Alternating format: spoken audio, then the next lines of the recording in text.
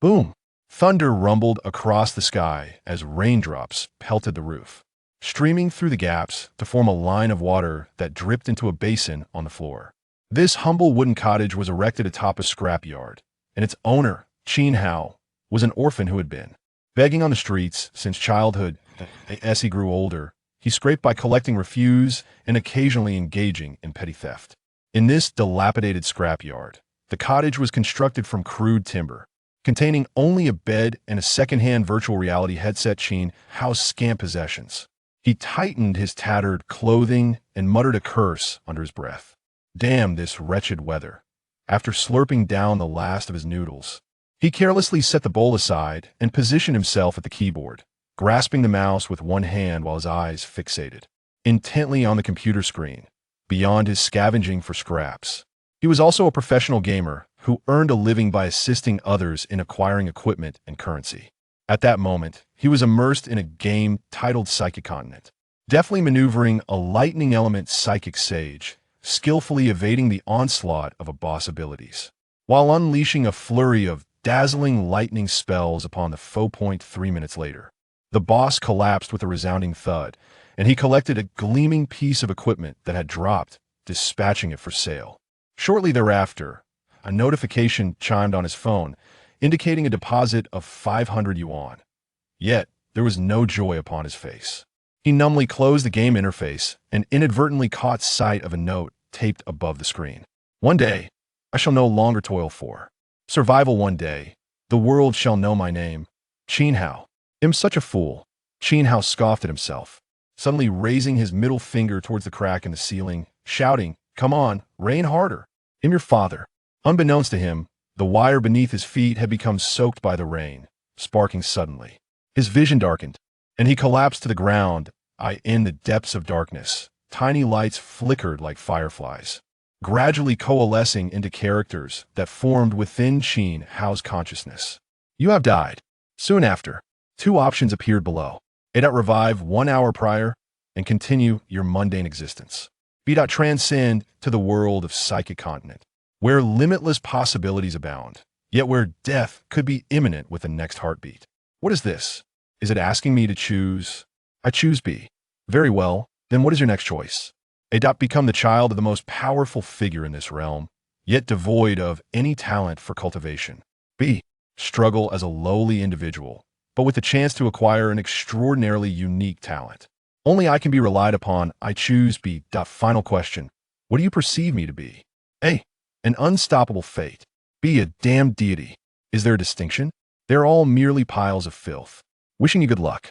A bolt of lightning cleaved through the night sky, as a sudden downpour enveloped a place in the northern region of the Psychic Continent known as Little Stone Village. The humble cottage trembles amidst the tempestuous winds and torrential rains, while the surrounding crude wooden fence creaks ominously as if it might take flight at any moment. Seated upon a low stool, Xiao will find herself encircled by an array of wooden basins, each brimming with soiled garments, filling the small dwelling to capacity. Her delicate fingers are immersed in the wash basin, turning a bright shade of crimson from the cold, as she scrubs the clothes while casting anxious glances at the little boy lying on the stone bed, tightly wrapped in blankets, his eyes swollen and red. "Brother, please wake up," she pleads. "Do not leave me." Xiao was so frightened.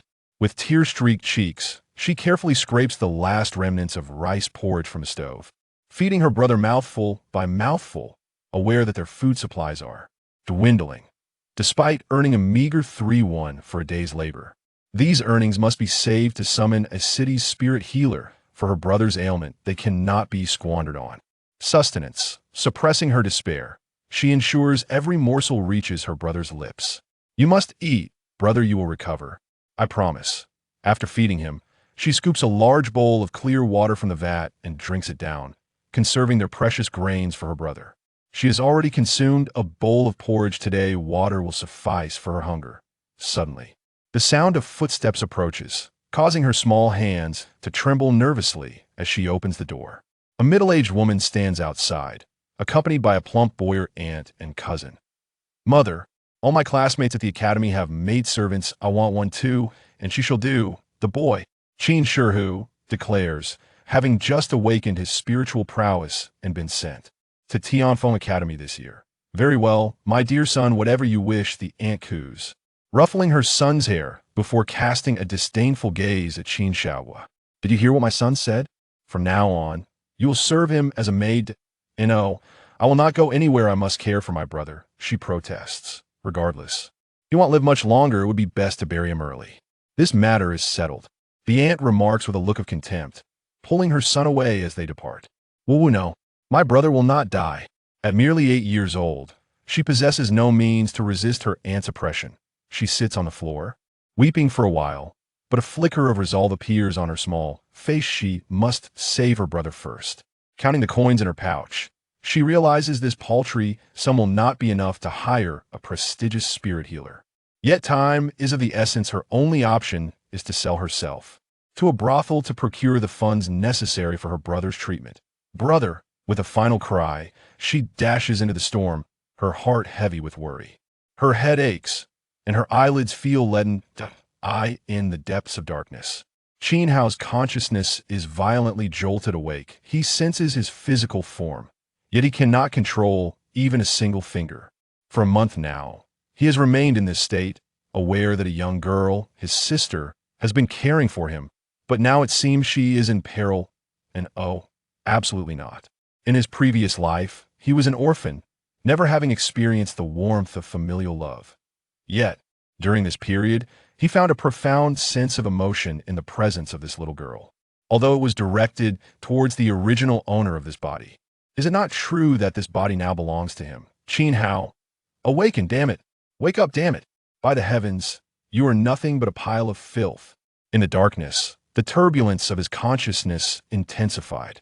Suddenly, the entire world shattered into countless fragments, hurtling toward him. Behind the shards, a vague figure hurriedly approached. Take good care of my sister. A bolt of thunder cleaved through the darkness. Qin Hao suddenly opened his eyes, and a scene both familiar and foreign materialized before him. Name, Qin Hao. Race, human. Attributes, strength 0. 7, agility 0. 8, constitution 0. 4, weak, intelligence 1.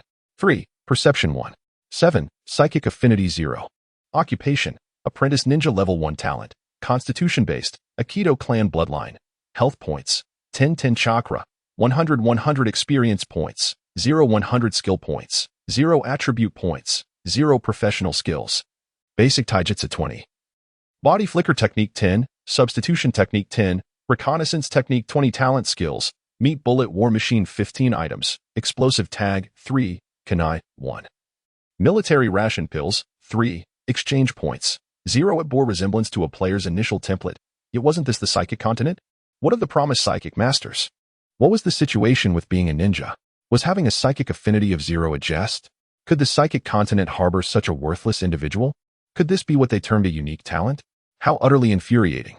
With no time for further contemplation, he had to find his sister. Indeed, from the moment Qin Hao awakened in this world, Qin Xiao was undeniably his real sister. Rushing out, Qin Hao followed the memories of this body's former owner. Heading eastward towards the only brothel in Tianfeng City. 3 taels of silver. If you agree, come with me. If not, be gone. A scrawny, sharp-faced figure, holding an umbrella, impatiently addressed the little girl kneeling in the rain. 5 taels, I beg you. I will repay you later. To summon a psychic master. At least 5 taels of silver were required. 3 taels were insufficient for Qin Xiao. She knelt in the rain, clutching the figure's foot, desperately bowing her head to the ground, her 8-year-old mind not yet comprehending the meaning of dignity. After all, could dignity save her brother? Only her brother mattered. Scram. The figure cruelly kicked Qin Xiao aside, their voice icy. Just 3 taels. Upon arriving, Qin Hao witnessed this scene, and his heart felt as if it were shattering. Flames of fury ignited within him, and with a sudden push of his foot, he traversed the 10-meter space in an instant, instinctively employing the body flicker technique. Body flicker technique activated successfully. Xiao. Qin Hao swiftly gathered his sister, who had fallen in the rain, into his arms, feeling her frail body shivering in the cold. Upon closer inspection, her little face was pallid, and her lips tinged with blue. Come home with me. I will protect you from now on. Qin Hao's voice was slightly hoarse. Brother? Qin Xiao, hearing the familiar voice, widened her eyes in disbelief, staring at the brother who held her. Brother has awakened. In that moment, the fear and pressure that had weighed upon her heart erupted. The petite figure clung tightly to Qin Hao's clothing, shrinking into his embrace, bursting into tears. 3 taels of silver, will you sell or not? The figure, lacking awareness, interjected. Not selling. Qin Hao stood up, coldly fixating his gaze on the tortoise-like figure. His eyes ablaze with fury. Were he to possess the powers of a lightning elemental sage from the game, he would undoubtedly smite his opponent with a single jolt. Alas, this was reality. He dared not apply his gaming knowledge to this world. Having just awakened, his memories were yet to be fully absorbed, and most crucially, he was still grappling with the enigma of his peculiar talent. He needed to exercise patience, to allow himself a fragment of time to digest all that had transpired, perhaps merely the span of a night. Unbeknownst to him, the tortoise-like figure, meeting Qin Hao's fierce gaze, felt a shiver of trepidation and mumbled a hasty retreat.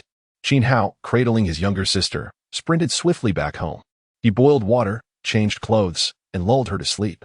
Observing his sister, who soon succumbed to slumber, he recognized the toll this tumultuous time had taken on her, a mere child of 8 years. Although his current form was but 13, his true age was nearing 30, and as her elder brother, he bore the weight of responsibility. He gently brushed his fingers across her forehead, relieved to find no sign of fever, yet an undercurrent of worry lingered. In his mind, he summoned a military food pill, conjuring a small green bean that he tenderly placed in his sister's mouth. After a while, as he listened to her steady breathing and witnessed the return of color to her cheeks, a semblance of joy emerged on his face. He drank a bowl of clear water, and as he had the stacks of laundry baskets accumulating on the floor, his expression darkened once more. Sitting on the small stool where his sister often washed clothes, he gazed intently at the door, lost in thought. Within his consciousness, the memories of the original owner of this body were swiftly assimilating into his own. Suddenly, he recalled the indistinct figure he had seen just before awakening and murmured softly, "Rest assured, I shall protect my sister. No one shall ever bully her again." Perhaps by coincidence, the original owner of this body also bore the name Qin Hao and was 13 years old. His father, a low-tier fire elemental energy practitioner, had been slain 5 years prior by a disciple of the fire refinement sect, while his mother, an ordinary woman, had succumbed to despair and passed away 2 years ago, leaving the siblings to rely solely on one another. Logically, one would assume that with a father who was an energy practitioner, they would inherit a legacy sufficient to ensure their well-being. Yet, their tender ages rendered them vulnerable, and their relatives, driven by greed, moved into their home under the pretense of providing care. Eventually, they brazenly cast the siblings out, forcing them to reside in a dilapidated house once belonging to their uncle and aunt, while their own modest estate was entirely usurped. How could 2 young children survive in such dire circumstances?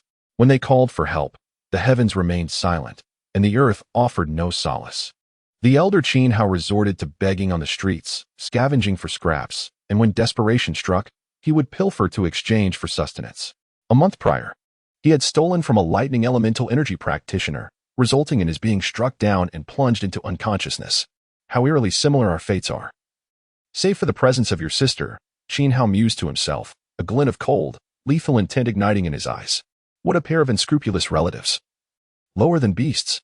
Through the memories of the original owner, Qin Hao came to understand that, in comparison to the game, this world, while more expansive and with the might of spiritual energy masters far surpassing that of the game, bore little else in distinction.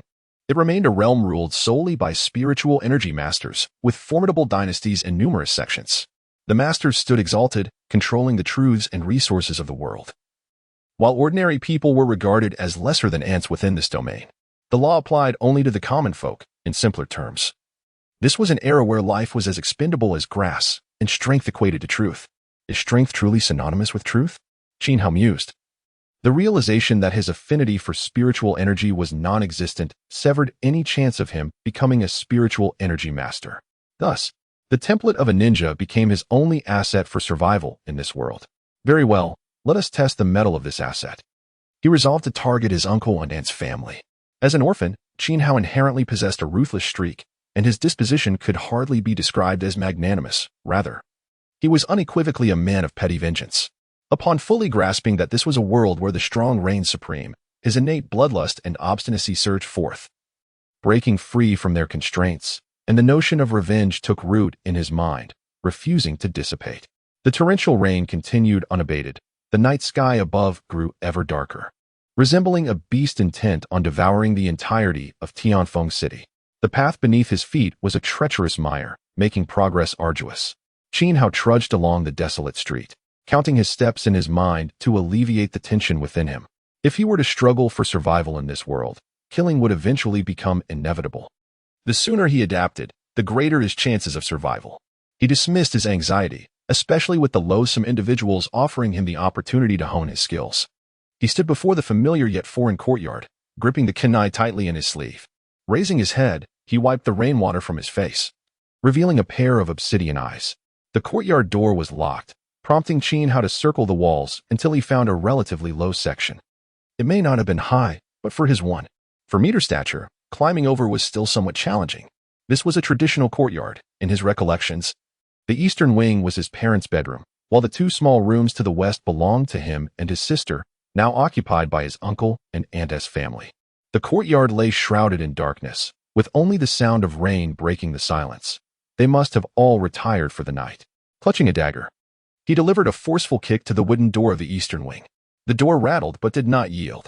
Curse it, he almost forgot he was still a minor. A weakling with a strength of merely 0.7. Who is out there? A deep male voice resounded from within. Qin Hao paid no heed. He bent his body, took a couple of steps back, and charged forward once more with a powerful thrust. The door splintered. Qin Li and his wife hastily rose from their bed. Igniting an oil lamp, brandishing a stool in their hands, their startled eyes fixated on the small figure that had forcibly entered. Qin Hao? Isn't that his nephew? Wasn't it said he was on the brink of death? How is it that he appears here in the dead of night, wielding what resembles a dagger? As Qin Li gazed into the fierce eyes of his nephew, a sensation of unease crept over him, prompting him to exchange furtive glances with his wife. That little rascal. Has he grown restless? Instead of staying home at this hour, he comes here to wreak havoc. Has he lost all sense of caution? Qin Fu glared menacingly at Qin Hao. I have come to collect a debt, Qin Hao declared, and in an instant, he vanished from sight, reappearing behind Qin Fu, thrusting a kunai deep into her heart. His movements were as swift as lightning, and by the time Qin Li comprehended the situation, Qin Hao had already withdrawn his weapon. Standing to the side, before his eyes, a series of data materialized. Instantaneous technique activated successfully. Chakra reduced by 20, cooldown timer 90 seconds. Basic taijutsu initiated. Successful heart extraction. A fatal blow, inflicting 12 points of damage. Target deceased. Soul energy extracted, gaining 30 experience points. Indeed, when I sought out my sister earlier, that line of data was no mere illusion. Instantaneous technique, taijutsu, backstab. It seems these abilities are imprinted deep within my soul, already learned by my body, merely awaiting the refinement of practice to be fully mastered. Is this not a facet of my innate talent? This is reality, not a game. And such a cheat-like ability is truly formidable. With such power, even without any other resources, one day my name shall surely resonate throughout the heavens. Moreover, a flurry of thoughts raced through Qin Hao's mind, and suddenly he lifted his gaze to meet the stunned expression of Qin Li. Grinning as he murmured to himself, let us try again. The instantaneous technique was still on cooldown, but that mattered not. Following the mental image in his mind, Qin Hao positioned his hands at his sides, leaning forward to get as close to the ground as possible. Though there was still some distance before his entire form could touch the earth, he felt a sense of satisfaction. With a gentle push from his toes, he glided across the ground like a serpent, swiftly darting to Qin Li's side, rising abruptly and raising his right arm to strike upwards. Squelch. Qin Hao chuckled as he retracted the kunai. Basic taijutsu activated. Successful throat slash, a fatal blow, inflicting 12 points of damage. Target deceased. Soul energy extracted, gaining 30 experience points. Yes, this is the sensation. This is my capital for survival in this world. Just 40 more experience points until I level up. What will happen upon leveling up? A glimmer of excitement sparkled in Qin Hao's eyes, as the blood coursing through him rebelled against mediocrity, propelling him to step over the fallen body and head towards the western chamber. How curious. Despite the commotion just now, there is an eerie silence emanating from that direction. Is Qin Shihu not home? Qin Hao searched each room, finding no trace of Qin Shihu, concluding that he must be residing at the academy. You've escaped this time, Qin Hao muttered to himself. Retrieve the concealed 10 taels of silver and the property deed from the house, tucking them away in his bosom. Alas, in reality, tangible items cannot be stored within an inventory, which left him with a tinge of regret. He produced a detonating talisman, no larger than the palm of his hand. adorned with cryptic symbols reminiscent of ghostly runes, with the character for explosion at its center. Xiao stacked the bodies of his uncle and aunt together and affixed the talisman to their remains, drawing upon his memories. He channeled 10 points of chakra into the talisman and swiftly made his escape. 3 minutes later, at the corner of a nearby street, Xiao stood in stupefied awe as a brilliant fireball erupted into the sky. First came a deafening roar, followed by an explosion that sent flames soaring heavenward. In an instant, the entire estate was reduced to ruins, with only splintered wood swirling amidst the flames.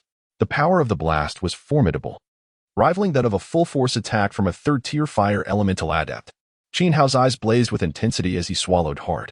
After a brisk run home, he cast a glance at his sister, still blissfully asleep. He removed his drenched garments, the bloodstains that had once marred them now washed clean by the torrential rain. Wiping himself down with a cloth, he gently traced the intricate scars that crisscrossed his body, rendered speechless. At merely 13 years of age, his body bore more than a dozen twisted, serpentine scars, the most striking being a lightning-shaped mark on his left chest. Suddenly, his expression shifted. He dashed to his sister's bedside, carefully rolling her over to inspect her back. Her skin, too, was marred with scars, though less pronounced than his own. Yet on the back of an 8-year-old girl, they were undeniably shocking. His countenance darkened, as if dipped in ink. And it took him a long moment to regain his composure.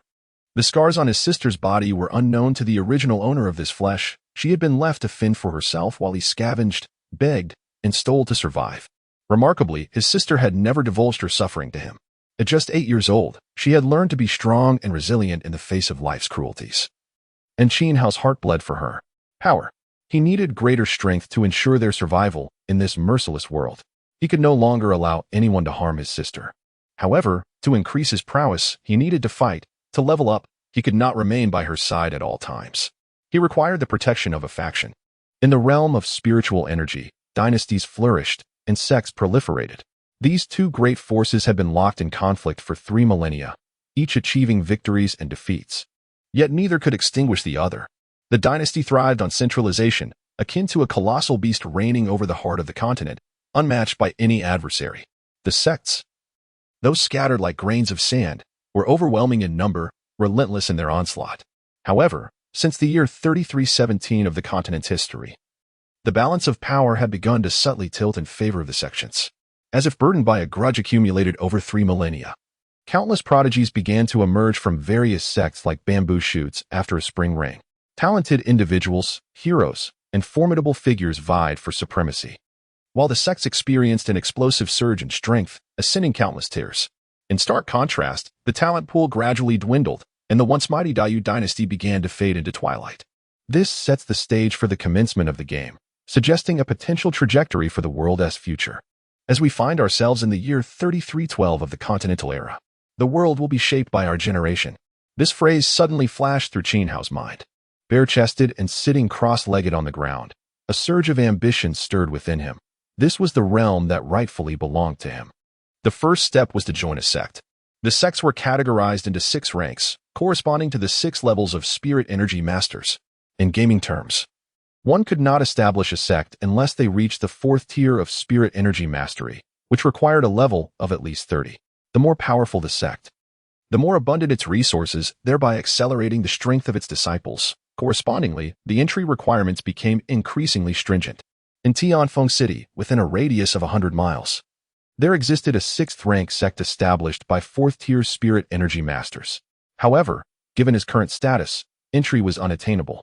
Thus, he was left with only 3 lesser sects to choose from: Thundergate, Fire Forging Sect, and Giantwood Sect.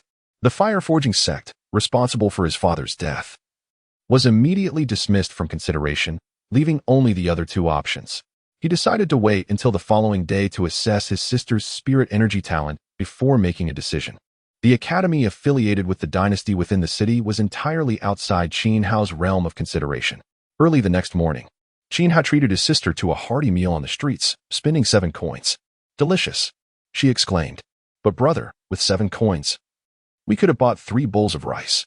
If we were frugal, it would last us 3 days. What will we do after this meal?" Xiao, holding a fried dough stick, wore a worried expression.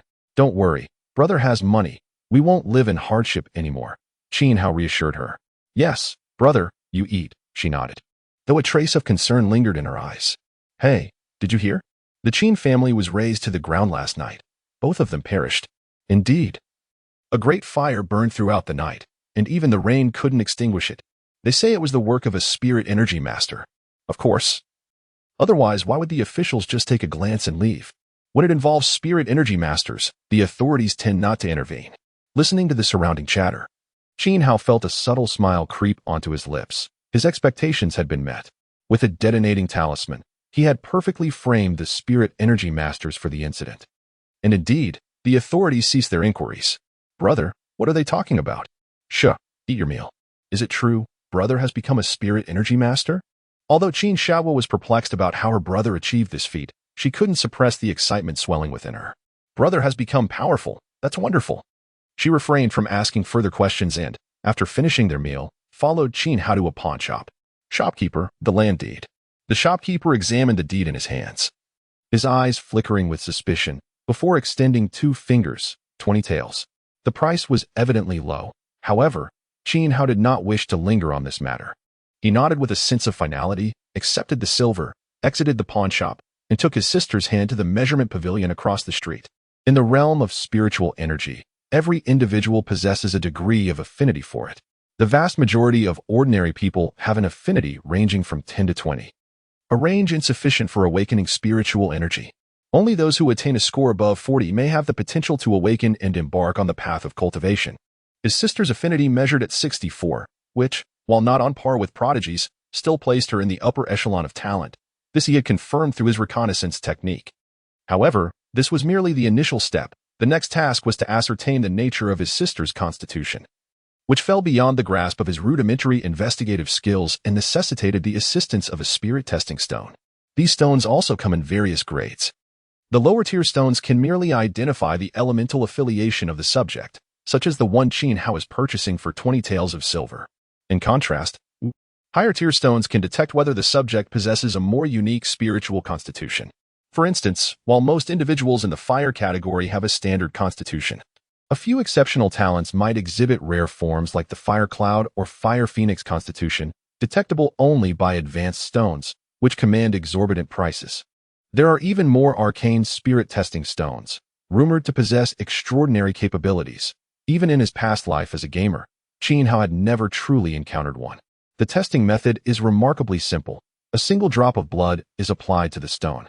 The 9 colors, gold, green, white, red, yellow, gray, blue, black, and rainbow correspond to the 9 elemental systems: metal, wood, water, fire, earth, wind, thunder, yin, and yang. "Will you not test yourself, brother?" "I need not. I will test you." Xiao was indeed curious about which elemental system a person with an affinity of 0 would belong to. However, his available funds sufficed only for his sister's test. Thus, he deftly produced a kunai, lightly pricked his sister's palm, and allowed a droplet of blood to fall onto the spirit testing stone. The fist-sized transparent stone eerily absorbed the blood. Gradually reacting, a vibrant green, full of life, began to spread from the point where the blood seeped in. "Green, it appears to be wood," Xiao thought as he prepared to discard the now-defunct testing stone. Suddenly he paused, his breath quickening. He clutched the stone in his palm and withdrew it into his sleeve, wishing to avoid drawing attention from those nearby. Within his sleeve, a green stone faintly shimmered with a myriad of colors, a sight to behold. It was indeed a rare dual affinity, and remarkably, it included the elusive yang element, which is notoriously difficult to coexist with others. A dual affinity with a yang element is a qualification that, even in the future, would unequivocally mark one as a genius. Furthermore, the ability to host both systems suggests a constitution far from ordinary, potentially a uniquely exceptional talent. An unparalleled genius.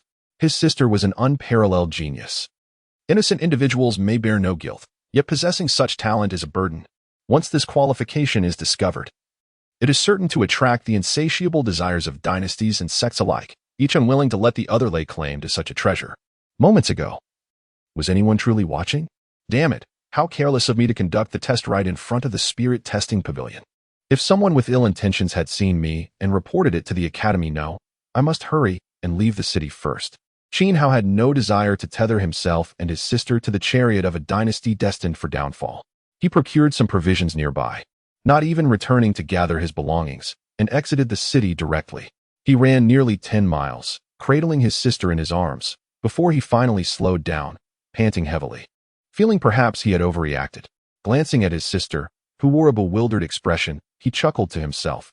My little Gua is a genius. A gentle breeze swept through, dispersing the metallic scent of blood in the air. As he held his sister's small hand, he prepared to navigate through a grove occupied by fire spirits. Suddenly, a sharp roar echoed from deep within the woods.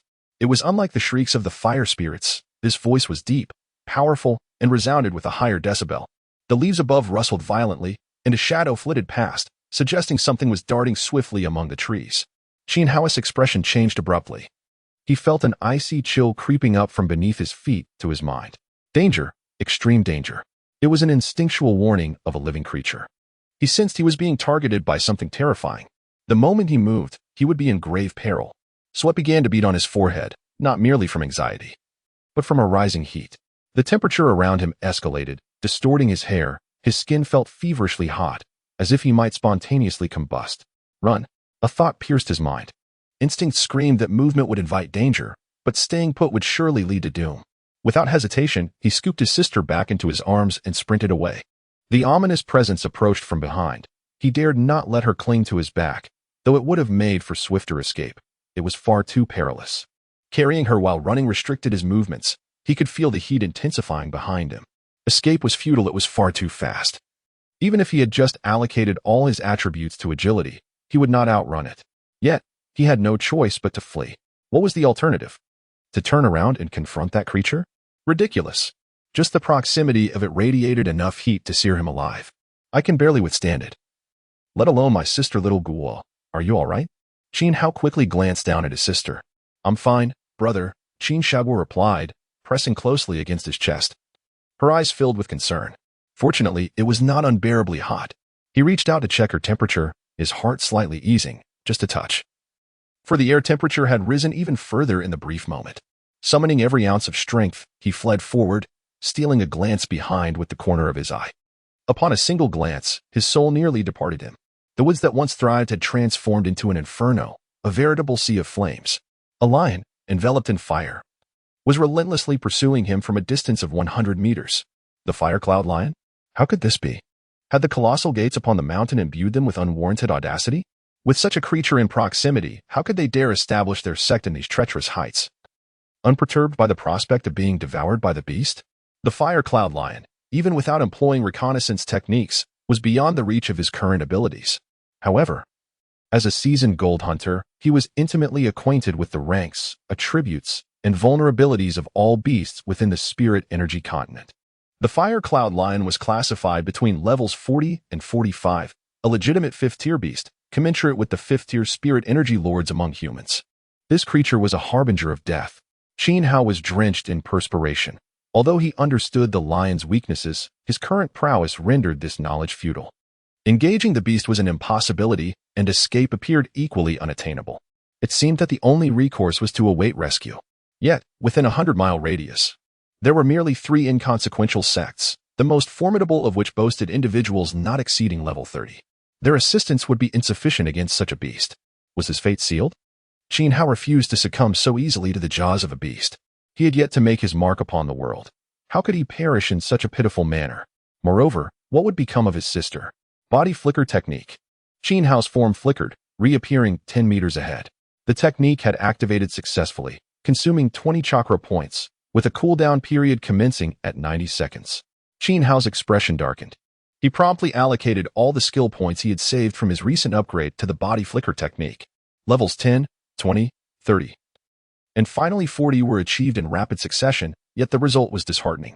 The cooldown was now reduced to 60 seconds. Was it a jest? 30 skill points merely translated to a mere 30 seconds off the cooldown? How could this be so cruel? The looming question remained whether he could endure even 10 seconds. Despair flickered in Qin Hao's eyes. Brother, let me down. You can run faster alone. Silence. If we are to perish, let us do so together. His tone was firm, a reflection of the urgency of their plight. Understood. Qin Xiao clung tightly to Qin Hao.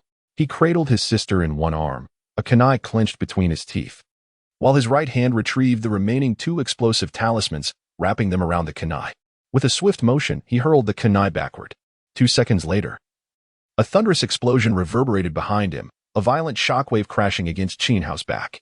He stifled a groan, forcing the blood that threatened to escape back down his throat. Propelled forward by the force of the blast, the explosive talismans had only managed to slightly impede the fire cloud lion's advance, yet they had undeniably incited its fury.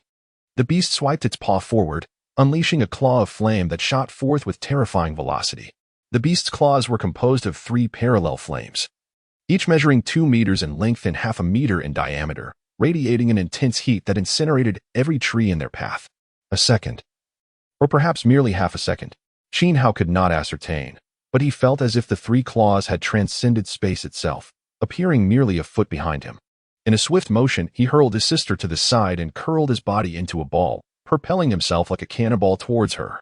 The innate skill, Meat Bullet Chariot, had been successfully activated.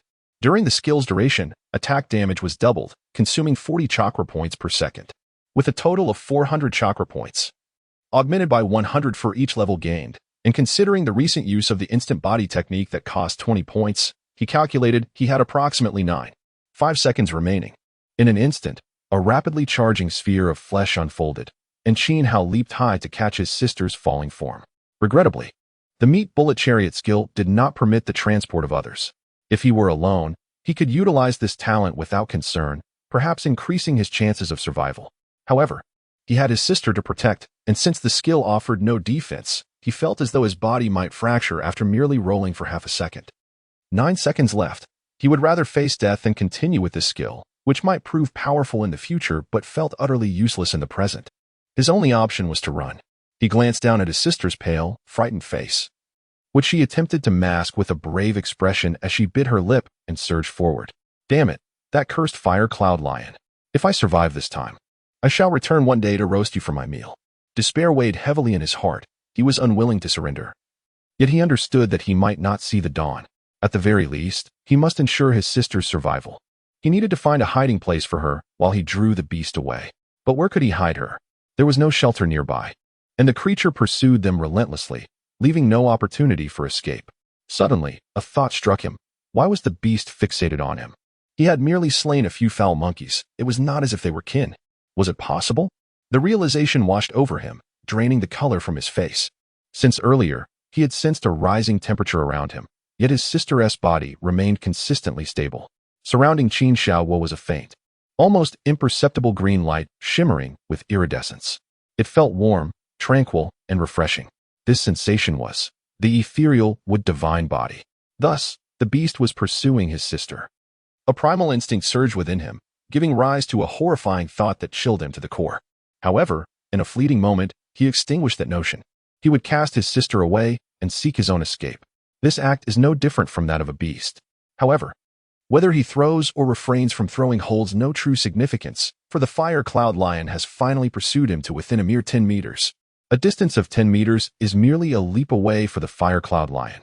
Xiao's hair began to twist, flames ignited upon his clothing, and blisters erupted on his back, bursting forth without allowing the pus to escape before being vaporized. It was a matter of life and death. He scarcely had time to turn around.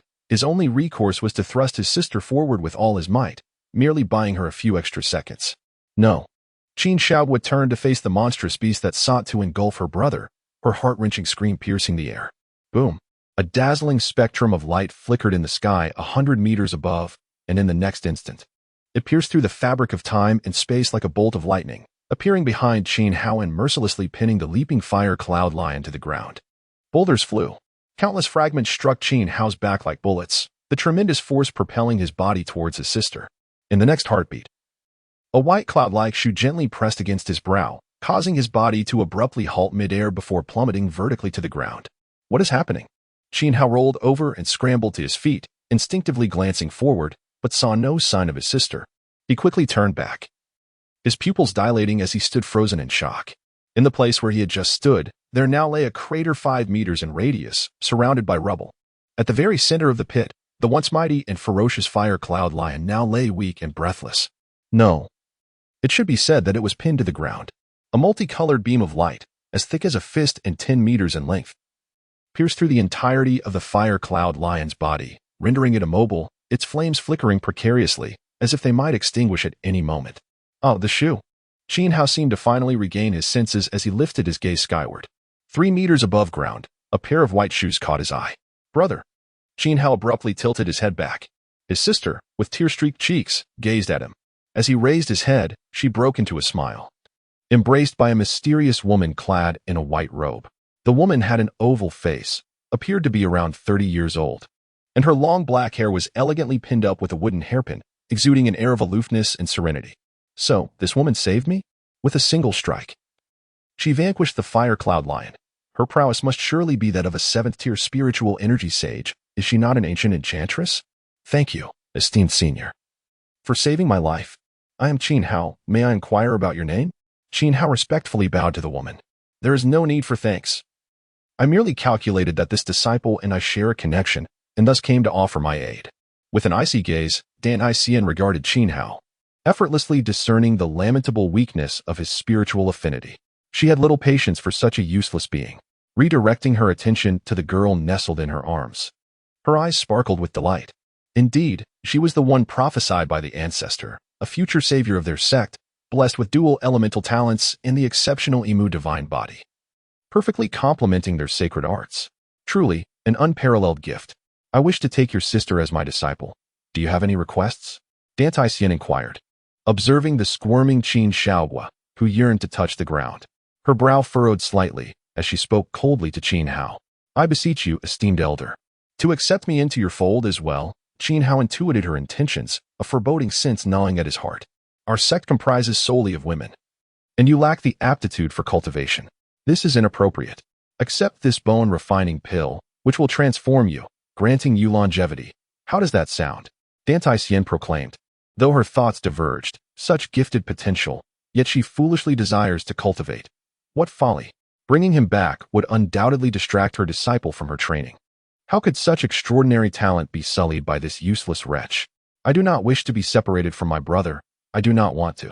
The urgency in Qin Xiao's voice rose, her cries echoing her desperation. Dan Xian deftly pressed a finger to the back of Qin Xiao's head, inducing slumber. A flicker of malice flashed in her eyes as she addressed Qin Hao. Your sister is a born prodigy, while you are merely a mundane failure. Do not deceive yourself. With that, she flicked her fingers, sending a green pill soaring towards Qin Hao. His expression darkened, yet he had no choice but to accept it. Given her temperament, refusal would likely result in dire consequences. Contemplating this, any gratitude he held for her life-saving gesture dissipated into resentment and envy. He grasped the pill tightly, bowing his head as he spoke. I understand. May I ask for your esteemed name, so that I may visit my sister in the future? Internally, Dan Xian scoffed. From southern state to northern territory, a journey of thousands of miles, and a mere mortal dreams of traversing such distances. What sheer folly! With a delicate motion of her right hand, she transformed into a streak of vibrant light, ascending into the sky. I am Dan Xian, the holy maiden of Luofu sect. Qin Hao watched the fleeting star-like brilliance in the sky, lingering for a moment before retracting his gaze. Luofu sect, I shall remember this favor. When the time comes for me to retrieve my sister, I will repay you generously. He clenched his teeth, biting his lip until it drew blood. He clutched the pill tightly to his chest, wary of consuming what she had offered so carelessly. Power. Without power, one remains a mere insect. After a prolonged moment, Qin Hao turned his gaze upon the fire cloud lion, its flames extinguished, but still clinging to life. A flicker of fervor ignited in his eyes. To slay a creature beyond one's level promised bountiful rewards. Surely, vanquishing a 5th-tier beast would yield even greater spoils? Would the experience gained be sufficient to elevate him to the next tier? Or perhaps, it might drop equipment or skill tomes. The shadows of doubt that loomed over Qin Hao began to dissipate in the face of such tantalizing prospects. His weapon had long been reduced to mere scrap, leaving him empty-handed. With a swift leap, he mounted the back of the fire cloud lion and delivered a powerful blow with his fist. Attack assessment. No damage. Mandatory damage -1. Huh, this is precisely what I wanted. So what if my attack power is low? With this mandatory reduction of 1, I can wear you down to your demise. Bang, bang, bang. Attack assessment successful. Mandatory damage -1. Qin Hao clung to the waist of the fire cloud lion like a persistent leech, his legs tightly wrapped around it, as he unleashed a flurry of punches aimed at its head. Listening to the rhythmic notifications of damage assessment, Qin Hao envisioned a splendid scale of numbers leaping from the lion's head, like a melody. The fire cloud lion emitted a mournful cry, its body suddenly going limp. The beam of light piercing through it seemed to dissipate into the air as if responding to its plight. Success. The fire cloud lion has been slain. Soul energy extracted. Gaining 210,000 experience points. Ding ding ding. Mandatory assessment upgrade. Experience bar reset to 0. Current level 11, 060, 000. Level increased. All attributes 7. Free attribute points 14. Skill points 70. Rank elevated. Additional free attribute points 5. Skill points 50. Talent lineage unlocked. Gaining the Autumn Path family talent. Doubling technique. Current bloodline fusion capacity 1. Ding. Acquired 2,000 exchange points. Exchange function activated. Ding. Learned ninjutsu. Fire release. Great fire dragon technique. 5th rank. Would you like to learn it? Note. The power of the ninjutsu is determined by the character's level and intelligence. Learning. This decision requires no contemplation. Xiao decisively chose to learn, then eagerly opened his character attributes. Indeed, all attributes had undergone a remarkable transformation. Name, Xiao race, human attributes, strength 12. 7. Agility 14. 8. Constitution 10. 4. Intelligence 11. 3. Perception 11. 7. Spiritual affinity 0. Occupation, level 11 Genin talent. Physical system, Akimichi clan bloodline. Ascendable health points, 110 chakra, 1,111 experience points, 6,000 skill points. 120 attribute points, 19 occupational skills, basic taijutsu 20. Body flicker technique 40, substitution technique 10, reconnaissance technique 20, fire release, great fire dragon technique 10 talent skills, battle chariot 15, multiplication technique 10 items, explosive tag 0. Kunai 0, military ration pills 2, exchange points, 2,000. All attributes have achieved a composite standard of 2nd tier, each exceeding 10 points, a remarkable figure indeed. It is worth noting that a spiritual master requires only 2 attributes surpassing 10 points to progress from 1st to 2nd tier. Elevating all attributes to match the tier's standard is an arduous endeavor, achievable solely through specific sects or dynasties employing vast resources, extraordinary techniques, or unique physical constitutions. From this perspective, Xiao's physical constitution undoubtedly merits the label of genius. He is far from the waste described by Dantai Xian, whose words reveal a lamentable lack of discernment, failing to appreciate true potential. Xiao's gaze momentarily lingered, clicking on the 3 glowing characters indicating possible ascension, which unveiled a game template resembling a talent tree, categorized into physical system and eye techniques. The former was illuminated while the latter remained dim, signifying it was yet to be unlocked. Why is it not eye techniques? My Sharingan. How can I unlock it? No hints provided? Is mere leveling sufficient? It feels rather unlikely. Regardless, the physical system appears formidable. Out of sight. Out of mind. Xiao resolutely closed the eye techniques panel and focused intently on the physical system template. The top entry displayed his current Akimichi clan physique. Evidently the weakest variant. He grimaced, as expected, and continued his gaze downward. Yamanaka clan, mind-body switch technique. Nara clan, shadow techniques. Oil woman clan, parasitic insect technique. Kagaya clan, bone manipulation. Karasuma Yakumo, 5 senses manipulation, and the Akatsuki clan, water manipulation technique. An overwhelming array of options, some familiar, others unheard of, with a mix of illuminated and darkened entries. The sheer volume of information left Xiao's thoughts in a whirl. Is this the physical system? It feels even more impressive than the eye techniques. This impression is not entirely unfounded. He has never been a fervent fan of Naruto, having only seen parts of the series. The immensely powerful eye techniques in the latter stages were merely hearsay to him. Now, confronted with this dazzling array of physical abilities, it is only natural he perceives the physical system as superior. In truth, it is indeed remarkable. Melt release, steel release, Kagaya Otsutsuki, bone destruction technique, and blood red tentacle technique all appear incredibly formidable. However, is there not a single annotation? What on earth are these techniques? As Xiao muttered to himself. He felt no compulsion to dwell further on the matter. After all, the options for bloodline fusion available to him were limited to 3, all of which he was acquainted with: the Oil Woman clan, Nara, and Yamanaka. He chose not to rush into a decision. Instead, he resolved to explore the exchange shop, for there might be unexpected delights awaiting him. The prices were as follows: explosive tags, 20 points, military ration pills, 100 points, kunai, 20 points. Blank sealing scrolls, 100 points, flash bombs and smoke bombs, 50 points each. The decapitation blade, 1,000 points, lightning blade, fong, 2,000 points. Blunt blade, 10,000 points, Kusanagi sword, 50,000 points, and the Yada mirror, 100,000 points. The basic Sharingan, 1,000 points, Byakugan, 1,000 points. First generation cells, 2,000 points. Shadow clone technique, 2,000 points. Flying thunder god technique, 20,000 points. After perusing the selection for 10 minutes, Qin Hao halted his grin. Ninja tools, equipment, organs, ninjutsu, everything he could have ever wished for from childhood to adulthood was available, albeit at prices that escalated steeply. However, good things tend to come at a premium, and as long as he remained alive, he was confident that he would eventually acquire these coveted items. The Sharingan was bound to be exchanged eventually, but the basic variant seemed unworthy, and the kaleidoscope version was exorbitantly priced. As he gazed at the 20,000-point kaleidoscope Sharingan, his eyes nearly sparked with desire. After a minute, he displayed remarkable willpower and diverted his gaze, opting to exchange for merely 5 explosive tags and 2 kunai, expending a total of 140 points before hastily exiting the shop.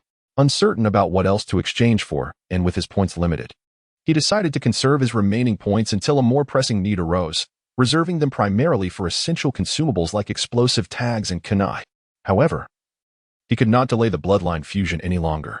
A glint of determination flashed in Qin Hao's eyes as he made his decision among the 3 bloodlines.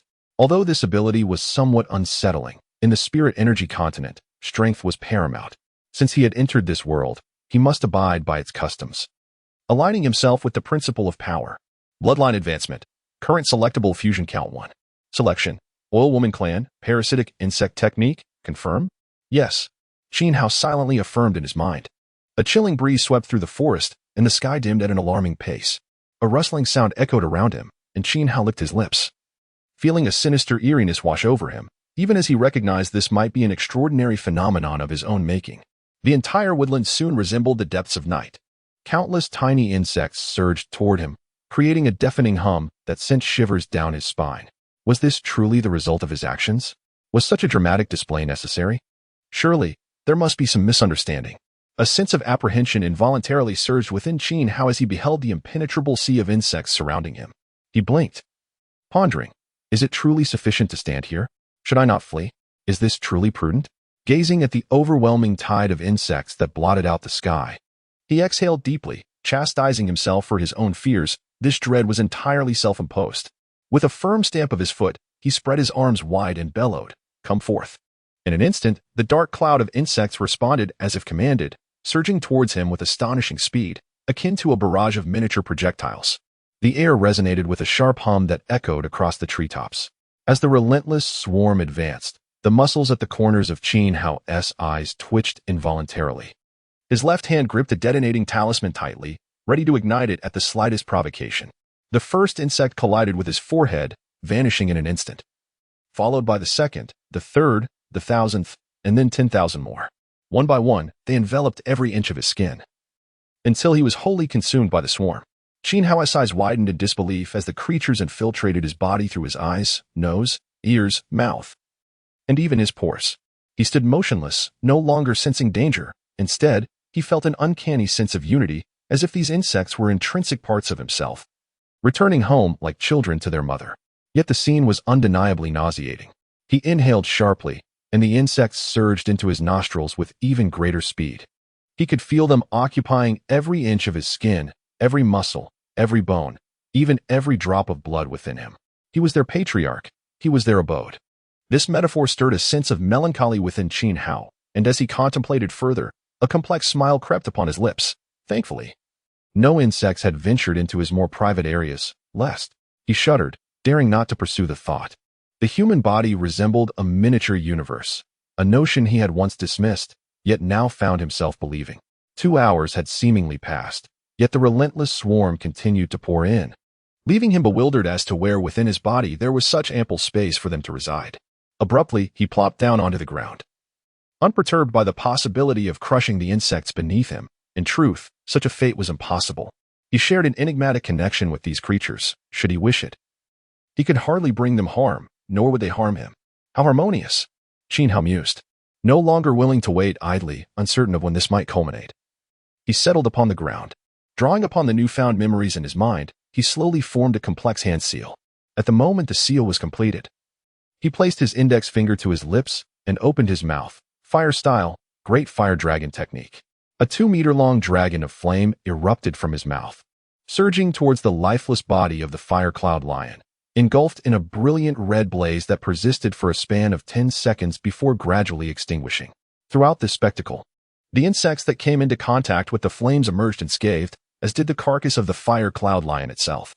The fire release, great fire dragon technique was successfully executed, inflicting damage at the pinnacle of the second tier with a damage assessment of 400 points.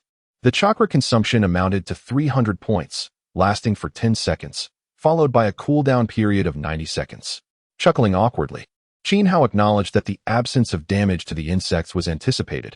However, the fact that the foul lion's corpse remained unharmed was attributed to the inadequacy of his spell's potency.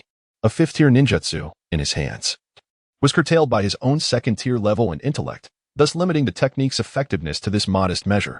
The true 5th-tier fire release, great fire dragon technique would unleash a colossal flame dragon extending 20 meters, incinerating everything within 100 meters for hours on end.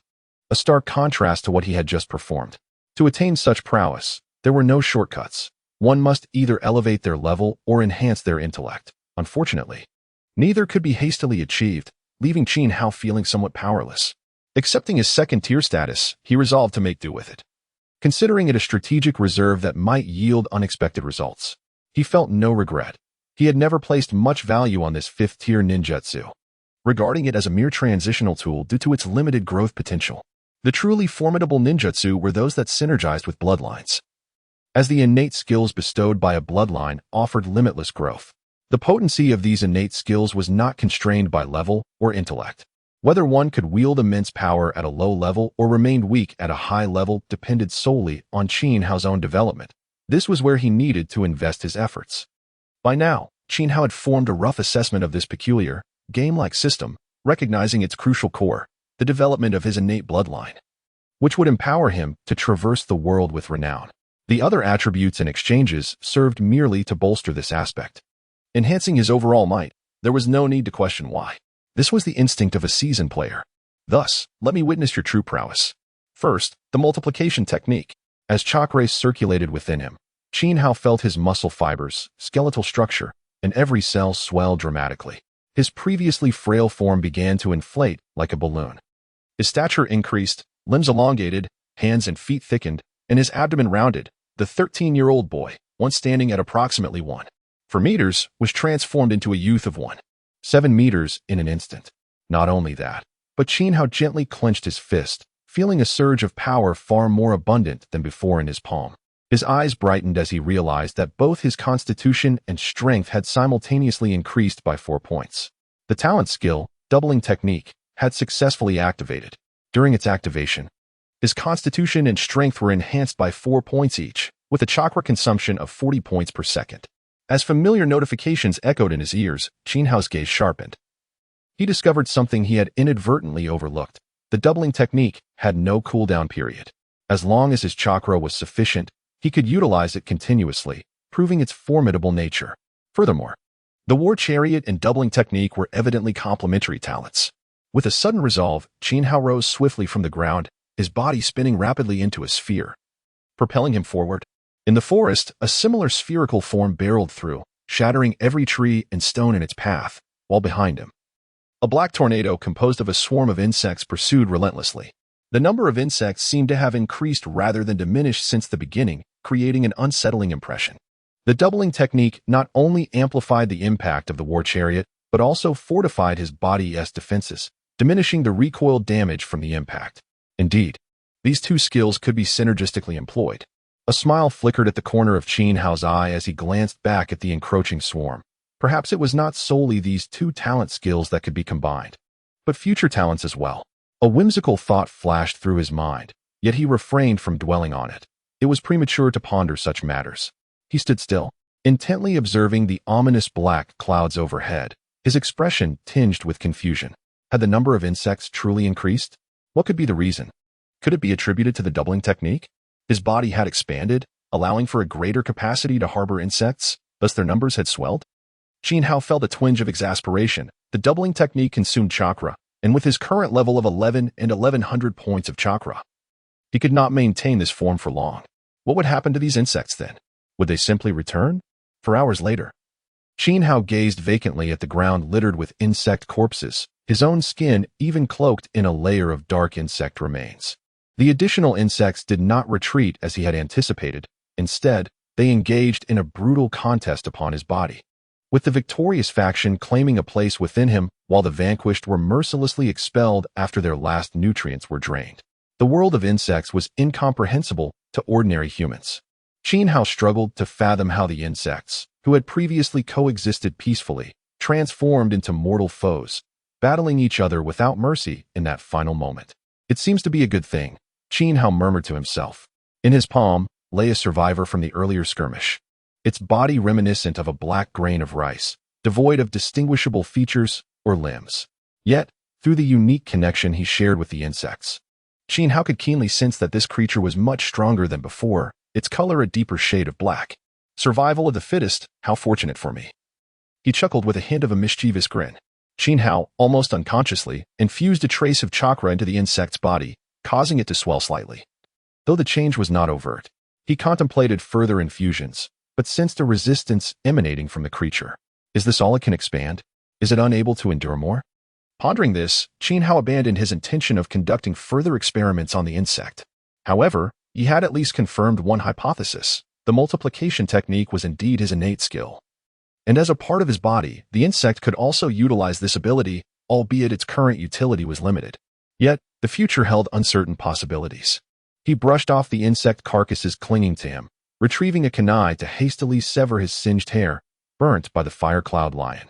It puzzled him that upgrading to restore his injuries did not include regrowing his hair. Could it be that hair is not considered part of my body, but merely refuse? Without needing a mirror, Xiao was acutely aware that his appearance was far from presentable. His clothes were riddled with burn marks, holes here and there, coupled with a hairstyle that resembled the remnants of weeds, rendering him a veritable wild man. Blast it, that foul lion. I almost forgot I intended to roast you for dinner.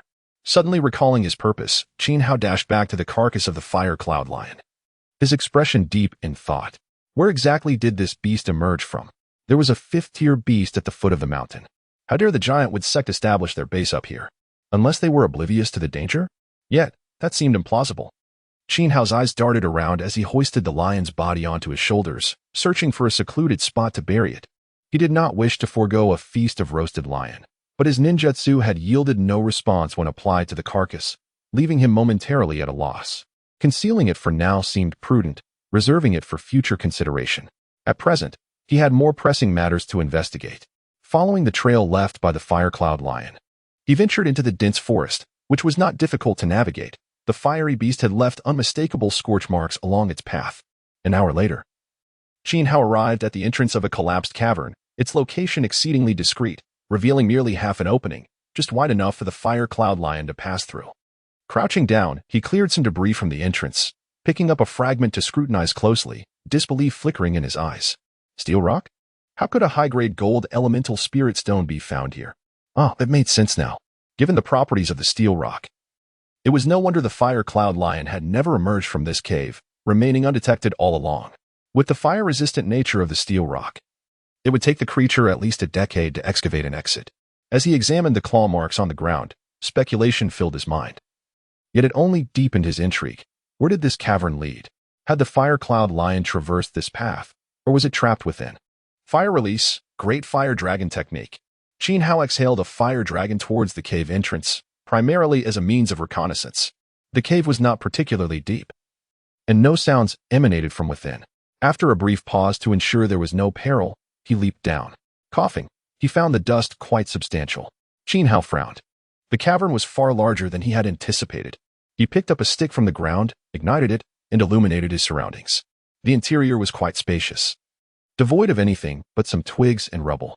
He proceeded deeper into the cave, which gradually narrowed and delved further into the abyss, extending into an unending darkness. What sort of place is this? Qin Hao muttered, yet he pressed onward.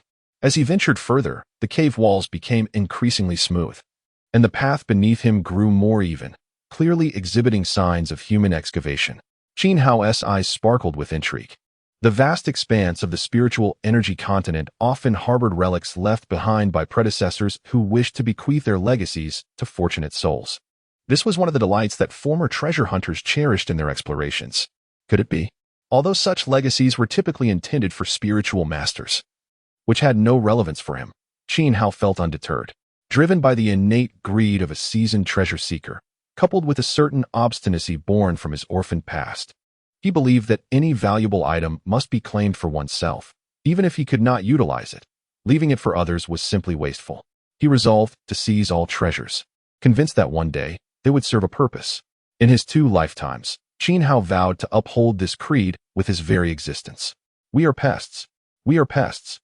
After us, nothing remains. All treasures and techniques, take them all. As Qin Hao hummed a cheerful tune, his hips swayed rhythmically, the torch flickering in the narrow passage. Though he appeared enraptured by the thrill of potential treasures, he maintained a heightened state of vigilance. His left hand never truly grazed the nearby wall, always retracting just shy of an inch. The torch danced before him, and his gaze oscillated along with it, scrutinizing the cave walls for any unusual brightness or darkness, perhaps an indicator of hidden treasures or traps. His swaying steps were a blend of personal preference and a tactical rhythm.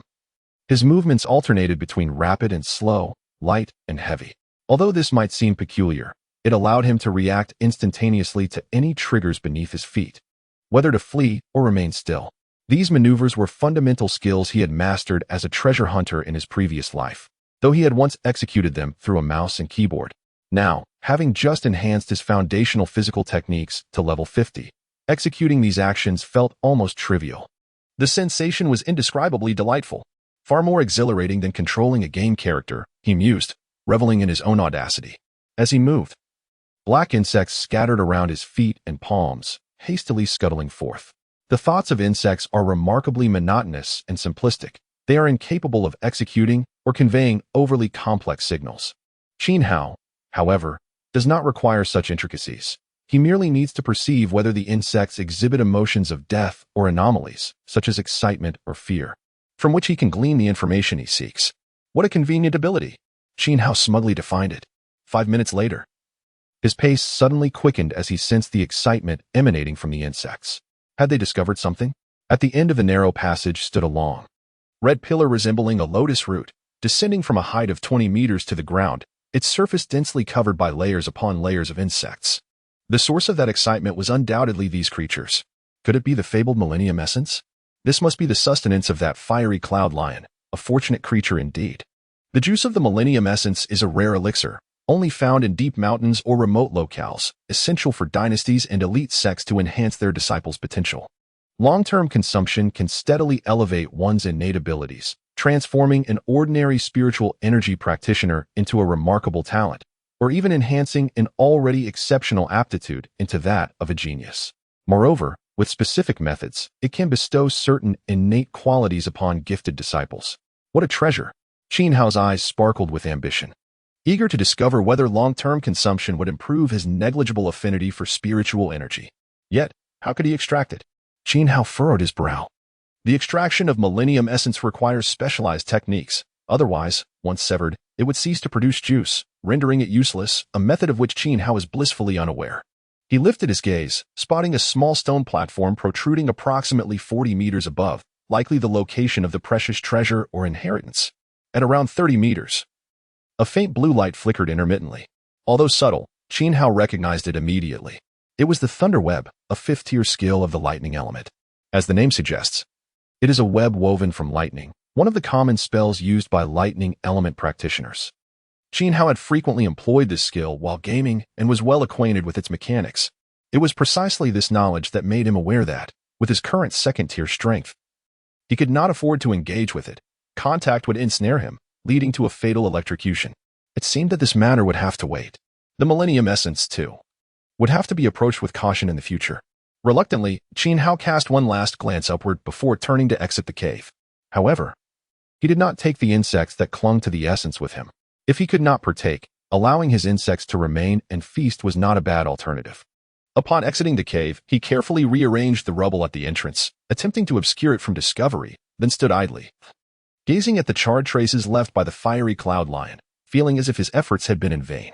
Such conspicuous burn marks would undoubtedly draw attention. One can only pray that no ill-intentioned individuals appear. In the face of the ostentatious traces left by the fire cloud lion, Xiao felt utterly powerless with his current capabilities. He sighed and quietly departed from the scene. Lu Ling, observing the charred remnants of the forest, searched for traces beneath his feet and slowly ventured deeper alongside his junior disciple, Wang Fei. Senior brother, a fierce battle recently transpired here. It must have been two fire element energy masters engaged in a fierce conflict. Wang Fei sniffed the air with his keen nose, detecting the pervasive and vibrant presence of fire element energy. Let's search thoroughly. No one would come to this remote mountain for no reason. Either it was a pursuit, or they discovered some treasure here. Lu Ling's eyes meticulously scanned every inch of the ground. Treasure? Wang Fei's eyes lit up, and he intensified his efforts in sniffing. The two were so engrossed in searching for potential traces of treasure that they failed to notice a figure lurking not far away, intently observing them. Clad in red with white flame patterns, fire refinement sect. Xiao's breath suddenly hitched, his complexion flushed slightly, and a tumultuous mix of anger and fear surged within him. This emotion felt less like his own and more akin to the sentiments inherently linked to the body he now inhabited. A vendetta for the slaying of a father? Xiao murmured to himself, gripping a sharp kunai tightly in his palm. Since you have relinquished this body to me, your vendetta becomes mine. I shall eradicate the fire refinement sect.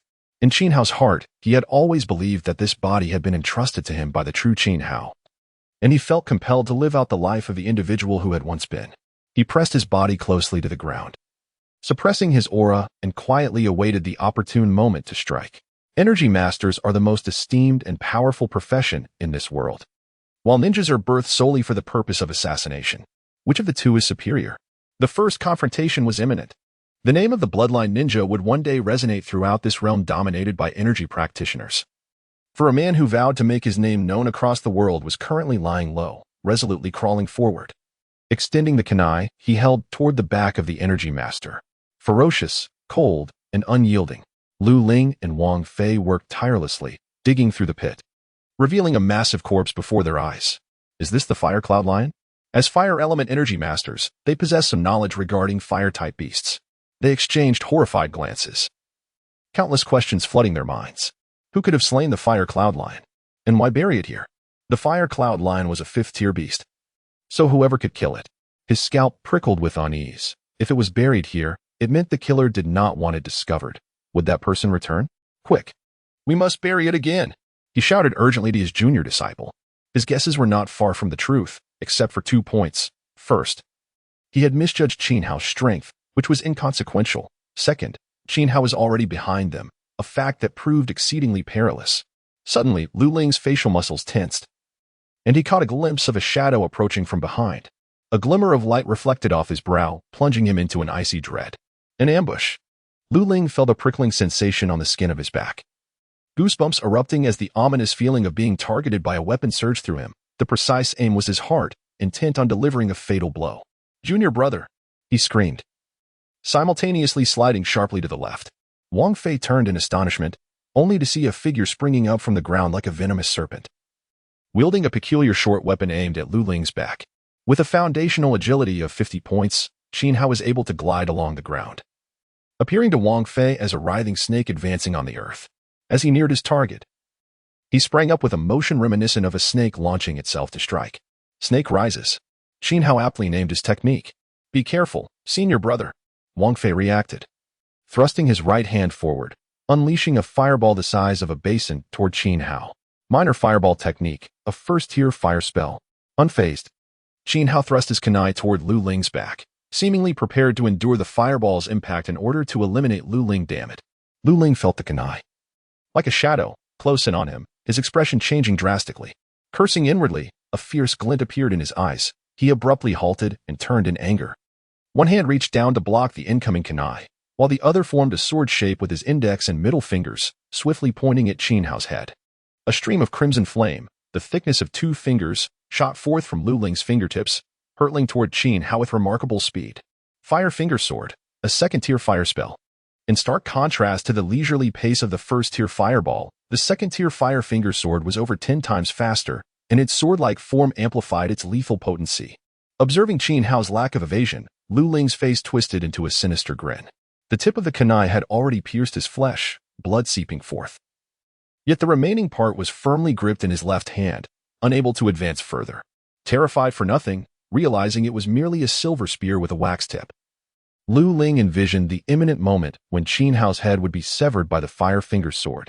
As Qin Hao sensed the immense force transmitted through the kunai, he deduced that his opponent was a second-tier spirit energy warrior known for their strength.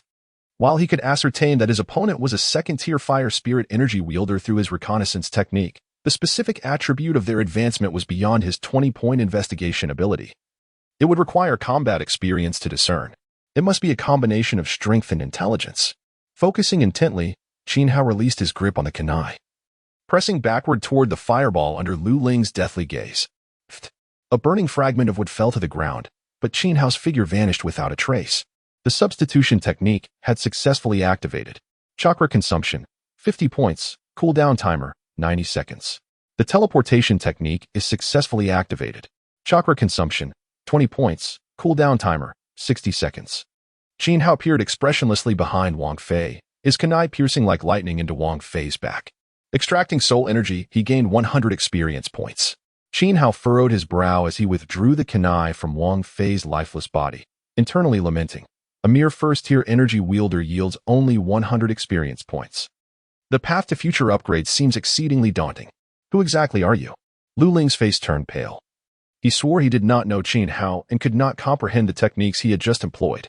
It was only at this moment that he was struck with a chilling realization. He had no understanding of the foe before him. Was the opponent even an energy wielder? Why could he not sense a trace of energy fluctuation from him? What school of technique had been used? Wood? Yin? Yang? He was utterly perplexed. If the opponent were to strike again, would he be able to defend himself? As Lu Ling cautiously retreated, he discreetly extracted a fire signal from his sleeve. Once ignited, it would summon help from his sect. I am Qin Hao, no need to hide. I have seen everything in your possession, Qin Hao remarked with a sly grin. You wish to delay for reinforcements? Very well, answer a few questions for me. Lu Ling's heart tightened. He nodded hastily and quickly ignited the fire signal.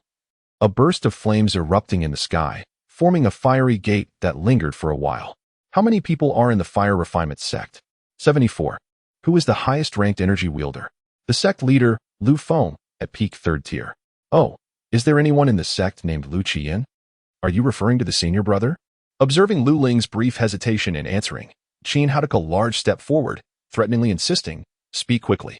Lu Ling scoffed and replied readily, Senior brother Lu is the sect leader's son and has also reached the 3rd tier level. Do you have a vendetta against him? The enmity of a father's murder is unforgivable. Qin Hao replied coldly, his gaze flickering with murderous intent as he glanced at the sky as fire signal for help. They were too slow. He would have to send you on your way first. Isn't that obvious? It's only been a minute. The fire refinement sect cannot tear through space and arrive in an instant. Even at a short distance, it would take at least 5 minutes. Upon hearing this, Lu Ling turned and fled without hesitation. If he could escape for 4 minutes until his sect arrived, it would be Qin Hao's demise. Staying to fight me might grant you a slim chance of survival. Attempting to flee is merely courting death, Qin Hao scoffed, suddenly propelling himself forward, curling into a ball and shooting towards Lu Ling like a cannonball in a straight trajectory. Boom. Qin Hao's body resembled a massive rubber ball, accumulating boundless energy, toppling trees and debris along his path, his speed not only unimpeded but accelerating further. In merely a few breaths, the distance between him and Lu Ling, who was rushing ahead, was swiftly diminished like a flash of lightning. The war chariot once again gently rebounded upon the ground, spinning at high speed in the air, and lunged towards Lu Ling's back. Lu Ling sensed a fierce gust of wind assaulting him from behind. He executed a roll to the side, turning to unleash 2 fiery projectiles. Unfortunately, the hastily fired projectiles lacked precision, and Qin Hao was ever vigilant against this particular maneuver of Lu Ling's. The instant Lu Ling raised his hand to cast a spell, the war chariot had already altered its trajectory in midair, deftly evading the 2 fiery projectiles and barreling toward Lu Ling's back. With a resounding impact, an immense force struck Lu Ling, causing him to spurt blood and stumble to the ground. A scorching mark, reminiscent of a tire's tread, marred his clothing.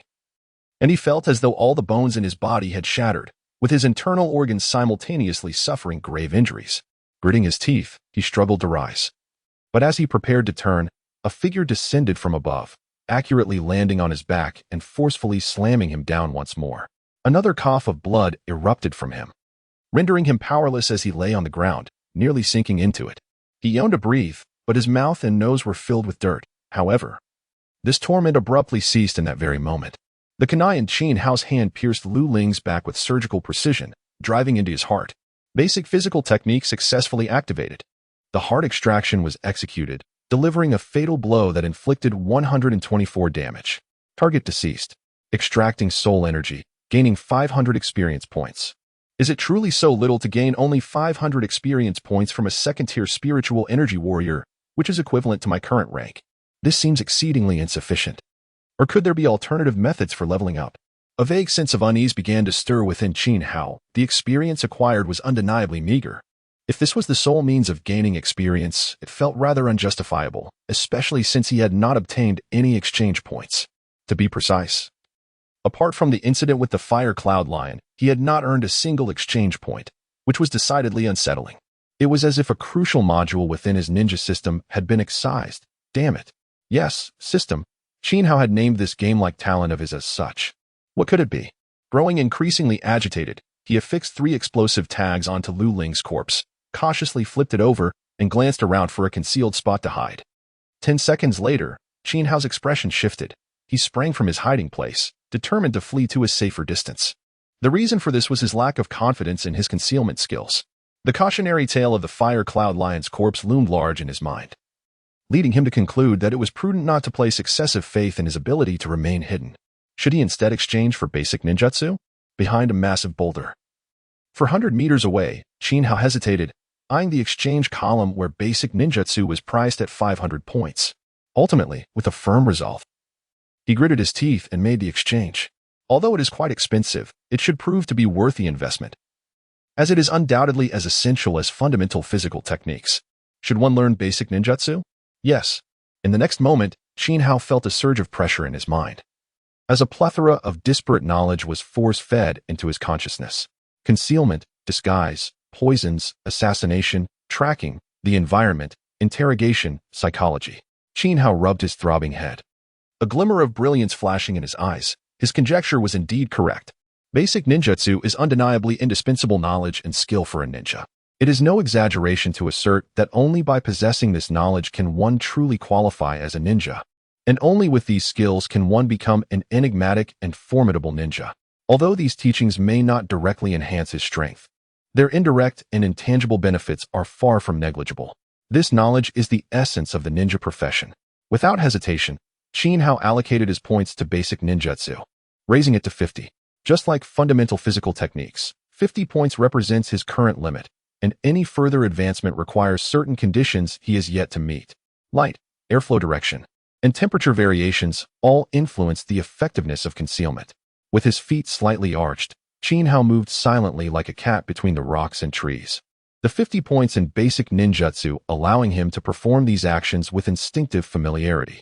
A mere glance of his eyes could discern the contrast of light and shadow in his surroundings, and as the pores of his skin subtly contracted and expanded, he could acutely sense the shifts in the air currents. Here it is. Qin Hao positioned himself behind a tangle of fallen trees, contorting his body into an exceptionally peculiar posture, perfectly blending into the darkest and least noticeable areas among the chaotic branches. His heartbeat gradually slowed, and the pores across his body closed, aligning his surface temperature with the ambient environment. He concealed himself like a chameleon, patiently awaiting the arrival of his prey. 3 minutes later, a cacophony of footsteps echoed through the forest. 14 of them. Qin Hao's ears twitched slightly, leading him to a conclusion. Such a rich aura of fire elemental energy, the disciples of his sect must have ignited a signal right here. My disciple, Lu, is with me, while the others are searching in groups of 3. An elder from the fire refinement sect instructed his disciples. Yes, Elder who? What if we encounter members of the Giantwood sect? One disciple questioned anxiously, knowing that the Giantwood sect was situated in these mountains. What is there to fear? My father is currently in seclusion, striving to break through to the 4th-tier elemental master realm. This matter is well known within 100 miles. The Giantwood sect will inevitably be absorbed by our fire refinement sect, Lu Qian exclaimed, his eyes wide with arrogance. Indeed, even in the absence of the sect leader. We have Elder Hu and the young master here. Who among us is inferior to the leader of the Giantwood sect? What do you have to be afraid of? Remarked a disciple with a sharp face. I am merely being cautious. Enough chatter, go and search. Lu Qian waved his hand impatiently. He turned his gaze towards Elder Hu, the arrogance on his face slightly diminishing. Uncle Hu, do you think my father can succeed in breaking through to the 4th tier this time? Yes. With the aid of the Fire Lotus Seed, the sect master will undoubtedly have a high chance of success. This is greatly attributed to the young master for locating the Fire Lotus Seed. He has truly rendered a significant service, Elder Hu replied. Lu Qian laughed heartily. The demeanor of the two was as if they regarded this rescue mission as mere leisure, completely disregarding the lives of the disciples in distress. So, it was indeed a 3rd-tier spiritual herb, the Fire Lotus Seed. As their conversation aligned with the knowledge of the father's demise that this body possessed, Qin Hao began to comprehend the unfolding events. Murder for treasure, all for a mere Fire Lotus Seed. How despicable! Elder Hu, senior brother, over here. Came the panicked shouts of several disciples from a distance. Following the sound, Elder Hu and Lu Qian rushed over. What is this? Elder Hu's expression turned grim as he beheld the corpse of Lu Ling at his feet. The joviality of moments prior vanished, and Lu Qian's countenance darkened as well. Elder Hu crouched down, furrowing his brow tightly, as he gently traced the peculiar wound on Lu Ling's back with his finger, his frown deepening. Elder Hu, have you discovered something? Lu Qian inquired. Look at this mark on his back. Have you seen any weapon capable of inflicting such a wound? Elder Hu expressed his doubt. However, with the myriad of bizarre weapons and treasures, it is not surprising. What perplexes me is that there are no energy-inflicted wounds on Lu Ling's corpse, which is indeed strange. It is well known that battles among spiritual energy practitioners invariably leave marks caused by energy on their opponents. Unless there is a disparity of 3 tiers in strength, where one could kill the other without using energy. Yet, Lu Ling's situation clearly did not fall into this category. Elder Hu pointed to the chaotic scene of the chase behind Lu Ling and asserted, if there were truly a 3-tier disparity in strength, Lu Ling would not have been able to flee this far. Then what could it be? Lu Qian was left baffled by Elder Hu's words. Let me take another look. As he spoke, Elder Hu gently turned over Lu Ling's corpse. Boom. 3 explosive talismans were triggered, and the immense shockwave and explosive force instantly obliterated Lu Ling's body into fragments. Severed limbs and tiny bones whistled through the air, while lethal projectiles shot out in all directions. The surrounding disciples were riddled with bullets, falling to the ground in silence. 3 other disciples were fortunate enough to escape death, but the overwhelming impact and flames were beyond their capacity to evade. The power of 1 explosive talisman roughly equated to a 3rd-tier spell, the fireball technique, and 3 combined were akin to a full-force strike from a peak 3rd-tier practitioner. Indiscriminately devastating. Not only could these ordinary disciples not withstand it, but even Elder Hu and Lu Qian, both 3rd-tier, were left severely weakened. This was largely due to their immediate activation of the 3rd-tier fire energy shield at the moment of the explosion. Otherwise, it would be difficult to ascertain whether they could have escaped unscathed. Elder, save me, cried the 3 disciples, engulfed in flames and rolling on the ground.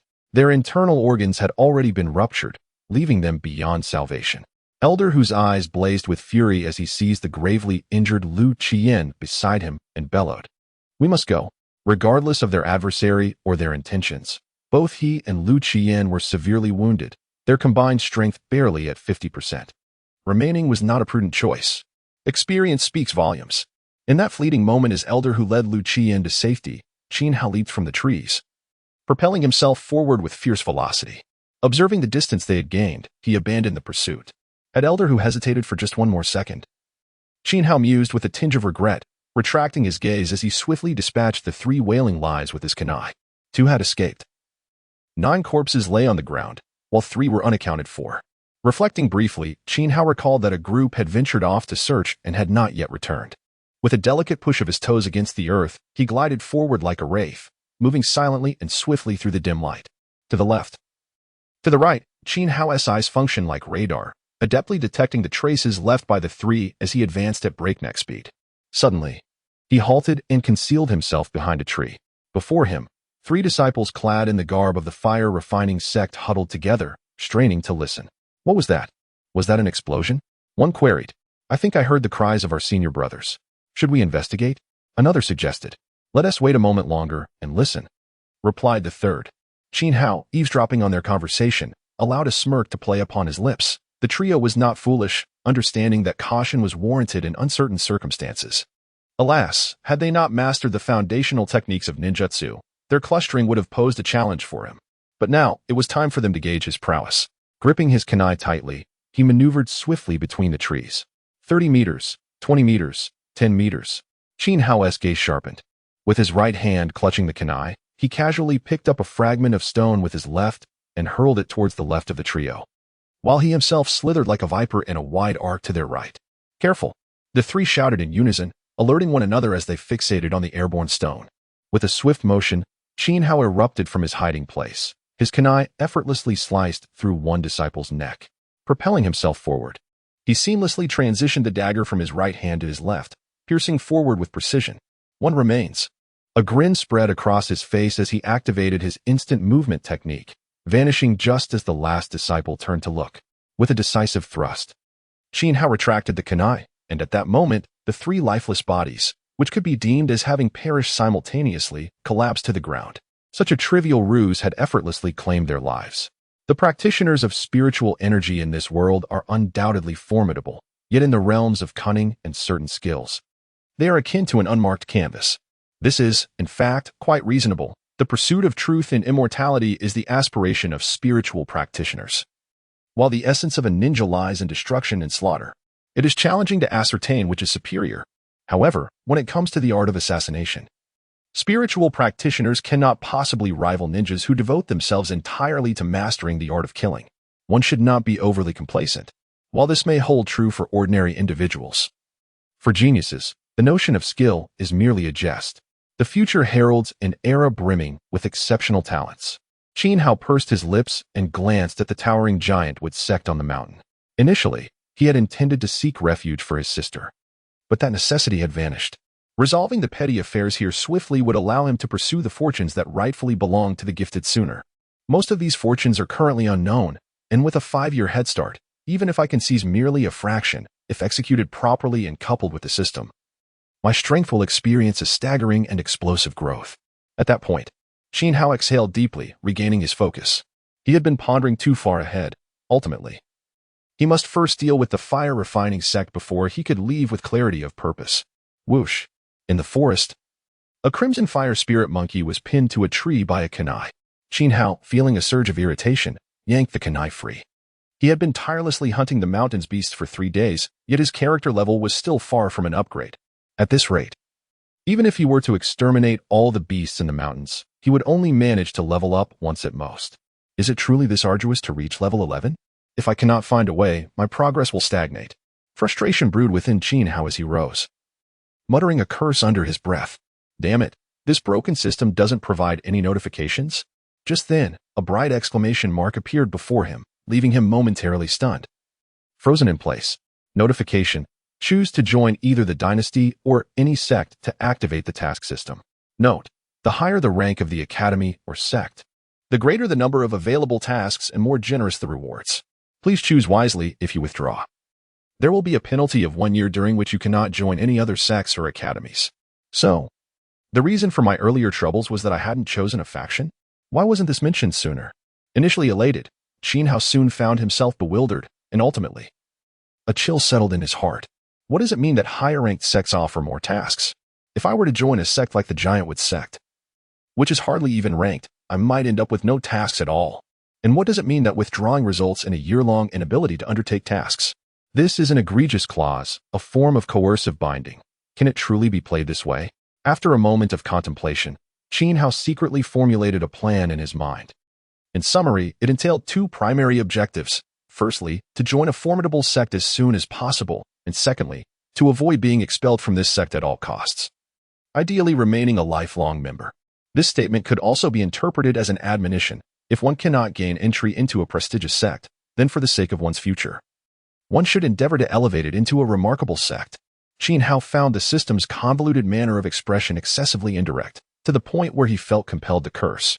The reasoning was straightforward. The arduous task of cultivating a sect held little appeal for him, and he doubted his own capabilities in this regard.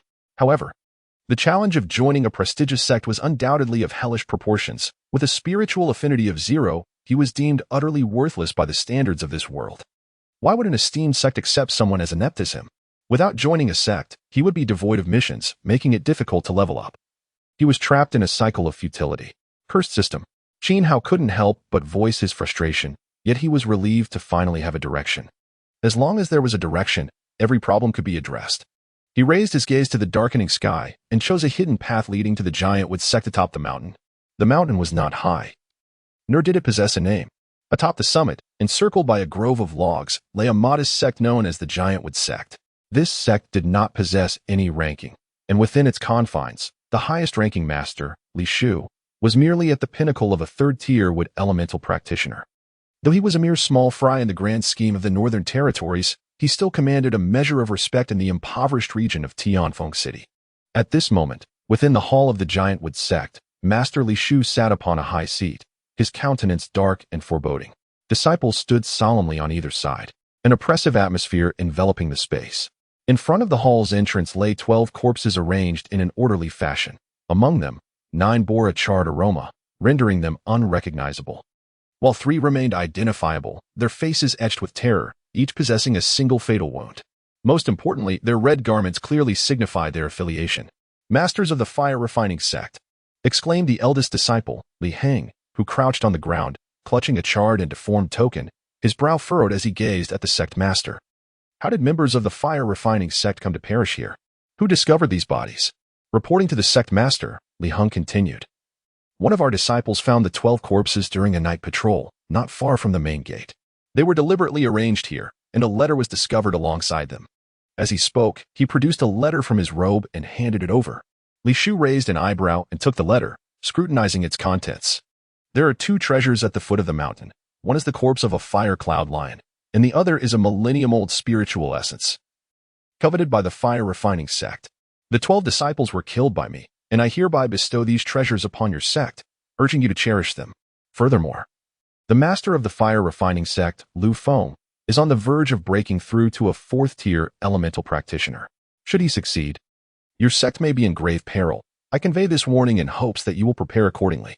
Bloodline Master. Howren, what is a Bloodline Master? Howren, a good person? Xiao's eyelids twitched involuntarily, a chill of foreboding enveloping him, as if he were ensnared in a vast conspiracy. Each word in the letter felt like a scythe poised to claim his life, plunging him into an abyss of despair. What do the elders think? He tossed the letter to the 3 elders of the sect, all of whom shared the same 3rd-tier cultivation level.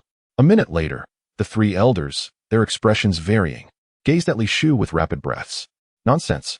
Someone must have slain the disciples of the Fire Refinement Sect, intending to frame us and instigate conflict between our sect and theirs.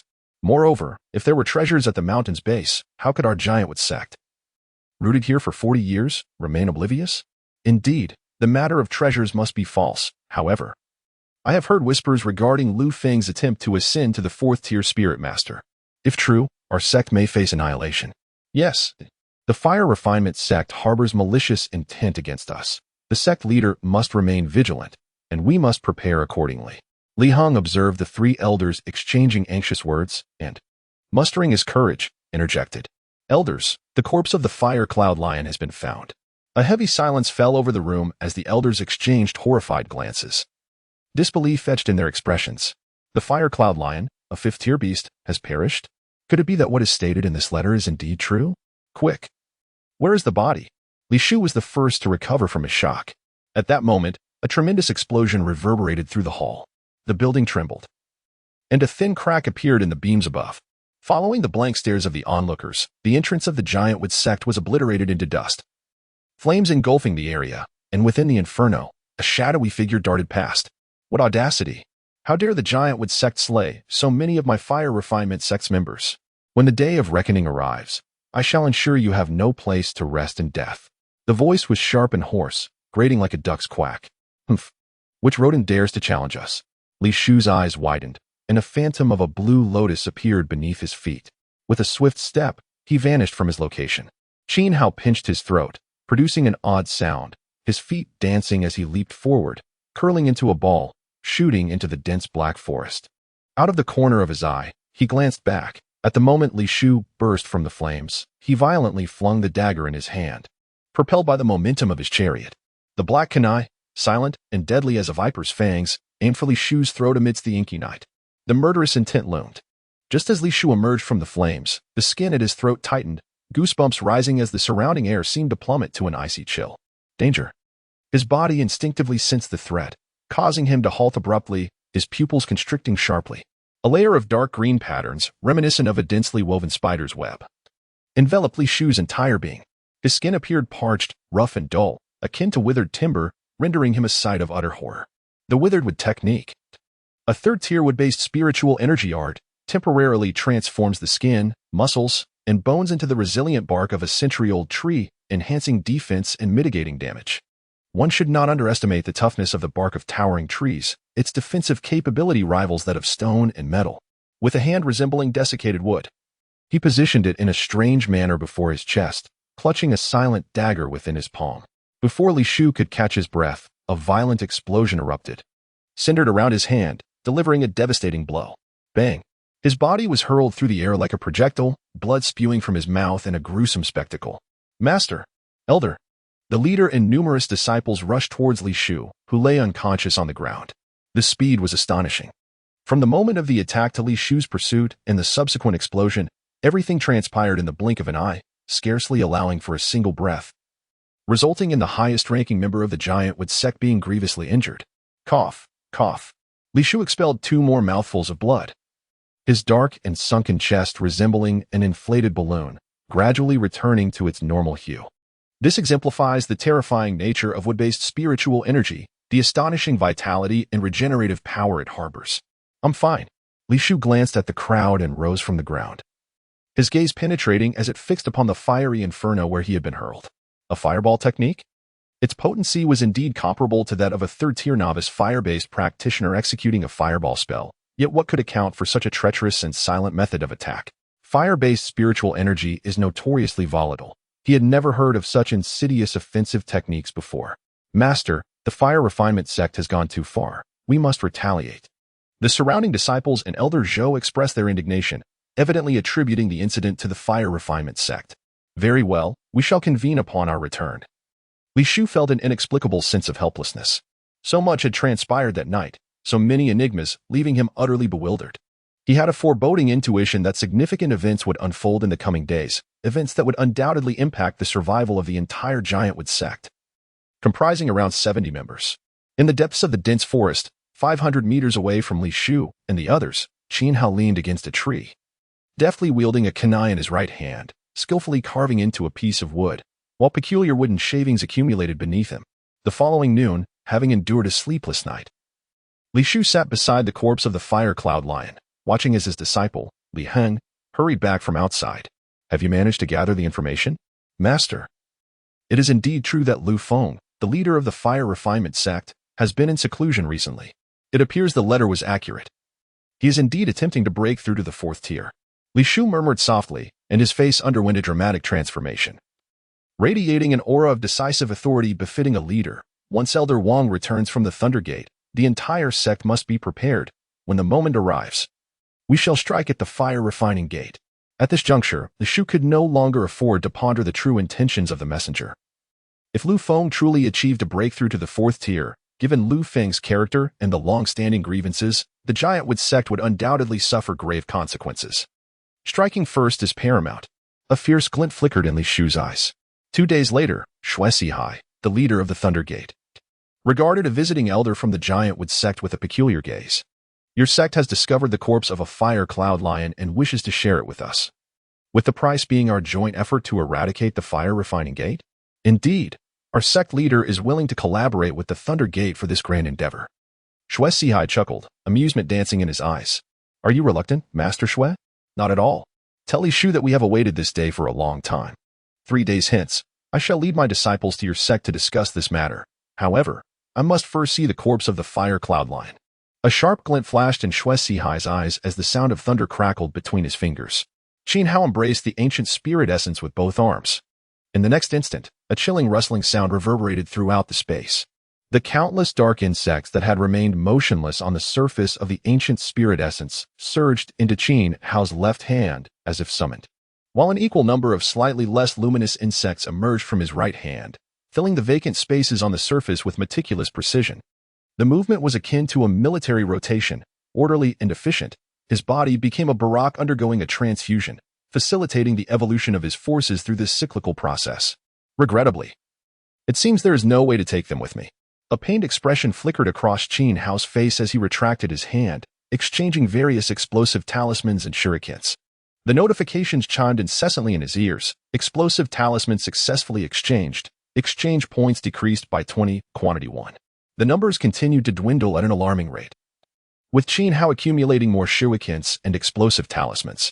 Combined with his initial stock, he possessed a total of 11 explosive talismans, 10 shurikens, 1 flash bomb, 1 smoke bomb, and 2 rolls of silver thread. That should suffice. As he completed these exchanges, his exchange points dwindled to 1020. Ah, what a drain, Qin Hao murmured softly. Beyond the ancient spirit essence, countless tiny insects began to extend outward from beneath his feet, scattering rapidly into the dense forest. Simultaneously, a radar-like image formed in Qin Hao's mind, devoid of concrete objects, only a dense array of small points distributed across the coordinates. The vast majority of the small creatures remained eerily tranquil, suggesting the absence of any spiritually attuned individuals in their vicinity. Only a few insects at the outer edge of the dense forest emitted a distinct disturbance. The members of the Thunder Gate, as per their agreement, were traversing the thicket towards the towering trees at the summit. Suddenly, Qin Hao's eyes sparkled with a glimmer of insight. He ceased his actions, exited the cave, and sprinted towards the direction of the Thunder Gate. At the Fire Refinement Sect, Lu Qiyan, clad in a crimson robe, sat in the foremost seat of the martial arts hall, his expression shrouded in gloom. His shoulder-length hair, uneven and faintly singed, appeared oddly disheveled. Beside him, Elder Hu bore a similarly unkempt hairstyle. Has the Thunder Gate allied with the Giantwood sect? This was not auspicious news for the Fire Refinement sect. Lu Qiyan narrowed his eyes, seemingly lost in recollection. Elder Hu, does this imply that those who ambushed us last time were indeed members of the Giantwood sect and the Thunder Gate? Most likely, Elder Hu nodded, then inquired. How long until the sect leader emerges from seclusion? In just a few days, Lu Qiyan replied, licking his parched lips, a fierce glint flickering in his eyes. Elder Hu, deploy our people to closely monitor the movements of these two factions. As soon as my father emerges, we shall annihilate them. Understood. Elder Hu immediately rose and departed with a dozen disciples. Meanwhile, in the hall of the Giantwood sect, the Thunder Gate's leader, Shuai, crouched beside the carcass of a fire cloud lion, his fingertips channeling lightning through its skin. After a while, a fleeting glimmer of greed flashed in Shuai's eyes as he rose and turned to Li Shu, bursting into hearty laughter. Truly, as expected of a fifth-tier beast. Even a gentle touch allows me to sense the unparalleled power within its core. Li Shu clenched his fist and remarked lightly, once we eliminate the Fire Refinement sect, the core of the Fire Cloud Lion will surely be ours. It is a promise. Shuai extended his large hand, clasping Li Shu's, sealing their alliance of the Thunder and Giantwood. Members of the Thunder Gate had also arrived. Qin Hao perched atop a grand tree, gazing distantly at the disciples of the Thunder Gate stationed before the Giantwood sect. Only the Fire Refinement sect remains, he mused.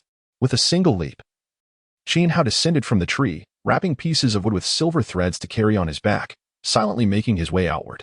Arrow-shaped wooden stakes were left conspicuously along his path, firmly planted into the ground or nailed to trees.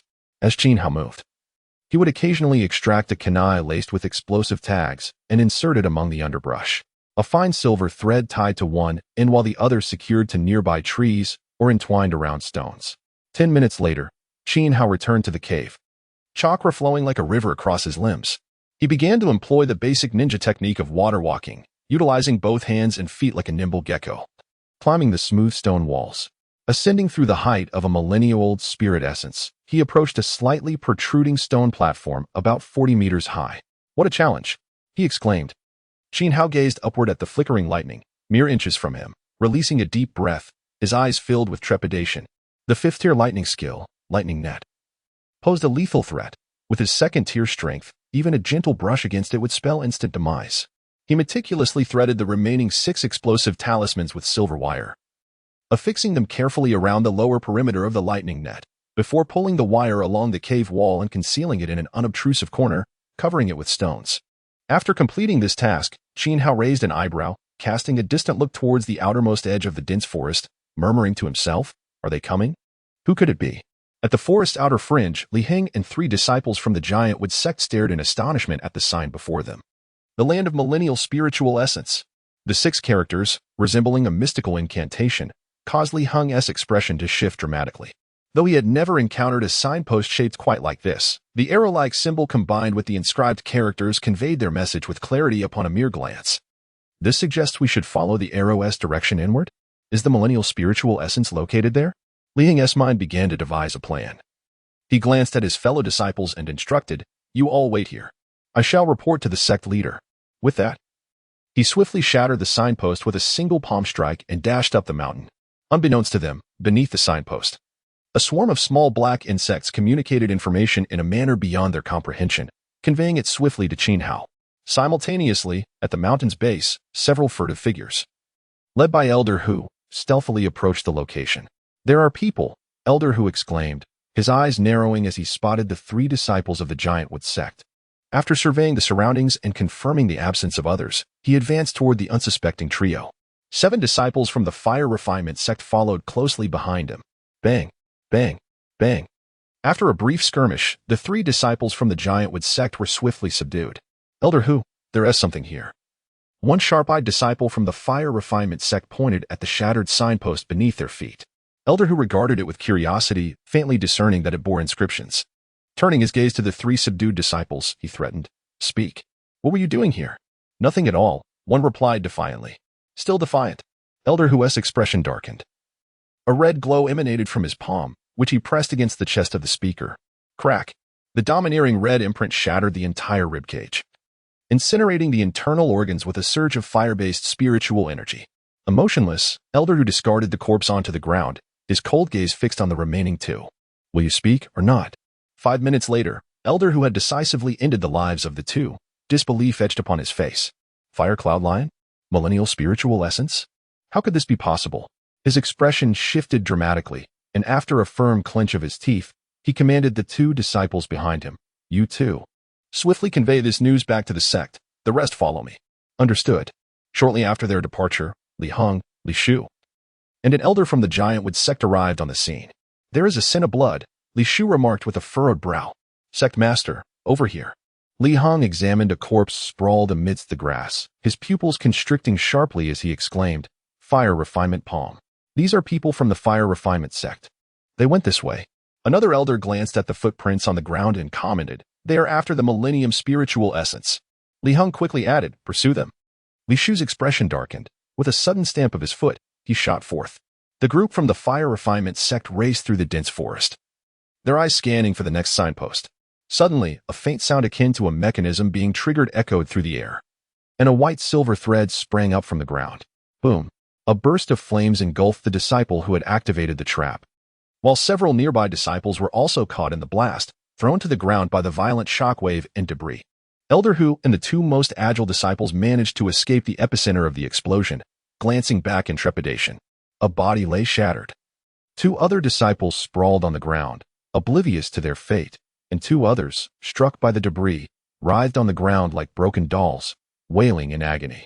Another trap. A chill surged from Hu Elder's feet to the crown of his head, a wave of panic washing over him. Twice now. Twice I've nearly met my end. He surveyed the surrounding dense woods and underbrush, feeling suddenly paralyzed with fear. At the Thunder Sect's encampment, Xiao abruptly stood, taking a few strides out of the camp.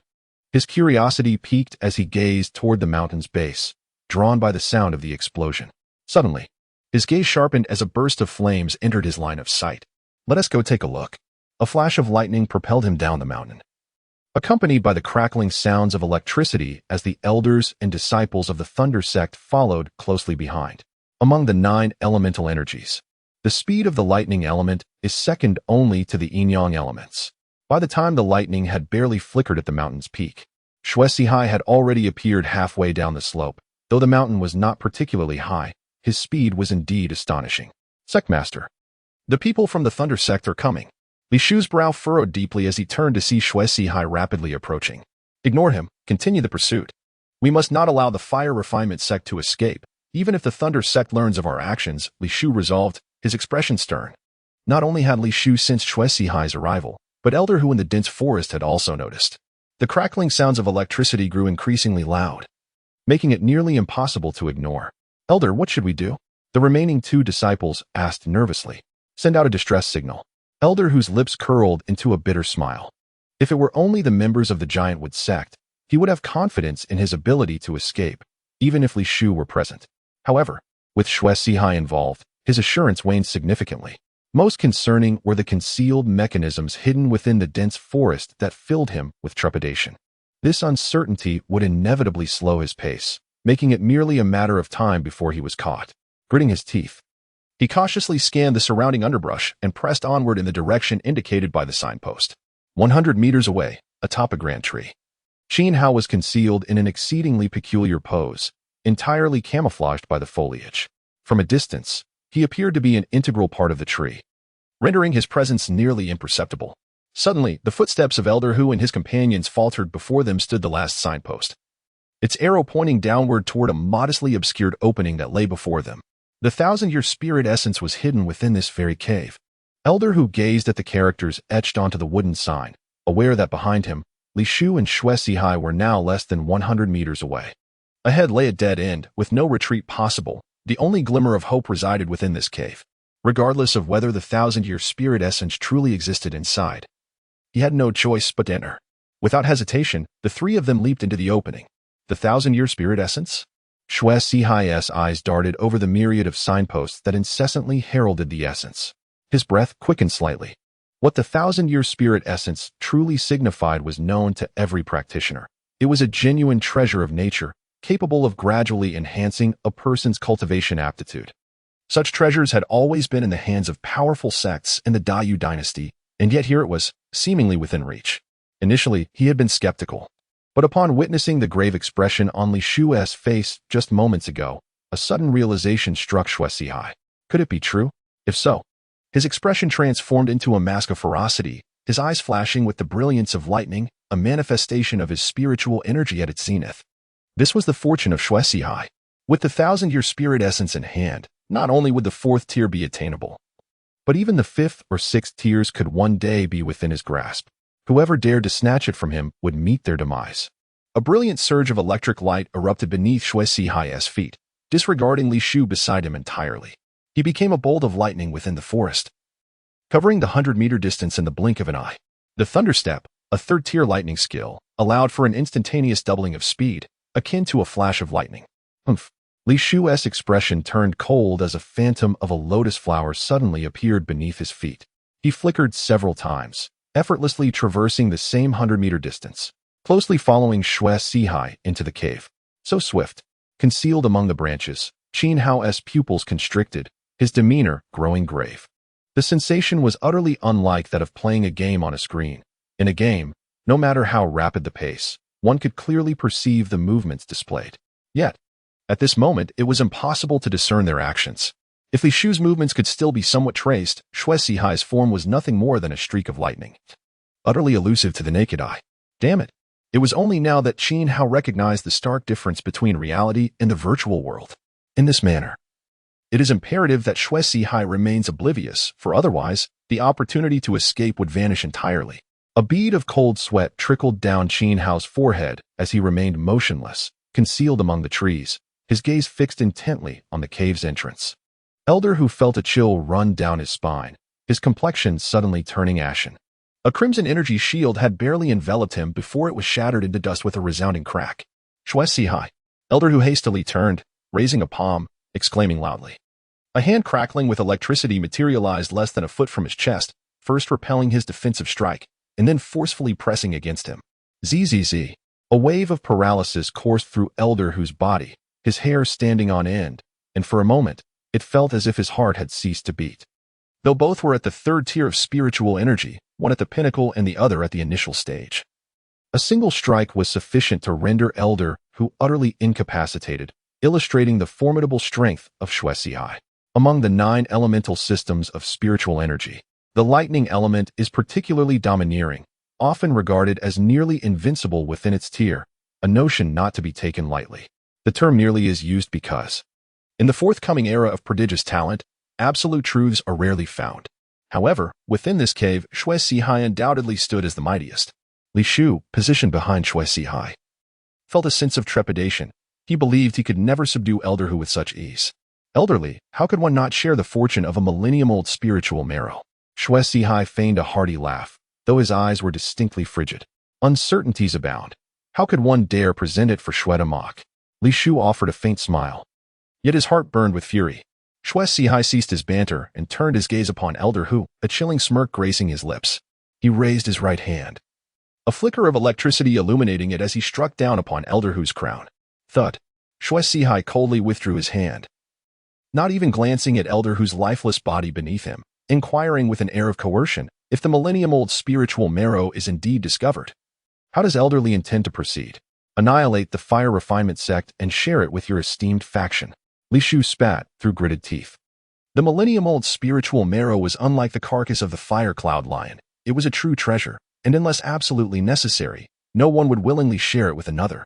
A surge of wrath ignited within Li Shu, and he vented his frustration by mercilessly slaying 2 terrified disciples of the fire refinement sect.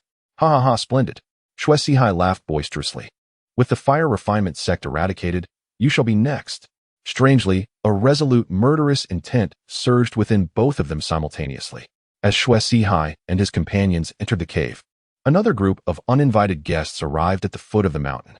Lu Feng, clad in a crimson robe, with long hair cascading over his shoulders, possessed a face as sharp as a blade, exuding an aura of authority even in repose. His eyes continually radiated a crimson glow, and the surrounding air felt slightly scorched, a remnant of his recent breakthrough to the 4th tier, which he had yet to master fully. The Fire Cloud Lion? The millennium-old spiritual marrow? If Elder Hu's report is indeed true, it would signify a monumental windfall for our sect.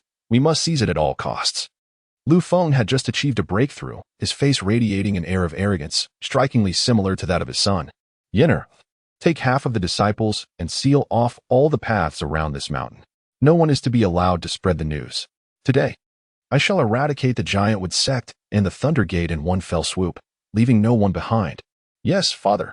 Lu Qian's expression mirrored the excitement of his father, convinced that today would mark the demise of both the Giantwood and Thunder sections. From this day forth, within 100 miles of Tianfeng City, only the Fire Refinement sect would remain, rightfully claiming its place as the unrivaled sovereign. Lu Feng nodded in satisfaction, his body suddenly lunging forth like a human bulldozer, racing towards the location where the distress signal had been sent into the sky. As a 4th-tier spiritual energy master, he should have been able to soar through the air. However, having just broken through, he had not yet had the opportunity to learn 4th-tier techniques, and most importantly, the Fire Refinement sect lacked the necessary scriptures for such training. Nevertheless, even without utilizing any spiritual techniques, Lu Feng's sheer speed was astonishing, rivaling that of Shui Sihai's lightning steps. Like a tempest, a sharp sound of air being sliced through echoed like cannon fire as Lu Feng barreled towards Elder Hu's distress signal. Trees toppled, boulders shattered, and everything in his path was obliterated, leaving a clear, straight trail behind him as if he were a human bulldozer. Suddenly, he halted, furrowing his brow as he glanced sideways, murmuring, "Strange, why do I feel as though someone is watching me?" 50 meters away. As Lu Feng's gaze fell upon his concealed position, Qin Hao's heart raced, and he quickly averted his eyes, cold sweat pouring down his back. Such keen perception. This must be the leader of the Fire Refinement sect. It seems he has already broken through to the 4th tier. Truly terrifying. Was it merely an illusion? Lu Feng spun around, recalibrated his stance, and sprinted towards the distant cave. 2 seconds later, Qin Hao exhaled deeply, realizing his back was completely drenched in cold sweat. He adjusted his breathing, his expression darkening as he muttered a curse under his breath. Damn it, is a mere 4th-tier spiritual energy master truly this formidable? Doubt began to creep into his mind regarding the efficacy of his traps. He questioned whether they could genuinely inflict the anticipated lethal damage. Simply put, he was uncertain whether he could kill a 4th-tier master. Yet, if he did not eliminate Lu Qian, how could he safely proceed to kill Lu Feng? Was he to contemplate a hasty retreat? It was only through the most direct and intimate observation that Qin Hao truly grasped the formidable strength of cultivators within this spiritual realm. He realized he had underestimated the complexity of this world. Although he possessed a game-like advantage, this was no mere game. It was a reality far more daunting. What to do? Take a risk or abandon the pursuit for now, returning only when he had grown stronger? Nonsense. There was no question. He had to act. At the very least, he must eliminate Lu Qiyin to provide some closure to the original owner of this body. Moreover, if he retreated now, he would truly be left with nothing. Exchanging points, the corpse of the Fire Cloud Lion, the Millennium Spirit Essence, such substantial investments that caused Qin Hao considerable distress, all to avenge the murder of the original owner of this body and to repay the gratitude of being granted this vessel. How could Qin Hao be easily swayed from his original plan by a mere intimidation from Lu Feng? As an orphan, he inherently possessed a spirit of adventure. And he was also a man of extreme, almost obsessive frugality, a rogue in his past life who would hesitate to spend a single cent. Now, while wealth had lost its significance, something far more important had emerged. Having invested so many exchange points, Qin Hao feared that if he did not recoup some of his losses, he might even slap himself awake in a dream. Kill. Qin Hao silently uttered this command within his heart, his gaze filled with murderous intent as he watched the disciples of the fire-refining sect pass beneath the tree. Where was Lu Qiyin? His expression darkened as he scanned the area again, still failing to find any trace of Lu Qiyin. With a grim countenance, Qin Hao made a swift decision and slid down the tree trunk like a slide, the entire process silent, unnoticed by any of the fire-refining sect disciples. 1, 2, 3. He counted silently in his mind, and just as the last disciple of the fire-refining sect was about to leap into the cave, he took a decisive step, his figure flickering as he crossed the space to appear directly behind that disciple. The instant movement technique had succeeded. Like a ghostly shadow, Qin Hao leapt into the air, appearing without warning behind the disciple. He coiled his legs around the disciple's waist, exerting a sudden force that pulled the unsuspecting disciple backward. Simultaneously, his hands were not idle. His left hand, like an eagle's claw, seized the disciple's throat, rendering him voiceless, while his right hand brandished a kunai, poised threateningly against the disciple's forehead. The icy kunai made it abundantly clear to the disciple the gravity of the situation, and he dared not utter a sound for help. As they landed, Qin Hao exerted force through his waist, twisting their bodies in a spiraling motion, reversing their positions in midair.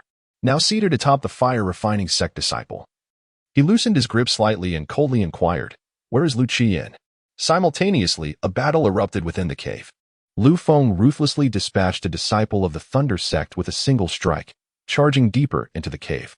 The fire-refining sect disciples who followed did not hesitate, launching themselves at the Thunder sect disciples upon sight.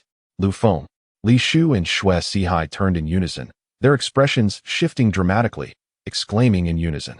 Fourth stage. The overwhelming aura and spiritual energy emanating from the opponent surpassed theirs significantly, clearly indicating a height of the fourth stage. As Li Shu's heart raced with dread, he couldn't help but think, everything mentioned in that letter is true. Who on earth is this person? Bloodline Master Haoren? Could this Bloodline Master truly be real? Xue Sihai cast a glance at Li Shu's expression, realizing that he did not seem overly surprised by Lu Feng's breakthrough. Finally, he understood why Li Shu had been so eager to wipe out the fire-refining sect in recent times. Damn it, we've been duped. He cast a glance back at the Millennium Spirit Essence behind him, resolutely thinking, so what if you are at the fourth tier? You dare to seize my Millennium Spirit Essence? I shall still vanquish you, no matter the risks involved. With such a precious treasure before him, even the King of Heaven himself would not deter Xue Sihai from risking his life for a fight. Let us unite to slay him. Xue Sihai's words resonated with an unwavering resolve akin to the chill of 1,000-year ice, instilling a shiver of trepidation in Li Shu's heart. I have underestimated Xue Sihai. Li Shu mused, his steps quickening as he followed closely behind Xue Sihai, charging towards Lu Feng. To kill him, or to be killed today, there is no other way. Li Shu's face contorted with rage as he channeled his spirit energy to its zenith, a dark green glow manifesting in his palm, which he propelled towards Lu Feng's brow. Esteemed elder, the paths leading down the mountain have been sealed by the Fire Refinement sect. Such audacity. We must eliminate those scoundrels from the Fire Refinement sect. Disciples of the Giantwood sect surged forth from the mountain gate, led by 2 elders, their anger fueling a charge down the mountain towards the Fire Refinement sect. At the base, over 30 disciples from the Fire Refinement sect stood ready, their eyes glinting with malice as they fixed their gaze on the charging disciples of the Giantwood sect. Young master, they are numerous. It will be difficult to defend. One disciple exclaimed to Lu Qiyin. What is there to fear? As long as we can hold them off for a while. The arrival of our sect master will spell their doom. The disciples responded in unison, their hearts convinced that the sect master, having already broken through to the fourth tier, was undoubtedly invincible on this mountain. They merely needed to delay the enemy for a moment to seal their fate. Navi, Lu Feng smirked, a sinister smile gracing his lips. With a flick of his fingers, 5 red fireballs, each the size of a fist, materialized in midair, arranged in a straight line, and shot towards Xue Sihai at a speed surpassing that of bullets. Xue Sihai hesitated, sidestepping effortlessly to evade the fireballs. Just then, an unexpected turn of events occurred. The 5 fireballs, which had seemingly passed him, abruptly halted and then accelerated back towards his back with even greater speed. The fire control technique, a talent acquired automatically after reaching the 4th tier, was the sole ability of most fire element practitioners. While not particularly formidable in the hands of the average person, it could still pose a threat to lower-tier spirit practitioners. Beware, Li Shu shouted to Xue Sihai. Xue Sihai felt a jolt of alarm, swiftly dodging to the side while simultaneously turning to face the fireballs. With his fingers poised like a blade, he struck downwards, unleashing a blade of electricity that extinguished all 5 fireballs. With a grim countenance, Xue Sihai nodded at Li Shu, then turned to face Lu Feng, who stood unmoved, coldly regarding him as waves of murderous intent surged towards him like a tide. Lu Feng scoffed, his expression one of utter disdain. He pinched a green sword light between his fingers, a fierce flame erupting from his nail, effortlessly consuming the entire sword light. Li Shu's expression grew grave. Lu Feng's strength surpassed his wildest imagination. Is this what it means to be at the 4th tier? He bit his lip fiercely and glanced at the equally solemn Su Sihai, suddenly proclaiming, "I will endure your assault." Su Sihai looked at Li Shu with a hint of surprise, but quickly acquiesced. "Very well. I will give it my all. I cannot withstand for long. And once I falter, we shall both meet our doom." This statement was both a truth and a warning from Li Shu to Su Sihai to refrain from harboring any inappropriate thoughts. With that, Li Shu stepped forward. The drywood technique activated, and a layer of dark green pattern spread over his body like a dense spider's web. His skin and muscles instantaneously dehydrated, resembling the withered bark of an old tree. Simultaneously, his defenses surged dramatically. "Now," Li Shu shouted, and beneath his feet, a phantom of a blue lotus appeared as he boldly charged towards Lu Feng. At that very moment, Su Sihai stomped down, transforming into a streak of lightning, closely trailing behind Li Shu as they both surged towards Lu Feng. Lu Feng, however, remained unhurried. In his eyes, Su Sihai and Li Shu were merely flailing in their final struggles. Like a cat playing with a mouse, he leisurely turned his wrist, unleashing a barrage of fireballs that rained down on Li Shu without distinction. With each explosion, Li Shu's gaze sharpened. Instead of retreating, he pressed forward, his speed increasing threefold as he rapidly swung his arms in front of him, extinguishing all the fireballs like a spinning windmill. The distance closed, 10 steps, 9 steps, 8 steps. Counting silently, as he reached 3 steps away, a fierce glint flashed in his eyes. He leaped into the air, forcefully stomping on the phantom lotus that appeared in the void, shattering it entirely. The 3rd tier wood elemental technique, Lotus Shatter, consumed vast amounts of spiritual energy to unleash unparalleled explosive power in the next moment. This technique could be considered Li Shu's trump card, as it drained an immense amount of energy, and given his current level, he could only employ it twice in a battle before becoming unable to continue. Nonetheless, the subsequent burst of power was incredibly formidable, and though it lasted merely a second, Li Shu was confident it would be enough to determine life or death. A piercing sonic boom erupted. Li Shu vanished from the air, so swiftly that even Lu Feng could barely discern his trajectory. Lu Feng's expression shifted dramatically, his skin prickling as if stung by 1,000 needles, a wave of goosebumps surging over him. Behind him, a flash of thought crossed his mind. He stumbled and quickly turned, summoning a red energy shield that emerged from beneath him, enveloping him like a forming eggshell. But it was too slow. Li Shu's voice echoed in Lu Feng's ears, chilling him to the bone. The green light radiated with an incomparably brilliant glow, akin to a peerless blade piercing through Lu Feng's back. "Die!" Li Shu's eyes brimmed with murderous intent as he thrust his palm forward. Just an inch more would seal Lu Feng's fate. Yet, at that moment, a powerful repulsive force halted his advance. At the critical moment, the fire spirit shield finally took shape, enveloping Lu Feng's back with a surge of fiery spiritual energy that violently consumed the green sword light in Li Shu's hand.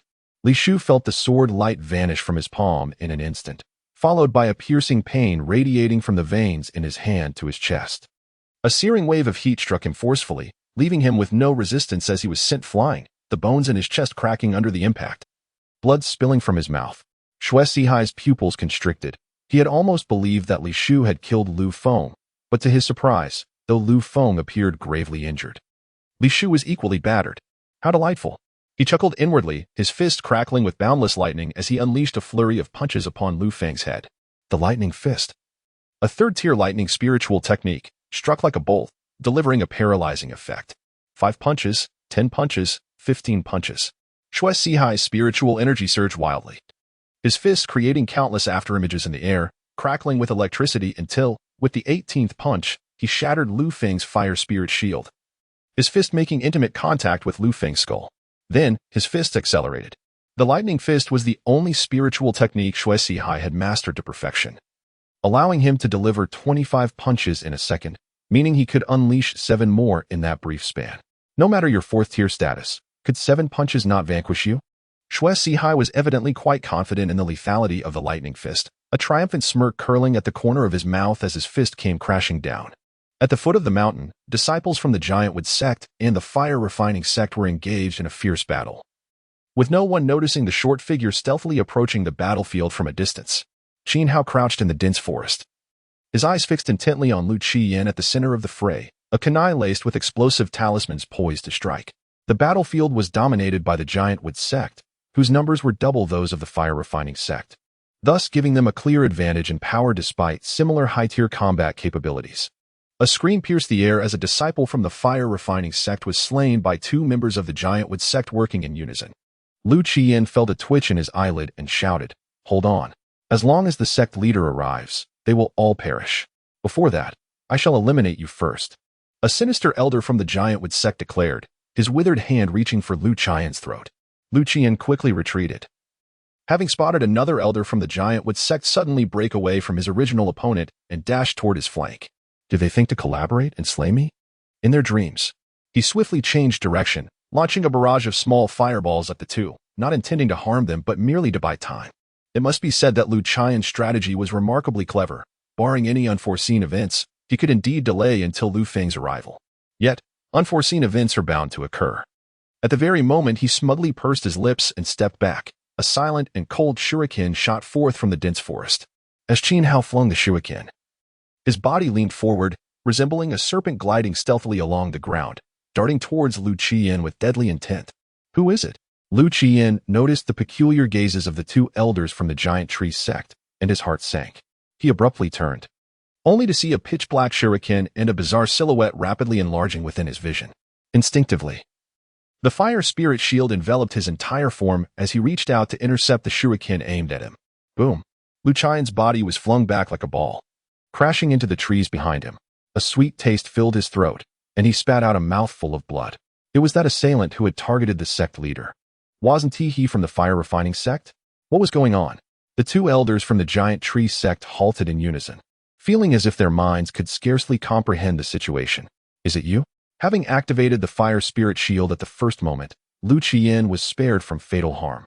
However, the 2 broken ribs in his chest rendered him perilously vulnerable in the current circumstances.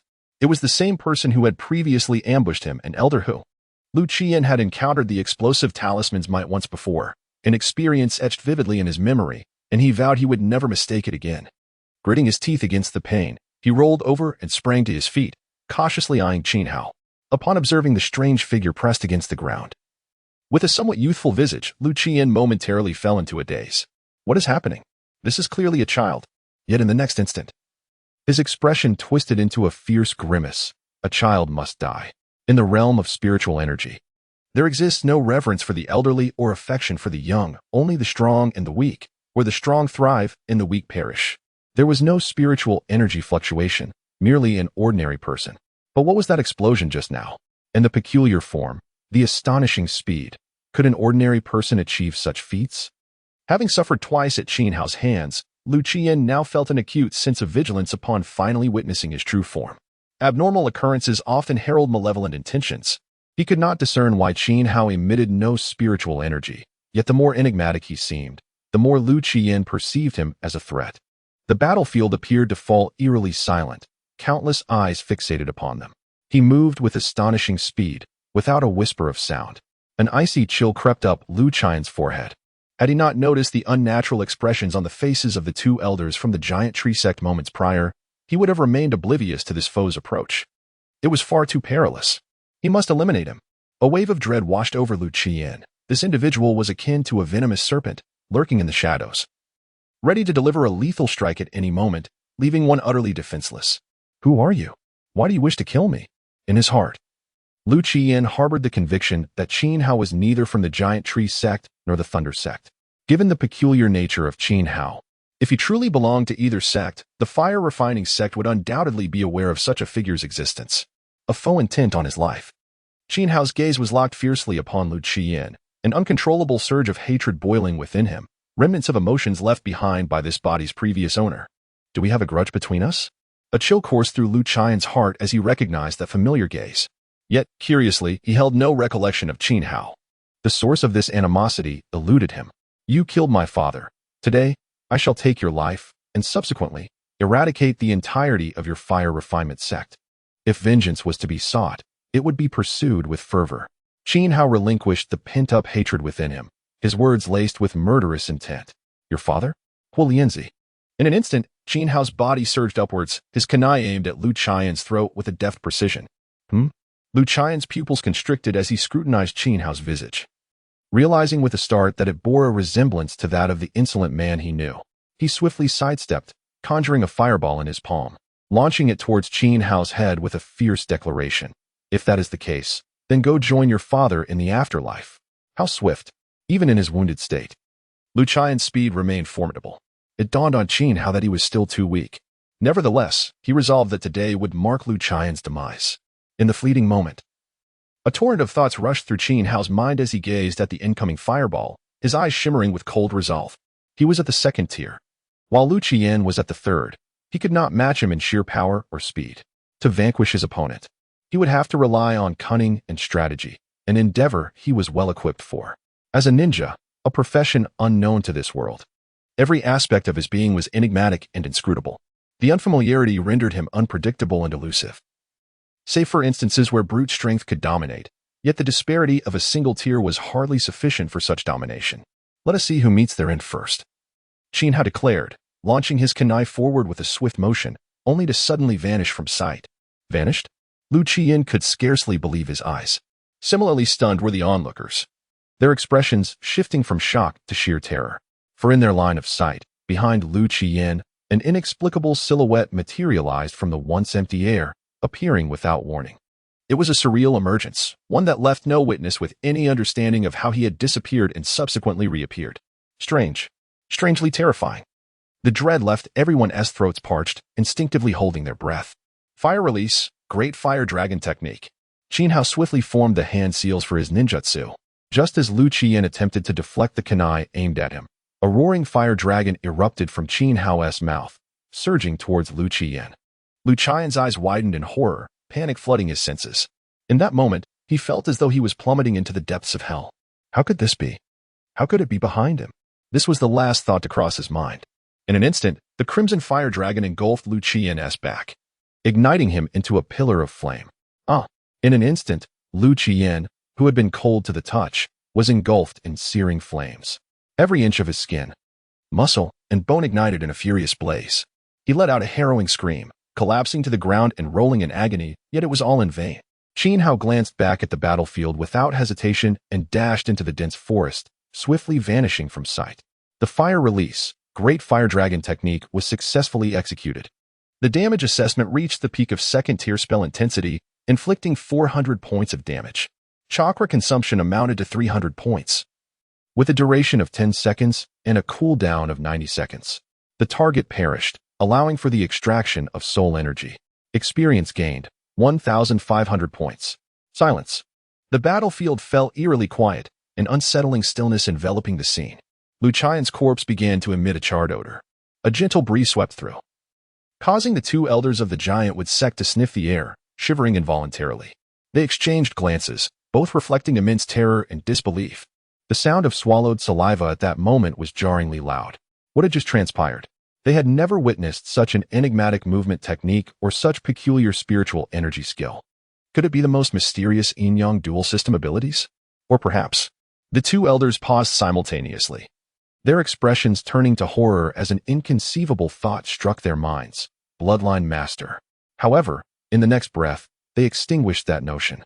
A bloodline master was mere fantasy. Such a profession had never existed on the continent. Surely, it could not be a single individual, although the person's power was indeed strange. It was at most at the second or third tier. The one claiming to be a bloodline master possessed the strength to slay a fire cloud lion. It could not possibly be just one person.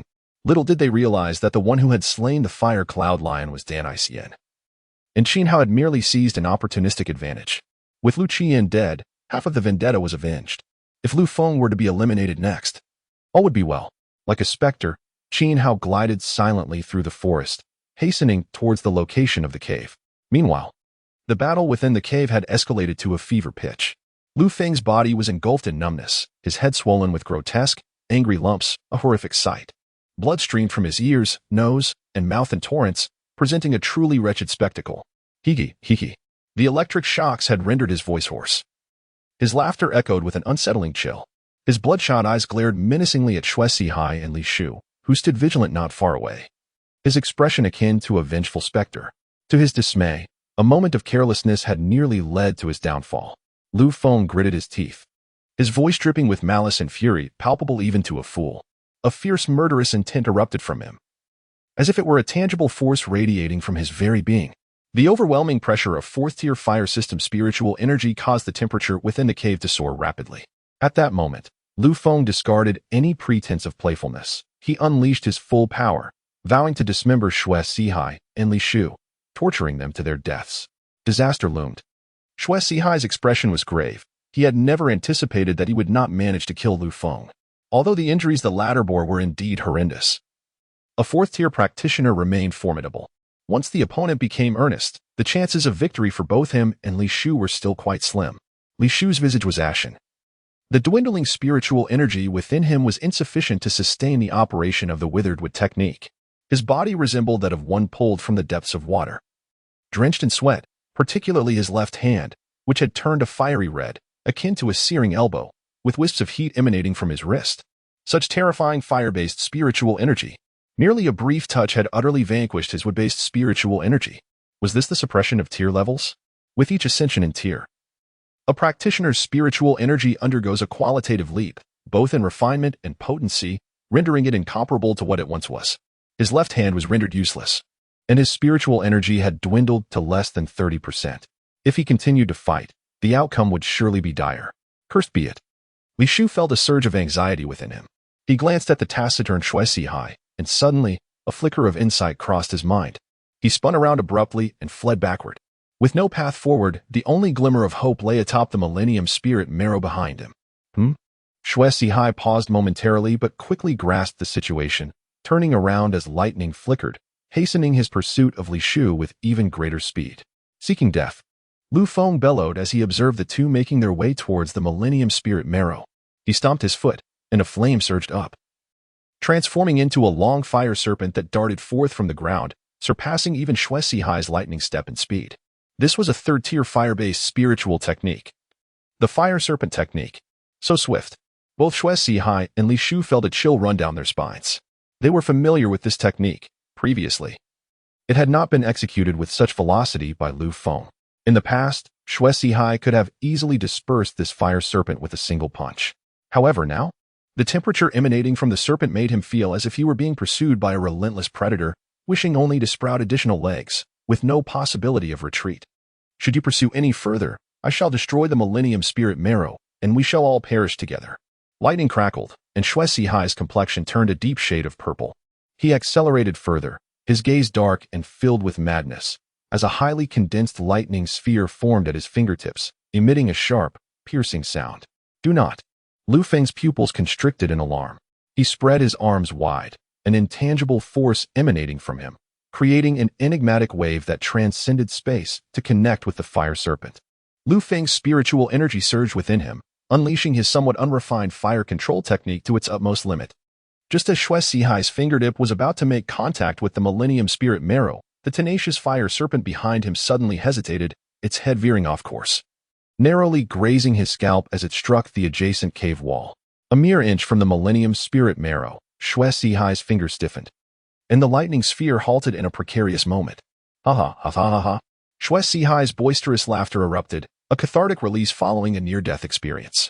His body trembled uncontrollably, akin to a sieve, yet his fingers, which held the thunderous orb, remained steadfast before the millennia-old spiritual essence.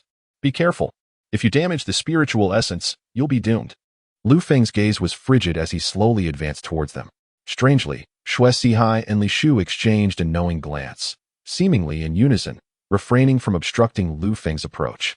This was indeed peculiar. Logically, Lu Feng should have been a source of trepidation, and Xue Sihai and Li Shu ought to have prevented him from getting closer.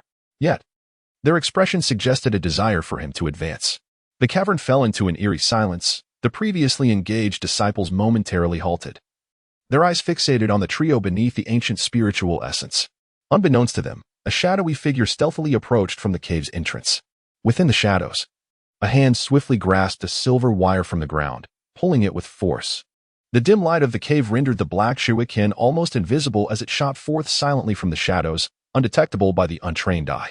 Suddenly, the shuriken emerged, its lethal intent palpable. Lu Feng's smile vanished abruptly, his heart contracting violently, as if stung by a venomous insect, a chill radiating from his core, swiftly enveloping his entire being, goosebumps erupting across his back. An ambush. Lu Feng's hair stood on end, his face drained of color, utterly pale. The assailant was insidiously cunning, and the timing of the attack was devastatingly precise. Who was it? Who could it be? At the moment the shockwave erupted, Xue Sihai and Li Shu were struck as if by lightning, the sound of their bones fracturing resonating in unison, their internal organs scorched by searing heat. They collapsed heavily to the ground, bewildered by the terror reflected in Lu Feng's eyes. What was above them? Since entering the cave, they had focused solely on the millennia-old spiritual essence in their skirmish, entirely oblivious to the faintly shimmering blue electric net above. Moments later, darkness enveloped them, and they succumbed to unconsciousness, their confusion lingering. Lu Feng felt a tingling sensation at the nape of his neck, his dwindling spiritual energy surging wildly. His fiery right palm swung blindly towards his back while his feet pivoted angrily. A cold glint flashed. Lu Feng's pupils constricted sharply as he struck the black shuriken aside with his fiery hand. It was a mere inch away. He had nearly met his demise. Lu Feng's mind raced with tension, fear coursing through him, swiftly morphing into rage. Flames ignited in his eyes as he bellowed, "Who dares? Show yourself." He knew a single shuriken could not end his life, but Qin Hao silently lamented as he observed Lu Feng's expression of survival, a triumphant smile crossing his features. He stepped forward from the shadows, his demeanor exuberant, raising an index finger to his ear and gesturing upwards, his expression undeniably provocative. "Is it you?" Before Lu Feng could respond, a thunderous explosion resonated, as a red fireball shattered the seal of the explosive talisman, erupting violently. The explosive sounds reverberated violently within the confined space, threatening to rupture the eardrums. Simultaneously, 6 detonation symbols ignited, unleashing a terrifying inferno that transformed the narrow passage above the millennia-old spirit essence into a soaring fire dragon, thrashing in every direction. To the sides lay impenetrable rock formations, leaving only the vertical path as a possible escape. Below, the chilling and horrified Lu Feng knelt, while above him crackled a 5th-tier lightning web. The choice of direction was painfully evident. Though it seems an extensive tale, all transpired in the blink of an eye. To the onlookers within the cave, a spark of fire suddenly manifested, morphing into a fire dragon that streaked downward with lightning speed, engulfing Lu Feng in flames. In an unseen realm, the explosive shockwave caused the lightning web to swell upward, rapidly distorting under immense pressure. Within a heartbeat, the web rebounded downward like a net drawn to its utmost limit. Consequently, an even more violent and terrifying blaze surged toward Lu Feng below. Kneeling on the ground, Lu Feng found his fire spirit shield shattering without resistance. He gazed upward, despair etched across his face, murmuring to himself, though no one could discern his words. Flames engulfed Lu Feng, every inch of his bones fracturing under the overwhelming force. Before he could even scream, the formidable lightning web sliced through his body with the swiftness of lightning, reducing him to mere dust. The earth trembled violently. A circular pit was blasted into the ground, and intersecting cracks left Qin Hao in awe. As the flames extinguished and the lightning web returned to its original state, tranquility resumed. Beneath the web, Both the ancient spirit essence and the bodies of Lu Feng, Li Shu, and Xue Sihai had been utterly obliterated, leaving no remnants behind. As if they had vanished completely. It seemed the color had faded slightly. Qin Hao's gaze fixated on the lightning web, his eyes glimmering. A series of data materialized before him, damage assessment in progress. Lu Feng slain successfully. Xue Sihai slain successfully. Li Shu slain successfully. Soul energy extracted, gaining 700 experience points. Xue Sihai and Li Shu counted as my kills? This assessment is intriguing. Observing his experience bar surge by 50, Qin Hao chuckled slyly. His eyes gleaming with cunning. This was a rhythm of coercing the unwilling. It appeared he would inevitably engage in some unscrupulous acts of monster stealing and head hunting in the future. Nevertheless, he relished the thought. Lost in his own reverie. A mischievous smile played upon his lips, completely oblivious to the peculiar expressions of the three factions surrounding him. The Fire Refinement sect was the weakest, nearly decimated, with the few survivors glaring fiercely at Qin Hao. The Thunder sect, on the other hand, had around 30 members remaining, most at the second tier, with only 2 low-level third-tier elders, who now stared at Qin Hao with a mix of rage and confusion. Just moments ago, they believed Xue Sihai was on the brink of death at Lu Feng's hands, yet in a twist of fate, Lu Feng perished, leaving their own leader as nothing but a memory. At the foot of the mountain, a contingent of approximately 40 disciples from the Giantwood sect hastily arrived. Their expressions a complex tapestry of emotions. It was that individual, the one who had ambushed the sect leader that fateful night. Li Heng's countenance darkened as he glared at the 2 elders who had just arrived, speaking through gritted teeth. The 2 elders solemnly responded, gesturing for their disciples to swiftly disperse and seal the entrance. Their faces were shrouded in a chilling pallor, yet deep within their eyes lay an undercurrent of profound concern and trepidation. The individual who had stealthily attacked the sect leader that night, who had now slain Lu Qiyan, and was poised to entomb the leaders of the 3 sects in this very place, remained an enigma. Their strength remained unclear, their identity shrouded in mystery, and their intentions obscured. An adversary lurking in the shadows, possessing a wealth of arcane methods yet utterly unknown, was a source of unfathomable dread. Just the revelation of the mechanisms capable of orchestrating the demise of the 3 sect leaders was sufficient to instill a deep-seated wariness in them. They were not blind. They recognized that the recent explosion was likely the result of a trap, not a reflection of Qin Hao's own prowess. Yet the sheer ferocity of such a mechanism left them pondering its origins. This line of thought only deepened their fear. Could it be that the Fire Cloud Lion had also fallen victim to this individual's design? One elder's expression suddenly shifted, breaking the silence within the cave. Who are you? Truly? What connection do you have with the Blood Succession Master? The Blood Succession Master? What on earth is that? The other disciples from the 2 sects were bewildered. I am the Blood Succession Master. My name is Hao Ren. With a flick of his palm, Qin Hao conjured a kunai out of thin air, gripping it tightly. The uncanny scene caused those opposite him to flinch. Indeed, it was unsettlingly peculiar. No one wished to confront an entirely unknown foe. Yet this individual had slain their leader, a vendetta that could not be ignored. The 3 elders of the Giantwood sect exchanged furtive glances, compelled to acknowledge that the seemingly youthful figure before them was indeed the Blood Succession Master referenced in the missive. What is your true intention? With so many eyes upon him, Qin Hao felt a twinge of anxiety, though his expression remained nonchalantly defiant. Revenge. Lu Qiyan murdered my father, and I demand that the Fire Refining sect pay for my father's demise. Qin Hao spoke with a calmness that belied the satisfaction he felt in fulfilling the original owner's long-held wish. Is it justifiable to demand the annihilation of an entire family for the actions of one, Lu Qiyan? The others, now grasping a fragment of the story, felt a chill creep over them. For the sake of one Lu Qiyan, so many lives had been lost. How tragic. Your desire for vengeance is staggering, your heart merciless. Qin Hao merely raised an eyebrow and scoffed, disdain dripping from his words. In the realm of spiritual energy, strength reigns supreme, and lives are as disposable as grass. The powerful manipulate the fates of the weak at will. Is it not so? Lu Qiyan did so, as did Dan Icien. Now, I, Qin Hao, shall do the same. What is amiss? The only distinction lies in Lu Qian's inadequacy and strength, which led to his demise at my hands. Dan Icien remains alive because of his formidable prowess. Qin Hao harbored no intentions of altering this world. Rather, he believed that such a stark reality suited him perfectly. It was a matter of either growing stronger or perishing along the path of empowerment. The simplicity, dominance, and directness of this truth resonated deeply within him, sending shivers through his very veins. As for feelings of regret or concern for the innocent, Qin Hao felt none. At his core, he was an exceedingly selfish individual. This was true in his past life, and in this new world, it was amplified. Although this world was undeniably real to him. Aside from his sister, everyone else appeared merely as living NPCs, mere sources of experience points. Moreover, few who embarked on the path of cultivation could claim to have clean hands. Thus, slaying them bore no sense of guilt. Thus, you acknowledge that all of this was part of your scheme? Qin Hao scoffed internally at the old man's foolish inquiries, yet he admitted aloud, indeed. My original intention was solely to eradicate the fire refinement sect. The involvement of the giant wood sect was an unfortunate necessity. However, it is also true that Lu Feng successfully ascended to the 4th stage. Without my intervention, your sect would eventually face destruction. Now that Lu Feng is dead, you have alleviated a significant internal threat. Exchanging your sect leader for the fire refinement sect is hardly a loss. Especially since you have acquired the fire cloud lion, a considerable gain. His words rang true, and the logic was irrefutable.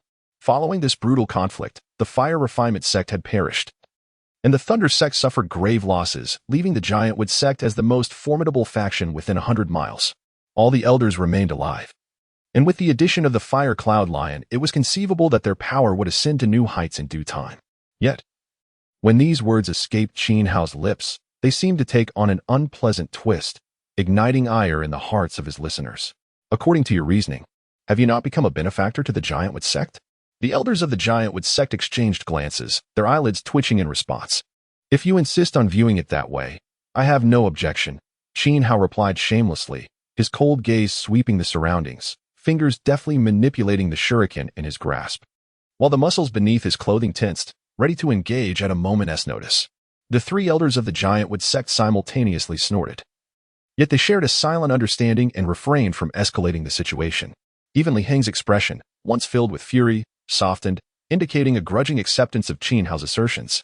Ultimately, it was the pressure exerted by Qin Hao's audacious demeanor and inscrutable tactics that weighed heavily upon them. In essence, the supremacy of strength reigned.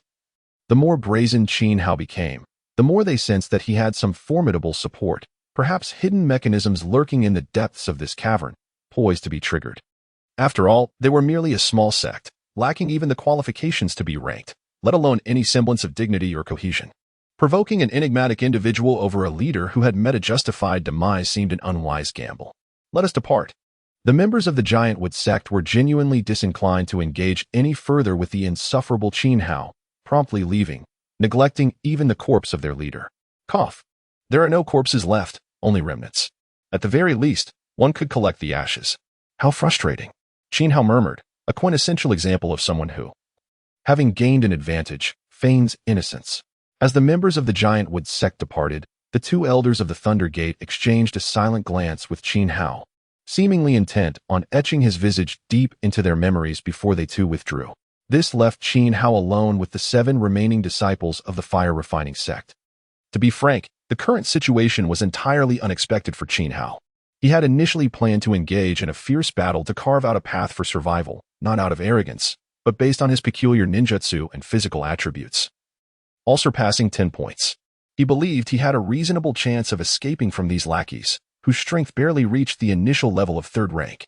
What a waste of the 3 traps I had set outside. It seems they will not be put to use after all. Thus, Qin Hao's understanding of this world deepened yet again. Cold and merciless, it is no wonder I perceive it as a realm of NPCs, wouldn't you agree? Qin Hao asked the disciples of the fire refining sect with a hint of sarcasm. Senior Brother 5, what shall we do? Shall we seek revenge for our master? What nonsense are you spouting? Yes, Dad, what good is revenge now? The man, referred to as Senior Brother 5, met Qin Hao's gaze, his heart skipping a beat as he unleashed a torrent of scolding upon his foolish junior disciple. Please do not misunderstand. We harbor no thoughts of vengeance.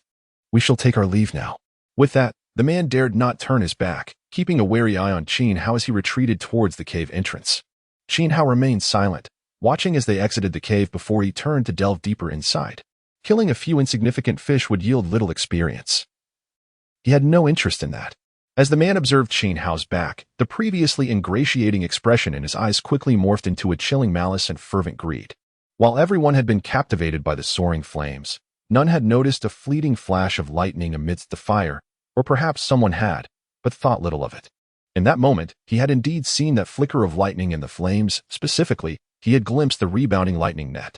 Initially, he could scarcely believe it. But upon hearing Qin Hao mention the words Fire Cloud Lion in his conversation with the giant with sect, his heart seemed to cease its rhythm. Was the legend true? He watched Qin Hao's silhouette vanish into the darkness, his breath quickening uncontrollably. Gritting his teeth, he turned and crawled out of the cave. As dusk fell, a bright moon hung high in the sky. In the pitch-black forest, 7 figures raced swiftly toward the foot of the mountain. Senior Brother 5, where are we headed? Senior Brother 5 turned to glance at his panting juniors, his gaze flickering before he finally came to a halt, feigning a sigh. The fire-refining sect is no more. The giant with sect and Thundergate will not let us go. Our only option is to seek refuge with the Academy. But will the Academy accept us? The faces of the few surviving disciples reflected concern, clearly doubting that the Academy would take them in. Indeed, not only that, but perhaps we shall also receive a generous reward. What? Fifth brother, do not speak such nonsense. How is that possible?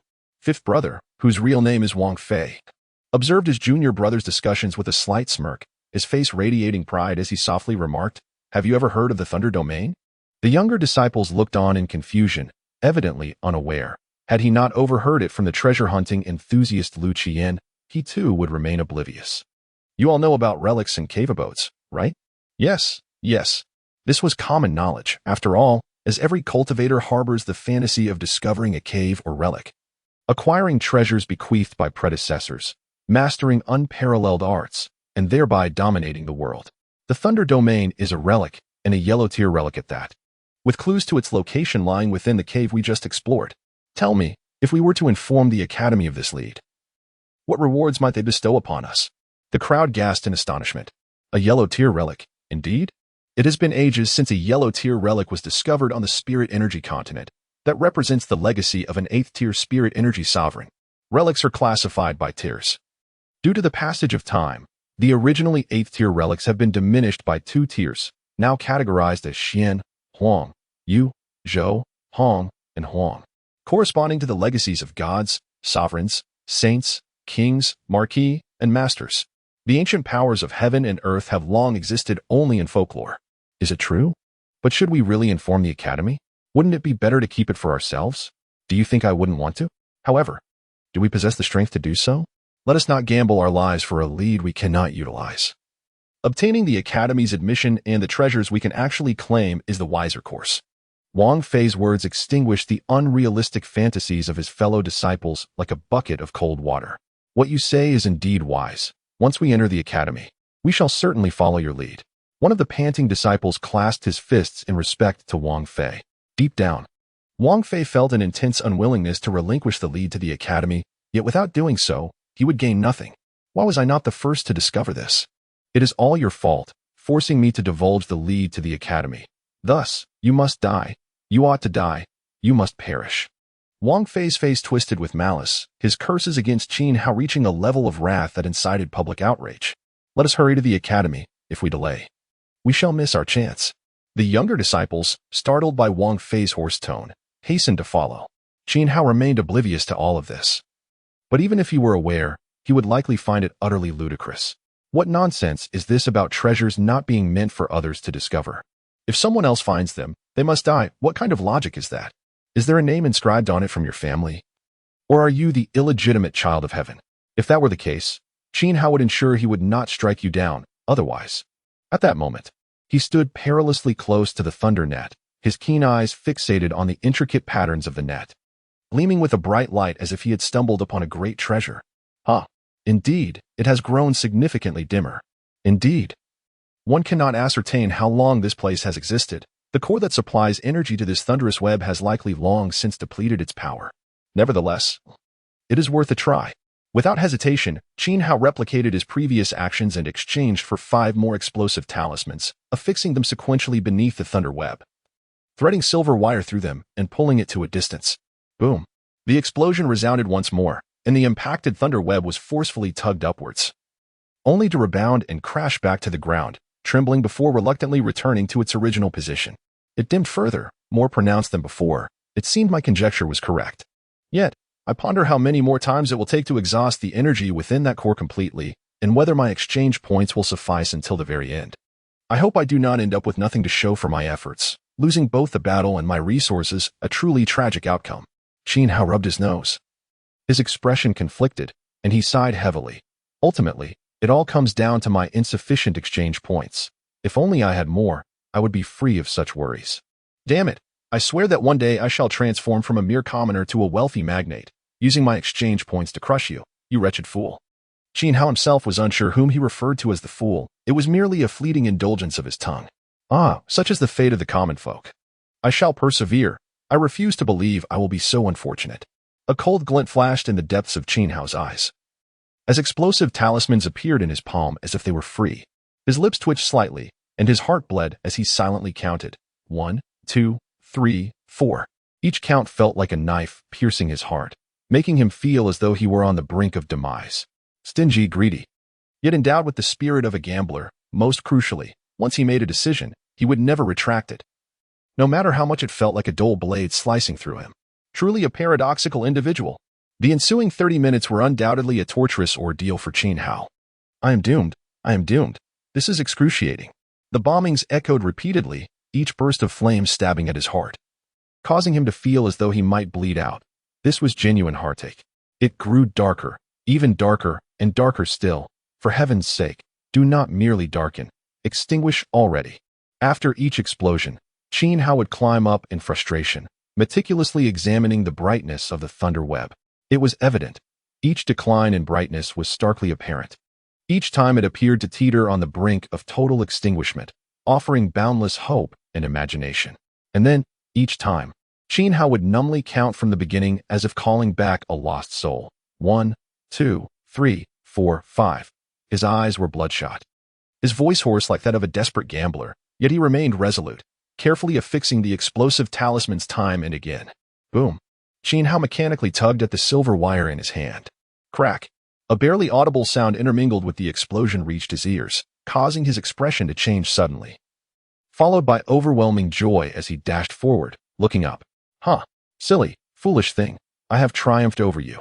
40 meters above his head, beneath the protruding stone platform, there lay an absence of the lightning-woven web, an unmistakable void. A smirk curled on Qin Hao's lips as he momentarily envisioned a timid beauty gazing at him with a pitiful expression, seemingly pleading, "Do not approach. Not approach." What a jest. The bloodshot gleam in Qin Hao's eyes ignited with fervor as he let out a primal roar, akin to a famished beast, scrambling upward with an insatiable urgency. Not far from the foot of the mountain, a group of 20 swift-footed middle-aged men raced towards the summit, prominently featuring Wang Fei. At the forefront, a towering figure, robust and muscular, spoke in a deep, resonant voice. "Are you certain you are not jesting with me?" Wang Fei looked up at the man beside him, a veritable giant exceeding 2 meters in height, with arms as thick as a thigh, and swallowed hard. "It cannot be. There is indeed a lightning web and beastly guardians, which aligns perfectly with the description of that place." "You seem quite informed," Duanshu nodded, acknowledging the similarity to the described locale. "That individual within the cave is formidable. It appears you all are merely frightened out of your wits. How powerful can a mere trickster relying on mechanisms truly be? Should he encounter me, I would dispatch him with a single strike," Duanshu scoffed. Though inwardly he mused, the Greatwood sect, the Fire Refinement sect, and the Thunder sect are utterly inept. How potent could a mere child be? Wang Fei forced a smile, internally questioning how he had felt intimidated by the Greatwood sect's retreat. However, reassured by Duanshu's confidence, a weight lifted from his heart, and he felt a surge of joy. Surely that individual was doomed, indeed. Damn it, you sought to seize my treasure. This is the price to pay. Qin Hao had exerted tremendous effort to breach the lightning web. If it were him, he would possess no chance whatsoever, having never even laid eyes on it. How could such a person lay claim to the treasure? The audacity and narrow-mindedness of such individuals surpassed all reasonable imagination. Encountering such a person, one could only conclude that Qin Hao had suffered the misfortune of a lifetime. What is this? A thunderous shock? No, it should be termed a harrowing revelation. An overwhelming fright. Qin Hao's lips trembled, his hands clutching tightly a token resembling copper, triangular in shape, an inch thick and palm-sized, entirely blue. The front bore a carved lightning rune, while the back displayed an array of bizarre and intricate patterns, peculiar and shimmering with an elusive electric light. Grasping the handle of the token, Qin Hao felt his vision darken, his body swaying dangerously close to collapsing. This was the manifestation of fury overwhelming the heart. Just this wretched token? It cost him a staggering 500 exchange points. Oh, and a depleted lightning core, as well as a dark, shabby ring. Qin Hao, disinterested in the core's rank, tossed it aside, deeming it no different from scrap. He glanced at the ring, unable to discern its significance, yet it fit perfectly. Thus, he slipped it onto the index finger of his left hand. The token poses quite a dilemma: where to place it. The flawed system exhibits a severe exclusivity, allowing nothing to be stored except for what it produces, compelling one to carry it on their person. Yet, this object bears a certain sharpness. Should it find its way into my pocket, an accidental cut could occur. It is impractical to hold it constantly in hand. Although I perceive it as worthless, it is quite possible that others might see it as a treasure. Brandishing it openly would be unwise. Remarkably, Qin Hao's analysis of this object approaches the truth. Though he could never anticipate that someone seeking this so-called worthless treasure was already en route. What on earth is this? It strikes me as somewhat familiar. Having been a dedicated gold farmer in my previous life, I often frequented the official website. Yet the sheer volume of its hundreds of thousands of items made it impossible to remember them all. My focus had always been on the exorbitantly priced divine weapons, extraordinary treasures, elixirs, and mystical techniques. Items like this, clearly meant for quests, never caught my eye. If I could spare a moment to skim through them, I would commend myself. It is perhaps fitting that I do not recognize it, considering my previous life was solely driven by the pursuit of wealth. Qin Hao muttered to himself, clutching the token tightly as he gradually made his way outside. Ah, more people are approaching? There are quite a few, especially at this late hour. Receiving signals from the insects at the forest's edge, Qin Hao's gaze abruptly turned cold. Instinct told him that at this hour and in this location, they were likely coming for him. Their intentions seemed malevolent. His already foul mood darkened further, the pang of loss transforming into a fiery rage that sought an outlet. Here I am, already irritable, and you come to add to my troubles. Truly, it's like throwing oneself into the mouth of a gun. A frigid aura of menace emanated from Qin Hao as he lightly pressed his toes to the ground. Silently emerging from the cave, the night deepened, the air grew cooler, and a massive dark cloud graciously obscured the moon in the sky. In Qin Hao's view, this was a sign. After such misfortune, it was time for a turn of fate, a blessing from the heavens. The cold wind rustled countless leaves, creating a symphony of sound. Below, a troop of individuals sped past, their audacity evident as they showed no intention of slowing down amidst the darkness and dense foliage. Their reckless bravado prompted Qin Hao, concealed among the swaying leaves, to think that failing to send them to their demise would be a grave insult. Ah, it's you. Spotting a vaguely familiar figure among the crowd, his expression darkened, and he instinctively tightened his grip on the token. In this day and age, one must harbor no kindness. He silently admonished himself, vowing never to make such a blunder again. One must not find oneself capsized in the gutter. 1, 2, 3. Precisely 20 in total. 1 pinnacle of the third tier in the metal element, 2 primary third tier in the water element, and 17 of the second tier. As Qin Hao silently counted from his perch in the tree, he employed his reconnaissance technique to probe the details of each individual scurrying beneath him. Although he was only at the second tier, his innate talents clearly placed him among the ranks of extraordinary geniuses. Surpassing opponents of lower tiers was merely a commonplace affair. If translated into the capabilities of an ordinary individual, his strength would likely be positioned at the intermediate level of the third tier. Coupled with his mastery of ninjutsu and the innate abilities bestowed by his bloodline limit, he was indeed formidable even against those at the pinnacle of the third tier. Furthermore, he was a man with hidden cards. As long as he did not encounter a genius of equal caliber, he harbored no fear of anyone below the fourth tier. Qin Hao licked his lips, feeling an overwhelming sense of pride. Although he might genuinely possess the ability to confront 20 opponents, he had no intention of brazenly charging in. Such an approach would be exhilarating but fundamentally contrary to his nature. His character was inherently insidious with a hint of the eccentric. He preferred to deceive when possible, and when that failed, to unleash chaos. To employ a refined adage, to feign weakness while consuming the mighty, or to masquerade as the mighty while preying on the weak. Akin to the legendary Wu Song slaying a tiger, these were the crafts of a true master. Undoubtedly impressive. Beneath the dense canopy, the forest was devoid of any trace of daylight. In such an environment, human vision was rendered nearly ineffective. Even cultivators whose abilities far surpassed those of ordinary humans would find their sight limited. Most practitioners at lower tiers seldom prioritized enhancing their perception. They typically focused on augmenting attributes that could swiftly translate into combat prowess. Even those who had ascended to the heights of the third or fourth tiers often found their perception stagnating at the first tier, hovering around a mere 5 points. In stark contrast to Qin Hao's perceptive capabilities of 11.7, they were effectively blind in this setting. Qin Hao was acutely aware of this reality, lost in a deadly trap without the slightest awareness. Concealed within the tree, Qin Hao's eyes suddenly ignited with a chilling glimmer. His body softened abruptly, resembling a frail, boneless serpent, swaying gently in the breeze. The depths of the forest were anything but silent. Some nocturnal creatures emitted piercing cries that echoed eerily, sending shivers down the spine. Additionally, the rustling of leaves. The minute sounds of insects and rodents created a symphony of noise. It was a cacophony so rich that no one would intentionally notice the almost imperceptible whisper of the wind. In an instant, Qin Hao transitioned from stillness to motion, gracefully suspending himself from a branch, gently swaying downward at an almost astonishingly slow pace. Upon closer examination, his body continuously adjusted its posture mid-air, while the gentle breeze caressed him, oddly dispersing around him like ripples on water, creating a remarkable rhythm. This rhythm seamlessly blended his own movements with the sound of the wind. A left hand suddenly shot out, gently grasping forward.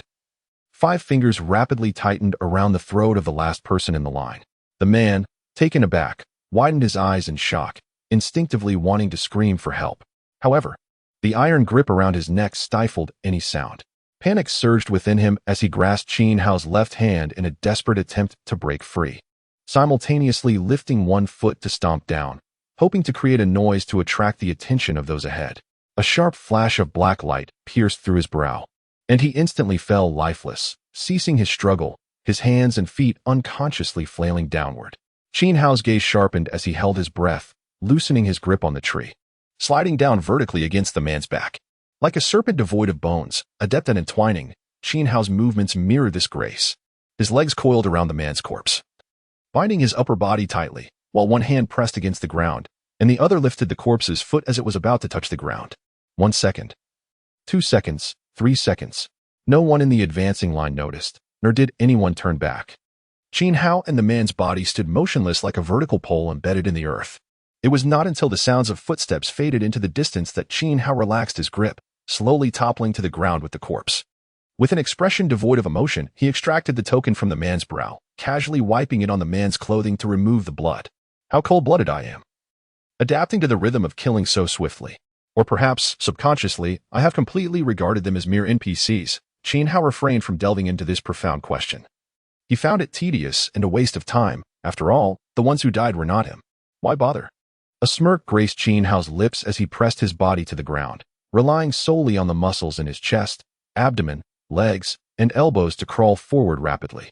The serpentine technique he had mastered in basic physical training was now executed with increasing finesse. The forest was littered with stones and fallen leaves. Footsteps on them could be heard from afar. Yet, Qin Hao glided like a sinuous serpent over the leaves, maximizing his body's surface area and contact with the ground, making hardly a sound. Even if a leaf crumpled beneath him, the noise was minimal, quite distinct from the sound of a footstep, making it difficult for anyone to discern that someone was approaching. Qin Hao's body slid swiftly across the ground, his speed surpassing even that of a full sprint. He silently pursued the sounds of footsteps ahead, eventually catching up. Slightly slowing down, he buried himself in the underbrush while steadfastly pressing forward, his senses heightened to their utmost. His pupils dilated to capture more of the faint moonlight. No one noticed. Qin Hao, truly skilled and bold, unhesitatingly quickened his pace, decisively rising behind the last person in the line. The serpent lifts its head. The martial technique he employed for his inaugural act of murder in this world was one to which he held a profound affinity, and it had proven consistently effective. At this moment, his attributes had undergone a remarkable transformation, with his foundational skills reaching the pinnacle of the low tier. Thus, when he unleashed this same technique once more, it was rendered all the more fearsome, enigmatic, and unpredictable in his hands.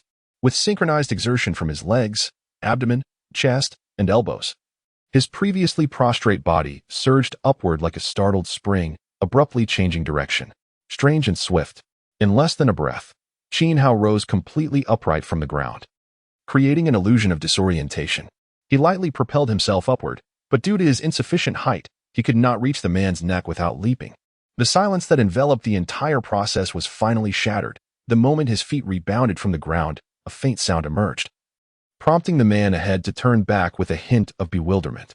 However, it was merely a fleeting notion, as the sound was too soft, audible only to this lone individual. As Xiao propelled himself into the air, the man's head turned in response, their movements converging in an ominous synchrony. Unfortunately, a synchronization with death itself. In that split second when the man turned, Xiao's arm aligned perfectly with the man's throat. "Who are you?"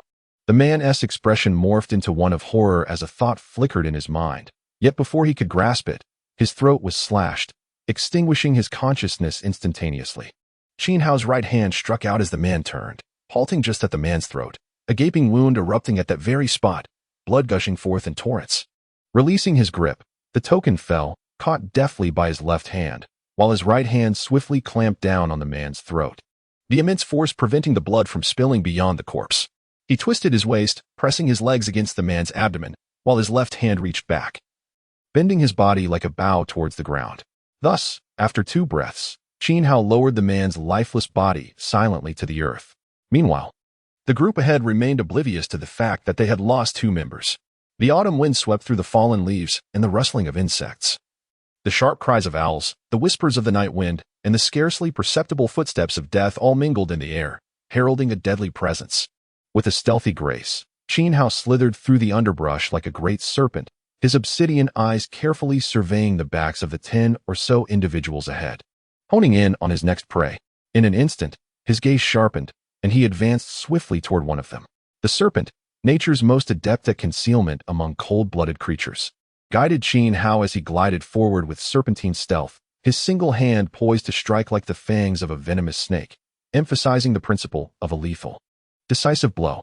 With the textbook precision of foundational stealth techniques, he maneuvered through the nocturnal thicket, embodying a true master of his craft. 1, 2, 3.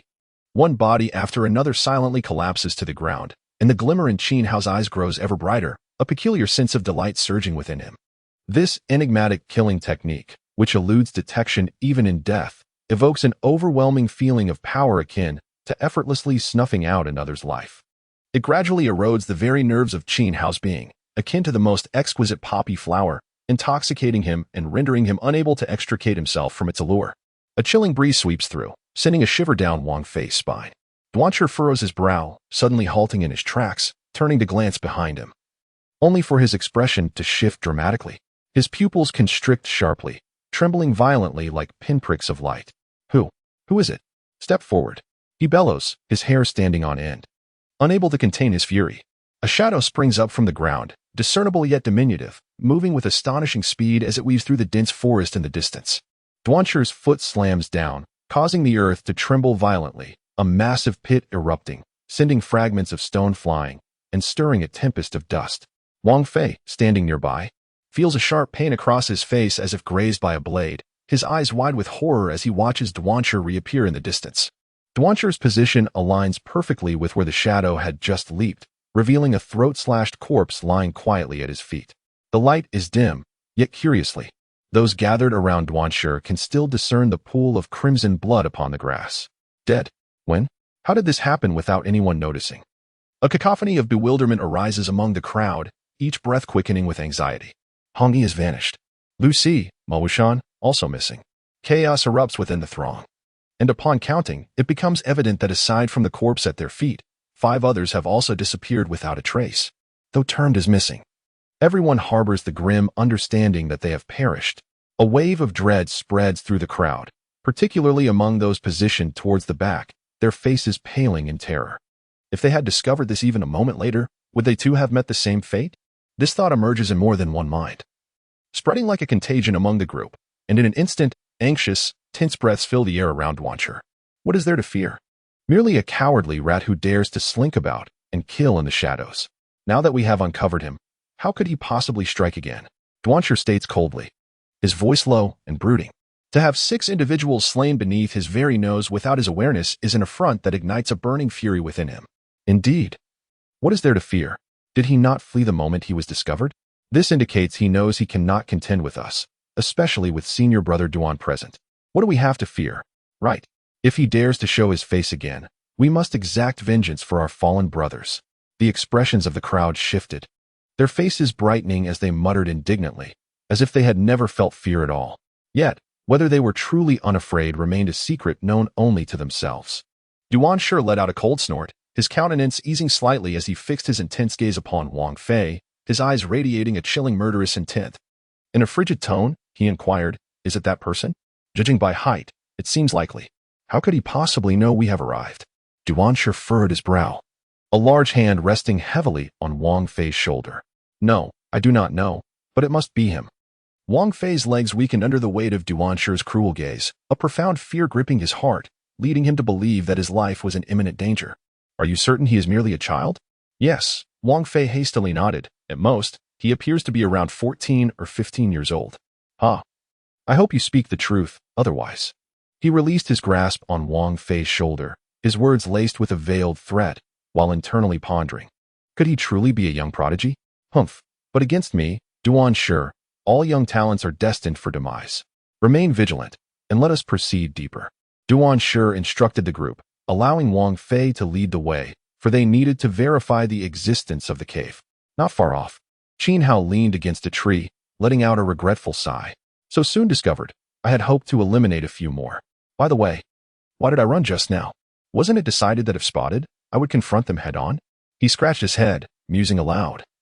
"Could it be that I have become addicted to assassination, prompting me to retreat instinctively upon being discovered? Wouldn't that expose me?" He shook his head, banishing those errant thoughts, his gaze piercing through the distance toward the retreating figures. In his hand, he tossed a token high into the air, catching it effortlessly, then tossing it again. Enough of this. There will be another opportunity. 2 minutes later, Duan Shi's bloodshot eyes fixated on a deep pit beneath him, the bottom marred by a web of cracks resembling a fishing net. He glanced upward at the protruding stone platform above, then suddenly stomped down, his legs transforming into mere shadows as he dashed back and forth along the sides of the pit, propelling himself upward. Indeed, the area above was desolate. All items had been taken. Duan Shi's expression darkened as he landed back on the ground. His face contorted in displeasure as he picked up a discarded crystal core, a lightning-type core, carelessly discarded by Qin Hao. This quality was at least a 6th-tier core. Duan Shi's fingers caressed the surface of the core, his conviction growing stronger. Even if this place was not the fabled location of the lightning domain token, it certainly held other treasures, now likely in the possession of that individual. A flicker of intense greed flashed in his eyes as he crushed the core into powder. "After him, we must pursue that boy." His tone was as frigid as the winds of the netherworld, filled with an overwhelming aura of murder. Disregarding the thoughts of the others and allowing no room for doubt, 3 individuals formed a group, tasked with a relentless search. They were to overturn mountains in their quest. Upon sighting any person, they were to signal at once, and I would hasten to their side. Remember, upon discovering the target, no matter the cost, they must detain the individual. Do you comprehend? Duan Shi's eyes glimmered with a frosty light as he surveyed the crowd. Yes. The assembly gulped nervously, avoiding Duan Shi's gaze. They had never witnessed such a menacing side of him. His eyes resembled those of a predatory beast, radiating a frenzied intent to kill. It was clear that should they dare utter a word of dissent or fail to meet Duan Shi's expectations, he would unhesitatingly extinguish their lives. Wealth stirs the heart, and treasures drive men to madness, particularly when such riches are tantalizingly close, leading to utter disarray of the mind. Duan Shi was already consumed by madness. Rustles echoed, the calls of birds and beasts. The clouds above were scattered by the wind, and the cold moonlight surged forth like a liberated hare, flooding the dense forest. In an instant, the pitch-dark woods, shrouded with withered branches and leaves, were cloaked in a thin sheen of silver frost. While not bright, this illumination was sufficient for practitioners to engage in deadly pursuits. Snap! The sound of a branch breaking resonated sharply in the night. 3 disciples from the academy, positioned closely, swiftly made their way towards the source of the sound. One disciple clutched a signal flare in his palm, prepared to call for aid at any moment. The silent assassination of 6 individuals by Qin Hao instilled profound terror in these disciples.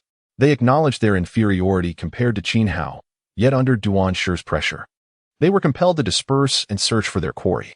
In their eyes, the frost-covered forest appeared as monstrous beasts with gaping maws, invoking a chilling fear that heightened their senses in anticipation of a sudden ambush. "Are you searching for me?" A youthful voice suddenly broke the silence beneath their feet. The ground, previously obscured by leaves, abruptly bulged, resembling a grotesque growth on an otherwise smooth back, an alarming sight that sent shivers down their spines. A figure shot skyward, the exploding leaves akin to the pus from a lanced growth. Qin Hao, hunched over, arched his back high, his limbs hanging limply as if devoid of weight, resembling a leaping old ape or a crouching cheetah poised to pounce. The three were seized by a sudden tremor, their bodies freezing in place, as if paralyzed by fear. Their eyes wide with confusion and horror, fixated on Qin Hao's aerial ascent, which seemed to suspend in time, his form stretching in the air like a soaring goose. A black token glided effortlessly across their throats. The three bodies thudded heavily to the ground, sending a shower of fallen leaves into the air. Qin Hao bent down, discovering an unpulled flare clutched tightly in one of their fists. How feeble! Qin Hao scoffed derisively at the three lifeless forms, tightening his grip on the flare, sending a silver beam soaring into the sky. In the depths of the dense forest, the scholars of the academy searched in vain, their gazes lifting as they adjusted their course, hastening towards the location of Qin Hao. Have they found him? From the farthest point, near the edge of the woods, Duanshu suddenly looked up, his face flushed and veins bursting, brimming with anxiety and turmoil. At that moment, gazing at the sky, he erupted into laughter. A tempest rising beneath his feet. He almost believed that Qin Hao had already fled with the token, nearly surrendering to despair, yet unexpectedly. Ha ha. Since you haven't escaped, you shall not escape now. The Thunder Domain token is destined for me, Duanshu. His heart surged, a tumultuous tide within him, as he charged forth in a direct line, moving with such speed that he might even arrive before those who were closer. Cough, cough. Wang Fei stared in shock at the clouds of dust raised by Duanshu, resembling a great dragon. His throat bobbed as he took a moment to regain his senses. Then he hurried after Duanshu, murmuring to himself uncontrollably, "The wind element. This is the wind element. Fire release, great fireball technique." Qin Hao swiftly formed seals. A brilliant fire dragon erupted from his mouth, instantly engulfing the three individuals before him. Just as he turned to leave, his expression suddenly hardened as he gazed to the left. A colossal serpent formed of branches, fallen leaves, dust, and debris surged forth with a terrifying speed, akin to a train barreling down the tracks, obliterating everything in its path. At the center of the dust, a massive figure loomed, the head of this train. Boom! The train came to a halt. In an instant, it transitioned from high speed to a standstill, the stark contrast leaving onlookers feeling nauseous. The wind howled. Duanshu halted, laughing maniacally, as the debris and gust that followed him continued to surge forward. Qin Hao allowed the debris in the air to strike him, his gaze unwaveringly fixed on Duanshu. The sheer presence of this towering figure, nearly 2 meters tall, instilled an unparalleled sense of oppression within him. The flames consuming the three corpses were extinguished by the tempest, causing Qin Hao's eyelids to twitch once more. This fellow is formidable. Qin Hao's heart filled with caution, his earlier demeanor replaced by seriousness. Duanshu paid no heed to the corpses on the ground, his bloodshot eyes locked onto Qin Hao, scanning him inch by inch, as if intent on devouring him with his gaze. Suddenly, a fervent greed ignited in his eyes, fixating on a bloody token in Qin Hao's right hand, his expression akin to that of a starving ghost beholding a supremely beautiful woman. His breath quickened, and then, with a wide grin, he shouted, "Hand it over." Simultaneously, his giant frame, towering over Qin Hao, advanced, his massive hand descending with great force, the casualness of his stance resembling that of swatting a fly. Underestimated, indeed. The implication of this action was swiftly perceived by Qin Hao, whose previously calm countenance abruptly darkened, turning an ashen hue. How infuriating! If I do not render you utterly defeated, I shall reverse my own name. As a distinguished transmigrator, to be belittled by the natives of this world, to be underestimated by what he deems an NPC. This is an affront of the highest order. It is intolerable. When did a mere third-tier individual gain such audacity? Qin Hao's mind whirled with indignation, yet he failed to reflect upon the fact that, as a mere second-tier being himself, his arrogance was scarcely different from that of his adversary. Ultimately, it could be distilled into 4 words: kindred spirits repel. From the moment Duanshu emerged, Qin Hao sensed a repugnant aura emanating from him, one that belonged to a fellow genius. He had experienced a similar sensation when encountering Dan Taisien, but then he had suppressed it with great effort. Now, however, it erupted uncontrollably. In truth, he was an exceedingly narrow-minded individual, unable to tolerate the presence of another talent. nor could he bear the sight of their ostentatious demeanor. A genius? In this world, aside from my sister, there is but one Xiao. Unbeknownst to him, a deeply selfish and shameless ambition resided within the depths of his heart. Ding, ding, ding. 3 peculiar system notification sounds echoed in Xiao's ears. A line of strange garbled text flashed momentarily across his retina. Xiao felt as if his very soul was boiling. The system seemingly undergoing some inexplicable and bizarre transformation unbeknownst to others. The malevolent fire raging within him burned ever more fiercely, akin to an unquenchable flame. What was the significance of the notification ringing in his ears and the garbled text before his eyes? Xiao swore he had never encountered such strange characters. Chaotic and distorted like the scrawls of a madman, yet he inexplicably grasped their meaning. Kill him. There is a grand prize. Damn it. Even in the absence of reward, I shall mercilessly end this scoundrel's life. A torrent of uncontrollable, peculiar thoughts flooded his mind, but they all vanished the moment he locked eyes with Duan Shi, leaving only a raw and unadulterated desire for bloodshed. This murderous intent was devoid of any rationale, chillingly pure. Much like a cat devouring a fish or a wolf feasting on a sheep, an unyielding chain of predation, coldly justified. Duan Shi suddenly felt an inexplicable tightness in his chest, an odd sense of impending danger washing over him. He lowered his gaze just in time to catch Xiao looking back at him, those distinctly dark eyes sending a tremor through him. What was this? Furrowing his brow, he could not comprehend the cause, yet his actions became markedly swifter. Understanding was irrelevant. A swift strike would suffice. However, would reality truly be so simple? Seeking death, Xiao scoffed, fixating on the massive palm descending upon him, a glint of cold ferocity igniting in his eyes. He stamped his foot, channeling the force from his heel to his palm, his fingertips turning momentarily blue as he thrust the tightly gripped token skyward, akin to a flash of lightning. Boom! The colossal hand, akin to Mount Tai descending, bore down with a force that seemed to crush the very air, producing a sound reminiscent of an explosion, deep and terrifying. Hiss! Amidst the sonic boom, a sharp blade sliced through the air with blinding speed, like a venomous snake extending its fangs with a piercing hiss, sharp and jarring. Duan Shi, hearing the shrill sound beneath him, felt a change wash over his countenance as his pupils contracted sharply, forming a razor-like point. A deep-seated glimmer of gold flickered within his irises. The skin of his palm began to tremble at an imperceptible frequency. The patterns on his hand contracting as an enigmatic symbol quietly coalesced. Within his flesh, his muscles writhed, hardening and becoming more resilient, as if coated with a faint metallic sheen. Clang! The clash of flesh against weapon resonated with the sound of metal colliding. The third-tier metal energy skill, golden pattern palm, was it a dual affinity of gold and wind? A fleeting thought crossed Xiao's mind, but in the next instant, his entire body felt as though struck by lightning, trembling violently as a tremendous force surged through his arm, causing his bones to crack ominously. His knees buckled under the weight of the incoming force, and he collapsed to the ground. With 2 fingers broken, the sheer power was terrifying. It seemed he had no choice but to resort to his trump card. He had not anticipated that a mere touch would compel him to decisively employ his trump card.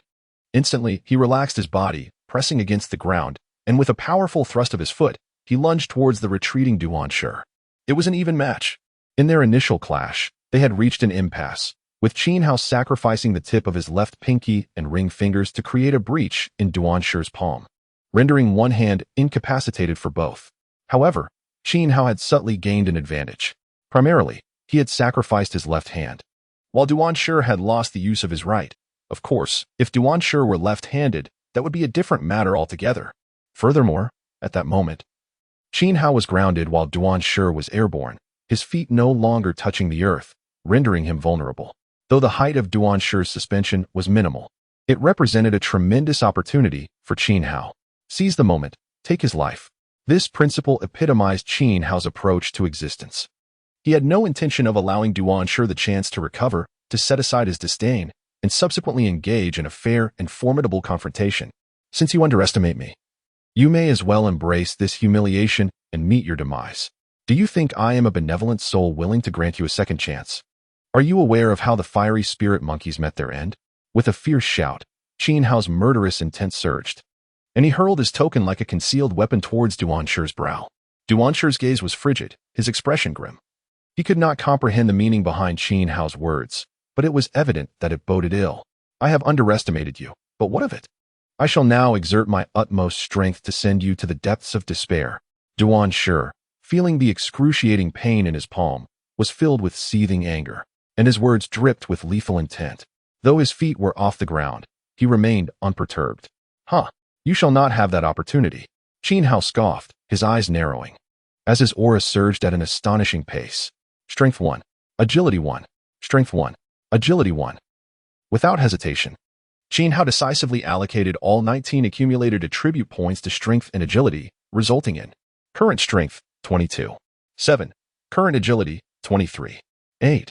In an instant, his attributes soared into the realm of the third tier, revealing the trump card he had long concealed. With his card laid bare, life and death hung in the balance. Die. A sinister smile crept across Qin Hao's lips as he coldly regarded the pale-faced Duan Shi. With a swift motion of his right hand, he grasped the air, conjuring a kunai that materialized in Duan Shi's astonished gaze, tightly held in Qin Hao's grip. What is this surge of power? How could it escalate so dramatically in an instant? If, at first, Duan Shi had approached the situation with the nonchalance of a cat playing with a mouse, shifting to a more serious demeanor as he prepared for the confrontation, he now fully sensed the imminent danger, a sensation that signified peril at every turn. How was this possible? Suddenly, Duan Shi's complexion turned pale as the figure that had rushed towards him vanished without a trace. Had it truly disappeared? His pupils widened in shock, a profound sense of crisis enveloping his heart, as his anxious heartbeat surged, propelling his blood through his veins at an alarming speed. Every blood vessel beneath his skin stood out prominently, countless golden threads emerging from his surface, resembling strands of golden hair sprouting from his pores. A faint golden sheen enveloped his skin, causing his already towering frame to swell, making him appear monstrous in stature, while the veins on his face twisted grotesquely, resembling steel cables intricately woven across his features. His garments tore apart instantaneously, replaced by a lush covering of golden threads. These golden strands, seemingly of an unknown material, moved as if animated by an unseen force, flowing like waves, exuding an unparalleled softness. Suddenly, a figure materialized behind Duan Shi. As if provoked, the once docile golden threads stood upright, launching themselves towards the intruder with ferocity. The air was filled with a cacophony of piercing shrieks, akin to blades slicing through the atmosphere. Qin Hao, witnessing the multitude of golden strands before him, dared not regard them as mere gentle hair. His pupils constricted sharply, and his heartbeat momentarily stilled. Countless golden threads pierced through the air, radiating a chilling intent to kill, descending upon Qin Hao like an overwhelming torrent. This onslaught was truly an unparalleled weapon of stealth. Qin Hao's heart convulsed, his mind racing as he had no time to ponder the imminent demise that awaited him. In the blink of an eye, Duan Shi had transformed into a hedgehog of lethal intent. This was a rhythm that could claim lives. Goosebumps prickled across Qin Hao's skin, as if he could already feel the sensation of being pierced by 1,000 arrows, leaving him utterly vulnerable. The technique of instant movement was still on cooldown, and he lacked the time to form the seals for his substitution technique. All that remained was a desperate retreat. With a swift push of his toes against the ground, he propelled himself backwards, then pushed off again, his form retracting rapidly, while the multitude of golden threads, seemingly invigorated, stretched out in relentless pursuit. Damn it. He knew it wouldn't be that easy. As the golden strands loomed perilously close, ready to pierce him with the slightest pause, Qin Hao's eyes widened in terror, cold sweat streaming down his forehead, daring not to blink or even breathe. Stop him, roared Duan Shi, now transformed into a humanoid monstrosity. The disciples of the academy, who had been in a state of shock, appeared to awaken from a dream. Though disbelief still lingered in their eyes, they finally regained their composure, unleashing various spiritual techniques towards Qin Hao. As for engaging in close combat, that was preposterous. Who would willingly offer themselves to be pierced? Yet, despite their usual dismissiveness towards these attacks, which he could easily evade with a twist of his waist, they had now become his death knell. Fireball technique, water sword technique, earth wall technique. Qin Hao's eyelids twitched, a frenzied glint flashing across his gaze. It seems that delaying until the teleportation technique is ready for use is no longer possible. In light of this, I must take the plunge. As he swiftly retreated, he suddenly raised his arms to shield his face, a yellow explosive talisman slipping from his fingertips. Caught by the wind, it ignited, unleashing a dazzling burst of flames. In the narrow space between countless golden threads, and Qin Hao, a sudden flare erupted, accompanied by an overwhelming shockwave. Time appeared to freeze at that very moment. The myriad of lethal golden threads abruptly halted, coming to an eerie standstill. A flicker of joy surfaced on Qin Hao's face, only to be swiftly replaced by a torrent of blood spewing from his mouth. His body propelled backward like a severed kite. The pain was excruciating, the heat unbearable. Experiencing the explosion at such close quarters, without the protection of a psychic shield, he had no choice but to withstand it with his flesh. He felt an immense force crashing into him, akin to being struck by a speeding truck, as though his very being were about to disintegrate. His hair and clothes ignited, and he could not ascertain whether his skin was already scorched. Though he shielded his face with his arms, the tremendous impact still reached him. His nose was violently jostled, sending a wave of unbearable soreness coursing through him, and tears streamed uncontrollably down his cheeks. With immense effort, Qin Hao suppressed the agony radiating throughout his body, curling into a ball and catapulting backward, obliterating countless trees in his wake. After what felt like an eternity, he finally extinguished the flames engulfing him and rose from the ground. His gaze fixed on the distant Duan Shi, lost in thought. He brushed off the multitude of insect carcasses clinging to his body, a pained expression crossing his face. 1/5 of the insects perished in the explosive shockwave, leaving him pondering how he would replenish their ranks. This debt must be repaid in blood. His skin and clothing bore the marks of charred blackness, riddled with scars and burns, presenting a ghastly sight, as if he were devoid of any fighting spirit. Yet, only Qin Hao knew that his injuries were not as grave as they appeared. This was all thanks to the mass of insect corpses that had enveloped him just before the explosion, absorbing the brunt of the catastrophic force. He licked his lips, stretched his limbs, and let out a chilling laugh that echoed ominously through the dense forest. Aside from the pain and 2 strained muscles in his abdomen, his other bones and muscles remained intact. His combat capability was unaffected. He was still able to fight. On his darkened visage, his black eyes shimmered with a fierce intensity, exuding a palpable aura of menace. Duan Shi, crouched on the ground and gasping for breath, appeared somewhat dulled, his golden hair lacking its usual luster, clearly having sustained severe damage. As he gazed at the slowly emerging Qin Hao from the shadows, resentment filled his eyes. Born of the golden lineage and possessing a dual affinity for wind, he also harbored a unique and formidable constitution known as the Golden Thread Extreme Body. According to legend, when cultivated to its pinnacle, every strand of hair could transform into the most powerful weapon imaginable. The Golden Thread Extreme Body is indeed a commendable gold-based constitution, however. Given your current strength, it would be quite challenging to harness it, especially after suffering such a devastating blow that has compromised your very essence. Recovery will be a distant prospect for years to come. As Duan Shi gasped in astonishment, he cast an incredulous glance at Qin Hao. This unique constitution had always been Duan Shi's secret weapon, a mystery known only to him. And it had taken him many years of diligent study to discover that he possessed a rare physique. However, to have it so easily unveiled by another left him profoundly alarmed. The Golden Thread Extreme Body consists of 4 stages. The first stage transforms a single strand of hair into a golden thread, remarkably soft and lethal in its invisibility. The second stage allows a golden thread to envelop the body, safeguarding all 360 vital points, offering unparalleled defense. The third stage manifests as 3,000 strands of hair, akin to 3,000 swords, leaving no trace upon the body. Duan Shi's mouth fell slightly agape, breath held, as a thunderbolt of realization illuminated the myriad doubts that had long plagued him, eagerly awaiting Qin Hao's further exposition. As for the fourth stage, there was no need to elaborate. It would be futile to discuss it with someone who could not even master the first stage. Qin Hao, feigning disdain, cast a glance at the disheveled Duan Shi and advanced swiftly, thrusting the kunai in his hand forcefully towards Duan Shi's chest. Who are you? How do you know so much? Duan Shi retreated, his eyes betraying wariness, acutely aware of Qin Hao's instantaneous movement technique. Why bother with so many questions when death is imminent? Qin Hao remarked, his gaze fixed upon the evidently weakened Duan Shi, a cold smile gracing his lips. Do you know the weakness of the Golden Thread Extreme Body? While it possesses formidable offensive capabilities in the early stages, it is also highly susceptible to severe injuries and has a profound fear of fire. Before Duan Shi could respond, Qin Hao unleashed a torrent of flames, invoking the Great Fire Dragon technique. Fear of fire? No wonder, Duan Shi seemed to finally comprehend the cause of his grievous injury, undoubtedly inflicted by the flames from the explosive talisman earlier. As he beheld the surging fire dragon before him, he swiftly sidestepped, unhesitatingly choosing to evade. Ah, you are afraid. Qin Hao bellowed with laughter, activating his battle vehicle, his entire body transforming into a high-speed sphere, accurately calculating Duan Shi's evasive maneuver before crashing into him with tremendous force. Bang! Duan Shi instinctively raised his hand to block, his expression abruptly shifting as he felt no tangible force against his palm. A feint? Where then was the real attack? A spherical object shot past his hips, ricocheting off his back and hurtling a black kunai, spinning with lethal velocity, towards his spine.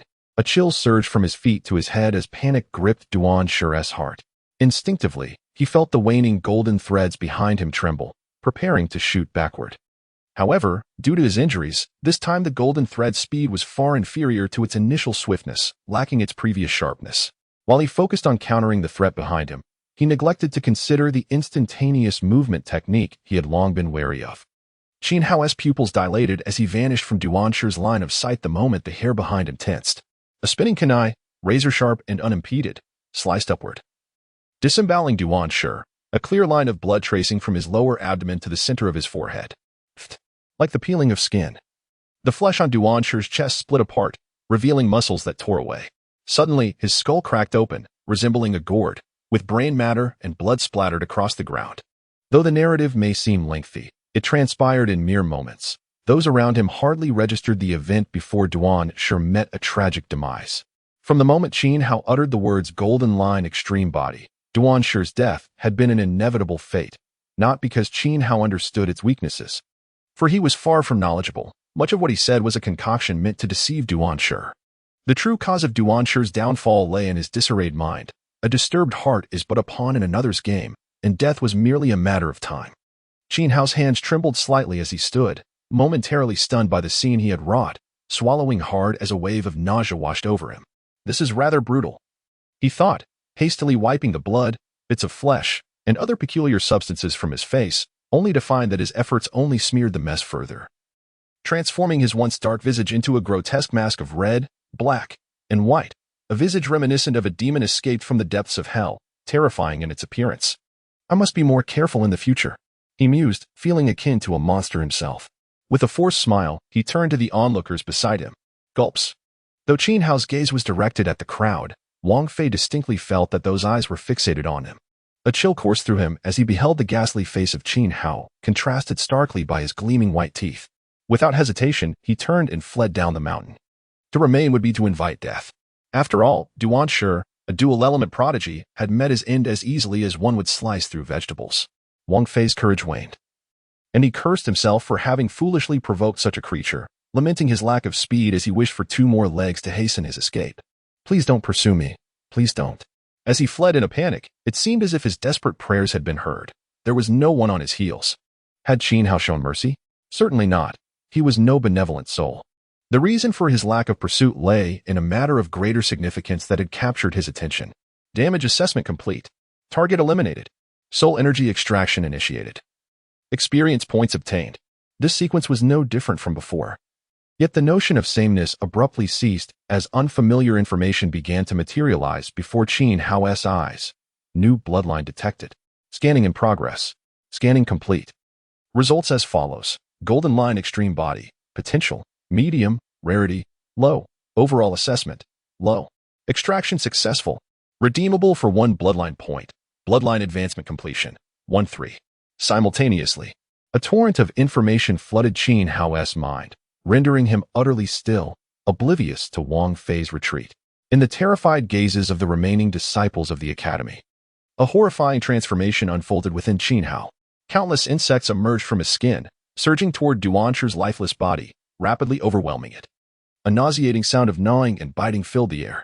Eat, consume it, murmured a disciple, his eyes wide with terror, before collapsing in a faint. Utterly paralyzed by the grotesque scene before him. Run quickly. Several other equally frozen disciples hurriedly assisted the fallen individual, racing down the mountain. They recognized that Qin Hao appeared to be in an extraordinarily bizarre state, yet fear restrained them from attacking. Their only thought was to escape this dreadful place. Unbeknownst to them, Qin Hao was entirely immersed in his own world, or more precisely, within his consciousness, in the vast, dark depths of his mind. A singular glimmer of light penetrated the eternal solitude, prompting him to advance slowly toward it, though it was his own consciousness.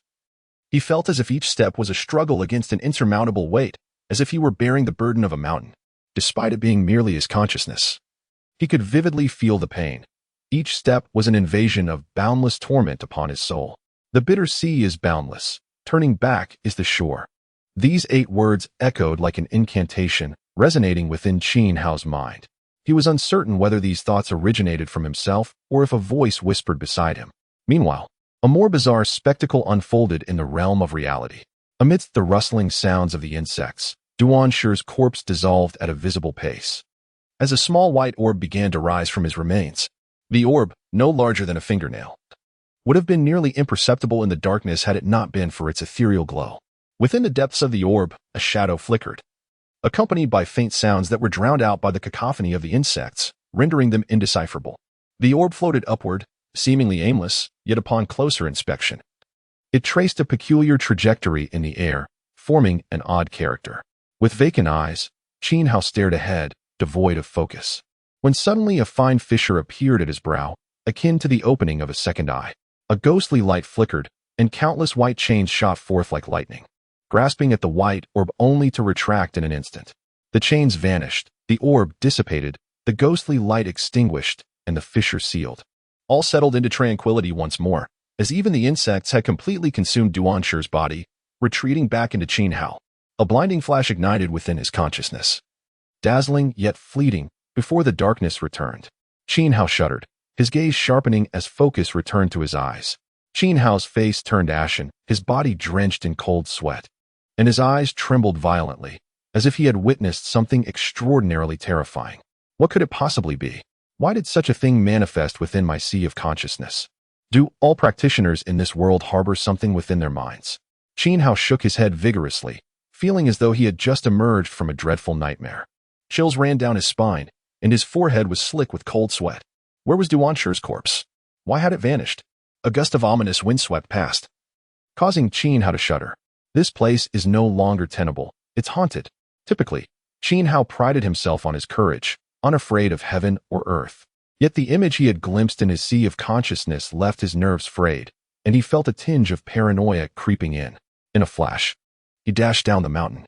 As the cool breeze brushed against his face, Qin Hao's anxiety gradually eased. He glanced at the scenery at the foot of the mountain, hesitated for a moment, then turned away from the place. Having concluded this affair, he sought to leave quietly, concealing his accomplishments and fame. Ahem. No, that's not quite right. This matter has ended, and it's time to venture elsewhere in pursuit of peril. With his great vengeance fulfilled, having granted the original owner of this body a long-held wish, Qin Hao felt lighthearted. He quietly raised his head to gaze at the luminous moon above, his eyes starkly black and white, shining ever more brightly.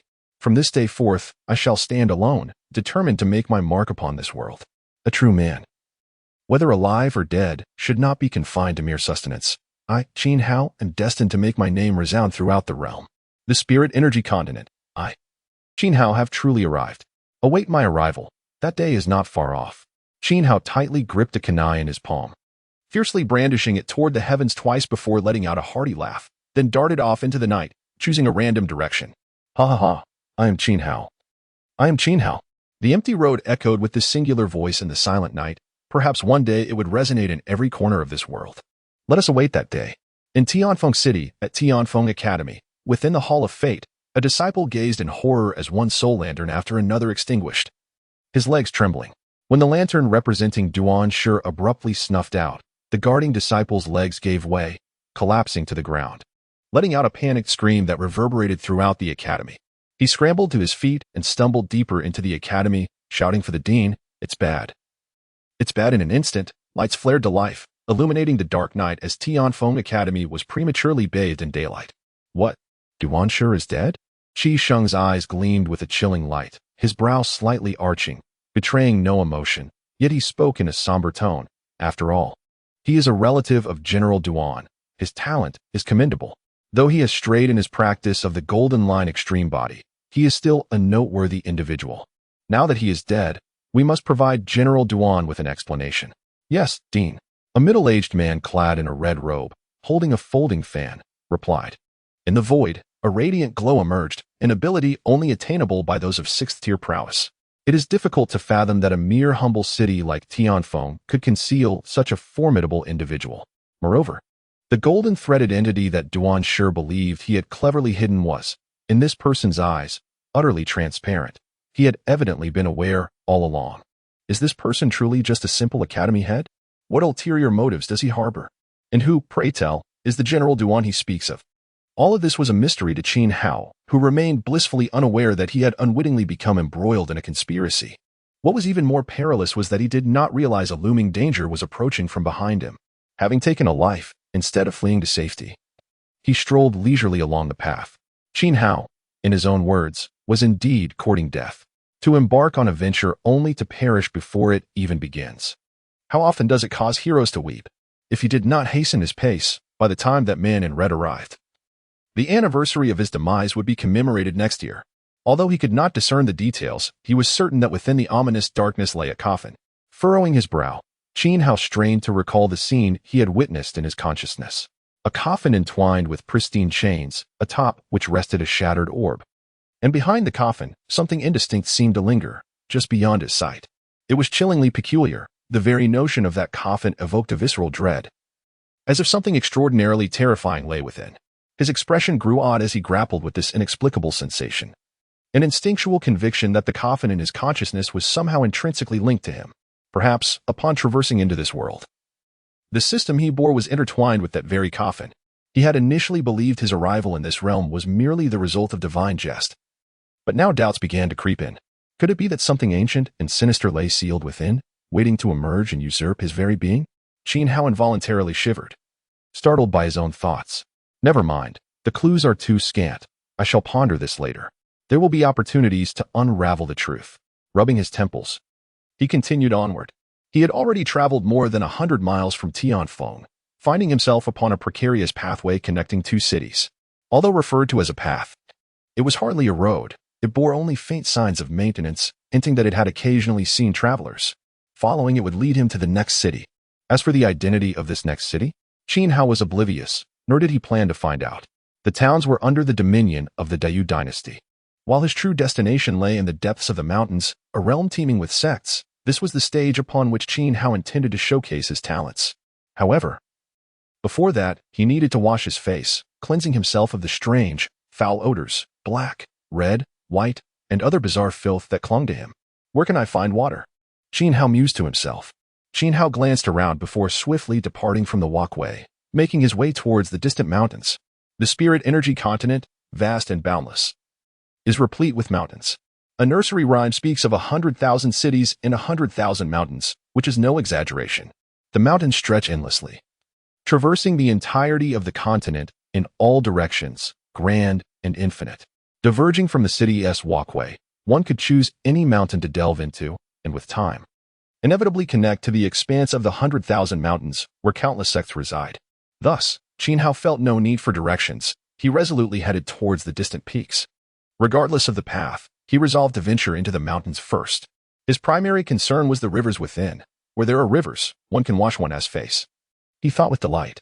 Not long after he departed, a figure clad in red suddenly halted by the side of the walkway. The man, dressed as a scholar, held a folding fan adorned with an oddly shaped insect. The insect buzzed, spinning in place twice before darting off in the direction Qin Hao had just taken. The demon fog mountain loomed high, stretching endlessly, perpetually shrouded in ominous mist, obscuring the sky. Dark clouds enveloped the mountain, its height unknown, while the forest within was thick with strange vines and branches, appearing interminable. Gazing deeper, one could see bizarre cliffs and grotesque rocks, accompanied by faint beast roars and eerie cries that instilled fear. What a dense fog! However, for Qin Hao, it posed little hindrance. Direction held little significance for him. He joyfully trod over the withered branches, his body swaying merrily as he ventured deeper. Yet, he was not foolish. He was aware of the dangers lurking within the forest. To venture in without any caution would be akin to courting death. Following his footsteps, countless small insects had already dispersed from his vicinity, acting as sentinels to safeguard his journey. The sound of rushing water filled the air. Qin Hao's ears perked up, and upon confirming the sound of flowing water, his expression brightened, prompting him to quicken his pace.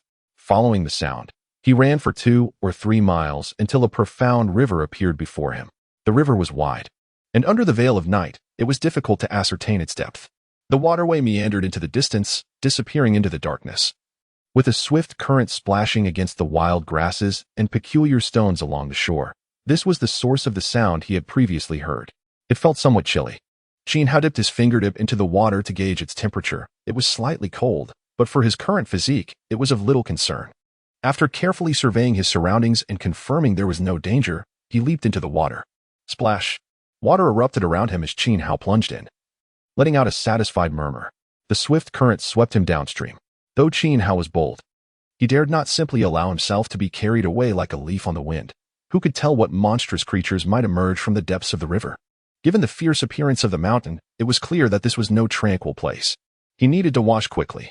Xiao vigorously scrubbed the filth from his body in the river, while countless insects along the bank synchronized their movements with the flow of water, collectively drifting downstream. As he rubbed away the dried blood clots, they dissolved once more, spreading through the river, leaving a faint metallic scent in their wake.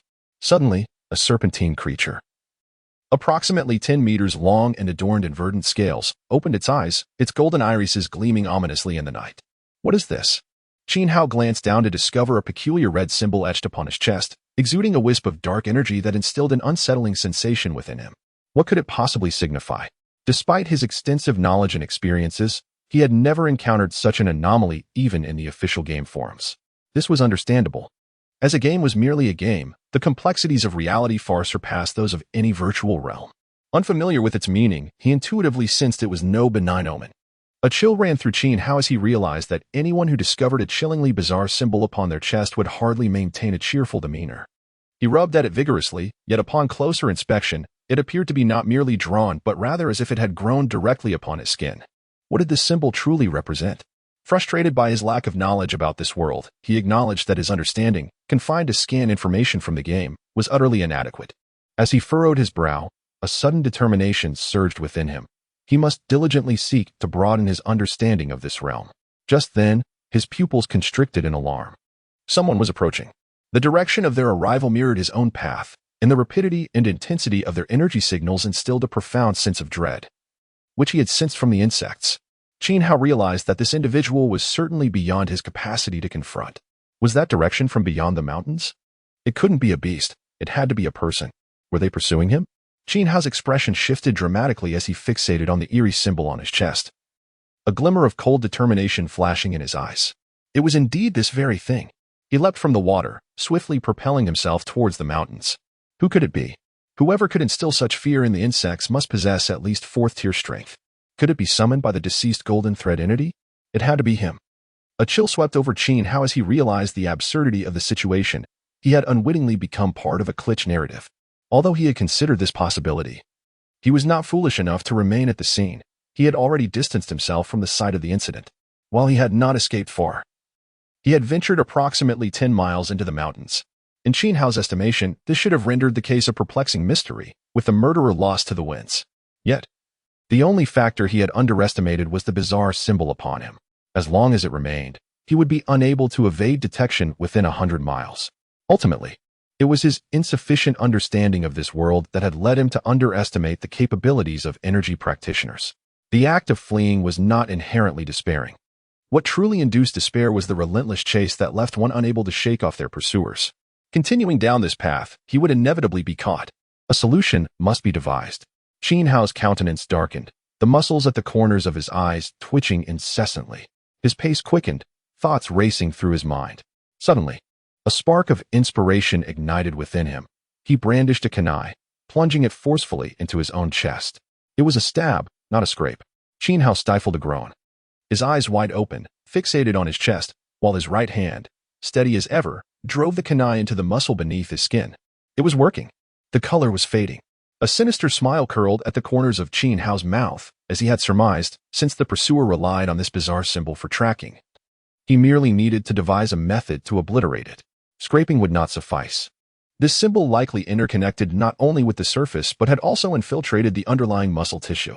To utterly destroy this symbol, he had to pierce deeply, tearing through both skin and muscle. Xiao's gamble proved correct. This method indeed bore fruit. He hoped it did not connect to the heart. Such a thought was overly cautious. The heart is an exceedingly vulnerable organ. If the pursuer had the capacity to connect to it, there would have been no need for tracking. that could simply seek to detonate the heart directly. A ruthless glint flickered in Qin Hao's eyes as he slowly continued to drive the kunai deeper into his body, his movements painstakingly deliberate. Beads of cold sweat dotting his forehead. Pain was one aspect, but the more pressing concern was the tension. The heart lay just beneath his chest. It was impossible not to feel anxious. He could not afford to be caught, only to inadvertently stab himself to death. What a farce that would be. The entire process was fraught with peril, allowing for no margin of error. Qin Hao was acutely aware that the distance to his pursuer was dwindling. Yet he had no choice but to halt his progress. Fading, it continued to fade. Almost there. Qin Hao's gaze sharpened as his fingers made a final gentle push. Not far away, a man in a red robe floated in midair, observing the soul-chasing insect, which abruptly halted and began to spin in place. A trace of astonishment finally broke through his otherwise inscrutable expression. Has it been eliminated? How did you manage that? He had underestimated you. It was not unusual for the soul-chasing insect to fail in tracking. With sufficient effort, one could repeatedly cleanse the residual runes using their spiritual abilities. What puzzled him was how the opponent had managed to eliminate the runes so swiftly. Such speed was quite remarkable. Moreover, the soul-chasing insect was typically sensitive to the eradication of runes, exhibiting signs of agitation and alertness, yet this time, it displayed none. It was as if the runes were erased in an instant, leaving the insect bewildered. Intriguing. The man in red felt a flicker of excitement, akin to discovering a novel toy, and with a snap of his fingers, he dispatched the now ineffective insect. It must be in that direction. He leaped into the air, gliding forward like a gust of wind. A wisp of black smoke materialized. After an eerie writhing, the crimson symbol on Qin Hao's chest reluctantly dissipated into the air. Qin Hao exhaled deeply, only to realize he was drenched, as if he had just engaged in an intense battle. Cursing under his breath, he withdrew a kunai. Enduring another wave of excruciating pain, he stripped off his clothes, rolling them up to fashion a makeshift bandage for his chest, then turned to glance behind him before hastily plunging into the woods. Not far ahead, he spotted a buzzing commotion, a beehive as thick as a barrel, dangling from a dense tree. It was a nest of third-tier demonic insects, the black venom bees, known for their numbers, toxicity, and fierce retaliatory nature. Such creatures were indeed a treasure. Though merely third-tier, these swarming insects could intimidate even fourth-tier beings. Their propensity for vengeance was advantageous. Qin Hao could recite the characteristics of all beasts on the spirit energy continent with his eyes closed, and he possessed profound knowledge of the black venom bees.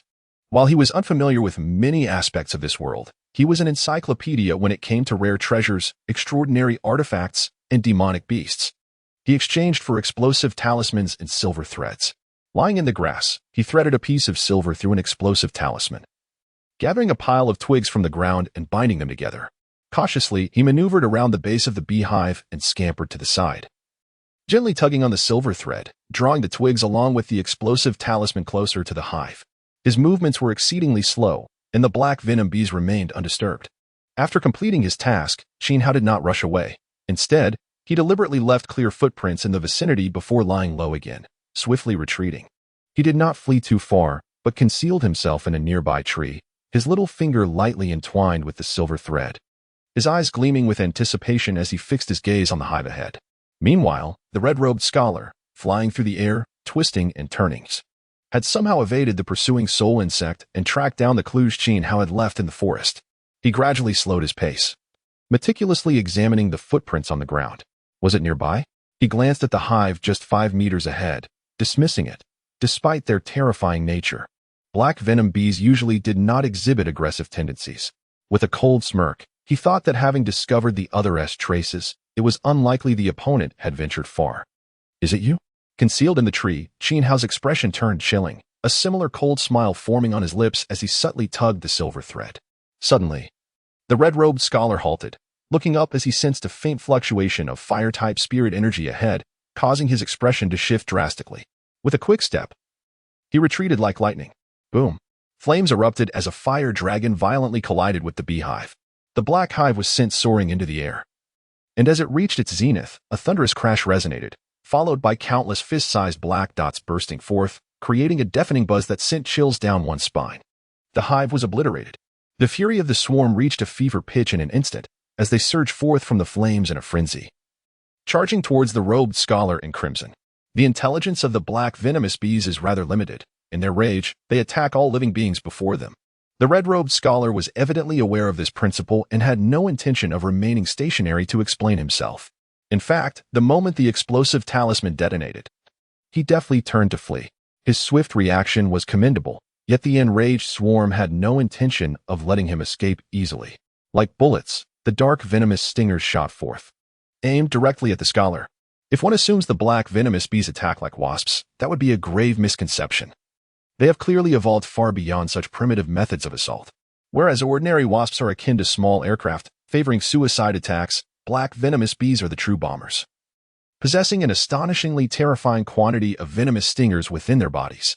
With a rapid-fire barrage, a multitude of stingers erupted from the bees' abdomens, weaving a deadly net ahead of the swarm. The red-robed scholar muttered a curse under his breath, not daring to glance back. The relentless hail of stingers behind him posed a grave threat. Though he might not perish from a strike, the pain would certainly be unbearable. Impressive, Xiao exclaimed, his mouth agape.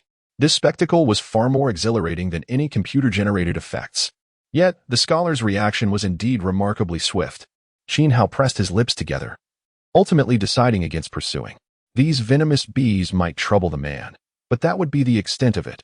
Any further aspirations would be mere folly. It was wiser to seize the moment and escape. With a swift motion, Xiao slid down the tree trunk. As he remained aloft, suspended in the branches, a sudden tightness gripped his heart. He curled his body and propelled himself forward.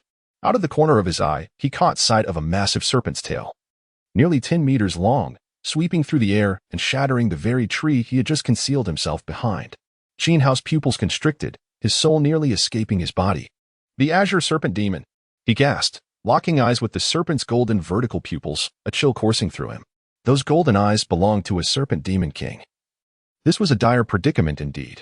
The azure serpent demon is a beast of indeterminate rank, a rare species among demon beasts, potentially classified as 4th, 5th, 6th, or even 7th tier. As for the azure serpent demon king, the weakest would surely be at the pinnacle of the 4th tier. Cold, noble, indifferent, and ruthless. This was the singular message Xiao gleaned from those piercing eyes. The serpent intended to devour him. Xiao felt his heart leap to his throat. The azure serpent demon is attuned to movement rather than stillness. Under normal circumstances, with Xiao's stealth skills, remaining motionless would render him invisible to that giant. However, the continuous flow of blood from his chest wound would undoubtedly betray his approximate location to the azure serpent demon king. When that tail swept through, even remaining still would force him to move. Still as a maiden, swift as a mad dog. With a powerful push from his legs, Xiao took off running. The azure serpent python demon king, seemingly stimulated by his movement, immediately lunged forward. Swift, exceedingly swift. Xiao felt a shadow pass by him, the tip of the serpent's tail grazing him lightly. He was propelled through the air, spitting out a mouthful of blood, his chest muscles tearing uncontrollably, worsening his injuries. His face turned pale, brows knitted tightly, and disregarding his pain, he curled into a ball, spinning rapidly through the air. Thud, thud. The war chariot roared to life. Like a rubber ball, Xiao ricocheted back and forth through the forest, his speed escalating, his complexion growing increasingly ashen. With each bounce, it felt as though his heart was being dealt a crushing blow. Yet, he persevered, not daring to pause, desperately chasing forward. He was pursuing the red-robed scholar, originally the harbinger of his doom. Now he had become the beacon of hope Xiao must reach. The unpredictability of fate is indeed wondrous. Boom. The azure serpent python slithered across the ground, its tail transforming into countless whip-like strikes, relentlessly pursuing Xiao, each strike almost grazing him. A chill ran down Xiao's spine, goosebumps prickling his skin. Just one strike, and he could very well meet his end. Nevertheless, Xiao gritted his teeth, refusing to abandon his instant movement technique, for he sensed that he might be nearing the red-robed scholar. Instant movement was his lifeline, a last resort to be employed at a critical moment. Should the skill be on cooldown, then it would spell his doom. He must refrain from using it unless absolutely necessary. The red-robed scholar had circled around to shake off the damned venomous bees, albeit with several painful stings adorning his body. His expression darkened as he raced back, intent on confronting Xiao. Suddenly, the ground trembled violently beneath him, and his eyes widened in shock. Just ahead, a man and a serpent were charging towards him, shaking the very earth. His face stiffened, and his mouth twitched involuntarily. He suddenly felt that perhaps today was not the day for him to venture out. Unperturbed by the scholar's thoughts, Xiao was nearing exhaustion. If the scholar did not appear soon, he would truly be unable to endure any longer. His eyes glowed with a fierce light, akin to seeing a beloved kin. With a heart-wrenching cry, he called out, the sound piercing and sorrowful, evoking tears from those who heard it. "Hero, save me. Please, save your own skin. I'll cleave you in two," the red-robed scholar retorted, turning and fleeing with remarkable speed. After a long search, how could he let Qin Hao escape? What would he do if Qin Hao fled? That man was his hope for survival. Qin Hao shouted desperately, his voice causing the scholar's eyelids to twitch uncontrollably, finding the incessant noise unbearable. "Hero, don't run. If you keep running, I'll be devoured. I'm but a morsel. It won't be satisfied and will come after you next. You can't escape either. Indeed, it would be better for me to flee first. With your imposing stature, it would suffice to sate its hunger, and the loss of two is no greater than the loss of one, is it not, my valiant friend?" How absurd. The patience of the red-robed scholar seemed to have finally been pushed to its limits by Qin Hao's provocation. He halted abruptly, pivoted sharply, and with fingers poised like a sword, he made a sweeping gesture towards Qin Hao from a distance. He could no longer endure this and resolved to eliminate Qin Hao before making his escape, for it appeared to be an effortless task. A cold smirk crept upon his lips as he envisioned the scene of Qin Hao being thwarted by his blade and subsequently devoured by the massive serpent behind him. Qin Hao's eyes narrowed, and his expression transformed into one of enigmatic calm, revealing a knowing smile that sent a chill down the spine of the red-robed scholar. "If you continue to flee, I truly have no means to contend with you. However, should you turn to attack, then your demise is all but assured." In a flash, Qin Hao formed seals with his fingers, vanishing just as the sword energy neared him, only to reappear 20 meters away. He regarded the astonished red-robed scholar, pointing a finger towards the sky, his smile radiating a brilliance that seemed to convey gratitude for the hero's timely intervention. In that moment, a piercing sword aura collided fiercely with a whip-like shadow, producing a resounding clash. Hiss! The serpent head of the azure snake python king shot up, its icy gaze sweeping over the motionless Qin Hao before settling upon the distant red-robed scholar. The dignity of a king cannot be trifled with. To put it bluntly, it is permitted only to strike you, while you are forbidden to retaliate. As a paragon among beasts, the azure snake python king's honor was not to be compromised. In simpler terms, its perception is as narrow as a pinhole. The red-robed scholar's sword energy had completely filled the cup of animosity, and before it could be swallowed, the azure snake python king had already erased the presence of Qin Hao from its mind. Not everyone possesses the encyclopedic knowledge of beast kind as Qin Hao does. It is only natural that the red-robed scholar is unaware of the temperament of royal beasts. Hiki. Qin Hao's visage remained pale, yet he understood that he had been saved. A sly grin tugged at the corners of his mouth as he flipped his hand and hurled a kunai towards the red-robed scholar. An exchange must be reciprocated. The red-robed scholar raised his hand to deflect the kunai, but found no trace of Qin Hao when he turned to look. At that very moment, the azure snake python king moved with greater speed and ferocity, its tail sweeping towards him. "You wretched creature, do you truly believe I fear you?" The red-robed scholar's face darkened, his heart brimming with frustration, nearly causing him to spit blood. He unfurled his folding fan, directing it towards the azure snake python king with a gentle flick. A series of fan-shaped phantoms, exuding a sharp aura, sliced through the air. Simultaneously, his left hand formed a clawing gesture directed at the azure snake python king, an invisible force binding its massive head, rendering it immobile. As the serpent's head became ensnared, a remarkably human-like expression of fury manifested in the azure snake python king's eyes. How dare anyone treat the head of a king with such disregard? Hiss! The vivid red serpent struck the air before it with an astonishingly rapid frequency, while its elongated tail writhed violently, leaving behind a series of phantasmal afterimages that collided with the spectral forms in the atmosphere.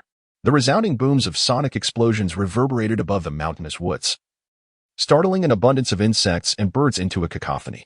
Crouched in the distant grass, Qin Hao felt a sharp pain in his eardrums, darkness enveloping his vision as he nearly lost consciousness.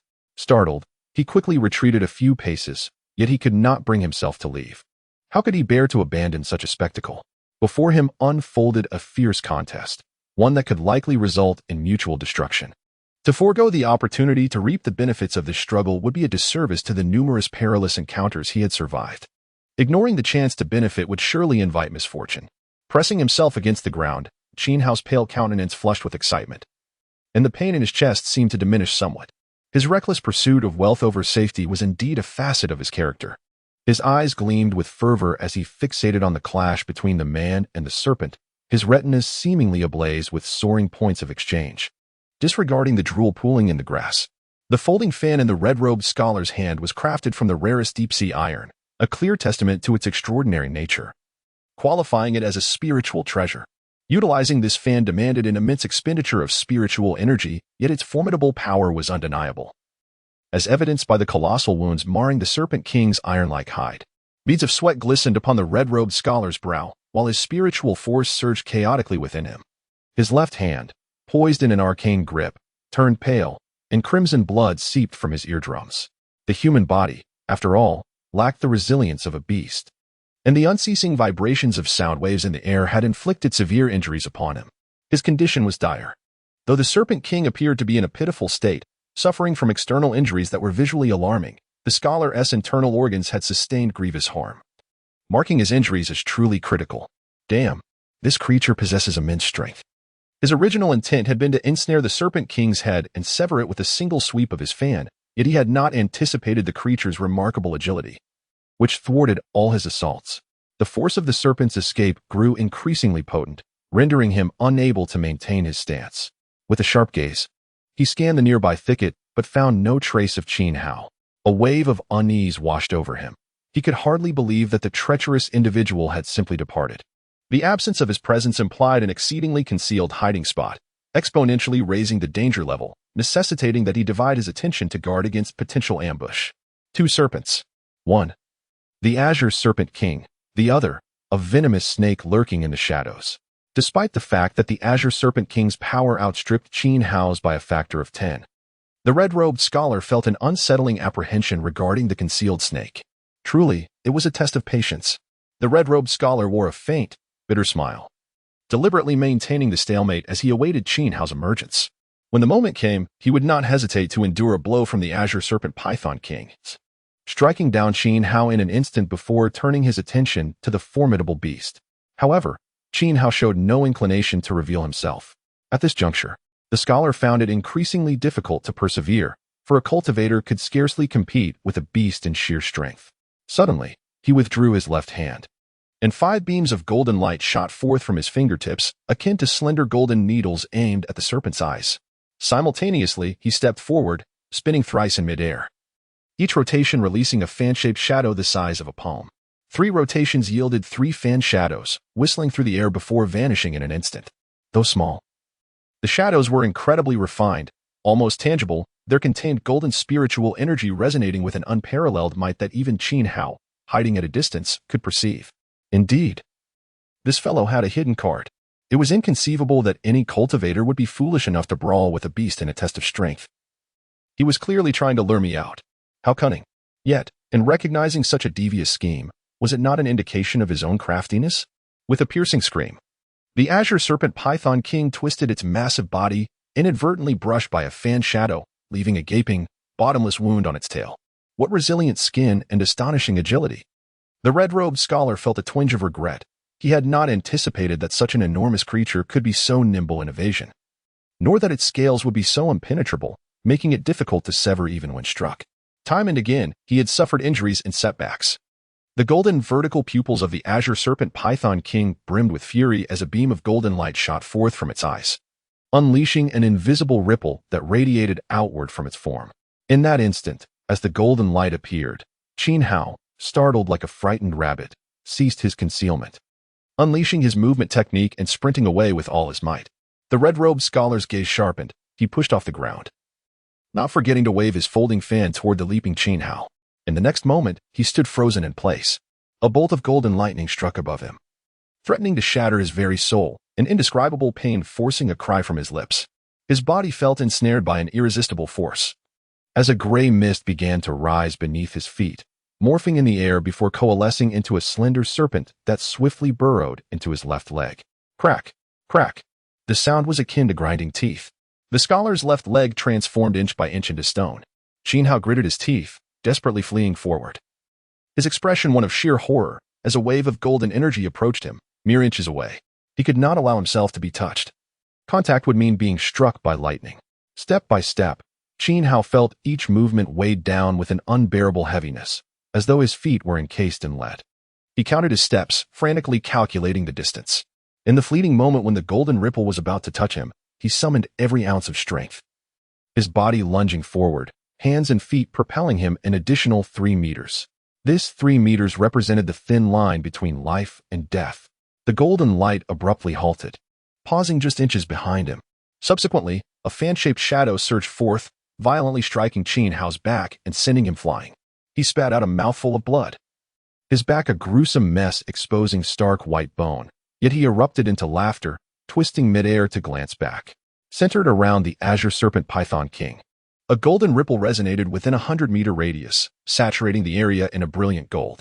Countless golden bolts of lightning raged uncontrollably, each strike accompanied by a gray serpent, signifying the permanent petrification of some part of a living being. The azure serpent python king's innate divine ability, Serpent Eye Hell, implied that under the gaze of the serpent's eyes, the mortal realm transformed into a purgatory. Truly terrifying, Qin Hao murmured to himself, greedily inhaling the fresh air before bursting into wild laughter. Who would have thought he would encounter such a formidable innate divine ability and survive? Ha ha ha. He turned his gaze towards the terrified scholar in a red robe and the azure serpent python king, lying feebly on the ground, his smile growing even broader. What extraordinary luck! Indeed, such fortune is rare. Not every azure serpent python king possesses an innate divine ability. Nor does every such ability manifest as the dread Serpent Eye Hell. The odds are an astounding 1 in 100,000. And is there truly 100,000 azure serpent python kings on the entire continent? Likely not. Most importantly, he had survived. This was akin to a miracle from his ancestors. With one hand propped on the ground, he touched the gruesome injury on his back, feeling his fingers penetrate through the torn flesh to the spine within. He chuckled softly, licking his lips, seated on the ground, casting a bright, yet chilling smile towards the red-robed scholar, sat at a distance of 100 meters. His eyes gleaming with vitality as he fixed his gaze on the man in the crimson robe. He did not rush forward, even though the crimson-robed scholar had already lost a leg. A withered camel is still larger than a horse. As he stood on the brink of reaping the benefits, poised to emerge as the ultimate victor, Qin Hao refused to succumb to momentary impatience that might lead to lifelong regret. Hero, you are indeed formidable. Even the green serpent python king has fallen before you. But are you certain you do not wish to finish it off quickly? If it recovers shortly, I can escape. But you. Qin Hao cast a sly glance at the petrified left leg of the crimson-robed scholar, purposely contorting his face into a mockingly derisive expression. You. The crimson-robed scholar trembled with rage, his gaze fixed upon his stone-like leg. He struggled to breathe, feeling a weight on his chest, as a tumult of anxiety, fear, and resentment intertwined within the depths of his soul, rendering him acutely miserable with every passing moment. What do you mean? Rest assured, hero. I shall take my leave shortly and will not disturb your opportunity to feast upon the green serpent python king. Wait, did you just say the green serpent python king? The crimson-robed scholar seemed to recall something suddenly, his face flushing crimson, his eyes blazing with fury as he glared at Qin Hao. You know it is the green serpent python king, then what was that earlier? Indeed. The green serpent python king, with its innate divine ability, Serpent Eye Prison. It tears apart souls and petrifies limbs. Then, can my leg be restored? A glimmer of hope flickered in his heart. Qin Hao scoffed. With your life hanging by a thread, you still wish for your leg? I hate this. You little demon, I shall tear you to shreds. The last vestige of hope for the crimson-robed scholar was mercilessly shattered, and he, in a fit of rage, hurled a torrent of curses and maledictions at Qin Hao. Qin Hao wiped the mock smile off his face, rising from the ground, idly toying with a black shuriken in his hand, vigilantly watching the crimson-robed scholar, weighing his remaining combat capability. Was he genuinely incapacitated, or merely attempting to lure him closer? Hero. This is rather unamusing. You come to kill me, only to be countered. What could be more natural? Who can you blame? The crimson-robed scholar fell silent, momentarily stunned by the words. After a long pause, he sighed deeply, seemingly resigned to his fate. Qin Hao's eyes flickered as he smiled after a few breaths. Answer me a few questions, and I shall grant you a swift end. Ask away. The crimson-robed scholar lowered his head, striving to conceal the resentment and bitterness in his eyes, yet his tone remained unsettlingly calm. How did you find me? The person you killed was from the Duan family. The Dean had placed a life-soul talisman on him. When you killed him, the talisman activated and transferred to you, allowing the soul-chasing insects, nourished by his blood, to track you down. What a bizarre method. Qin Hao mused, secretly astonished. He continued, How can it be eliminated? Do you not already know the method? The crimson-robed scholar stared incredulously at Qin Hao. In response, Qin Hao tore away the fabric wrapped around him, revealing a wound on his chest, as if pierced by a sharp blade. What a ruthless individual! A chill ran through the heart of the red-robed scholar. This method was indeed feasible. But how many would dare to employ it? Had he known that his opponent was a lunatic resorting to such tactics, he would have never pursued him. For such individuals were exceedingly perilous. By utilizing spiritual abilities, one could repeatedly cleanse themselves, and after 7 consecutive days, the affliction could be eradicated. Or by departing 1,000 miles away, the soul-chasing insect would naturally lose its sense. Ah, who is the Duan family? They are the current general of Wu Wei. The atmosphere was oddly harmonious as Qin Hao inquired, and the red-robed scholar responded, not only answering but doing so without a single falsehood, with exquisite detail. After posing a few more questions, Qin Hao suddenly broke into an inexplicable grin. You are stalling for time. Silence ensued. So am I. Qin Hao chuckled, a crafty expression emerging upon his visage, sending another chill through the red-robed scholar's heart. You are missing a leg, and I am severely wounded, continuously losing blood. If this drags on, I might not even be able to defeat you, and at that point, whether I wish to retreat or not, I shall have no choice but to do so. You are concealing a signal for aid in your sleeve, are you not? You refrained from using it earlier because you lacked confidence in sustaining it in my presence, fearing to provoke me. Now that you have nearly recovered, it need not remain hidden, correct? The red-robed scholar, realizing his thoughts had been unveiled, chose to no longer conceal them, cautiously igniting the signal flare in his hand. His tense demeanor gradually relaxed, only for his expression to revert to one of fury. You little demon, I have vowed to tear you to shreds. Qin Hao's countenance hardened. A slight twist of his waist elicited a searing pain, rendering him incapable of unleashing even a third of his strength. Witnessing the agony on Qin Hao's face, the red-robed scholar reveled in delight. Yet, Qin Hao regarded him with the disdain reserved for a fool. I am gravely injured, and you have ceased waving your fan, which indicates your attack power is negligible, merely possessing a sliver of self-defense. Moreover, you cannot move. I truly fail to comprehend the source of your confidence in enduring until help arrives. Do you genuinely believe I would be foolish enough to allow you to buy time? Just as the red-robed scholar opened his mouth to retort, Qin Hao's left hand formed a loose grasp. Unbeknownst to him, a swarm of insects had begun to fervently burrow into the wounds of the Azure Serpent Python King, as if invigorated. Hiss. The Azure Serpent Python King emitted a feeble cry of despair, its massive body thrashing upon the ground, attempting to crush some of the insects. Yet it could not prevent countless others from burrowing deeper within. The innate divine ability could not be easily activated. Once unleashed, it would leave the body in a state of extreme weakness, a classic case of harming oneself while attempting to harm the enemy. Especially since it had already been battered and bruised by the red-robed scholar prior to activation, it was now even more vulnerable, teetering on the brink of death. In response, Qin Hao could only remark, indeed, the intellect of demonic beasts is woefully inadequate, as he graciously accepted this unexpected gift. The Azure Serpent Python King's struggles grew increasingly feeble, its body now infested with countless insects, which voraciously gnawed and devoured within. The excruciating pain, akin to the gnawing of myriad insects upon his heart, caused his golden vertical pupils to widen in despair, reflecting both torment and the presence of those very insects. The scholar clad in red felt his limbs grow numb, beads of cold sweat trickling down his brow, as a horrifying vision flashed through his mind, fixating on Qin Hao as if he were some malevolent specter. In that moment, an even more astonishing and terrifying scene unfolded before his eyes. Damage assessment successful. The slaying of the Azure Serpent Python King is complete. Soul extraction in progress. Cross-rank kill assessment successful. Experience gained. 240,000. Experience bar forcibly reset. Level up achieved. Ding. Ding. Current level assessment. Level 13. Experience bar status. 60,000. 240,000. All attributes 2. Skill points 20. Free attribute points 4. Exchange points acquired 2,000. Obtain the technique Shadow Snake Hand 6th tier. Acquired secret technique Soft Body Transformation. Do you wish to learn? Learning.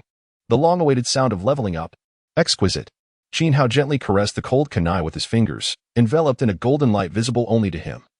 A fleeting sensation of tingling warmth coursing through his body. A sly, sinister smile crept across his lips as he locked eyes with the astonished red-robed scholar, his gaze piercing as if to instill dread. Arrogance, pretense, self-indulgence, even a hint of juvenile flamboyance. These traits merely shimmered like fireflies, a mere fade. The true essence of Qin Hao lay in his fierce, unyielding desire for retribution, a fundamental trait of his character. Contradictory? No. It is akin to a starry sky, where starshine coexists with the sun and moon, yet the brilliance of the stars pales in comparison to the luminescence of the celestial bodies. The red-robed scholar's complexion drained of color, his gaze filled with terror as he beheld the visibly healing wounds on Qin Hao's body. His fingers trembled, lips quivered, and an icy chill coursed through him. Instinctively, he sensed that this incomprehensible phenomenon was somehow linked to the insects from earlier, yet he could not fathom the underlying reason. What are you? In truth, he wished to inquire of Qin Hao, are you truly human? As he observed the multitude of insects retreating into Qin Hao's body like swallows returning to their nests, the source of these creatures became clear. This revelation only heightened his horror. What manner of beast would harbor insects within its own flesh? Suddenly, a thought struck him, and the color drained from his face entirely as he blurted out, "You are a monster."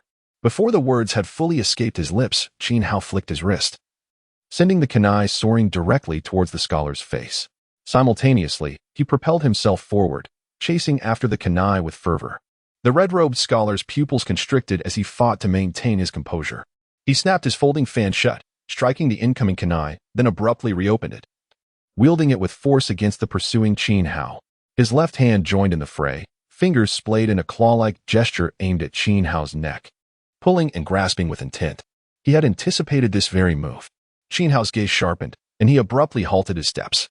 With a fierce exhalation, a dragon of fire erupted from his mouth. Bending backward with all his strength, he anchored himself firmly to the ground. At his toes, a sword-like brilliance formed from a tide of insects shot forth, aimed directly at the petrified left leg of the red-robed scholar.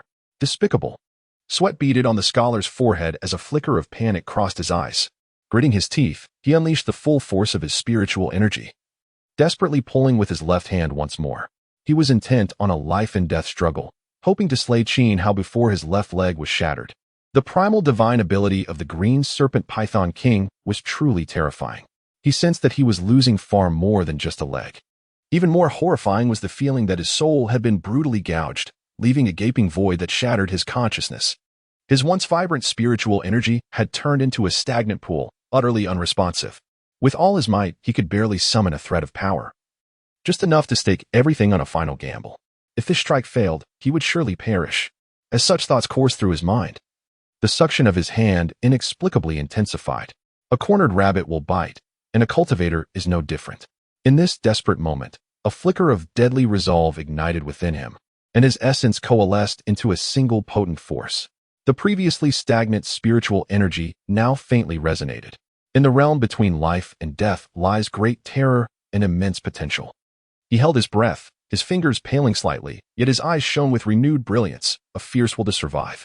The air felt almost tangible, like a thick wall between the two, as if an unseen hand extinguished the fire dragon and seized Qin Hao by the throat. With his breath stifled, Qin Hao's complexion flushed red as he was involuntarily pulled toward the red-robed scholar, specifically toward the sharp-edged shadow of a fan in the air. The fan's presence was chilling. Even before it reached him, Qin Hao's chest felt the bite of icy dread, his hairs standing on end. If struck, his demise was inevitable. A mortal body pierced through the heart would surely meet its end. Gazing at the red-robed scholar, his lips white from clenching, Qin Hao remained composed. It seemed this was your final strength. If this is all you can muster, you cannot kill me, he mused inwardly, and then swiftly formed a hand seal he had prepared in advance. The technique of substitution activated successfully. Chakra consumption, 50 points, cooldown, 90 seconds. A piece of broken wood, commonplace in the forest, materialized and was crushed to dust. The red-robed scholar's expression shifted in shock, his mind racing to comprehend this bizarre technique. With a slight tilt of his left hand, he aimed at Qin Hao, who had reappeared not far from his original position, gripping tightly with his fingers once more. His right hand discarded the fan, also grasping at the air, but aimed instead at the shadowy arc that had veered off course. His spiritual energy was now insufficient to wield the treasured fan again, yet he could still make slight adjustments to the trajectory of his attack. However, while performing these actions, He deliberately slowed his movements. As anticipated, Qin Hao's form flickered again, teleporting to a position 20 meters away. This scene feels eerily familiar, vividly etched in memory, and incites a visceral hatred within the robed scholar, causing him to grit his teeth in fury. It is this enigmatic teleportation technique that has plunged him into his current plight. He cannot afford to be unprepared. He is perpetually on guard, anticipating this very moment. Veins bulge on his forehead, and his lips twist into a grimace, while his bloodshot eyes radiate a venomous rage that erupts like a tempest, targeting Qin Hao with lethal intent. "You little demon, come meet your end." With a crack, a dark blade of energy collides with his petrified left leg, fissures emerging before it shatters, causing him to lose his balance and crash towards the ground. Yet, he remains undeterred, his gaze fixated unwaveringly ahead.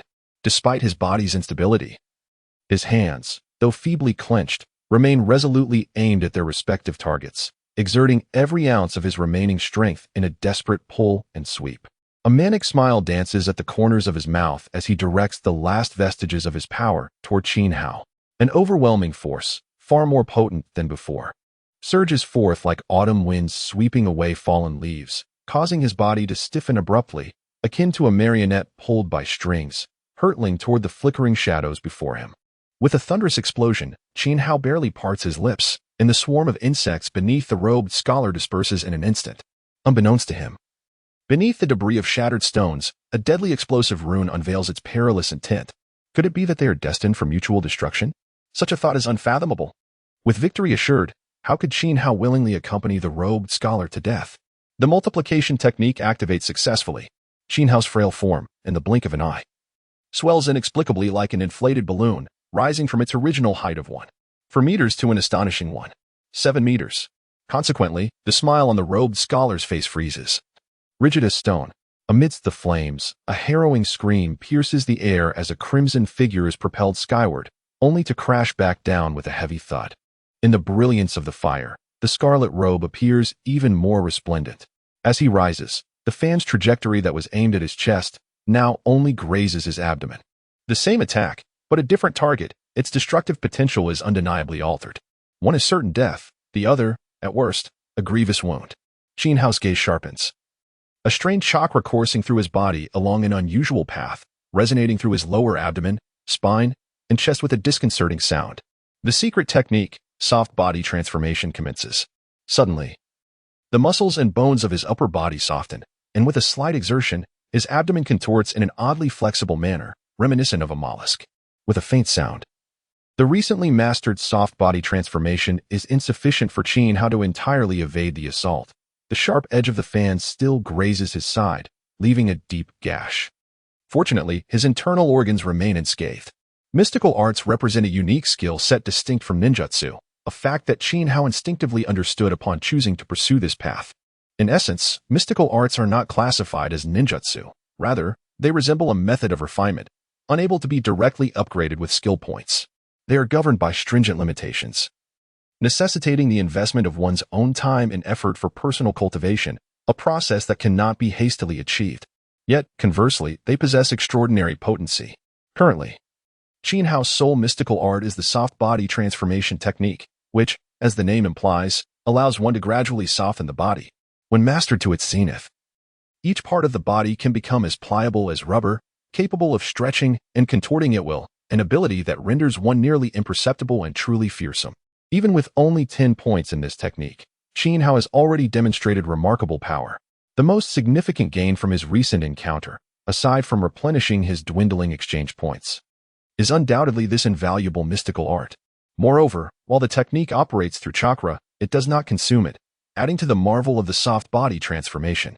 Observing the 2-finger-long incision on his abdomen, Qin Hao furrowed his brow slightly as he dispelled the multiplication technique, reverting his body to its original form, which also have the length of the wound.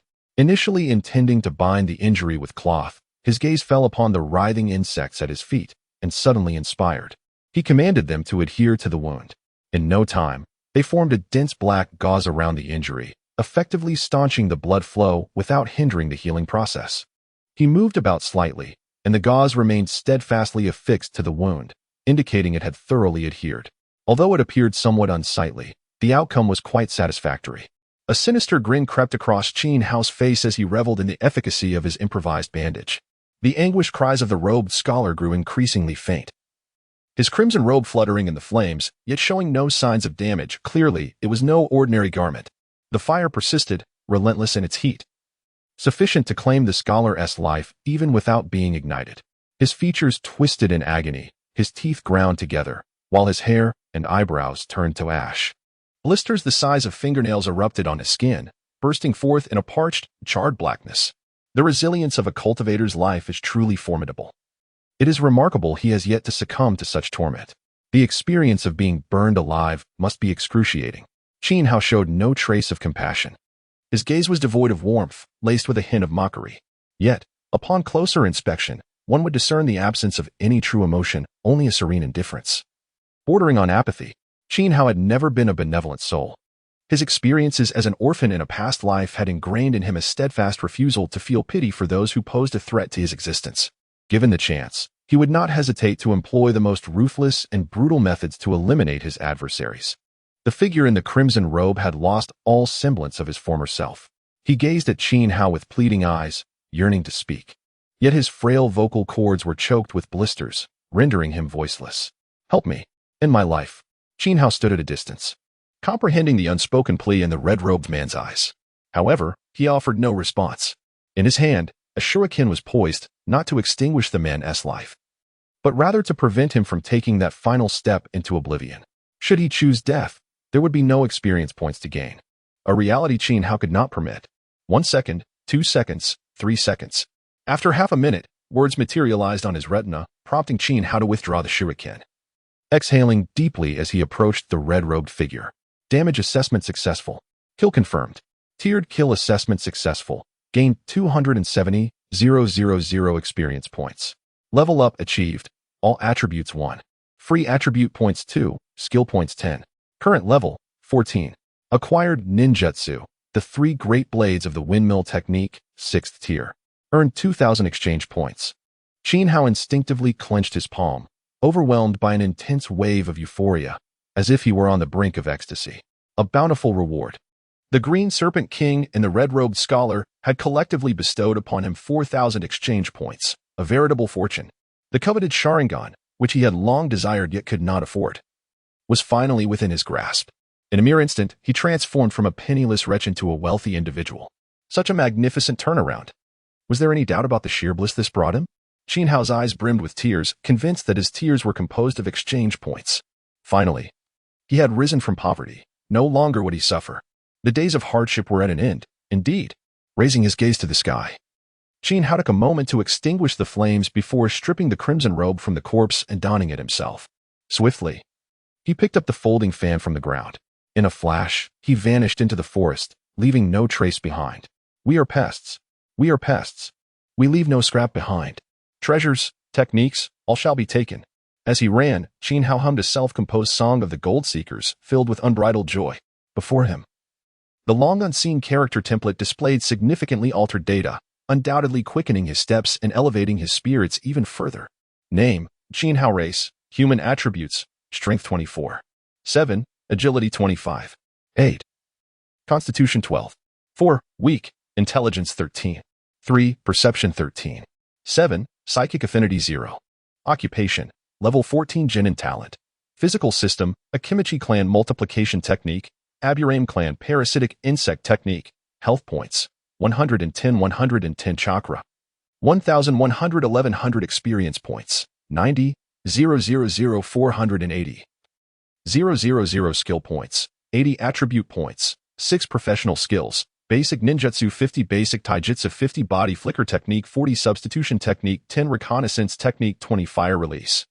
Great Fire Dragon Technique 10 Hidden Shadow Snake Hands 10 Manipulating Windmill Triple Blade Technique 10 Secret Techniques, Soft Body Modification Technique 10 Talent Skills. War Chariot Multiplication Technique 15 Parasitic Insect Technique 10 Items, Explosive Tags 0, Kanai 3 Military Rations Pills 2 Flash Bombs 1 Smoke Bombs 1 Exchange Points 4460 with a powerful push from his feet. Qin Hao sprang high into the air from the branch, his slightly loose, elongated red robe tracing a magnificent arc against the cold moonlight. Resembling a fiery crimson flame, bewitching and defiant. Inside the exchange shop, a dazzling array of items awaited him. Now, with a modest fortune, Qin Hao had shed the shabby garb of poverty and was eager to plunge into the marketplace. Truth be told, he had never thoroughly examined the merchandise before. It wasn't out of disinterest, but rather due to his financial constraints. The prices felt as daunting as being wrapped tightly like a millennia-old virgin, leaving one paralyzed with dread. When one is impoverished, their aspirations become diminished. At this moment, with 4,000 points of unexpected wealth in hand, Qin Hao's courage surged. His eyes glimmered with anticipation as he surveyed the area, seemingly intent on indulging in a lavish spree. Ahem, I misspoke. It was a spending spree indeed. A poor man's perspective is always from below, while a wealthy individual's gaze is from above. 6 paths body, 10 million. 10 tails, 8 million. Rinnegan, 6 million. Uchiha Madara's corpse, 6 million. First Hokage's corpse, 6 million. Minato Namake's corpse, 5 million. Ahem. In an instant, Qin Hao felt as though a bucket of icy water had been poured over him, the harsh reality swiftly dispelling his illusions. Wealthy? Or merely impoverished? The wind roared as the clouds soared. A hero departs, never to return. The corners of Qin Hao's eyes twitched, and the fiery fervor within him dissipated like a deflated balloon. He licked his parched lips and muttered defiantly, "Wealth and fame are but fleeting illusions, mere refuse." His whispered lament echoed like a haunting call, filled with unutterable sorrow. To navigate life, one must remain grounded, gazing upwards from a humble position. Qin Hao had an epiphany. Explosive tag, 20 points. Military ration pills, 100 points. Kunai, 20 points. Blank ceiling scroll, 100 points. Flash bombs, smoke bombs, 50 points each. Upon contemplating these prices, a wave of relief washed over him.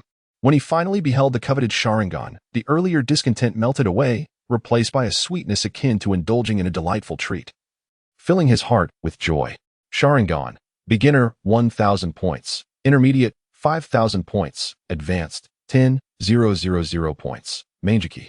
In a state of simple satisfaction, Qin Hao chuckled, as if a long-cherished dream had finally come to fruition, loudly affirming his decision. Beginner Sharingan exchange. The transaction was successful, deducting 1,000 points from his account.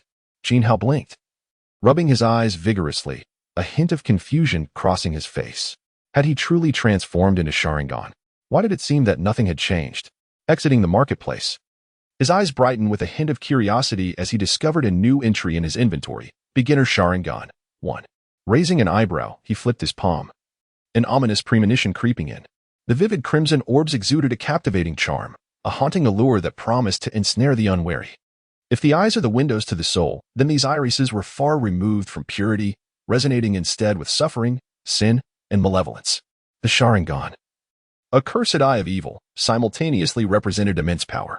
Truly, it was a beauty that defied description, for reasons unknown.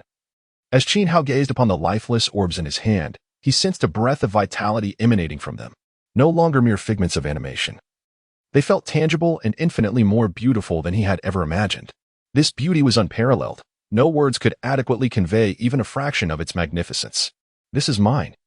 These eyes were destined to belong to me. A thought arose in his mind, as natural as breathing, consuming his consciousness. They were meant to reside within me. Greed? Ambition? He could not tell, but Qin Hao was convinced that the eyes in his grasp were meant to dwell within his own sockets. A chill breeze swept by. Qin Hao smiled wryly, acknowledging his own folly. Taking a deep breath, he calmed himself and examined the bewitching eyes closely.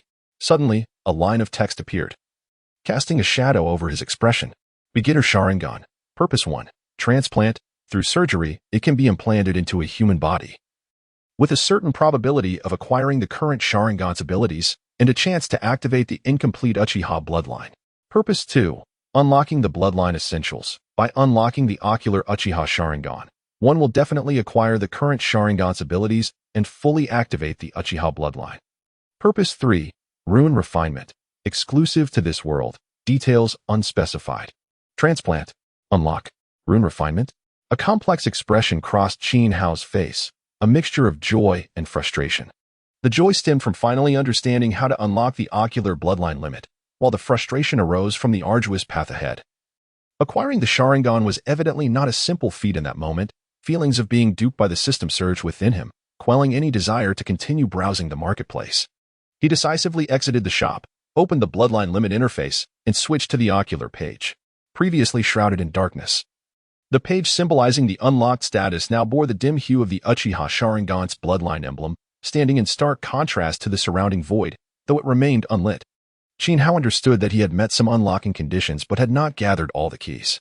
The Uchiha Sharingan, Eye of the Mind's reflection, at the novice level, was a single hook Jade Sharingan, with unlocking conditions: 1 novice Sharingan, 2 bloodline advancements, 1 completeness, and 1 bloodline value point. The advancement path led to the intermediate level, which required a double hook Jade Sharingan, with advancement conditions: 1 unlocking of the novice Sharingan, 2 bloodline advancements, 1 completeness, and 9 bloodline value points. Note: the intermediate Sharingan could be unlocked directly, with conditions: 1 intermediate Sharingan, 2 bloodline advancements, 1 completeness, and 15 bloodline value points. The difference lay in the expenditure of more exchange points, while the other required a greater degree of bloodline advancement and bloodline value. Xiao frowned, feeling overwhelmed by the information and uncertain about which option was more advantageous. However, it was evident that he did not need to comprehend these matters immediately. Neither option was a pressing concern for someone who could not even handle the novice level. There should be a way to bypass these steps entirely, which was through tier advancement. Xiao contemplated this but quickly discarded the thought, as that method was far too slow. In comparison, he preferred the seemingly ruthless approach.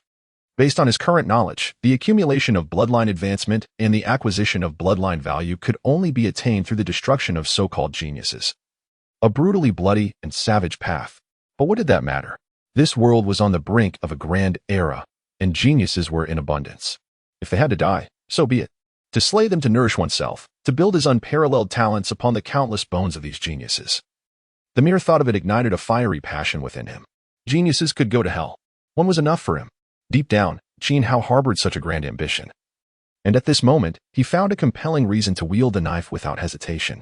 He had never treated geniuses with anything but the deepest malice. As for the reasons, one could interpret it as a clash of kindred spirits, or view him as an extreme and narrow-minded egoist. Some might even straightforwardly label him a severe psychopath. And from a broader perspective, one could consider it a reflection of humanity's ugliness. Interpret it as you will. He would not offer explanations. All he sought was to raise the knife. One day, I, Xiao, shall make my name resound across the world. This name was never one of virtue. How many benevolent souls have their names echoed throughout history? The director? Should I venture into the mountains to search? The misty serpent mountain is vast, interconnected with the 10,000 great mountains. Without the tracking of soul-chasing insects, finding a person in this endless expanse of mountains is a daunting task. Qixing stared at the stripped corpse beneath him with a strange expression, particularly at the fragmented stones that were barely recognizable. After a moment, he withdrew his gaze. The serpent's eye prison, should one commend your cunning or deem you fortunate? He paused slightly in his tone and commanded, the corpse of the green serpent demon king is a valuable treasure. Extract the crystal core and send the body to the armory. Understood. Several subordinates responded. Yet they found it entirely unsurprising that someone had not taken the crystal core of the green serpent mang monster king. Since the dean had stated that it had not been taken, it must indeed remain. In their minds, Qixingcai's judgments had never erred. Dean, what about that general? Qixingcai remained silent, his gaze drifting deep into the forest, probing inward, precisely in the direction that Xiao had departed. His eyes were profound, lost in thought. After a while, he regained his focus, waving one hand, summoning a gust of wind that swept across the ground, collecting a pile of half-buried black insects, now fossilized, into his sleeve. Achoo! Xiao sneezed, abruptly halting his steps and glancing back, a chill creeping down his spine. Was it merely an illusion?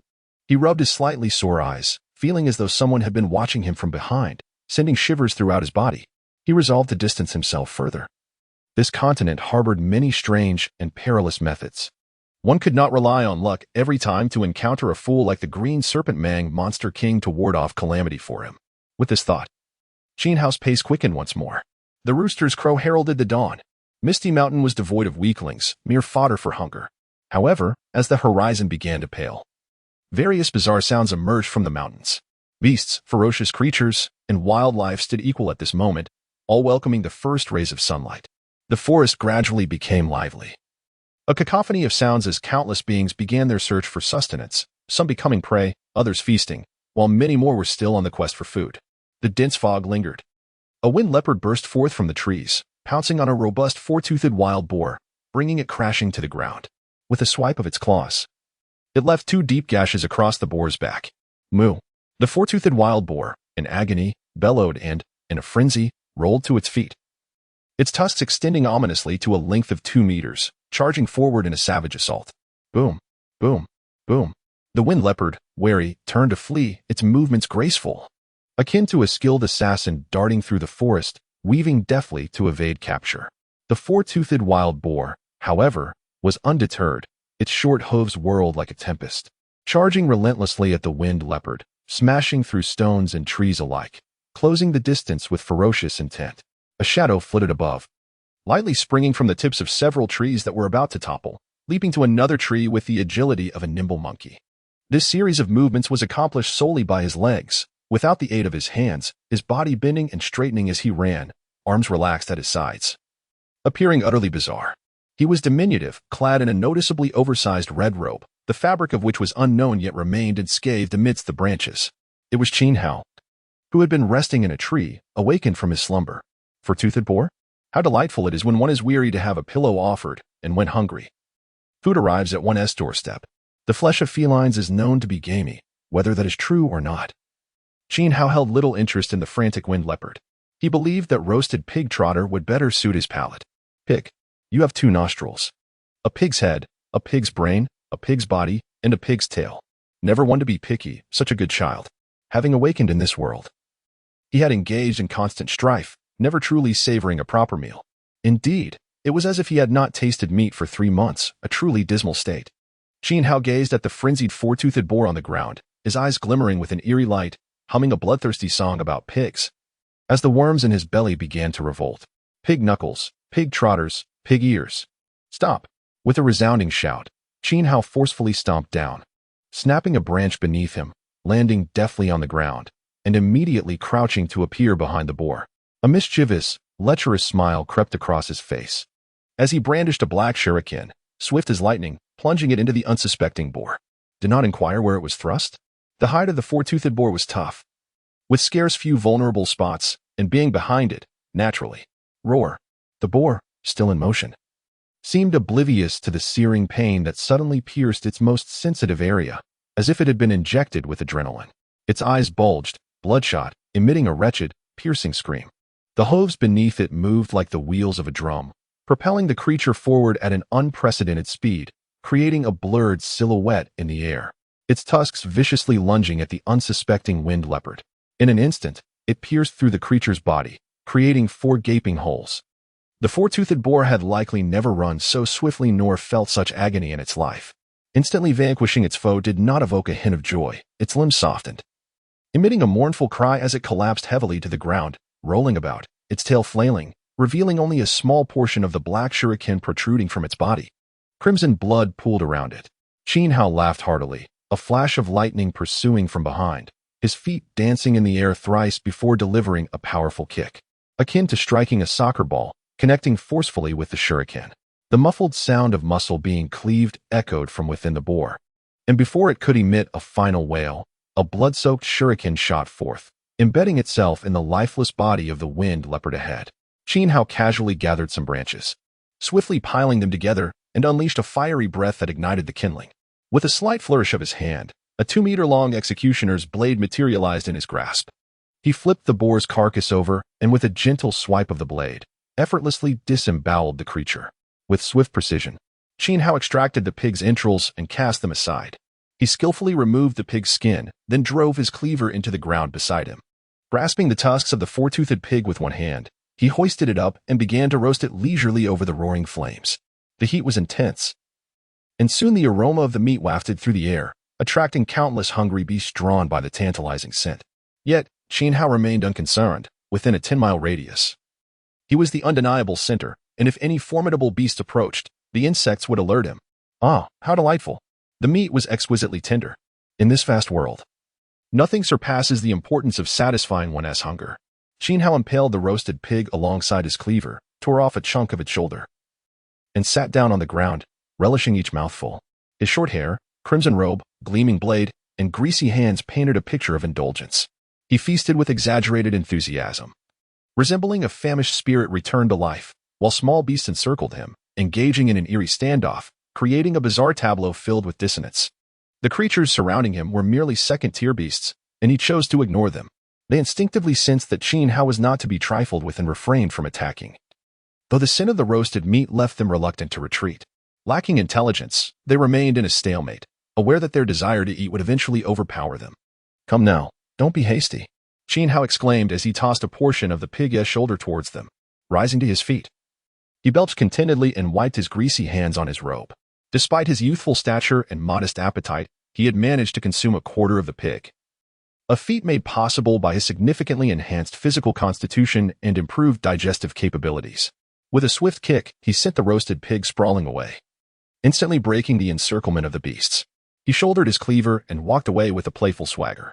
Not far to his left, a frenzied pack of beasts had succumbed to their instincts, clawing and gnashing at one another as they fought for the feast on the ground. How delightful it was to possess a superior intellect. His loose red robe trailed behind him as Qin Hao made his way toward the rising sun. "With the sun rising in the east, I remain undefeated," he declared, his youthful laughter echoing through the forest, startling a flurry of birds into flight. His burgeoning confidence was palpable, and the scene behind him, a chaotic frenzy of beasts, only added to his burgeoning aura of dominance. "Curse this awkward phase of voice change," he muttered, though it was hardly the crux of his concerns. He planted his foot firmly on a massive tree, ascending to its peak to gaze into the distance. Towering mountains rose before him, their peaks layered like the folds of an ancient tapestry, a testament to the boundless expanse of the 10,000 Great Mountains. A month later, at the foot of the chaotic clouds of the 10,000 Great Mountains, at the entrance of a makeshift market, two masked cultivators cast furtive glances towards the approaching red figure. Who else could it be but the exuberant Qin Hao? His journey across mountains and valleys leaving him looking as wild as a savage. All around him were beasts, devoid of human presence. And each day was spent either slaying monsters or conversing with himself, leaving Qin Hao feeling as though he might burst from the confinement of his thoughts. Though there are myriad sects nestled within the depths of the vast mountains, at the entrance of these mountains, one finds nothing but desolate wilderness, devoid of any human presence. Finally encountering another person, Qin Hao's eyes sparkled with delight as he dashed forward, resembling a long-lost kin, nearly shedding tears to express his profound excitement. With a buzz cut, clad in a crimson robe and barefoot, he was met by two masked cultivators who exchanged glances, conveying a clear message. Such an eccentric individual was not part of their sect. One of the masked figures stepped forward, blocking Qin Hao's path, and spoke with an unfriendly tone. "Who are you, and what brings you here?" Qin Hao halted, suddenly realizing his folly and that his enthusiasm had gotten the better of him. He licked his parched lips and gazed past the two into the marketplace behind them, where cultivators donned oversized black robes, shrouded themselves completely, and masked their identities. Coughing lightly, he glanced down at his own attire, an extravagant crimson robe, his shoes long discarded, leaving his feet bare and dark, coupled with a face still bearing traces of grease, reflecting a moment of bewilderment and embarrassment. Yet, this was fleeting. In the next instant, he regained his composure, wiping the grease from his face with the tattered sleeve of his robe, leaving the masked cultivators speechless. A black market? Qin Hao mused as he continued to wipe. The concept of a black market was not foreign to the realm of cultivation. It served as a clandestine venue for practitioners to trade illicit goods, exchanging them for treasures or resources necessary for their cultivation. Such places were often rich in rare resources. Yet they were rife with dangers, compelling most individuals to disguise their identities for safety. The modest black market before him was a small one, established by the disciples of the disorderly Cloud sect, populated solely by its own members. Is entry prohibited? Qin Hao thought, feeling somewhat exasperated. He had merely sought a passerby, but had instead stumbled upon a black market that would likely deny him entry. "This is our sect's black market. Outsiders are not permitted," one masked cultivator replied, noticing that he was dealing with an inexperienced novice. "Is that so? What a pity."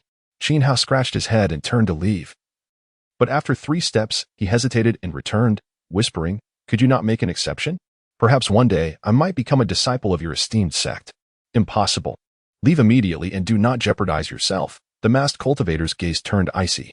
Were it not for the overwhelming sin of blood emanating from Qin Hao, he would have swiftly dealt with the audacious youth before him instead of engaging in further discourse. "Very well, I shall take my leave," Qin Hao conceded. The other party's tone was unfriendly, yet Qin Hao remained unfazed, chuckling as he walked away until he vanished from the sight of the two masked cultivators, at which point his expression turned solemn. He would not simply depart. The The carefree demeanor he once possessed had faded, and aimlessly wandering further into the unknown could lead to months without encountering another soul. This world was overwhelmingly vast, its expanse far exceeding that of any game. The mountains loomed large, leaving him speechless. He felt that even a single mountain could rival the size of a small nation from his previous life. This truly embodied the essence of a cultivator's arduous journey. His understanding of the northern territories was limited to what he had gleaned from the game. Familiar with a few renowned sects and some lesser-known factions that had gained fleeting fame due to relics and hidden caves, such as Qingyan sect, Mayan sect, Gigu, and Leishan Gate. These sects represented Xiao's prioritized choices for affiliation. Alas, the quest system was entirely dependent on these sects.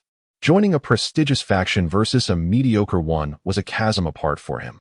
One paved a path of ease and advancement, while the other was fraught with obstacles, making progression as arduous as traversing treacherous terrain. Cursing the system in his heart, Xiao resigned himself to the situation. He concealed himself behind a large tree, his eyes peering intently into the black market, various nefarious thoughts swirling within him. Time passed slowly, and he patiently awaited the unfolding events. The sky gradually darkened. Suddenly, Xiao's narrowed eyes brightened. At the entrance of the black market, several shadowy figures surged forth, the foremost among them seemingly overconfident in his abilities. Disregarding any need for disguise, clad in an embroidered blue robe, his face entirely exposed, he moved with remarkable speed, suddenly leaping high into the air, followed by his companions who also soared into the sky. As if sensing something, the man glanced in Xiao's direction mid-leap, revealing an odd expression, but continued on without pause. Shortly after their departure, more cultivators, either in pairs or alone, rushed out from the black market, each choosing a different direction to flee, lacking the ability to fly. Had he been discovered? Xiao exhaled sharply, perplexed as to where he had erred, attributing it to the opponent's heightened perception or acute spiritual awareness. Fortunately, no incident had arisen. This was a classic case of a thief feeling guilty. Yet such thoughts were not entirely misplaced. The realm of cultivators was inherently devoid of reason, often brutal. Many disputes and conflicts arose from inexplicable causes, and his furtive behavior hiding in the tree would hardly paint him as virtuous in anyone's eyes. Clenching his fists, Xiao mused. Ultimately, his strength was still too feeble, leaving him feeling insecure. His gaze sharpened, focusing on the group that had departed the black market, scanning for potential targets. A tall figure, shrouded in a black cloak and adorned with a ghastly mask, emerged swiftly from the entrance of the black market, inadvertently passing beneath the tree where Xiao stood. It was he. In that instant, Xiao made up his mind. Selecting a target amidst a throng of individuals was not a challenge for him. He sought someone neither too strong nor too weak, someone just right, allowing him to maintain control without the risk of being hindered. The individual before him, seemingly walking into a trap, perfectly matched Xiao's criteria. His eyes gleamed as he silently descended from the tree, moving stealthily to trail the figure from a distance. After traversing several miles, the figure finally halted, cautiously surveying the surroundings before removing the mask and shedding the cloak, which he bundled together and buried beneath a tree. Beneath the black robe lay a blue garment, likely the attire of a disciple from the Chaos Cloud sect, adorned with 3 white clouds on the chest, 2 fewer than the individual who had just soared away. At the very moment the figure turned to depart, a flash of red erupted from the ground, and a blade's glimmer materialized. The executioner's sword, measuring 2 meters in length and 30 centimeters in width, with a slender 1-meter handle, suddenly appeared before him, an awe-inspiring sight. This formidable weapon had cost Xiao 1,000 points to acquire, with the system describing it as capable of absorbing the physical essence from the blood of its foes and self-repairing, thus deemed an unbreakable executioner's blade. However, those details were not paramount at the moment. With a swift swing, Xiao unleashed the chilling blade, its cold edge slicing through the air, emanating a murderous intent that startled the figure. "Who goes there?" he exclaimed, reacting swiftly as his pupils constricted, raising his foot and summoning a tempest that propelled him backward. His expression was one of fury, his eyes glinting with frost as they fixed upon the massive blade and the diminutive figure wielding it. In stark contrast to the nearly 3-meter-high executioner's sword, Xiao's height of 1 meter seemed diminutive, bordering on comical. Yet to Wang Feng, there was nothing amusing about it, only a profound sense of trepidation. Xiao was not surprised that his adversary managed to evade the strike. Wind-based cultivators were renowned for their swiftness, and he had not unleashed his full power, this slash merely a test devoid of lethal intent. Not bad, Xiao mused, sheathing his sword with a smile. entirely oblivious to the near-fatal consequence of his actions. "Who are you, and why did you ambush me?" Wang Feng inquired, his gaze wary.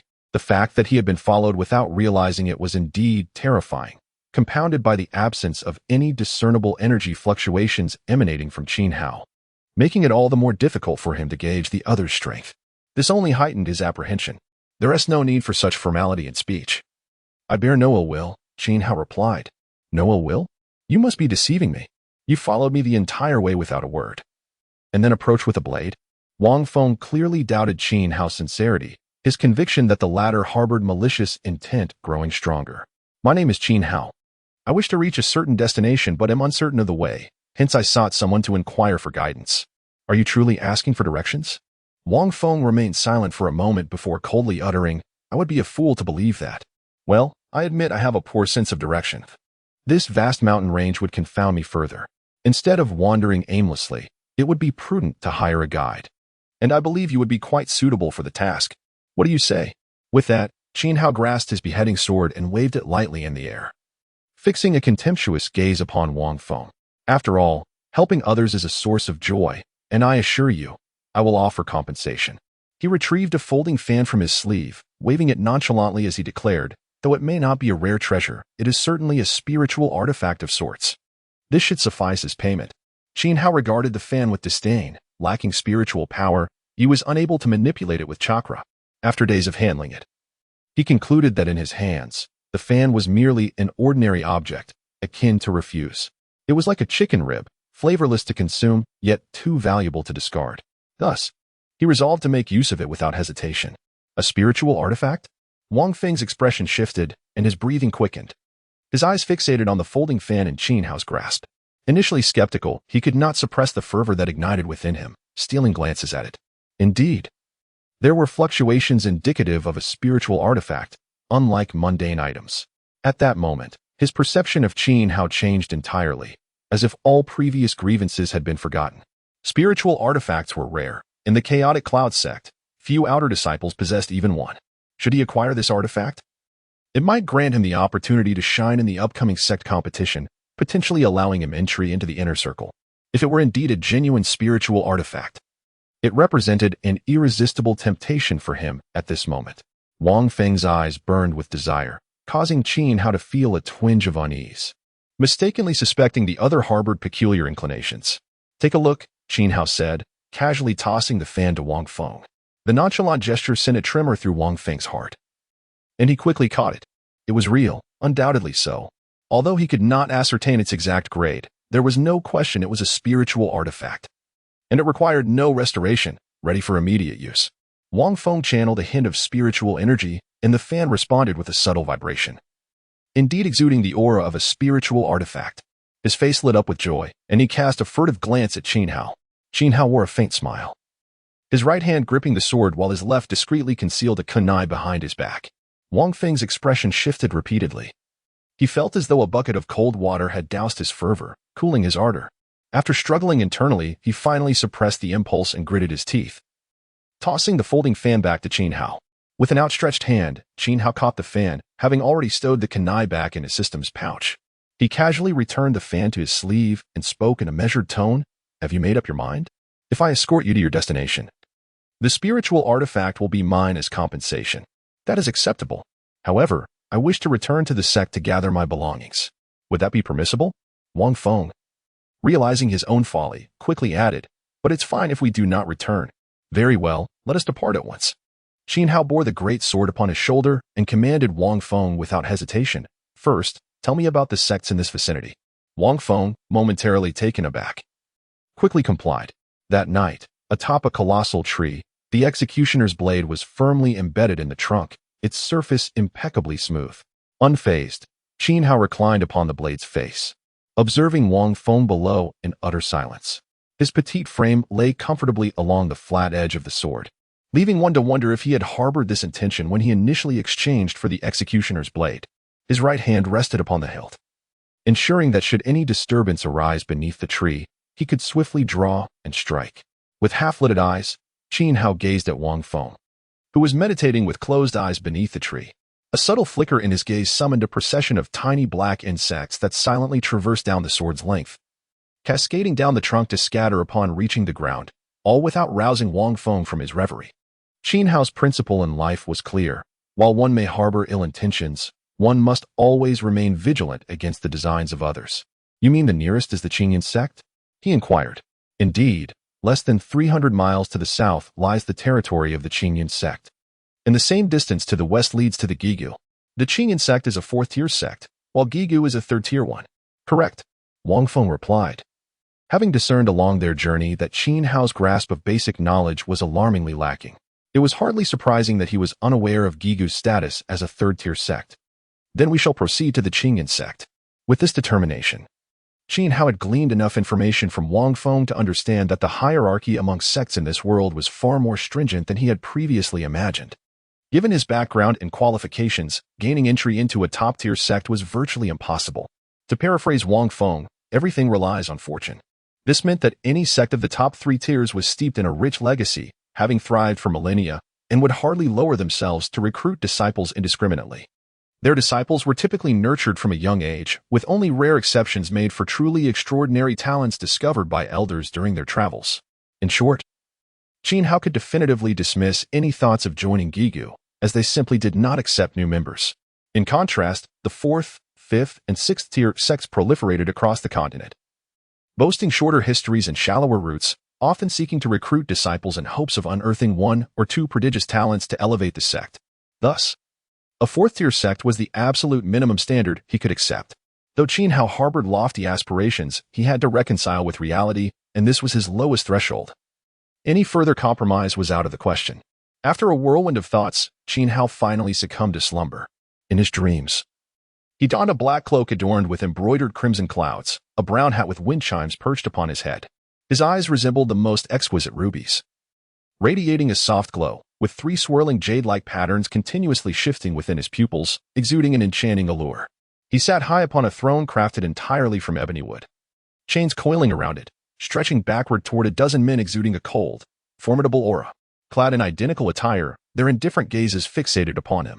Before him lay a dense fog, within which countless indistinct figures emanated a similar potent presence, their diverse garments suggesting origins from myriad realms, now converging to confront him with drawn blades. With an expression of impassivity, he cast a glance ahead, his lips curling into a hint of disdain. At that moment, a mass of ink-black flames erupted beneath his feet, transforming into a colossal beast of 1,000 meters. A white bone sword, crackling with ominous lightning, emerged from his palm, which he grasped lightly, unleashing a torrent of thunderbolts, alongside a surging tide of dark insects. He withdrew his gaze, his profound eyes coldly directed at the blazing sun above. As he uttered 4 chilling words, the radiant sun, in an instant, darkness enveloped the world. Beneath a tree, Wang Feng looked up, somewhat disturbed by the snoring above him. He attempted to rise several times but ultimately relented. Observing the serene smile on the sleeping face, an inexplicable chill coursed through his heart. Perhaps it was unnecessary to rush and take such risks in transporting him to the designated location. Wang Feng slowly closed his eyes once more, unaware that countless inconspicuous insects were fixated upon him. The night passed in silence. At the moment the sun ascended, Qin Hao simultaneously opened his eyes, staring vacantly at the rising sun, appearing as though he had not yet awakened. What a vivid dream. He yawned, turned over, and his large blade thudded softly to the ground, eliciting a twitch from Wang Feng's eyelid nearby. An assassin, perhaps? Wang Feng murmured quietly. Qin Hao rubbed his eyes, seemingly in high spirits, declaring, "It's a ninja." A ninja? Wang Feng responded, astonished. No, let us refer to them as bloodline practitioners for a more impressive flair. Are you sure you're not jesting? Wang Feng's lips twitched, clearly skeptical of Qin Hao's claims, yet simultaneously intrigued by the novelty of the terms ninja and bloodline practitioner. Let us proceed to Qinyan sect.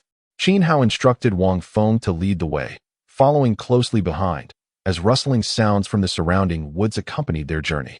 After a while, Wang Feng finally halted, casting a wary glance around. Did you hear anything? The incessant noise of insects trailing them had unsettled even his usually carefree demeanor. Qin Hao recognized that the truth could no longer be concealed. A knowing smile flickered in his eyes as he casually raised his hands and snapped his fingers. In the astonished gaze of Wang Feng, several insects crawled up from the grass beside him, ascending his pant leg until they quietly nestled in his palm, and then, in a bizarre manner, they seeped into Qin Hao's skin, vanishing from sight. They burrowed in, penetrating deeply. Wang Feng's mind erupted in chaos, feeling as if countless insects were scuttling across his back at that very moment. All right, let us move. You have none on you. If you don't hurry and lead the way, it could become troublesome. Startled, Wang Feng sprang forward, instinctively swatting at his clothing as he ran, eliciting a chuckle from Qin Hao behind him. Gulp. No wonder he was utterly unguarded towards me last night. Indeed, that must be it. It seemed he suddenly grasped something profound, his complexion paling as he instinctively glanced back at Qin Hao, only to meet those distinctly black and white eyes, glimmering with an inscrutable amusement. What a cunning little devil. A thought flickered through his mind. Though this boy appeared diminutive, his depths held an intricate cunning, and coupled with his enigmatic methods, he was undeniably a perilous individual. It would be best to refrain from harboring any inappropriate thoughts, ensuring a safe passage was paramount. With that resolve, Wang Feng quickened his pace significantly. Qin Hao gently pressed his lips together, fingers delicately stroking the ring on his hand, quickening his steps, silently trailing behind.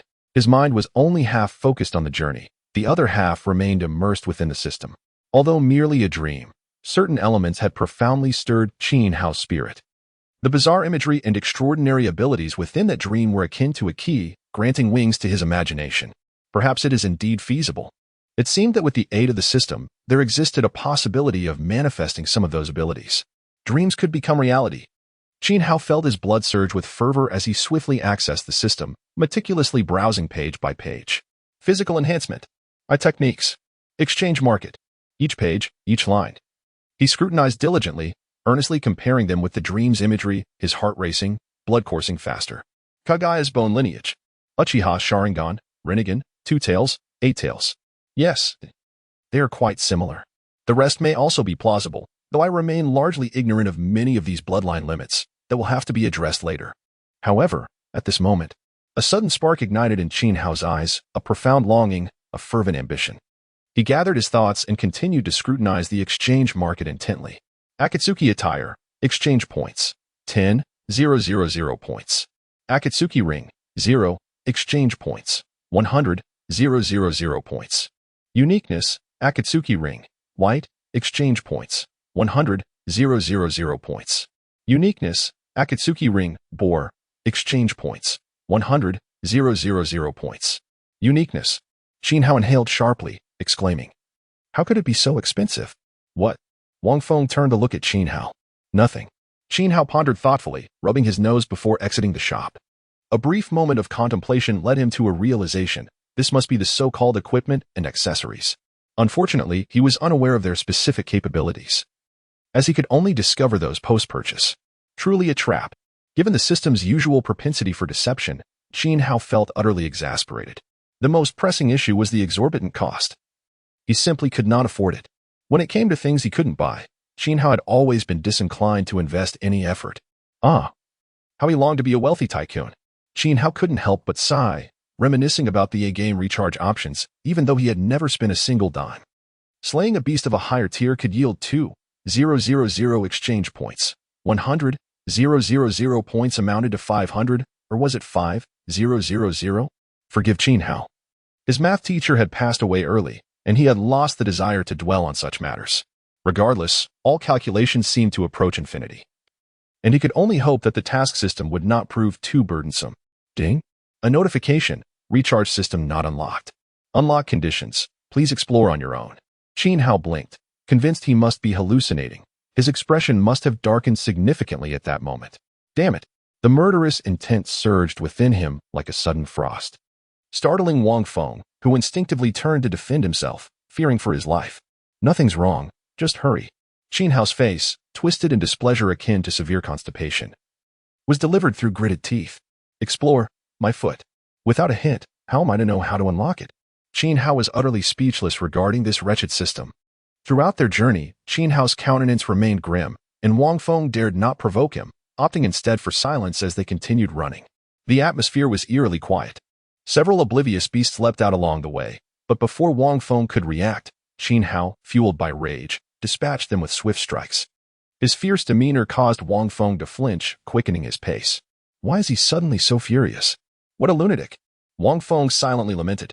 Yet, Qin Hao was indifferent to Wang Feng's thoughts, his mind wholly consumed by contemplation. 3 days later. The two had traversed nearly 300 miles and reached the territory of Qingyun Mountain, where Qingyun's sect resided atop the peak, the sole sect within the mountain. After 3 days of intense reflection, Qin Hao found no leads whatsoever. The unlocking of the recharge system appeared to be a distant prospect, with no signs of possibility. Regardless, it had introduced a new potential. Qin Hao lifted his darkened visage, casting a frightening gaze at Wang Feng for a moment before gradually softening his expression. Striving to be amiable as he said, "Quite fast, isn't it?" Wang Feng found himself perplexed by Qin Hao's demeanor, uncertain whether he was being criticized for acting too hastily or too slowly. Throughout the past 3 days, the myriad of monstrous beasts they encountered had been ruthlessly slain by Qin Hao, whose display of ferocity and an array of bizarre techniques revealed a terrifying prowess that made Wang Feng acutely aware of the chasm that existed between them, one that could be bridged with a mere flick of a hand. What struck him most was the sheer peculiarity of it all. He had begun to entertain the notion that the term bloodline master uttered by Qin Hao was no mere jest. Throughout their journey, there had not been a single pulse of spiritual energy emanating from Qin Hao, and the strange methods he employed were unlike anything Wang Feng had ever encountered. As they reached their destination with such ease, Wang Feng couldn't shake the feeling of being played for a fool. Would Qin Hao truly deem him simple enough to part with a spiritual treasure without any strings attached? A sudden pang of alarm gripped him, as he suspected that Qin Hao was reluctant to take responsibility for their agreement. Anger surged within him. Yet he managed to quell it, for self-awareness is a virtue, one that the weak must cling to for survival, albeit a tragic existence. Do not attempt to explain. Your eyes betray your thoughts, he remarked coldly. Qin Hao, unashamed, seemed utterly oblivious to the shattering of his own integrity. With a flourish, he produced a folding fan from his sleeve, opening it with a swift motion to admire the auspicious symbols painted upon it, exclaiming in admiration that it was quite exquisite. Wang Feng's expression darkened. He felt that Qin Hao was taking advantage of him with such audacity. What exactly do you wish me to do? He queried icily, unable to contain his irritation at Qin Hao's clumsy pretense. Realizing his intentions had been uncovered, Qin Hao's face flushed slightly before he feigned a cheerful demeanor, stating, "It is quite simple, really. I wish to join the Qingyun sect. You help me facilitate this, and I shall offer you this treasured fan without hesitation." This revelation did not particularly surprise Wang Feng. Throughout their journey, Qin Hao had inquired about various matters, his intentions becoming increasingly apparent. What puzzled Wang Feng was the fact that, given Qin Hao's formidable strength, this task should not pose a significant challenge. However, the peculiar nature of Qin Hao's abilities and his youth suggested an extraordinary talent. Yet Wang Feng could not fathom that Qin Hao's affinity for spiritual energy was non-existent. By the standards of this realm, he was deemed utterly inept. Observing the bewilderment etched across Wang Feng's face, Qin Hao understood the turmoil within him. His eyes darted momentarily before locking onto Wang Feng's gaze. Withdrawing before the latter could fully comprehend his intent. "My affinity for spiritual energy is 0, he declared. "Impossible," Wang Feng retorted. "There is nothing impossible. I am a bloodline master, traversing an entirely different path," Qin Hao asserted with unwavering conviction, his eyes glimmering with pride. "A path that is uniquely mine. A singular journey that no one else in the world treads." Upon hearing the term bloodline master for the second time, despite his earlier doubts, the conviction in Qin Hao's tone and the air of superiority he exuded left Wang Feng astounded. It was indeed true. This young prodigy was navigating a path entirely of his own design. How extraordinary!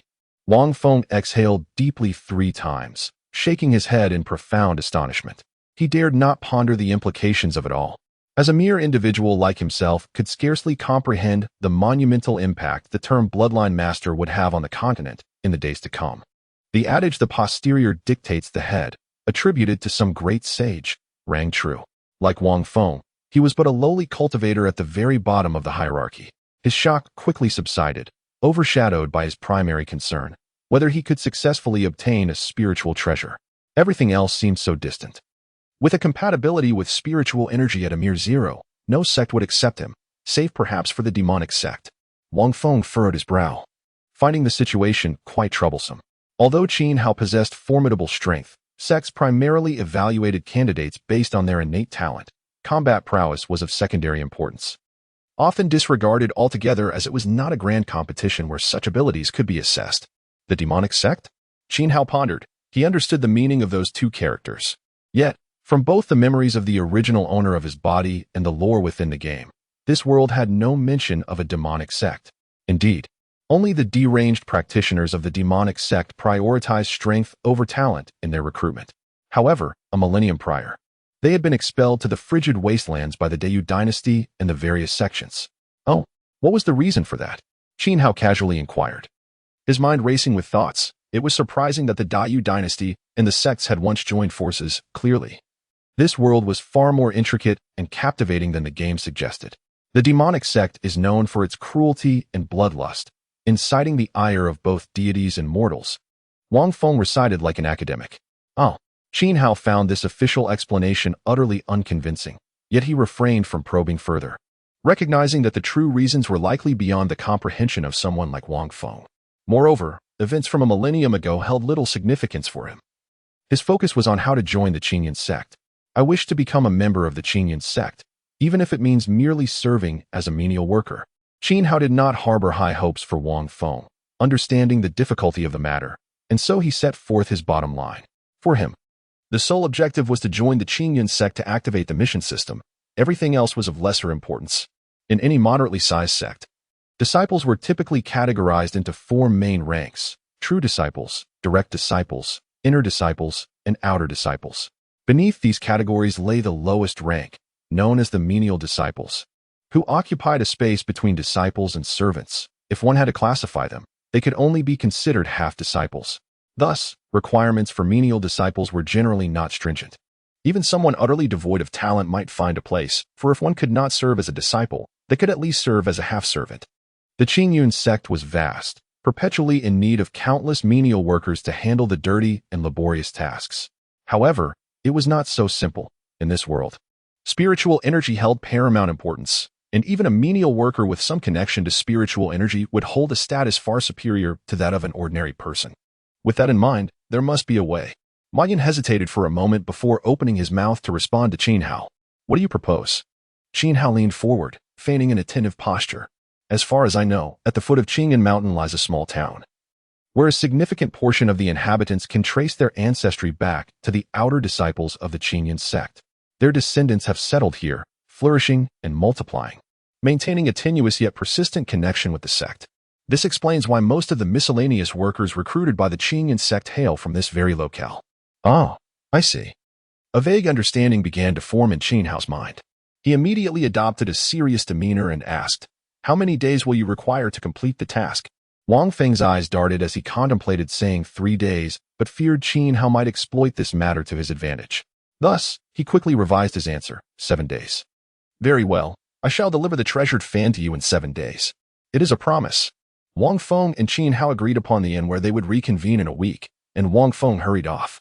After a while, Xiao chuckled softly and made his way towards the so-called Qinyan town at the foot of Qinyan Mountain, the Qinyan sect.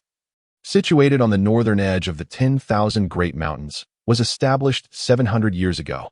Initially, it was a humble 6th-tier sect, bearing no particular name. However, 400 years ago, a 6th-tier powerhouse emerged from this sect, propelling it to growth and elevating its status to the 4th tier. Consequently, the sect was renamed Qinyan sect, signifying aspirations of soaring to great heights, and the mountain itself was dubbed Qinyan Mountain. Although the individual who once brought about this transformation eventually went missing, the sect continued to thrive, gaining prominence in the surrounding area. Qinyan Town, located at the base of Qinyan Mountain, was gradually established over the past 400 years.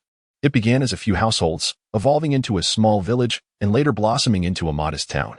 Perhaps in a few hundred years, should the Qinyan sect ascend to become a top-tier sect, Qinyan Town might expand into Qinyan City.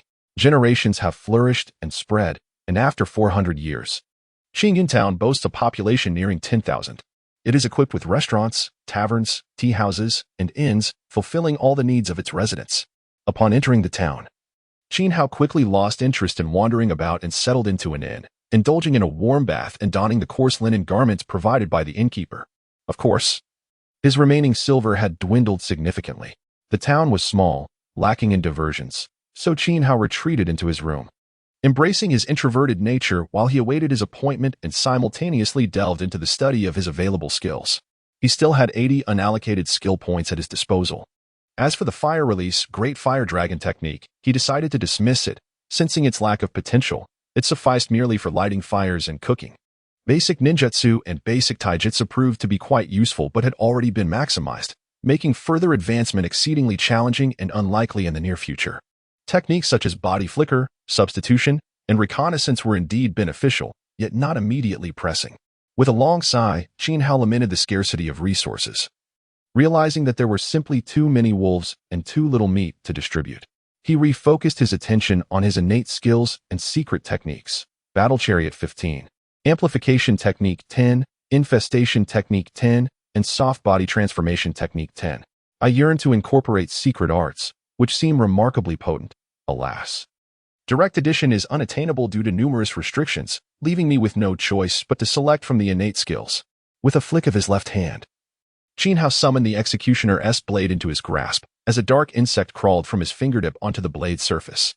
With a mere thought, a strand of chakra infused the insect's body. The multiplication technique activated. The diminutive creature swiftly expanded to the size of a fingernail, beginning to exhibit signs of resistance. Qin Hao understood that this was the limit of the insect's endurance. He raised the blade, scrutinizing the insect with meticulous attention. It was entirely ebony, adorned with two leaf-like appendages on its back, seemingly yet to unfurl, rendering it indistinguishable as either a shell or a wing. Two tiny, glistening eyes perched atop its head, fixated on Qin Hao, seemingly inquiring about his intentions. Qin Hao chuckled softly, widening his eyes as he observed a particularly glossy, dark spot on the insect's back, which appeared more formidable and bore an implicit sharpness. These insects were evolving. An epiphany dawned upon Qin Hao. He had always been observant. His first encounter was with the Millennium Spiritual Essence, where the insect's body darkened further, and the second was after devouring the heart of the Azure Serpent Demon King, which marked the emergence of darker speckles upon its form. Suddenly, his gaze fixated on the Executioner's blade beneath the insect. The Executioner's blade, renowned for its hardness and sharpness, did not warrant Qin Hao expending 1,000 points to procure it. Such a sum constituted 1/3 of his wealth. He possessed no mastery in swordsmanship and would only be foolish to exchange such a valuable asset. However, the blade's esteemed status as one of the 7 ninja blades hinted at its extraordinary capabilities. The Executioner's blade could absorb the iron within an enemy's blood, enabling self-repair, thus earning the moniker of an indestructible weapon. Upon reading this annotation, a thought flickered in Qin Hao's mind, infinitely utilizable. Without hesitation, he exchanged for it. The current feebleness of these insects stemmed from their insufficient body strength, easily squashed by a mere slap. Fortunately, they could evolve by consuming hard materials or the bodies of certain beasts, showcasing vast potential. Once they grew stronger, transcending the ability to consume only inanimate objects or defenseless creatures, they would become a formidable force not to be underestimated. Qin Hao's eyes sparkled as countless insects surged forth from his wrist, swiftly enveloping the blade's surface, a delicate rustling sound reaching his ears. He chuckled softly, laying the Executioner's blade flat on the ground, refraining from disturbing the insects during their feast. The multiplication technique indeed allowed the insects to enlarge, hastening their growth through consumption. However, with his current chakra reserves, sustaining such a multitude for more than a few seconds was implausible, rendering the technique ineffective for the immediate term. The battle vehicle, however, proved to be a versatile skill, capable of both offense and retreat, with commendable power. Now standing at 15 points. After careful contemplation, Qin Hao concluded that he would significantly rely on this skill in the near future, and thus allocated an impressive 50 points to it. He then deliberated further and decided to enhance the parasite technique with an additional 20 points, while reserving 25 points for unforeseen circumstances. He refrained from hastily augmenting the 2 new skills, as they had yet to be tested in actual combat. Following this meticulous allocation, his current skill points were as follows: Basic Ninjutsu 50, Basic Taijutsu 50, Body Flicker Technique 40, Substitution Technique 10, Reconnaissance Technique 20, Fire Release, Great Fire Dragon Technique 10, Hidden Shadow Snake Hands 10, Manipulation of the 3 Great Blades of Windmill Technique 10, Secret Technique, Soft Body Transformation Technique 10, Talent Skill, War Chariot 50, Duplication Technique 10, and Corrupting Insect Technique 30, with 25 skill points remaining. At the moment he enhanced the Corrupting Insect Technique, a brief message resonated in his mind. Simultaneously, before his eyes, The countless insects covering the beheading blade suddenly froze, their bodies trembling subtly yet rapidly, reminiscent of a black cloth being caressed by the wind. The air filled with a buzzing sound that coalesced into a sharp whistle, akin to the roar of a steam whistle, startling Xiao momentarily. Fortunately, it lasted but an instant. Otherwise, it could have attracted the attention of some curious cultivators, something Xiao wished to avoid. As the whistle faded, the insects returned to their tranquil state, resuming their incessant feeding on the beheading blade. The enhancement of the parasite technique was successful. The information was processed. Black glimmering parasite, larval stage, abilities. 1. Devouring. There is a chance to absorb the attributes of consumed materials, enhancing itself, exhibiting remarkable adaptability. The process is slow, and advancement in later stages is exceedingly difficult. 2. Digestion. It can obliterate all forms of energy. Exceeding its tolerance will lead to death. The energy limit is determined by physical strength. 3, 4, 5. Xiao touched the tip of his nose, beads of excited sweat forming on his forehead. The potential was simply extraordinary. The last 3 question marks could be disregarded. The first 2 abilities alone were astonishing enough to render one speechless. With a look akin to someone who had just won a grand lottery, Xiao unconsciously murmured, "A slow process? No matter. I possess an abundance of patience. Difficult advancements in later stages? It's all right. I am, by nature, someone who thrives on challenges." His eyes glimmered with fervor as he gazed at the feasting swarm of insects, his intense gaze brimming with desire. Habitually licking his lips, he proclaimed with exuberance, "Feast away. Indulge as you please. There is plenty to go around." Time passed swiftly. 7 days later, when Wang Feng arrived punctually at the inn room, he was met with a scene that sent shivers down his spine. Xiao sat cross-legged on the bed, the beheading blade resting across his chest, enveloped in a multitude of insects, layered thickly. The ground was a cacophony of rustling insects, leaving no room for a foot to tread. One could only wonder how the innkeeper would react upon discovering that the room had transformed into a nest of insects. It would surely be a frightful revelation. Wang Feng adjusted his breath, leaning against the door, and retrieved a black token from his bosom.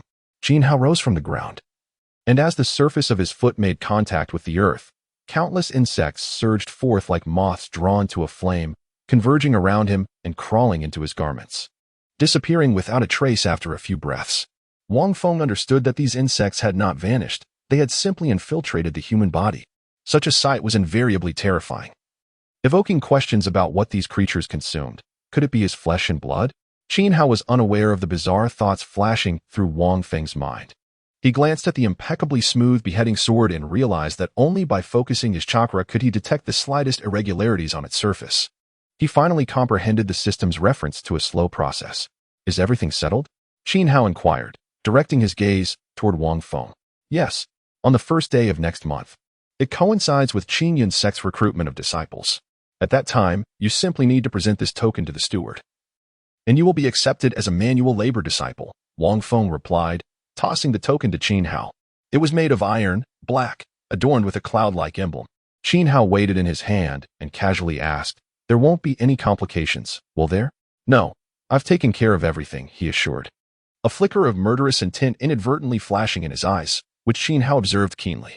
Nodding, Xiao retrieved a neatly folded red robe from the edge of the bed and took out a folding fan, playfully tossing it into the air. "Here you go." Wang Feng's breath hitched, his nostrils flaring as he fixated on the elegant arc of the fan soaring above. "By the way, you haven't mentioned anything about me to anyone, have you?" Xiao's gaze pierced through Wang Feng as he posed the question just as Wang Feng caught the fan. "What matter?" Wang Feng caught the treasured fan in both hands, his heart racing with excitement. In that moment, he looked up, confusion evident in his eyes, and instinctively responded to Xiao's inquiry. "Oh, it's nothing. You may leave now."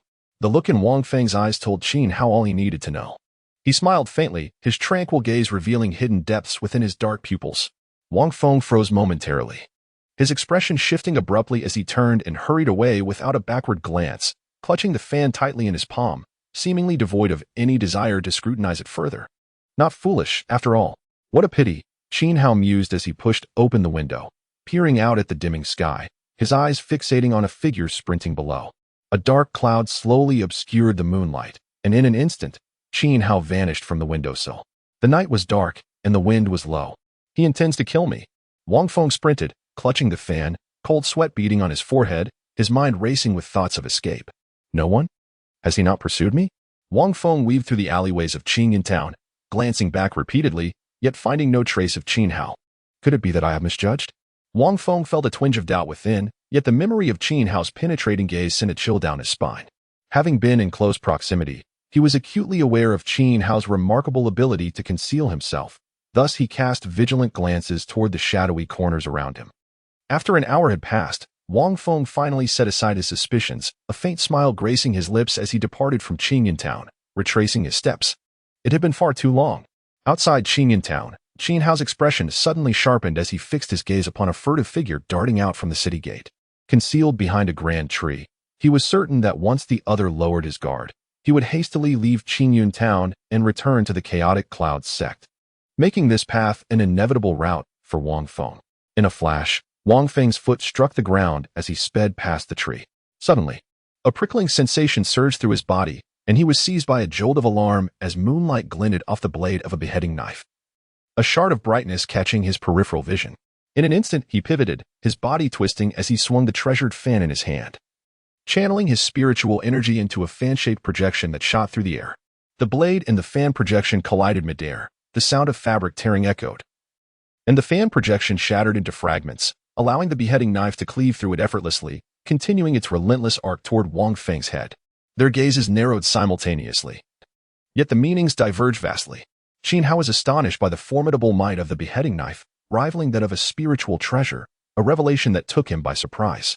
Conversely, Wang Feng was taken aback, realizing that the large knife in Qin Hao's possession was indeed a spiritual treasure. Despite the absence of any discernible spiritual energy emanating from it, its overwhelming power left no room for doubt. What shocked him further was the revelation that his own folding fan was a mid-tier spiritual treasure, a realization that filled him with resentment and frustration. His strength was insufficient to fully harness its potential. With such thoughts swirling in his mind, he felt an even greater sense of bitterness. He withdrew his foot, retreating with urgency, but it was too late. Blood erupted from his chest in a spray.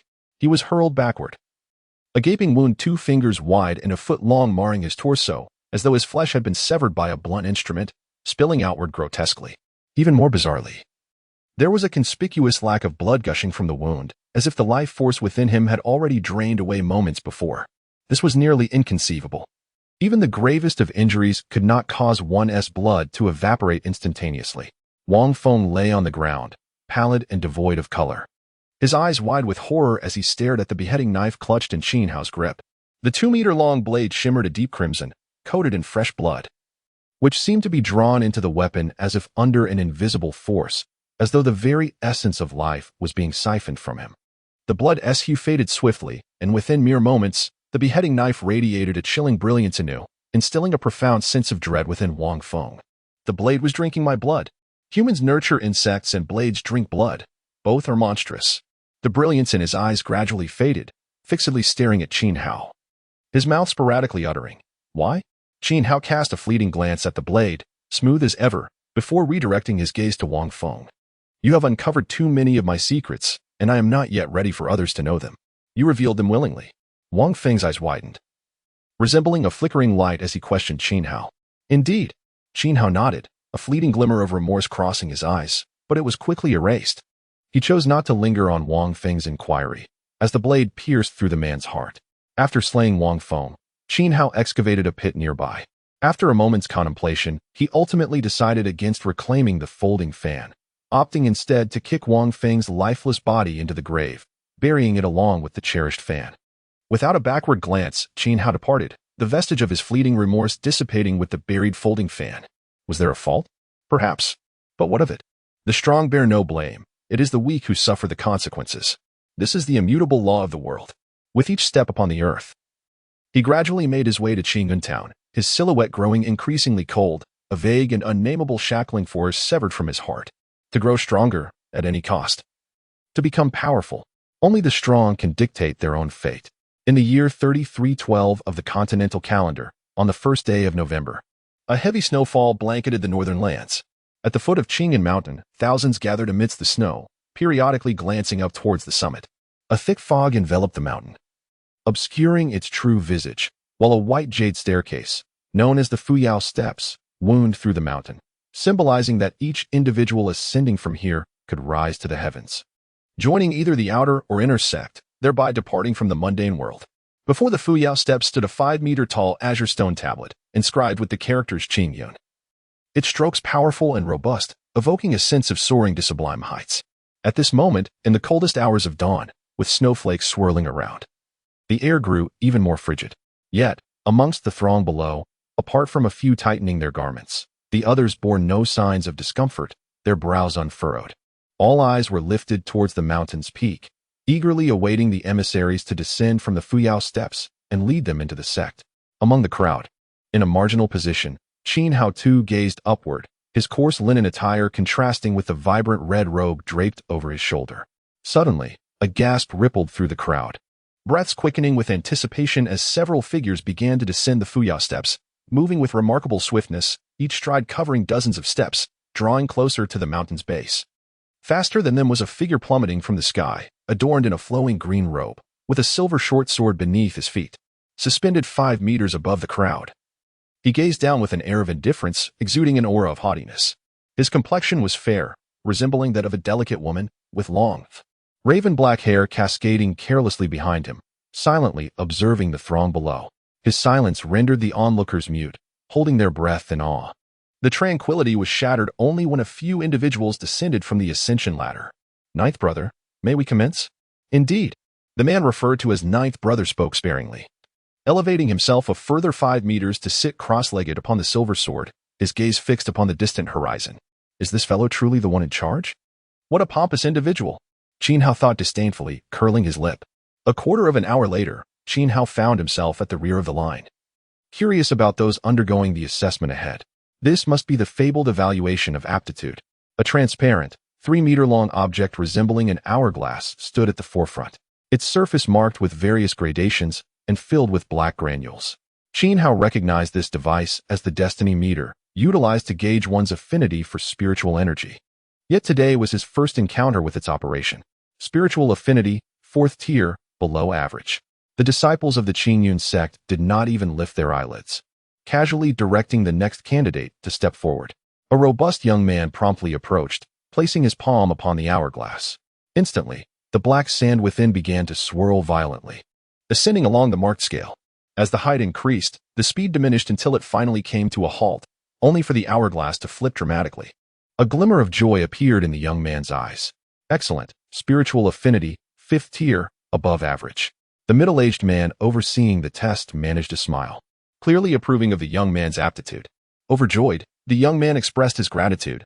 "Thank you, brother," while producing a low-tier spiritual stone from his sleeve to present. Ling Fei's eyes flickered with disdain, yet he accepted the stone. "I am Ling Fei, somewhat renowned among the outer disciples. If you encounter any difficulties after joining, feel free to seek me out." The young man's expression brightened further, showering Ling Fei with profuse thanks before taking his place to one side, eliciting envy and admiration from those behind him. Only a select few, like Xiao, understood that Ling Fei's words were mere pleasantries. Should the young man truly seek him out, he would likely find himself in dire straits. It appears that rivalry and intrigue are not absent within this sect. Xiao mused, simultaneously employing his investigative skills. Soon, he grasped the correlation between the values of spiritual affinity and the measurements on the destiny meter. It is quite simple. The affinity for psychic energy is categorized into stages. From 1 to 10 is the first stage, 10 to 20 the second, and 20 to 30 the third. Stages 1 to 3 are deemed inferior, signifying a lack of qualification. Only those above the 4th stage meet the acceptable standard. And each stage is further divided into upper, middle, and lower tiers. This can be easily discerned by observing the angle of the hourglass's rotation. No movement indicates a lower tier, a 90-degree turn signifies a middle tier, and a complete 180-degree flip denotes an upper tier. Time passed inexorably, and throughout it all, the flamboyant figure seated above did not once divert his gaze downward. Just as Xiao began to feel a twinge of boredom, the individual before him finally completed their test, and it was his turn. He mimicked the previous actions, placing his hand upon the device. Ling Fei let out a soft gasp, and the nearby disciples of the Qingyun sect widened their eyes in shared astonishment. The crowd surrounding them, both qualified and unqualified, turned their curious gazes towards him. Even the ostentatious man above was finally drawn to the commotion below, shifting his attention. Xiao himself involuntarily exclaimed, "What the heck?" The hourglass-like device, initially devoid of movement, remained still, He was acutely aware that this was due to his psychic energy affinity being 0. To the sensing mechanism of the device, his palm must have felt akin to a mere stone, leaving it perplexing if any response were to occur. However, to others, this was an utterly astonishing phenomenon. Since the inception of the Qingyun sect, it had never witnessed a scenario where the device could not measure an individual's psychic energy affinity. No one would even entertain the notion of an affinity of 0. Such an idea was as absurd as claiming an affinity of 100. It was an immutable law that all inhabitants of the psychic continent possessed affinities ranging from 1 to 99, an unbroken rule throughout history. "Brother Ling, is the device malfunctioning?" inquired a voice from behind, tinged with confusion. Almost immediately, a soft cracking sound echoed in the air. The expressions of everyone present shifted dramatically as they turned their gaze to the device, their faces frozen in shock and disbelief. How is this possible? Qin Hao mirrored their bewilderment. He hastily attempted to withdraw his hand from the device, yet the chakra within him surged uncontrollably, flooding from his palm. The once still black particles within the device began to roil violently, akin to a boiling liquid, swirling chaotically in every direction. In but a moment, they coalesced into a black vortex, swirling incessantly within the hourglass, with faint sounds of roaring emanating from it. What on earth is happening? Qin Hao gazed at the intricate web of cracks forming on the device, internally lamenting as he sensed the shifting scrutiny of those around him, especially from that individual named Ling Fei, whose eyes glimmered with malice, as if he wished to peel him alive. Although the pointing fate ruler is not an exceedingly rare artifact, its worth is undoubtedly considerable. Now, as it appears to be on the verge of destruction at the hands of Qin Hao, Ling Fei finds himself unable to bear the weight of such responsibility. "Little ghost, are you not going to release your grip?" Ling Fei roared, raising his hand to strike Qin Hao's chest. In his anxious state, he exerted all his strength, instinctively channeling his spiritual energy to its utmost limit, manifesting a thin layer of energy that resembled both gold and iron. The gust of his palm was fierce, creating a sonic boom in the air. Qin Hao's pupils constricted sharply. His chakra was spiraling out of control, and his left hand felt as if it were drawn to a magnet, severely restricting his movements and making evasion nearly impossible. "Damn it! Does this guy intend to kill me?" A glint of fury flashed in Qin Hao's eyes as his left fingers stiffened. He relinquished the restraint on his chakra, and in an instant it surged forth like a flood unleashed from a dam, erupting violently from his left palm. With a crackling sound, the hourglass shattered under the strain. The invisible chakra collided with the swirling black particles, resulting in an explosive force that erupted from the palm of Qin Hao. His left arm swung like a pendulum, striking himself with such force that it sent him flying through the air. Qin Hao emitted a series of muffled groans and, upon landing, sprang back to his feet, ignoring his injuries as he fixed a murderous gaze on Ling Fei. His left arm was a gruesome sight, flesh torn and bloodied, exposing bone, with numerous black particles embedded within. More alarmingly, some were even lodged in his bones. Moreover, on his left arm, there was a distinct injury, markedly different from the explosion's aftermath. 2 clear finger imprints seared into the exposed bone, akin to a branding iron. Despite being blasted away, he had not fully evaded Ling Fei's attack. He had merely sustained a terrifying graze. Qin Hao cast a dark glance at his painfully injured left arm, his expression flickering with intensity. Unbeknownst to those around him, there were hidden black insects within the flesh of his arm, which, if noticed, would likely be mistaken for mere figments of the imagination. Concealing the insects, Qin Hao clenched his right hand into a fist, his eyes coldly fixated on Ling Fei. Should the latter dare to attack again, he would have no choice but to summon his executioner's blade and cleave him in two. His hesitation in taking immediate action stemmed from his wariness of the 9th senior brother above him. However, if Ling Fei continued to act recklessly and no one intervened, Qin Hao would be left with no options but to take a perilous gamble. "Everything is shattered, all of it," Ling Fei muttered to himself. His attack not only failed to prevent Qin Hao from damaging the pointing fate ruler, but inadvertently accelerated its destruction. He raised his head, fury etched on his face, fixating on Qin Hao with disbelief that the latter had survived. "Who exactly are you? What is your intention in destroying my sect's pointing fate ruler?" He was not foolish. Even in this moment, he sought to absolve himself of any blame. "Which of your eyes witnessed me destroying it? It was damaged on its own, and I find myself puzzled. You wish to absolve yourself of blame, yet you need not speak such nonsense with your eyes wide open." Ling Fei's intentions were instantly discerned by Qin Hao, who retorted with sharp sarcasm. "The little imp dares to argue." Enraged and humiliated, Ling Fei stepped forward, his right hand poised to strike at Qin Hao. Humph. Qin Hao fixed his gaze intently on Ling Fei, swiftly casting a reconnaissance spell. Name: Ling Fei level 28, 3rd tier gold elemental energetic. The reconnaissance spell, with its limited capacity, yielded only this fragment of information. However, knowing that Ling Fei was merely a high-ranking 3rd tier energetic was sufficient for Qin Hao. This situation was slightly troublesome. Qin Hao gently pressed his lips together, his fingers subtly trembling, ever ready to draw his blade, while his eyes seemingly fixed on Ling Fei. But his entire awareness was directed towards the figure seated above on the silver sword, his 9th senior brother. Ling Fei was of no concern to Qin Hao. It was the 9th senior brother who commanded his respect. Despite the 9th senior brother's flamboyant demeanor, Qin Hao did not underestimate his prowess in the slightest. On the contrary, the strength of this 9th senior brother undoubtedly surpassed his own. Not every ostentatious individual could hover in the air for such an extended period. Most importantly, his reconnaissance spell revealed not a shred of information about this person, not even a name. This man was undoubtedly the second most formidable individual he had encountered on the elemental continent, the first being the ancient enchantress, Dan Taixian. Ling Fei took 2 swift steps, his claws slicing through the air with a piercing whoosh, mere inches from Qin Hao. The onlookers regarded Qin Hao with disbelief, assuming he had been rendered speechless by fear. No one noticed that Qin Hao's loosely clenched right hand was making a feigned thrust forward. Halt.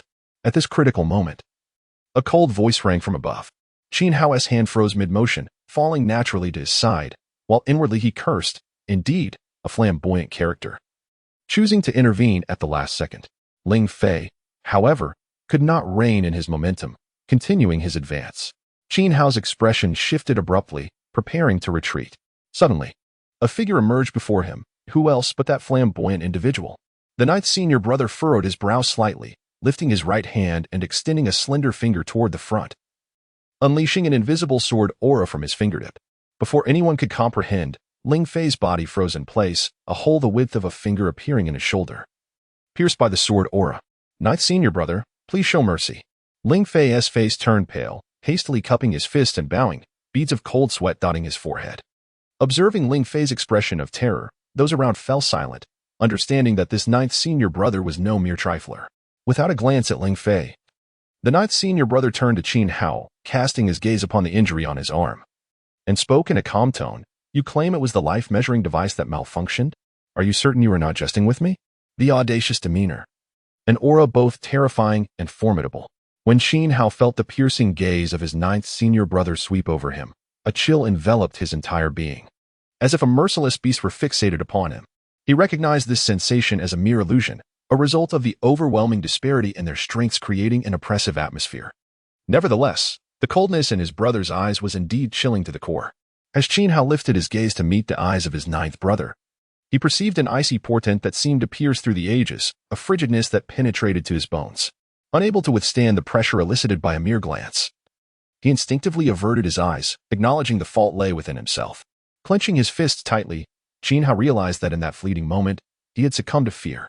The overwhelming dread that lingered, an intense sensation that a single prolonged gaze would lead to his demise, compelled him to retreat. Is this what constitutes a true powerhouse in this world? I am still far from such heights. A realization dawned upon Qin Hao. His confidence had swelled excessively during this time, which was detrimental. Externally, he could feign arrogance, but internally, he must remain acutely aware of his reality, recognizing the vast distance between himself and genuine strength. He must constantly remind himself of this truth to advance further. I detest being deceived by others, so I shall inquire once more. Are you certain it is your own fault? If you retract your words now, I grant you a swift death. Should you waver later, I will ensure a fate worse than death. Have you contemplated this thoroughly? Qin Hao's forehead glistened with cold sweat, as he felt the weight of 2 scrutinizing gazes above him, imbued with an inexorable murderous intent directed at him. It was indeed his own fault. Bowing his head, with bloodshot eyes and beads of sweat cascading down his chin, he trembled as he stammered his response. Very well.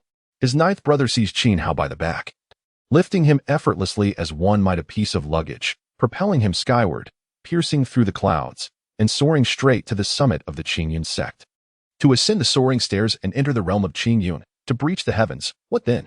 Would one day reign over Qingyun? Yet, at this moment, Qin Hao was not preoccupied with such thoughts. he felt an overwhelming sense of humiliation. Being hoisted in such a manner was indeed degrading.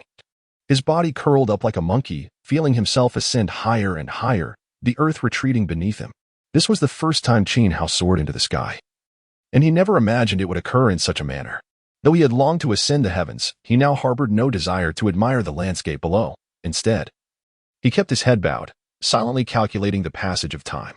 This diversion of attention concealed his true thoughts. The humiliation of today shall be repaid tenfold in the future.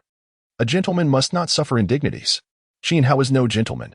He was merely a petty individual, yet even a petty man must not be humiliated. Especially one as small-minded as Qin Hao, whose cunning could scarcely be compared to a pinhole. Moreover, a petty man can often be far more formidable than a gentleman. For instance, Qin Hao fully understood the art of subservience. When he ought to keep his head low, he would do so with unwavering resolve. Yet, once he attained success, he vowed to never crush his ninth brother beneath his heel. Silent and contemplative, Qin Hao gazed vacantly at the scenery beneath the clouds. Unaware of the moment, he had been cast to the ground by his senior brother, the ninth. "Stay here, and do not wander," he had been instructed. Nodding in acknowledgement, Qin Hao steeled his mind and began to observe his surroundings. After the departure of his senior brother, he started to pace in place. His eyes were met with undulating hills and narrow paths, surrounded by lush greenery, resembling a paradisiacal peach orchard. Unusual mountains and bizarre stones were abundant, with opulent pavilions veiled in mist scattered throughout the verdant landscape, their roofs seemingly adorned with tiles of jade, truly deserving of the name Qingyun. After a brief moment, a youth clad in a green robe approached, scrutinizing Qin Hao from head to toe. "You are the one brought by the ninth brother? Follow me." "Ah." Qin Hao silently trailed behind the youth as they proceeded inward. Before long, an expansive square came into view, its floor laid with blocks of white jade. Scattered throughout the square were disciples of the Qingyun sect, either standing or seated, all dressed uniformly in green robes, though the number of embroidered cloud patterns on their garments varied. Upon noticing Qin Hao following the youth, their expressions bore a hint of curiosity, yet none approached to inquire. They remained engrossed in their own activities, and an air of tranquility enveloped the square. Gazing into the distance, Qin Hao estimated the square to span nearly 1,000 meters. At the far end stood a grand hall, 3 stories high. Atop the highest level hung a colossal plaque, undoubtedly inscribed with the words Qingyun Hall. "Qingyun Hall," Qin Hao murmured, catching the attention of the youth ahead, who turned with a proud expression and proclaimed, "Indeed, this is our esteemed Qingyun Hall." However, this display of pride was wasted on Qin Hao, who was oblivious to the source of his enthusiasm. Instead, his mind was consumed with thoughts of what might transpire within the hall and how he should respond. Before the entrance of Qingyun Hall stood 5 imposing stone statues, commemorating the most distinguished leaders of the Qingyun sect throughout the ages. The statue on the far left, adorned with a long sword, depicted the renowned Qingyun Taoist from 4 centuries past. Yet, Qin Hao remained downcast, dutifully following the green-robed youth into the hall. "Master, esteemed elders, the individual has arrived," the youth announced. Qin Hao halted, casting his gaze forward. The interior of the hall was vast, with 9 colossal stone pillars arranged in a solemn and majestic manner. At the base of these pillars lay a prominent stone platform, upon which sat a singular chair, occupied by a middle-aged man. This individual, with white eyebrows and dressed in white robes, wore a white jade ring on his left thumb. He was Bai Wuji, the current leader of the Qingyun sect, whose cultivation had reached the pinnacle of the 6th tier for many years, just a step away from ascending to the 7th tier of sanctity. Descending from the stone platform were 9 tiers of steps, flanked by 4 chairs on either side, each occupied by an elder, collectively known as the 8 elders of Qingyun. Clad in black robes, their expressions varied, but all focused their gaze upon Qin Hao, each lost in their own thoughts. Every pair of eyes seemed to be a tangible force, enveloping Qin Hao in an overwhelming sense of dread, as though an immense boulder bore down upon his shoulders, compelling him to kneel. Qin Hao kept his head bowed, unable to meet the gaze of any individual present, his teeth clenched, his knees trembling, yet he remained steadfast, refusing to succumb to the ground. How intriguing! How amusing! The voice belonged to a gaunt old man, his forehead lined with wrinkles, who regarded Qin Hao with a glint of predatory excitement in his greenish eyes. "Oh, what prompts old Shue's laughter, and what is the source of his amusement?" Accompanied by old Shue's eerie cackling, the pressure weighing upon Qin Hao suddenly dissipated, leaving him drenched in sweat, as if he had just emerged from the depths of a river. He lifted his gaze towards old Shue, managing to force a grateful smile upon his face. "Indeed, a remarkable talent. Before old Shui could respond, he caught sight of Qin Hao's expression and let out 3 more chuckles, his demeanor gradually growing serious. From my 140 years of experience, this lad is cunning, yet possesses a fierce determination. He is truly extraordinary. Oh, what leads you to this conclusion? Upon hearing old Shui's words, the elders in the hall exhibited expressions of curiosity. This youth has not dared to raise his head since entering, either harboring guilt or possessing the wisdom to discern the situation and act accordingly. Yet, under our pressure, he stubbornly refuses to kneel. Observing the wounds on his arms, it is evident he suffers greatly, but since entering the hall, he has not uttered a sound, nor has he even glanced at his injured arm. His resolve is as steadfast as iron, and he shows no mercy to himself. Finally, he feigns sentimentality, offering me a grateful smile, which contradicts his earlier demeanor of keeping his head lowered.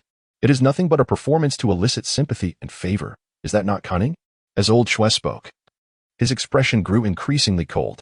How remarkable it is for one so young to possess such craftiness and ruthlessness. Upon the completion of old Shui's remarks, the previously indifferent expressions of the pig-like elders shifted dramatically, their attention fixated intently on Qin Hao. Indeed, he is but a youth. They were taken aback, realizing they had initially overlooked his age. While it could be dismissed as coincidence if only 1 or 2 had failed to notice, the collective oversight of so many was peculiar. It suggested that this young man possessed something extraordinary that obscured his youthfulness. Or perhaps such qualities are rare in someone of his age, diverting their focus entirely. Indeed, this youth is extraordinary. Upon closer inspection, he exudes an air of remarkable composure, a steadiness that belies the exuberance of youth, tempered by the passage of time. His brow is etched with cold determination and resolve. This young man, despite his shyness, possesses a heart of stone, a natural-born killer. Should this lad not serve our faction, he must be eliminated. Various thoughts quietly surfaced in the minds of the elders, and the more they observed Qin Hao, the more astonished they became. In truth, this is quite normal. Qin Hao's soul is not that of a mere youth.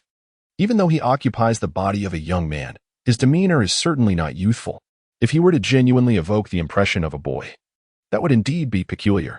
A heavy silence enveloped him as he silently regarded the individuals within the hall, his heart racing with uncertainty. Unaware if fortune or misfortune awaited him. After an eerie stillness, Bai Wuji finally broke the silence and inquired, "What is your name?" Reporting to the sect master, "I am Qin Hao, and I earnestly seek to join the Qingyan sect. As for the damage to the destiny measuring scale, I truly do not know the cause." Qin Hao replied without hesitation, kneeling down and discarding any previous reluctance. His proclamation startled those surrounding him, yet the expressions of the elders within the hall softened considerably. Bai Wuji remained silent, merely commanding for another destiny measuring scale to be placed at the center of the hall. Addressing Qin Hao, "You may try once more. Allow me to discern the reason behind this." Disciple obeys. Qin Hao dared not refuse the command, his mind racing with the potential consequences of compliance. To abstain could very well lead to his demise, thus the path forward was clear. He would comply without hesitation. In the grand hall, one could hear a pin drop. Qin Hao took a deep breath, casting a glance at his expressionless 9th senior brother beside the destiny measuring scale, then gently pressed his right palm against it. 1 breath, 2 breaths, 3 breaths.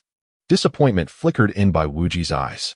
As the master of the sect, who aspired to elevate the clan, he constantly wished for the emergence of extraordinary talents among his disciples to propel the Qingyan sect to greater heights. Hence, when he heard reports of peculiar occurrences during the qualification test at the destiny measuring scale, he could not help but feel a surge of excitement. In the annals of the Spirit Energy Continent's history, those who exhibited anomalies during their qualification tests were invariably proven to possess exceptional physiques.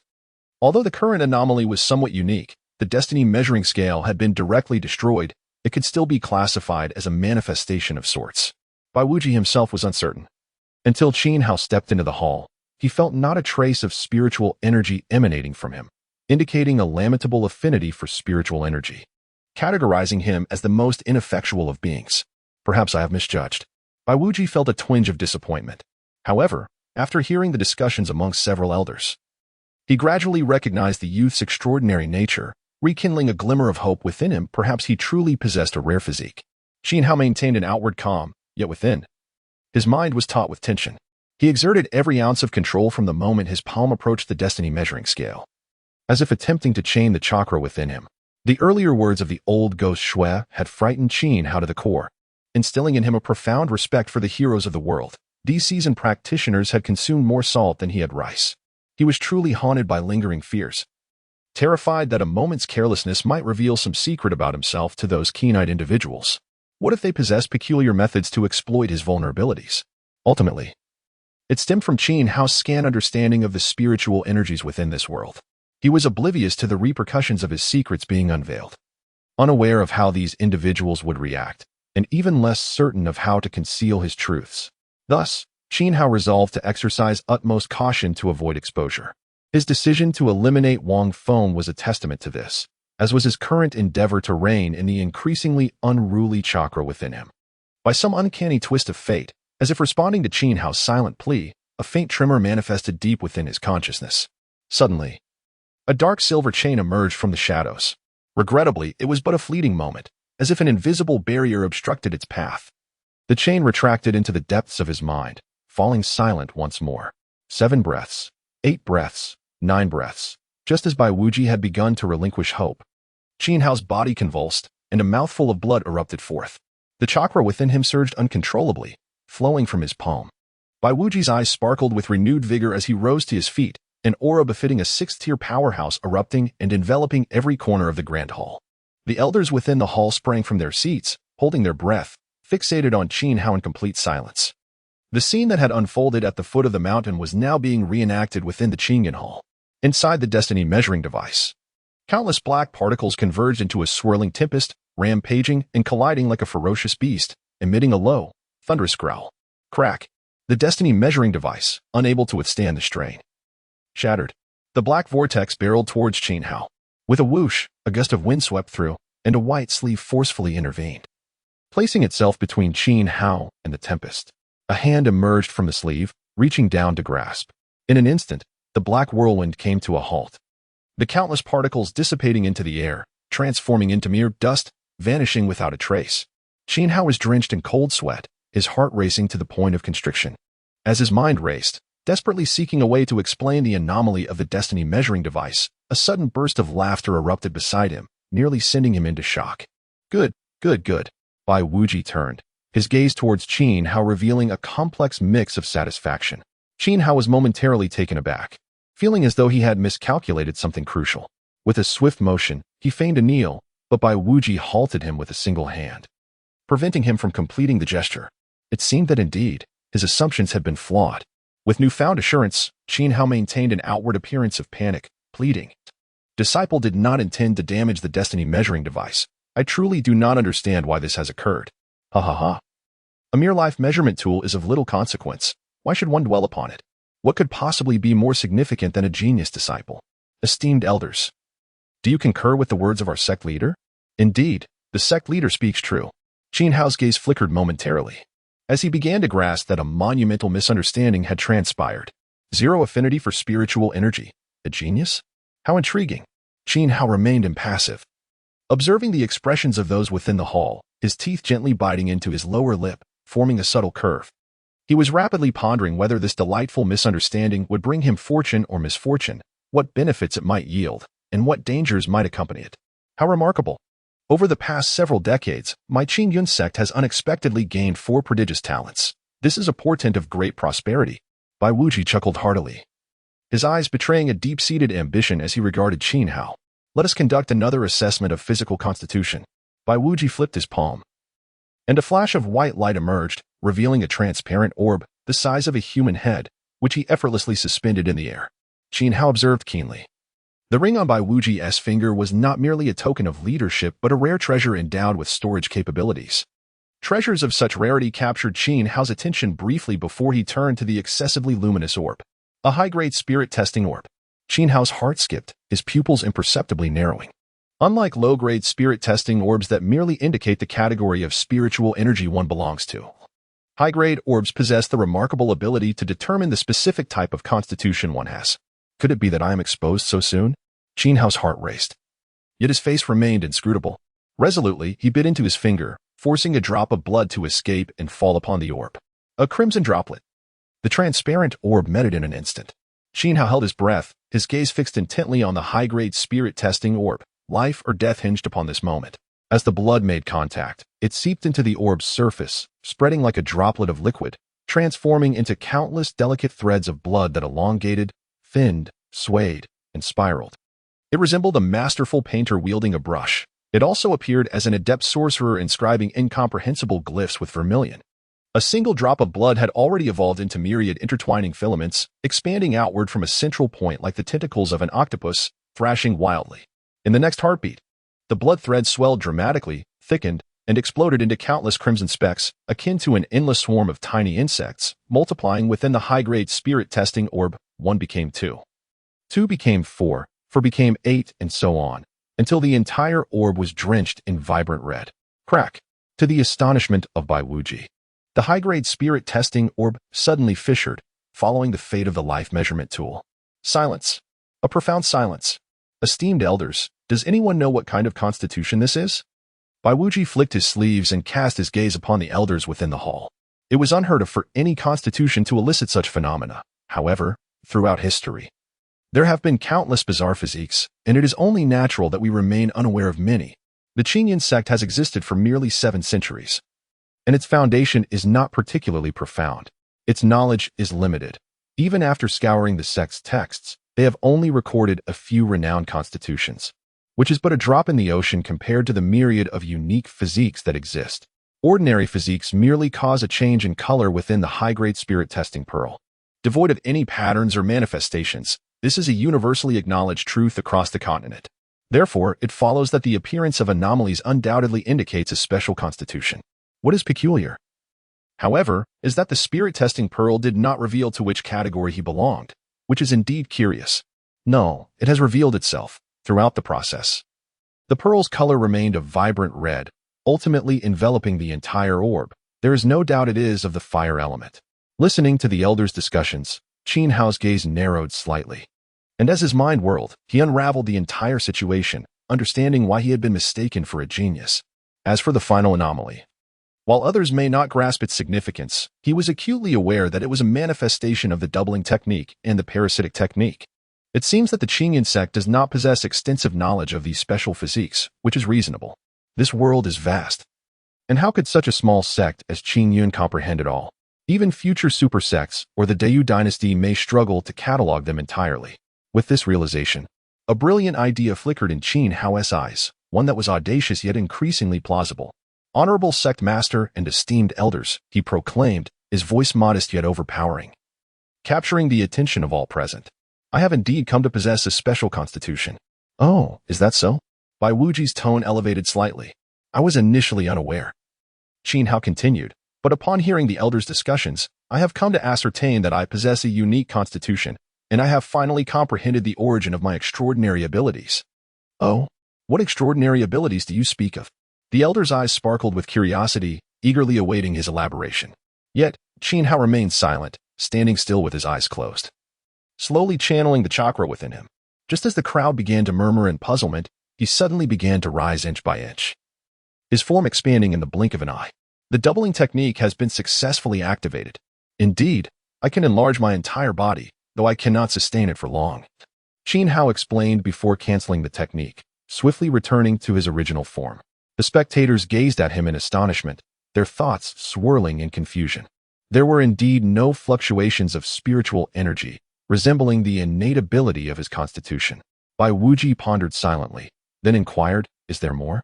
At times, the disciple experiences an intense discomfort in his bones and eyes, a sensation akin to a powerful itch. During such moments, he is enveloped by an illusion. Believing he can command his entire skeletal structure, even conjuring the notion of extracting his bones from within. His vision sharpens, as if time itself has slowed. Regrettably, his abilities remain feeble, and he has yet to actualize this potential. He is merely left with a vague sense of this extraordinary capability, pondering whether he is merely indulging in fanciful daydreams. With his head tilted back, Qin Hao gazed at Bai Wuji, his eyes reflecting a hint of confusion, as if seeking enlightenment from his counterpart. Yet, within, he secretly chuckled, pondering that once he awakens the corpse bone pulse and the Sharingan, he would arouse no suspicion. As for the future, with his anticipated strength, he would no longer need to exert such effort to conceal his abilities. Nonetheless, Qin Hao remained cautious, concealing his parasitic technique. The insects were still too weak, and it was premature to reveal them. Their reconnaissance and warning capabilities served as his hidden trump card, best kept in the shadows. Initially, Bai Wuji appeared slightly disappointed by the multiplication technique, yet his countenance transformed into one of unmasked astonishment upon hearing Qin Hao describe the remaining two abilities. Particularly, when Qin Hao elaborated on his vision, Bai Wuji's eyes sparkled with a terrifying brilliance.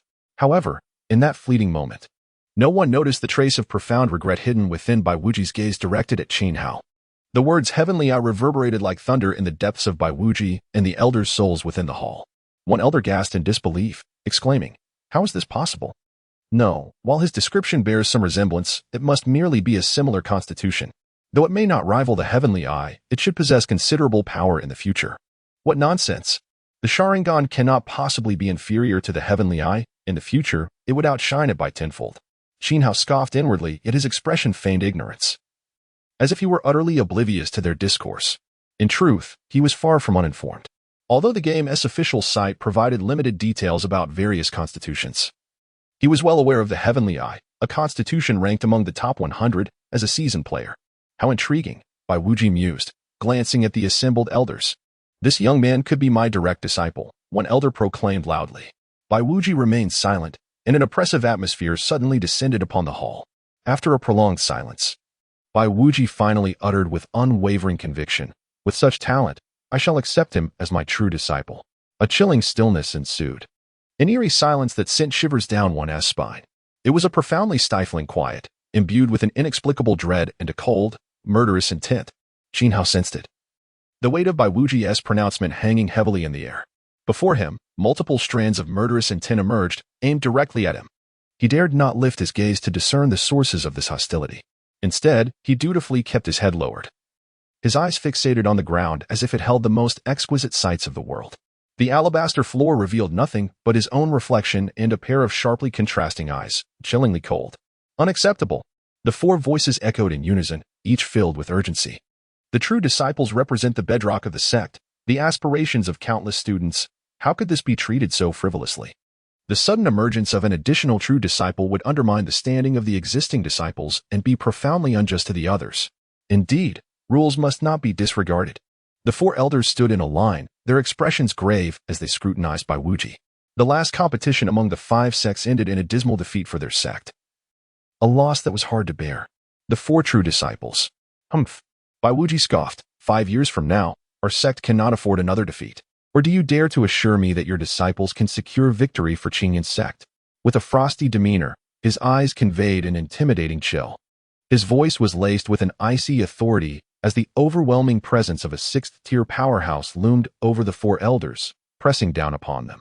Our sect answers for you. You cannot provide assurances. Bai Wuji let out a cold laugh, sweeping his arm with elegance. He grasped Qin Hao's right shoulder, his body flickering back to the stone platform within the grand hall.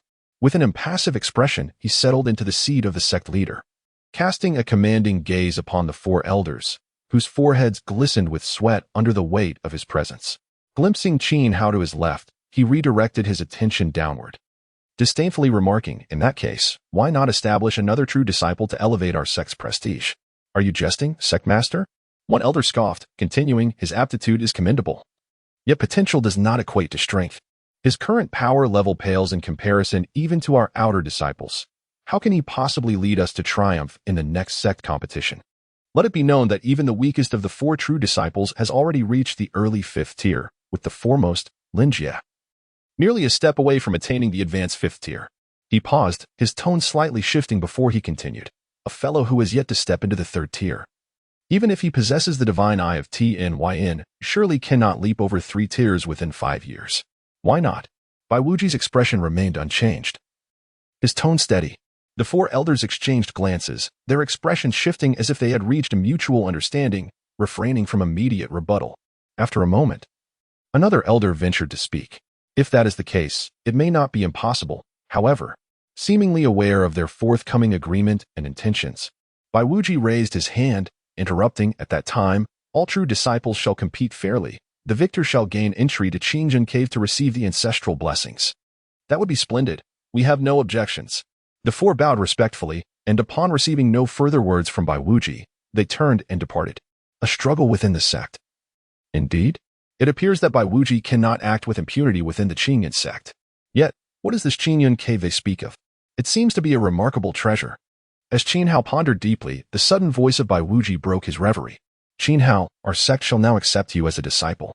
From this day forth, you shall be the fifth true heir of the Qinyan sect, esteemed above the myriad disciples of our order. I hope you will diligently cultivate your skills to honor your innate talent, with the aspiration of one day elevating our sect to greater heights. Meeting Bai Wuji's profound gaze sent a chill down Qin Hao's spine, compelling him to kneel and declare, I shall not disappoint my master's expectations. Very well, Lian Elder. Please escort him to his accommodations. Yes, sect master, came the reply from Lian Elder, a middle-aged man with long red hair. His face marred by a terrifying scar that twisted his features grotesquely. Qin Hao followed Lian Elder out of the Qinyan hall, restoring silence within the chamber. After a brief moment, the remaining 3 elders of the sect slowly resumed their seats. Shuai Laogui cleared his throat and turned to Bai Wuji. Is the sect master truly placing his hopes on that lad?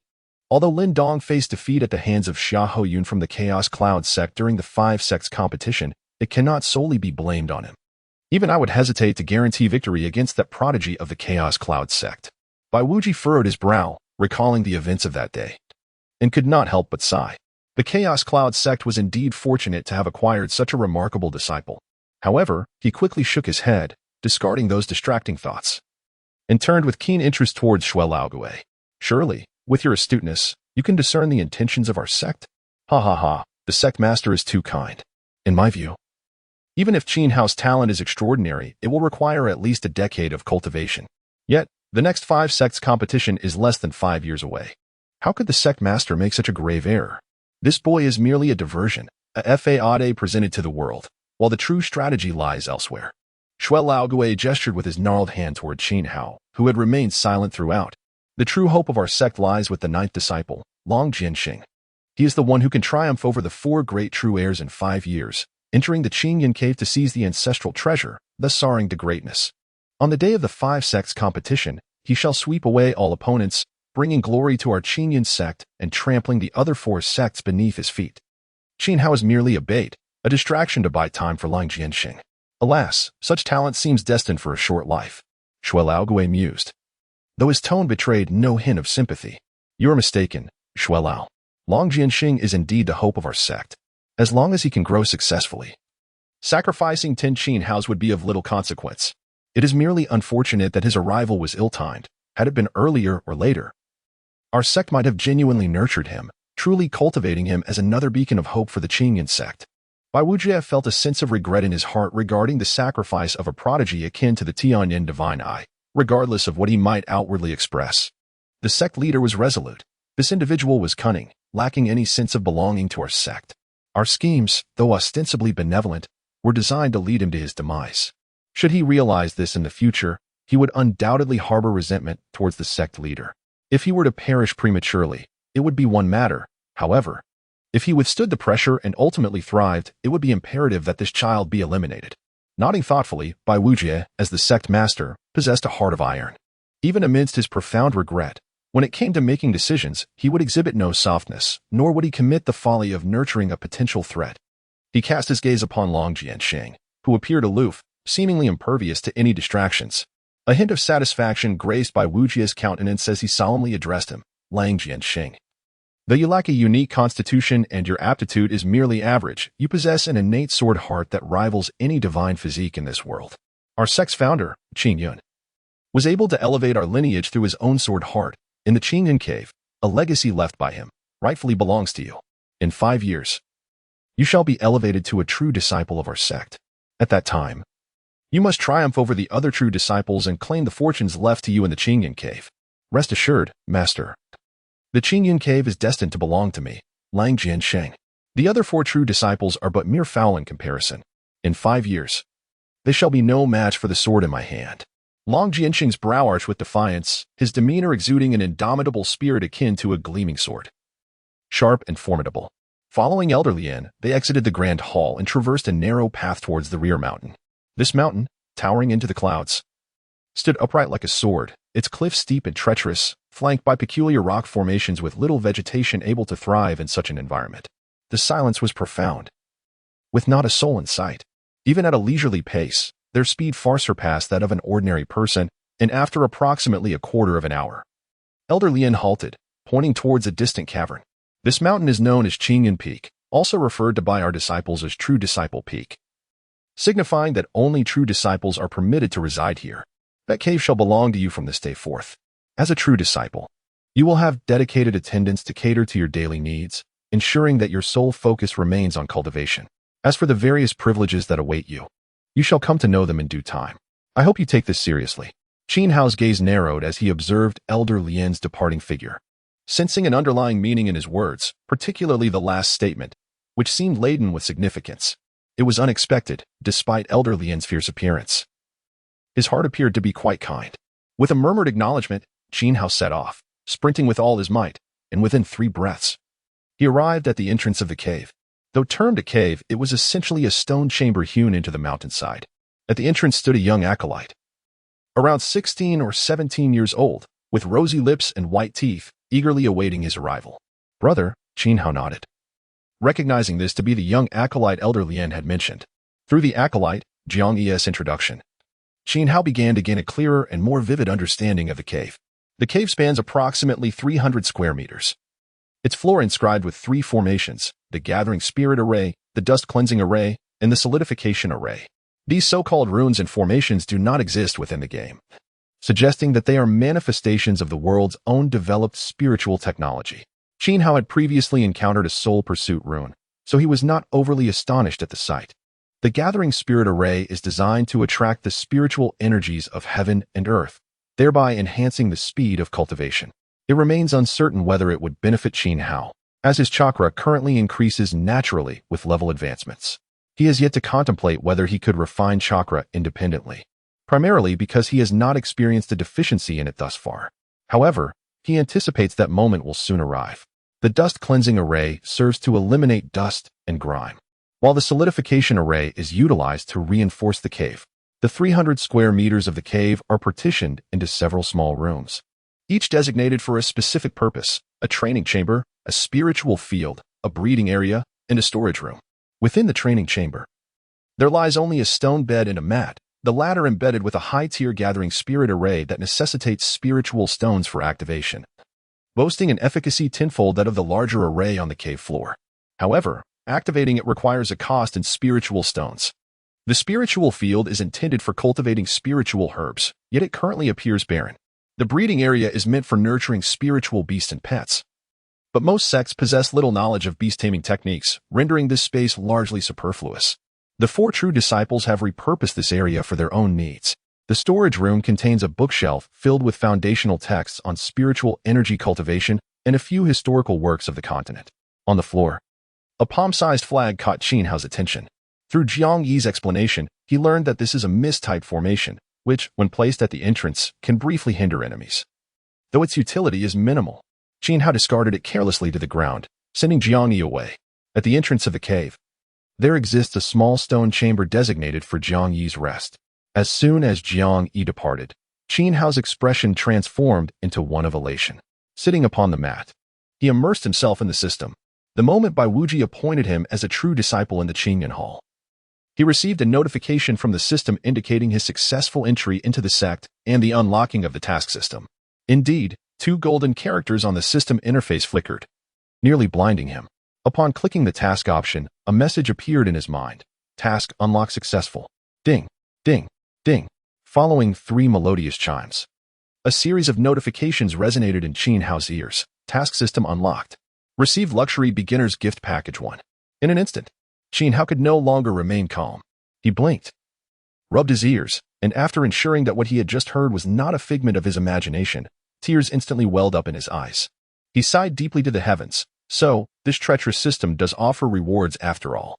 His voice was imbued with a profound sorrow, making it easy to imagine the depth of his resentment toward this system.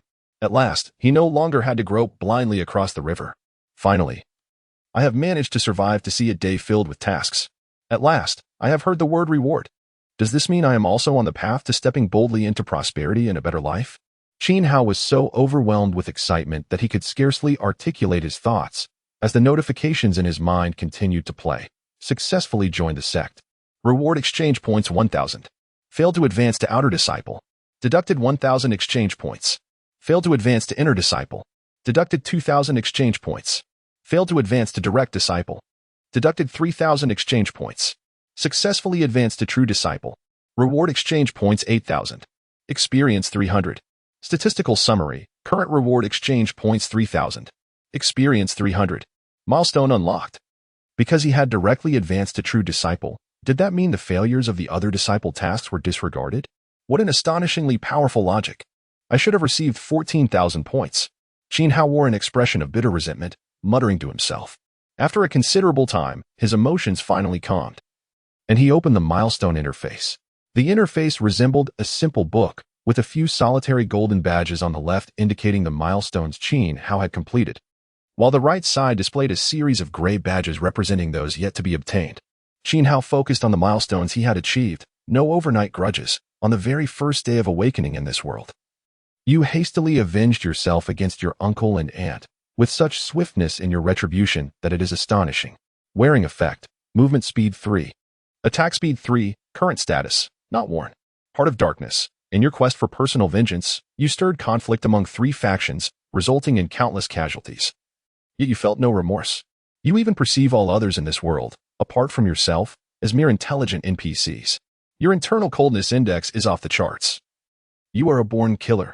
Come now, do not hide any longer. Unleash the darkness within you. You have preliminarily acquired a fundamental trait of a villainous boss, coldness. Please continue to cultivate and amplify this trait. Wearing effect.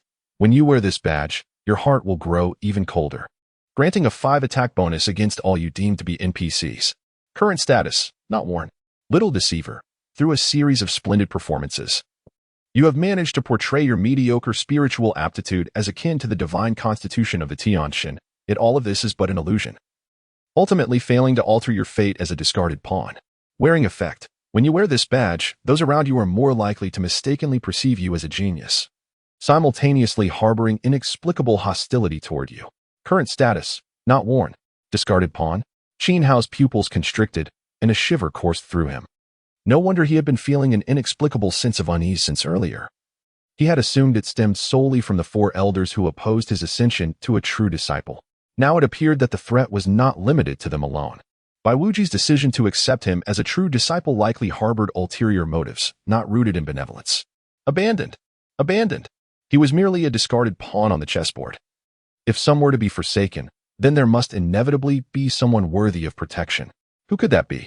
Bai Wuji's acceptance of him as a true disciple seemed a ploy to draw fire away from his covert actions, or perhaps from that of another. Xiao instinctively pressed his lips together, a flicker of murderous intent igniting in his gaze. No one could dictate his fate. If one wished to treat him as a pawn, then let them test the waters and see who would ultimately prevail. Initially, Xiao harbored a modicum of goodwill towards Bai Wuji, but now, all that remained was a raw and unrestrained desire for vengeance. He had already acquired 3 badges, yet his current rank permitted him to wear only 2 simultaneously. Consequently, he chose to activate the badges no grudges left overnight and cold-hearted and ruthless, adorning himself with them. His eyes roamed slightly, glancing at the few unacquired badges nearby, briefly surveying the topmost ones, committing them to memory before exiting and switching to the task interface. Bounty tasks. Achievement tasks. Hidden tasks. The first 2 categories were accessible for inquiry, while the latter was passively triggered and could not be examined. Xiao pursed his lips and first opened the bounty task section. Provocation. Having finally ascended to the rank of true disciple, yet receiving no congratulations. Was this a sign of their disdain? It was imperative to provoke the other true disciples, demonstrating his prowess. Level up. It had been far too long since he had engaged in monster slaying to gain experience. This simply wouldn't do. The countless disciples of Qingyan's sect were the perfect adversaries. Each outer disciple slain would yield a 1 experience reward. Each inner disciple would reward 1. Each inner disciple's defeat would yield 10, and each true disciple eliminated would grant a staggering 100 experience. This task is time-sensitive. The rewards will be halved 6 months hence. Defy authority. Unfortunate to be embroiled in the internal power struggles of the sect, could he simply endure this indignation? Absolutely not. This wretched Qingyan sect, from the sect master to the elders, bore hostility towards him. It was necessary to retaliate against each one. Subduing an elder would reward 2,000 exchange points, while slaying one would yield 5,000 points. With each task he read, Xiao's brows twitched. These were not mere tasks, but rather a coercion to court disaster. Fortunately, none of these tasks were mandatory. He decisively closed the bounty tasks page, and open the Achievement Tasks interface. Reach level 20. You, a pitiful 5th-tier fighter. How long do you intend to linger around level 10? If you are not given a taste of success, what motivation will you have? Completing this achievement will grant you 1,000 exchange points and 5 skill points. The first martial art. Apart from basic martial skills, how have you managed to survive all this while without a single notable martial technique? Upon achieving this feat, you will earn 1 attribute point and 5 skill points. Secret Technique Cultivation. Cultivate a secret technique to the Minor City realm, 50, earning 3,000 exchange points and a fragment of the 8 gates of Duanjia. 10 Kill. Let the geniuses perish. Eliminate 10 individuals with extraordinary bloodlines to obtain 2 fragments of blood inheritance ice escape. Current progress, 110. Sect Assassin. This is not a sect you hold dear. Thus, without hesitation, consume the sect's flesh and drink its blood, parasitically devouring its essence to fuel your own strength. Is this not your original intention? Kill 100 sect disciples to receive 10,000 exchange points and 1 fragment of the Impure Earth Rebirth technique. These tasks seem rather peculiar. If I truly bring the sect to ruin, I cannot expect to reap any rewards, can I? He painstakingly joined the sect for these tasks. Yet if completing them leads to its utter destruction, what then? Would he seek another sect? He bears no emotional burden, but what of the 1-year limitation imposed by the system? Could it be? Xiao gazed at the words Impure Earth Rebirth for a long moment, sensing something elusive within. Bounty tasks must be actively undertaken, with penalties for failure resulting in the deduction of half the corresponding rewards, while achievement tasks are automatically accepted with no penalties for failure. Xiao closed the task interface and exited the system. He placed his pack on the stone bed, unfastened it, and gazed at the token that Wang Feng had procured for him, marveling at the unpredictability of fate. Who could have anticipated that he would leap from a mere errand boy to a true disciple? With both hands, he crushed the token into a lump and tossed it aside, only to reconsider and retrieve it, digging a hole in the wall beside the stone bed to bury it along with the Thunder Domain token. He then laid his clothes and red robe upon the stone bed and reclined, holding a green pill, the bone-tempering pill given to him by dynasty. Who knows if that woman's gift is poisonous? Xiao dared not consume it recklessly. Individuals of such high cultivation as dynasty would not carry low-tier elixirs. While Xiao recognized many green pills, none were as crystalline and translucent as the one before him, bearing an indistinct symbol. Regrettably, his reconnaissance technique could not identify objects. Xiao murmured softly, then scraped a bit of powder from the pill with his nail, causing a small black insect to emerge from his fingertip and consume the powder. A second later, the black insect suddenly swelled and exploded into ashes, leaving not a trace behind. A chill ran through Xiao, his pupils involuntarily narrowing to a sharp point as he muttered a curse, cautiously stowing the pill away. Once again, a swarm of insects scuttled down from the stone bed, following Xiao's instructions to conceal themselves both inside and outside the cave. They would alert him if anyone approached within 100 meters of the entrance. Xiao reached for the executioner's blade and plunged it into the ground, his body teeming with countless insects that swarmed up the length of the blade. However, his attention was fixated on what the system referred to as the luxurious beginner's gift package. Do you confirm the receipt of the gift package? Confirm. Ding. You have received 2,000 exchange points.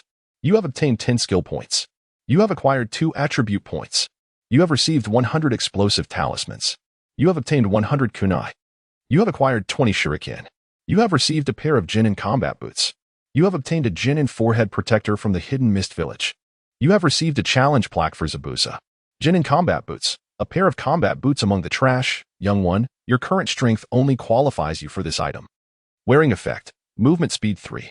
Jinin forehead protector from the Hidden Mist Village. The Hidden Mist Village is known for its penchant for self-inflicted violence, akin to your own inclination towards internecine strife. Indeed, you are steadily straying down the path of a villain. Wearing effect. Sound suppression 10. Base stealth techniques. Assassination ability increased by 5. Special effect. Movement speed 3 and dense fog. Attack speed 3. Xiao promptly donned the gear. His brow furrowed as he examined a white plaque in his hand, adorned with intricate patterns and emblazoned with the words Zabuza in the center, resembling an invitation yet akin to a business card. Do you wish to use the plaque? Note: upon use, the plaque will vanish regardless of success. Xiao frowned, reluctantly tucking the plaque away. Though he sensed that a successful challenge might yield tremendous rewards, reason reminded him that, should the plaque's words hold true, He was certainly no match for Zabuza at this moment. Thus, it was prudent to reserve this opportunity for a time when he felt more assured. After all, this plaque appeared exceedingly rare. He had not encountered such an item in the exchange shop, underscoring its scarcity. Senior brother. Jiang Yi's voice echoed from outside the cave. Qin Hao rose and stepped outside, where he found Jiang Yi standing at the entrance, holding a stack of garments. Senior brother. The sect leader has sent me to inform you that the true inheritance ceremony will be held in 7 days. These are the robes for the true inheritance disciples. Noticing Qin Hao's lack of invitation to enter, Jiang Yi handed over the garments and then produced a jade pendant from his pocket, inscribed with the name Qin Hao. This item serves as the token for true inheritance disciples. Please keep it safe, senior brother. Qin Hao accepted it casually, his tone dismissive as he issued a subtle directive. Is there anything else? Jiang Yi perceived Qin Hao's cold demeanor and the absence of trust in his eyes. He lowered his gaze and replied, Will you be dining at the mess hall, senior brother, or shall I bring your meal back for you? Deliver it when the time comes. Qin Hao pondered for a moment, gesturing for Jiang Yi to withdraw. Clad in a green long robe reminiscent of a Taoist garment, it was adorned with 5 golden clouds, matching the embellishments of the Qinyan pendant. As he ran his fingers over the fabric, he discerned it to be of satin or a similar material, concluding it was merely an ordinary piece of attire. Muttering to himself, he examined the jade pendant in his hand, finding nothing remarkable about it either. Instantly losing interest, he tossed both the garment and the pendant onto the bed. Furrowing his brow, Qin Hao observed the multitude of changes within the system. These alterations extended beyond the mere addition of a task system and a milestone system, manifesting in subtler transformations. New elements appeared, absent from the exchange marketplace, such as the plaque of no more beheading, the remnants of the Edo Tensei, and the fragments for the bloodline ice release synthesis. Additionally, new terminologies emerged within the system: concealment, silence, movement speed, and attack speed. Although these terms were not difficult to grasp, they plunged Qin Hao into deep contemplation. What information lay behind these new concepts? With the introduction of Edo Tensei remnants and ice release fragments, would there be other jutsu scrolls or bloodline fragments to follow? Were these manifestations random, or did they adhere to a discernible pattern? Furthermore, did the newly introduced terms signify that the system harbored more secrets yet to be unearthed or developed?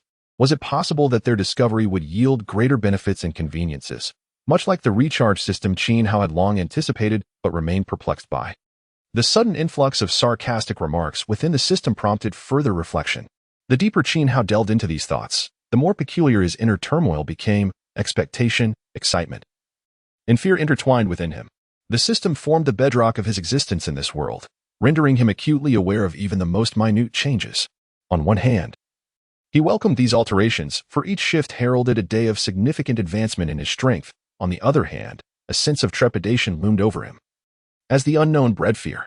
What if, one day, Qin Hao was abruptly startled by an unfathomable thought that sent chills down his spine? Merely contemplating this shocking notion left him feeling cold. He had always approached this world with the utmost suspicion. His experiences as an orphan and his inherent disposition had destined him to be a thorough conspiracy theorist. Ironically, the world he inhabited brimmed with unimaginable possibilities, mirroring his own existence, steeped in endless potential. The infinite possibilities of the world stemmed from its very essence, while his own limitless potential derived from the system.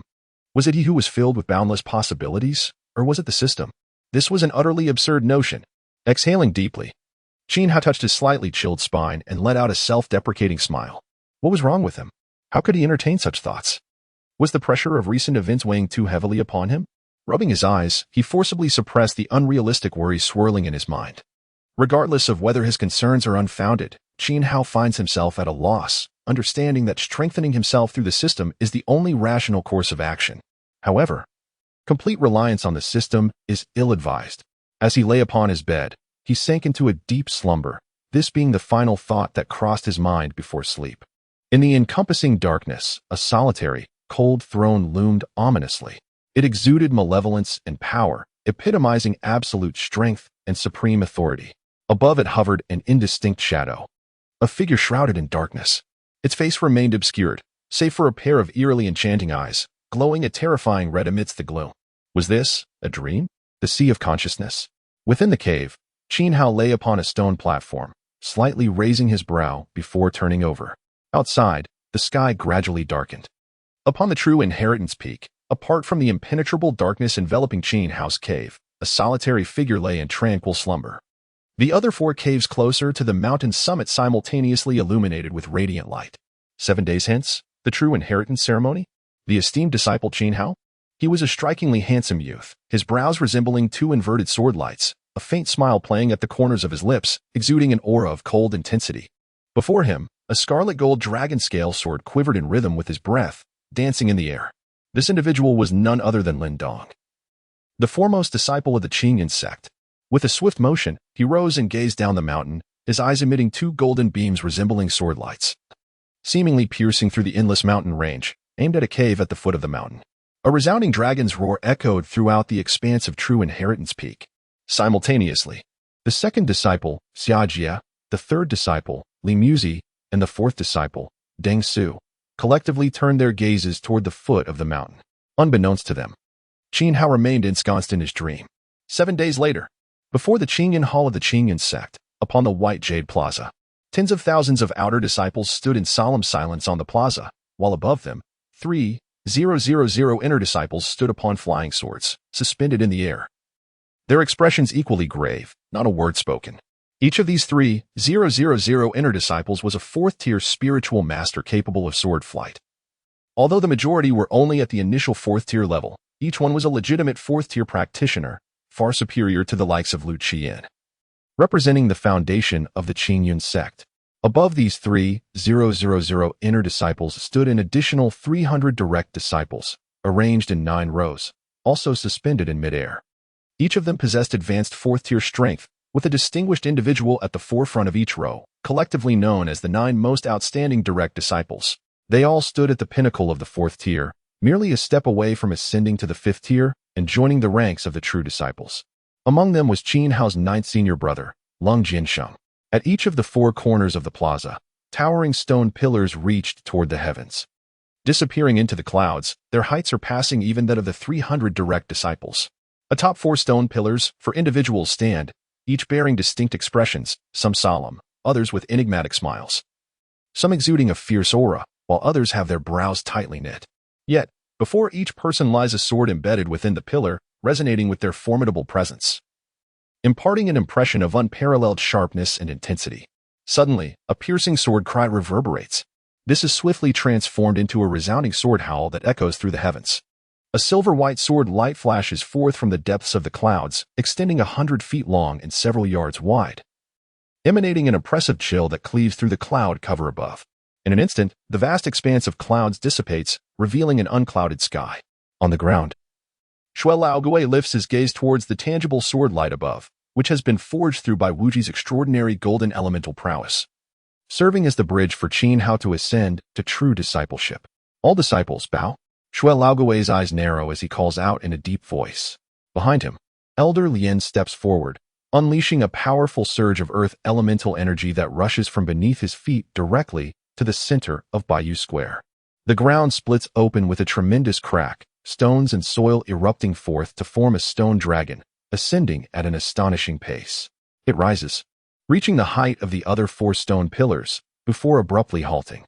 This moment coincides precisely with Qin Hao's foot touching the pillar. Dressed in a green robe adorned with 5 golden auspicious clouds, Qin Hao appears as if he is suspended in the sky, his eyes surveying the scene below with a complex expression. Thousands of disciples of the Qingyan sect kneel beneath him, swords raised high above their heads, their bodies bent in a gesture of submission.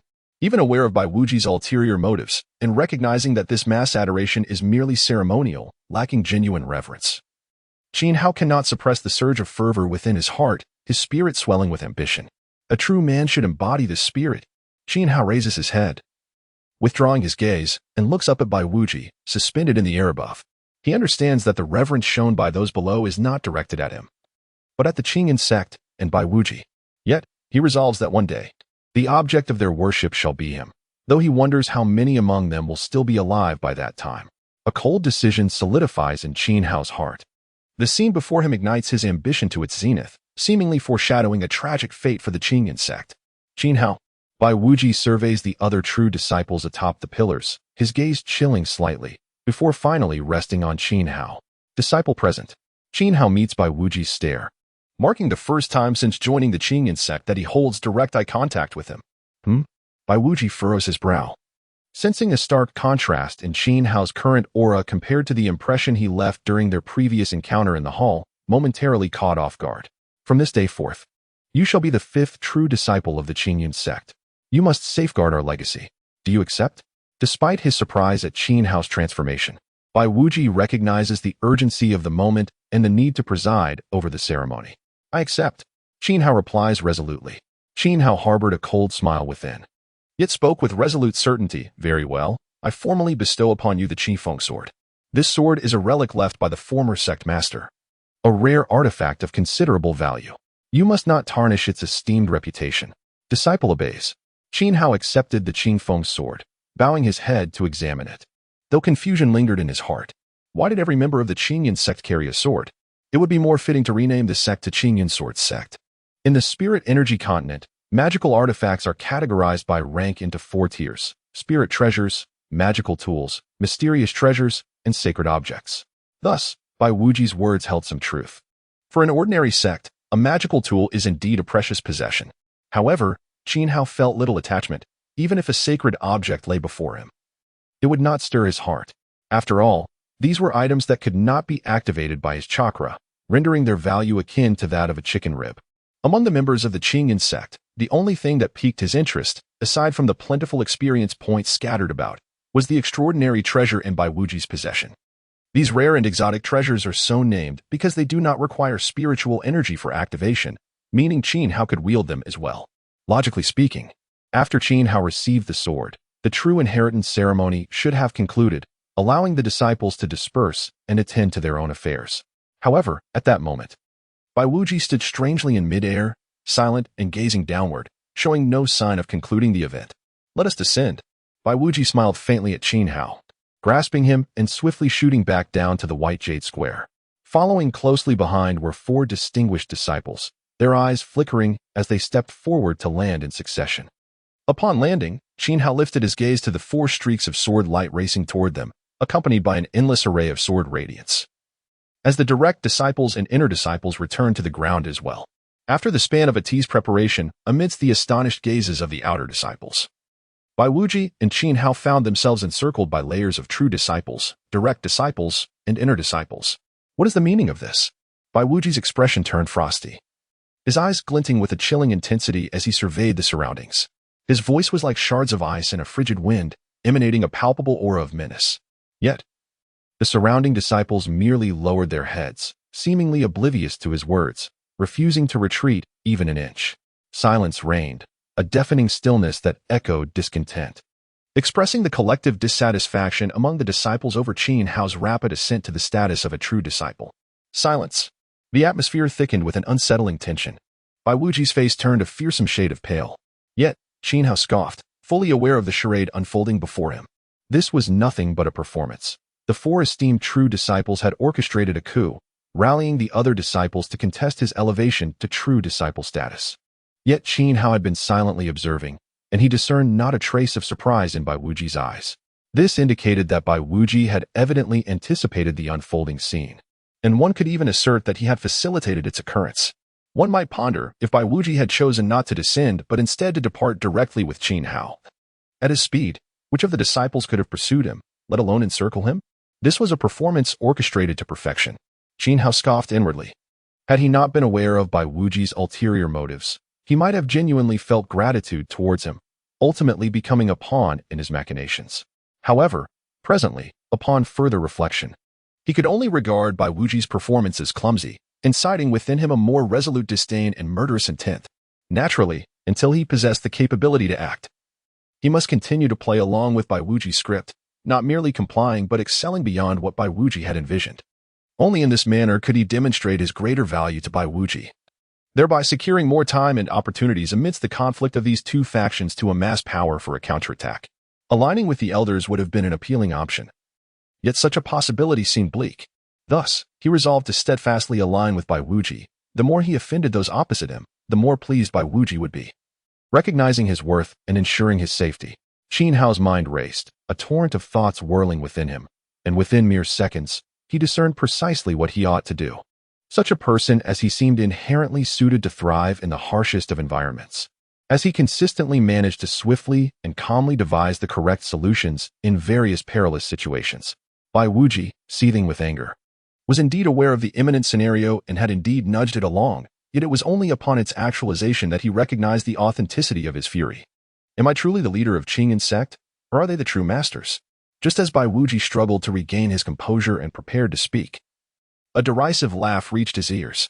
According to his script, Qin Hao was supposed to remain silent, standing in the background while Bai Wuji defied the crowd, steadfast in his decision to designate him as a true disciple.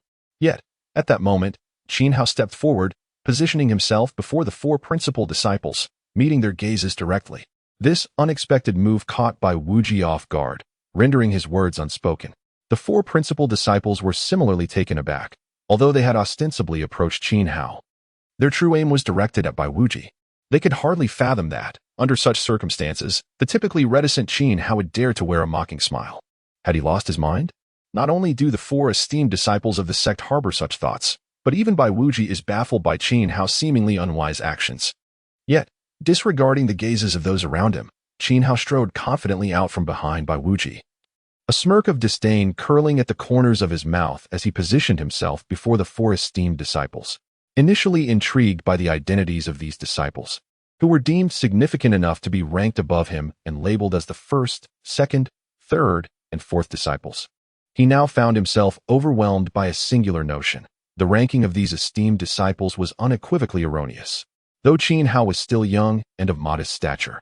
Forcing him to tilt his head upwards to meet the eyes of the four, it was infuriating that despite this posture, he emanated an air of superiority, his eyes brimming with contempt and disdain.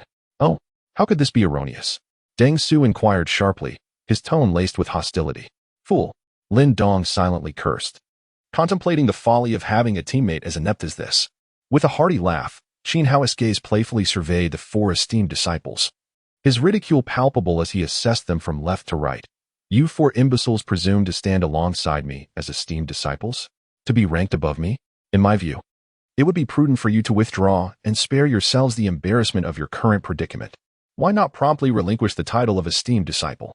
Upon uttering these words, Qin Hao feigned enlightenment, turning to Bai Wuji and saying, Master, they must have seen me ascend to the status of esteemed disciple and realized their inability to compare with me. Thus, they have come to request the renunciation of their own titles. Perhaps, Master, you could graciously fulfill their wishes. A torrent of indignation surged through the minds of the four esteemed disciples. They were dissatisfied with Bai Wuji for accepting Qin Hao into their ranks. Yet now they found themselves unjustly accused of seeking to relinquish their titles. Nonsense. We are dissatisfied with the sect leader for admitting you as an esteemed disciple. Deng Su exclaimed hastily. Bai Wuji, however, ignored Deng Su's protestations, his gaze fixed intently on Qin Hao as he pondered the young man's intentions. Pray, elucidate why they would act thus? Suddenly, Qin Hao's demeanor shifted. The playful facade vanished, replaced by a solemn expression as he spoke in a hushed tone. Disciple has erred. They do not wish to relinquish their titles. Rather, they intend to stage a coup, pressuring Master to abdicate in favor of them, coveting the seat beneath Master. At these words, the expressions of the remaining three esteemed disciples, who had previously maintained their composure, transformed dramatically. Lin Dong's face hardened, his eyes fixated on Qin Hao's back with the intensity of a predator, an aura of murderous intent palpable and suffocating. A chilling sensation enveloped Qin Hao, akin to being pricked by countless needles, causing his skin to prickle with dread. Such terrifying hostility. How many lives must this individual have taken? Though Qin Hao had accumulated a share of lives during this time, he could not shake the feeling that his own murderous aura paled in comparison to that of his adversary, resembling that of a pure, innocent lamb. If encountered alone outside, Qin Hao would flee without a second thought, but in this moment, with Bai Wuji present, he stood unafraid, dismissing the threat with disdain. Who are you trying to impress? Can your murderous aura truly take a life? You fool. Qin Hao turned around, wearing a look of derision as he fixed his gaze on Lin Dong, igniting a fury within him. How dare you insult me? Have you truly lost your senses as a true disciple? Can't you discern whether I have cursed you? You seek death. As the foremost true disciple of the Qingyun sect, Lin Dong was a paragon of excellence. Every disciple revered and feared him, showering him with flattery. Even the elders and the sect leader would not dare to scold him lightly. And what is Qin Hao? A mere fortunate wretch, as insignificant as an ant, audaciously insulting him before the entire sect. When had he ever endured such humiliation? Such indignation could not go unaddressed if he allowed this to pass. How could he face the Qingyun sect again? Dragon's roar. Do not misunderstand. Lin Dong did not draw his sword. The sound of the dragon's roar was not emitted by the dragon scale sword. He deemed it beneath him to unsheath his weapon against Qin Hao. With 2 fingers of his right hand converged, he thrust them forward, and a beam of golden light erupted from his fingertips, instantly transforming into a sharp short sword, adorned with an ethereal little dragon. This roar emanated from it. Many within the Qingyun sect could channel their spiritual energy into swords. Yet few could condense a golden dragon upon a sword already formed of spiritual energy, especially with such effortless grace as Lin Dong demonstrated. Even Bai Wuji, who harbored no fondness for Lin Dong, could not help but admire his remarkable talent at that moment. The Hualong physique indeed possessed its unique advantages. However, this fleeting admiration dissipated as Bai Wuji's gaze shifted from Lin Dong to the cold Jian Sheng standing before the true disciple, leaving only a deeply buried chill in his eyes. This Qingyun sect ought to be renamed the Qingyun Sword sect. Qin Hao silently cursed, lamenting in his heart. Was it necessary to be so petty over a mere insult? The metal attribute spiritual energy was inherently sharp, and when transformed into sword form, it became even more lethal. Moreover, Qin Hao was not naive enough to believe that the little dragon existed solely for aesthetic purposes. He had initially intended to withstand a blow, hoping to garner some sympathy from Bai Wuji, but the moment he beheld that golden dragon, all thoughts of that evaporated. Goodness, from the murderous aura surrounding him. It was clear this was a formidable opponent, yet he had not anticipated such ferocity. Was he truly contemplating killing me in front of Bai Wuji? Surely, he must be jesting. A glance at the corner of his eye revealed Bai Wuji gazing elsewhere, seemingly lost in thought, utterly indifferent, which caused Qin Hao's spirit to falter. The very reason he dared to provoke Lin Dong was rooted in the belief that Lin Dong would not dare to act against him before Bai Wuji. Or perhaps he had truly riled him to madness, trusting Bai Wuji would intervene. To draw an analogy, Bai Wuji is akin to a tiger. Lin Dong resembles a ravenous wolf, and Qin Hao represents the boastful fox. At this moment, as the hungry wolf prepares to pounce, it becomes apparent that the tiger is dozing, entirely oblivious to the fox's perilous predicament. Is this not a most unfortunate circumstance? Qin Hao realizes he has made 2 significant miscalculations. First, he underestimated Lin Dong's audacity. Second, he did not anticipate Bai Wuji's unreliability. Fortunately, his initial strategy included the intention to withstand Lin Dong's assault. Although he has since abandoned that notion, he remains confident in his ability to evade a single strike. If he can successfully dodge, Bai Wuji should regain his composure. In truth, a more prudent course of action would have been to call for Bai Wuji's assistance. However, such a tactic would appear cowardly and might diminish his standing in Bai Wuji's eyes. Unless absolutely necessary, he is unwilling to resort to such a desperate measure. Thus, Qin Hao resolves to confront the blow himself. Just one strike, no matter how formidable you are. Do you truly believe you can slay me with a mere flick of your wrist? Dream on. Qin Hao harbors no fear of perishing beneath this sword. He possesses considerable confidence in his own abilities. Nevertheless, he remains acutely focused, his gaze fixed on the golden short sword that lunges toward him. Fire release, Great Fire Dragon technique. Lin Hao swiftly forms seals, unleashing a torrent of flames that coalesce into a crimson fire dragon several meters long, surging toward Lin Dong. Both dragons, though resembling one another, differ in size.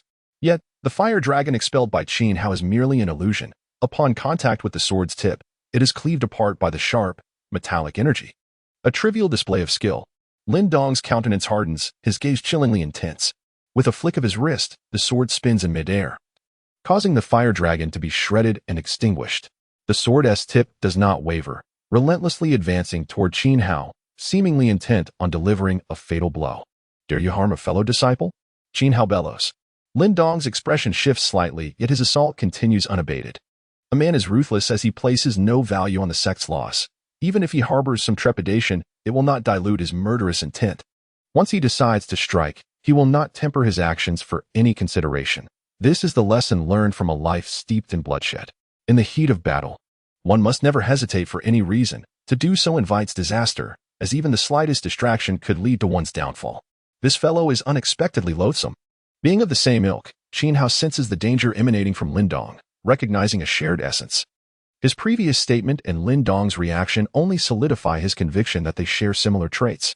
As for those akin to him, Qin Hao has always harbored an intense disdain. Strangely, as the other party drew closer, he felt an unusual emotion stirring within him. One that transcended mere aversion and resembled a restless impulse, a primal urge to eliminate the other. This sensation was inexplicable yet oddly familiar. Qin Hao's eyes gleamed as he muttered, "Golden line extreme body. Eliminate him, and there's a grand reward." A bizarre thought flickered through his mind, prompting an inward sigh. Alas, I lack the strength.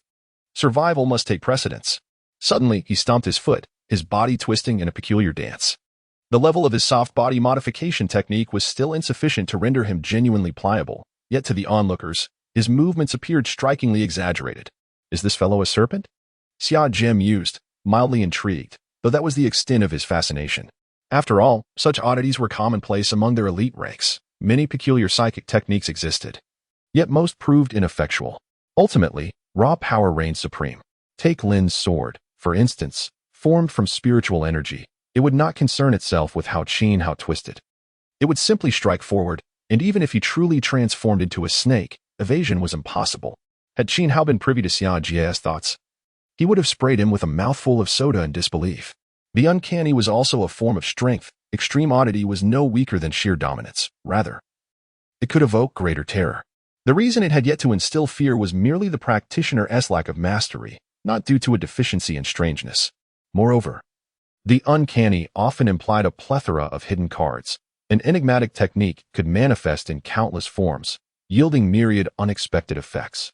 Perhaps a sufficiently peculiar technique, in the hands of a genius, could evolve into 5, 10, or even 20 life-saving marvels or lethal strikes. At this moment, in Xiao's eyes, even if Qin Hao transformed into a snake, he would be unable to evade. What if he transformed into a python instead? Or what if Qin Hao had no intentions of dodging at all? What then? Stop. Bai Wuji remained motionless. Yet this did not imply that other elders would permit Lin to slay Qin Hao in plain sight. Infighting among disciples was a grave taboo within the sect. Could it occur? In the eyes of these old-timers, certainly, but such acts must be conducted discreetly. As long as it was executed cleanly, everyone could turn a blind eye, with no one held accountable. However, in the public eye, it was absolutely forbidden. Otherwise, what would become of sect rules and ancestral principles? Unspeakable deeds must never be laid bare.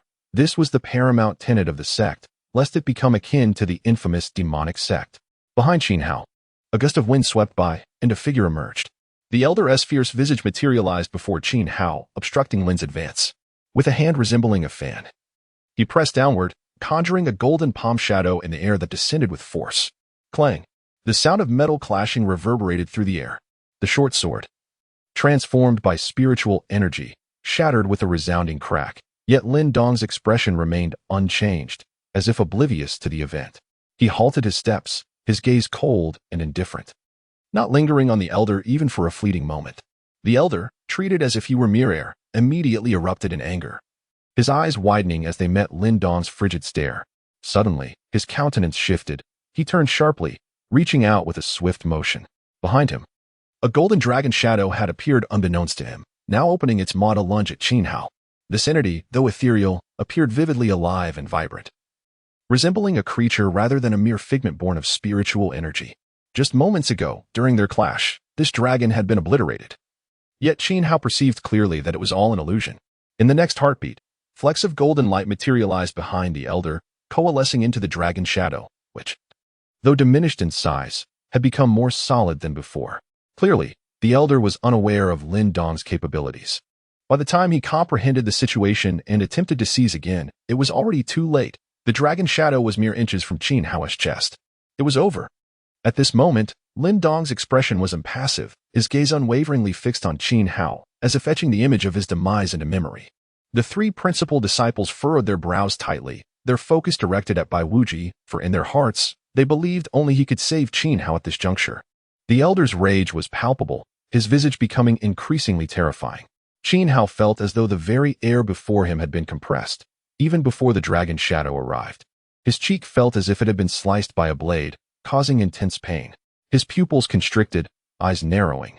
As he activated the doubling technique and swiftly twisted his body, he suddenly surged upward, his form resembling a giant python's tail as his left side eerily contracted towards the right, creating an astonishing inward indentation. However, as he moved, the dragon shadow, seemingly endowed with intelligence, executed an agile flip, its maw once again lunging for Qin Hao's chest. This bizarre and rapid transformation left onlookers in awe. At that moment, Qin Hao raised an eyebrow, catching a glimpse of Bai Wuji's right hand subtly shifting behind his back. Had he finally regained his senses to take action? A fierce determination sparked in Qin Hao's eyes. Rather than retreating, he pressed forward, imperceptibly advancing half a step, his form expanding once more. As his concealed movement brought him within 3 inches of the golden dragon, it appeared to the external observer as if the dragon had collided with him. He could have easily stepped back, replicating the earlier contortion of his waist, but upon witnessing Bai Wuji's hand move, Qin Hao inexplicably halted his retreating foot and instead stealthily advanced a half-step, his body remaining utterly undistorted, charging forward recklessly. He was betting that Bai Wuji would not allow Lin Dong to escape unscathed. Even if he lost the gamble, he would merely sustain a few broken ribs beneath his heart, with no threat to his life. Most importantly, he had to take a gamble. Lin Dong, a person with an overwhelming desire to kill, was exceedingly reckless. How could he dare to commit murder in front of the entire sect? If he did not seize this opportunity to teach his opponent a harsh lesson, how could he expect to survive in the Qingyan sect? Perhaps tonight, he would meet his end at Lin Dong's hands within the confines of his cave. Bai Wuji's gaze turned icy. He had been observing everything from the beginning. Even if he had momentarily diverted his attention, with his peak 6th-tier strength, such a commotion could hardly escape his notice. The instant Lin Dong raised his hand, he was already fully alert. His hesitation to act was merely to deliver a painful lesson, to make Lin Dong and the 4 elders behind him comprehend who truly held the authority in the Qingyan sect. Such arrogance was intolerable, showing utter disregard for me, the sect leader. Fury surged through Bai Wuji, his cold, murderous aura emanating from him, as if the very air had crystallized, causing the surrounding temperature to plummet. This was no illusion, it was a genuine drop. The 3 true disciples and several elders changed their expressions in unison, and Lin Dong, the foremost target, felt a shiver run through him. His previously indifferent demeanor transformed in an instant, his eyes widening in horror as they locked onto Bai Wuji. Impudent. Bai Wuji's sharp reprimand struck Lin Dong's ears like a thunderclap. He trembled slightly, his dragon scale sword emitting a dragon's roar as it was unsheathed, gripped tightly in his hand as he stared at Bai Wuji, fully aware of the impending danger. He had killed many, possessing an unusual sensitivity to murderous intent and peril. From Bai Wuji's icy gaze, he sensed an overwhelming desire to kill. He truly intends to kill me. How is this possible? How dare he? If he were to slay me, how could the 4 elders possibly let it go? Does he wish to see the Qingyan sect fall into disarray? He was not foolish. In fact, his position as the foremost true disciple was a testament to his intelligence. His audacity to strike at Qin Hao in plain sight stemmed from his confidence that Bai Wuji, as the sect leader, would ultimately have many reservations and could not act as recklessly as he did. Moreover, despite Bai Wuji's 6th-tier cultivation being a level above his own, Lin Dong believed that with his Huanglong physique and numerous lethal techniques, he still had a fighting chance. Thus, he had never truly regarded Bai Wuji as a formidable threat. However, when Bai Wuji finally made his move, the terrifying might that erupted before him left no room for doubt. He realized he had gravely misjudged the situation.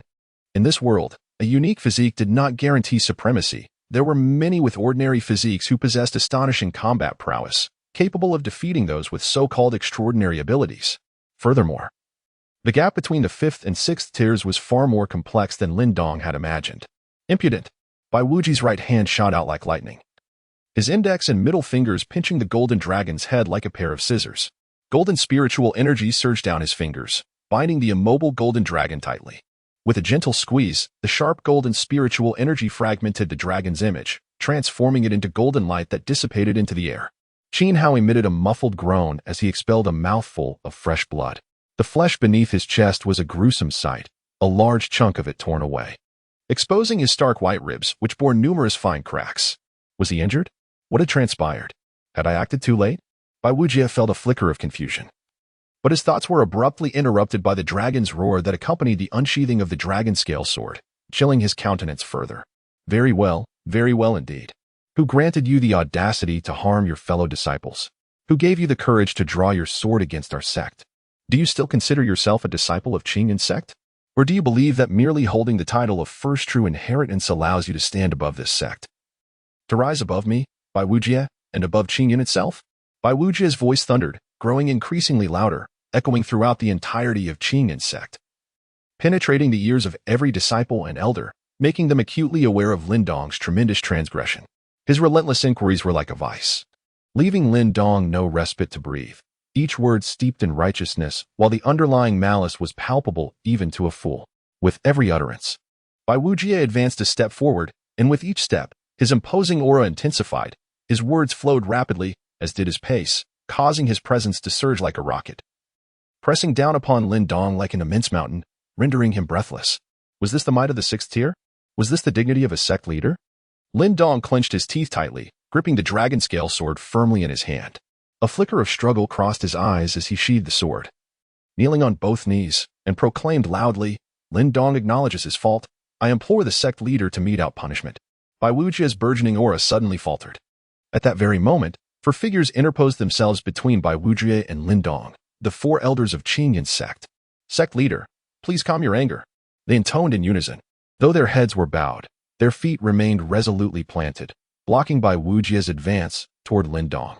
A typical display of duplicity. Bai Wujie's fury intensified, despite his superior cultivation. He could not recklessly impose his strength upon the four elders.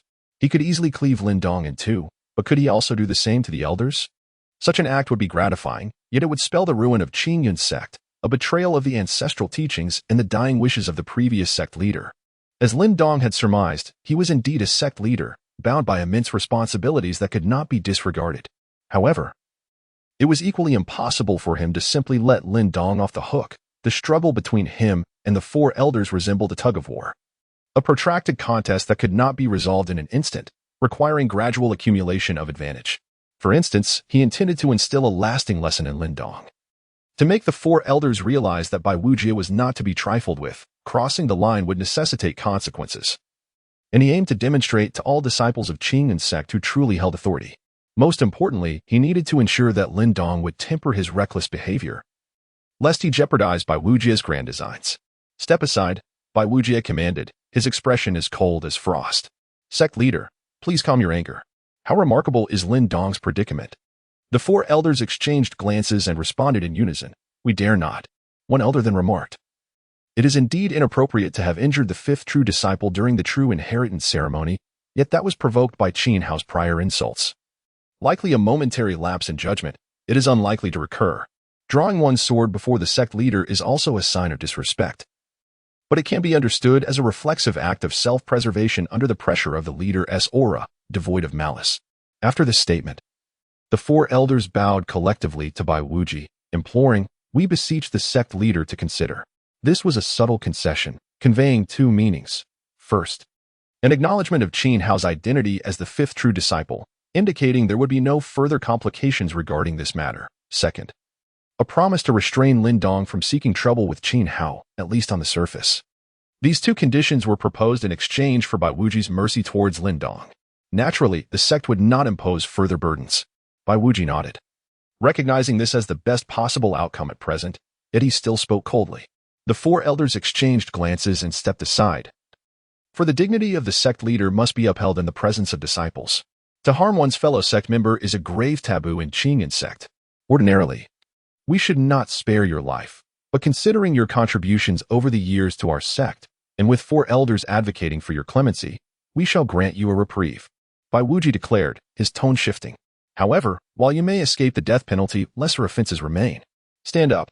Yes. Lin Dong rose, silently gazing at Bai Wujie, his thoughts unknown. A glint of cold light flashed in Bai Wujie's eyes as he struck Lin Dong's chest with a decisive palm, simultaneously yanking the dragon scale sword from Lin Dong's grasp. A series of cracking sounds echoed as bones shattered. Lin Dong's complexion paled, staggering backward yet voicing not a single sound. This strike is a repayment for the injury inflicted upon the fifth true disciple. Do you accept this? I accept. Lin Dong swallowed the blood rising in his throat, his tone icy, fixating his gaze on the dragon scale sword now held by Bai Wujie. Bai Wujie drew forth the dragon scale sword, admiring its 2-meter-long golden blade, intricately adorned with patterns resembling dragon scales, exuding an aura of antiquity, mystery, and nobility. What a marvelous weapon! Although it is a magical artifact, under your sword nurturing technique, it is likely not inferior to low-tier profound treasures, and moreover, This sword harmonizes splendidly with your physique, unleashing an especially formidable power in your hands. Excellent, quite excellent indeed. Bai Wuji laughed heartily before suddenly tossing the dragon scale sword to the rear where Qin Hao stood, simultaneously clawing with his left hand towards the Qi Feng sword in Qin Hao's possession. The Qi Feng sword slipped from Qin Hao's grasp, his expression tightening as he seized the dragon scale sword. From this day forth, the dragon scale sword belongs to Qin Hao, and the Qi Feng sword deal. We hope that you both can coexist amicably henceforth, and that today's events shall not be repeated. Otherwise, there will be no one to prevent our sect from claiming your life. Do you understand? Bai Wuji stroked his white brows, his eyes glimmering with cold light as he regarded Lin Dong, his presence imposing, leaving Lin Dong no choice but to comply. Lin Dong clenched his 5 fingers tightly, the tips turning pale from excessive force. After a considerable pause, he slowly lifted his head, his eyes bloodshot, a bitter smile gracing his lips. His gaze flickered over Bai Wuji before fixating on Qin Hao, an abyss of hatred in his eyes that sent a shiver down Qin Hao's spine. Was it truly necessary? After all, it was merely a broken sword. Qin Hao scoffed, unwaveringly returning the glare. The disciple understood. Lin Dong averted his gaze, his voice hoarse and cold. Bai Wuji, noticing the unfriendly looks from the 4 elders beside him, allowed a faint smile to curl at the corners of his mouth as he waved his sleeve, declaring, "Enough. Let us disperse." Lin Dong turned to leave, followed by the 3 true disciples with peculiar expressions, while the throng of personal disciples and inner sect members scattered like birds and beasts. Thus, the grand ceremony of true disciples concluded with a perfect punctuation mark. Qin Hao's title as the 5th true disciple was firmly established, his reputation echoing throughout the Qinyan sect, perfectly drawing the ire of the first true disciple and several elders.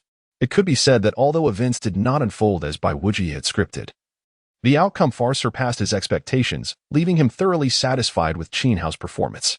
With a warm smile directed at Qin Hao, he reassured, "Do not worry, with me here, Lin Dong would not dare to trouble you. Yet your presence only heightens my unease." Qin Hao replied, hastily bowing, the injury on his chest causing him to frown slightly. As anticipated, Bai Wuji flipped his palm, revealing a bright white porcelain vial. Despite the gruesome nature of the wound, the bones were fortunately not severely damaged. "Take this Ningbi Dan home with you, consume 1 daily, and in 7 days, your wound will heal. A 4th-tier elixir, Ningbi Dan. 7 days indeed." This world's medicinal concoctions could not possibly be as miraculous as those in games. In gaming, a single Ningbi Dan would restore a low-tier novice's health instantly, while in reality, it likely only bore one of that efficacy. One could only wonder if the 9th-tier divine elixirs retained their wondrous effects in this realm. As Qin Hao contemplated numerous thoughts, he respectfully accepted the porcelain vial, his expression awash with gratitude. "Between us, master and disciple, there is no need for such formality. Return to recuperate, and once your wounds are healed, you may visit to select the scriptures you wish to cultivate. Remember to practice diligently, and do not become complacent." Both harbored insidious intentions within, yet outwardly, they presented a facade of benevolent master and dutiful disciple, truly shameless in their duplicity. Receiving the command, Qin Hao turned to leave. The moment he did, his expression instantly hardened as he hastily exited Bai Wuji's line of sight, clutching the wound beneath his chest. He made his way towards his cave dwelling, encountering few disciples along the way. Occasionally, he would cross paths with some personal disciples, who merely regarded him with cold, distant stares. Following this incident, he had been thoroughly isolated by Bai Wuji, now standing in opposition to the other disciples. Perhaps this was for the best.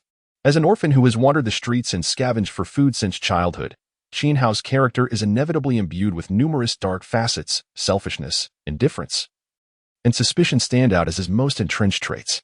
He possesses an exceptionally intense sense of self-preservation, which renders him fundamentally distrustful of others. He shuns the idea of joining any collective organization, opting instead to remain a solitary figure. Humanity thrives in social groups, and isolation inevitably incurs greater costs. Qin Hao's meager existence in his previous life can be attributed to this, yet now, he remains resolute in his choice to walk alone. Fortunately, while he has not changed, the world around him has transformed. In this new realm, the possibilities for a single individual far exceed those of his past life. Upon returning to his cave, he encountered Jiang Yi, who was coming out with a lunchbox. Upon seeing him, a look of concern flashed across Jiang Yi's face. Qin Hao remained silent, taking the lunchbox and stepping inside. Jiang Yi, resigned to the situation, had come to understand Qin Hao's temperament, Without Qin Hao's command, he was forbidden from entering the cave. Seated on the mat with his back against the stone bed, Qin Hao silently intoned, "Level up." A radiant golden light, visible only to him, enveloped him, and the wound on his chest vanished instantaneously. Following the unlocking of the system's task marketplace, a subtle change had occurred. Experience points could now be allocated at his discretion, eliminating the previous forced upgrades. This was indeed promising news for Qin Hao. Upon leveling up, his health, chakra, and various attributes would be restored to their maximum values. This phenomenon resembled a full resurrection, akin to a state of complete vitality, which Qin Hao deemed one of his most advantageous assets. In a world where even the effects of pills like the Ningbi Dan had been drastically diminished, he found it hard to believe that resurrection was still feasible. The only drawback was that each level up consumed all remaining experience points in one fell swoop. Watching the 300 of allocable experience in his bar vanish in an instant, he was met with the crisp sound of 3 consecutive upgrade notifications. He mused that if only he could upgrade one level at a time. Taking a deep breath, he reminded himself not to be overly greedy. Having the opportunity for a resurrection in place was already an incomprehensibly powerful trump card in this world. With the experience allocated and the bar emptied, he found himself at level 17. Skill points increased by 30, leaving him with 55 remaining skill points. All attributes received a 3 boost, and he had 6 free attribute points, along with 12 points available for distribution. After contemplating for a moment, Qin Hao evenly divided the remaining points among strength, agility, and perception. Consequently, his attributes transformed into strength 31, 7, agility 32, 8, constitution 16, 4, weak, intelligence 16, 3, and perception 20, 7. It was no exaggeration to assert that these attributes surpassed those of the vast majority of third-tier cultivators. Qin Hao's decision to utilize the upgrade method to heal his injuries at this moment was deliberate. His current allocation of attribute points was motivated by the same rationale. This is because Qin Hao is about to embark on his journey of transformation tonight, revealing the fangs of darkness to the inner disciples of the Qingyan sect. Lin Dong had wounded him during the true transmission ceremony, and the injuries on his body serve as his best shield, providing perfect camouflage for his actions tonight. If someone were to perish within the sect this evening, no one would suspect him. In the future, should he choose to take lives again, as long as he orchestrates it well, he would naturally remain beyond suspicion and safe. Moreover, Qin Hao glanced at the dragon scale sword in his hand, a glint of cunning flashing in his eyes. He gently held the sword, channeling a trace of chakra into it. Yet, as anticipated, it remained unresponsive. The spiritual treasures of this world and magical artifacts showed no interest in his chakra. It was likely that future mystical treasures and sacred objects would exhibit the same indifference. Qin Hao smirked slightly, feeling a tinge of disappointment, but quickly dismissed it from his mind. He drew out the dragon scale sword, holding it horizontally before him, scrutinizing the dragon patterns etched upon it. What purpose do these dragon patterns serve? They bear a resemblance to the runes of the soul-chasing talismans. After observing for a while, without discernible clarity, Qin Hao casually thrust the dragon scale sword into the ground, resolutely deciding that he must explore the hidden law pavilion in the coming days for knowledge regarding runes. The dragon scale sword was exceptionally sharp. With a mere thrust, it sank into the earth with ease, as if cutting through tofu, embedding itself over half a foot deep. Indeed, it is remarkably sharp. It seems this material is a rare treasure. Qin Hao's eyes brightened, and as he grasped the hilt with his right hand, the insects that had long been stirring within him surged forth, quickly enveloping the dragon scale sword in an impenetrable swarm. A flash of golden light flickered across the sword. Qin Hao seemed to hear a dragon's roar in his ears, and countless tiny insects were immediately repelled from the sword, scattering like raindrops around him, splattering against the walls with explosive bursts, resulting in a moment of carnage. Qin Hao's eyes widened in astonishment as he gazed at the sword shimmering with golden light, a surge of fury igniting within him. How infuriating! He had hardly figured out how to replenish the insects, and now, losing one meant losing another. How dare the sword provoke him in such a manner? Qin Hao looked at the corpses of the insects strewn across the ground, his heart bleeding subtly. For he had intended to rely on these insects to traverse the world. Yet, before he even began, a wretched sword had cost him so many. To perish before his journey had even begun. How the tears of heroes flow. Qin Hao, on the verge of tears, glared at the golden light on the dragon scale sword, growing increasingly displeased. He raised his hand high, summoning the execution blade. With a clang, he brought the blade down mercilessly upon the dragon scale sword, then flicked it upwards, sending the sword soaring into the air. before unleashing a chaotic flurry of strikes with the execution blade aimed at the sword. The sounds of clashing echoed, the golden light flickering, yet it was not satisfying enough. "If you possess might, then shine for me again." The golden light waned, its color fading, and the dragon patterns on the sword began to dim, imparting an unsettling sense of lethargy. Xiao squinted slightly, momentarily pausing his movements before summoning all his strength to deliver a powerful strike with his sword, aimed directly at the dragon scale sword. This blow shattered the last glimmer of golden light emanating from the dragon scale sword, producing a jarring sound that sent shivers through one's teeth.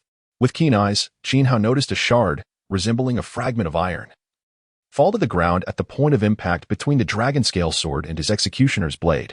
Inside the first cave mansion, Lin Dong sat cross-legged on a meditation mat, diligently channeling his energy to heal his wounds.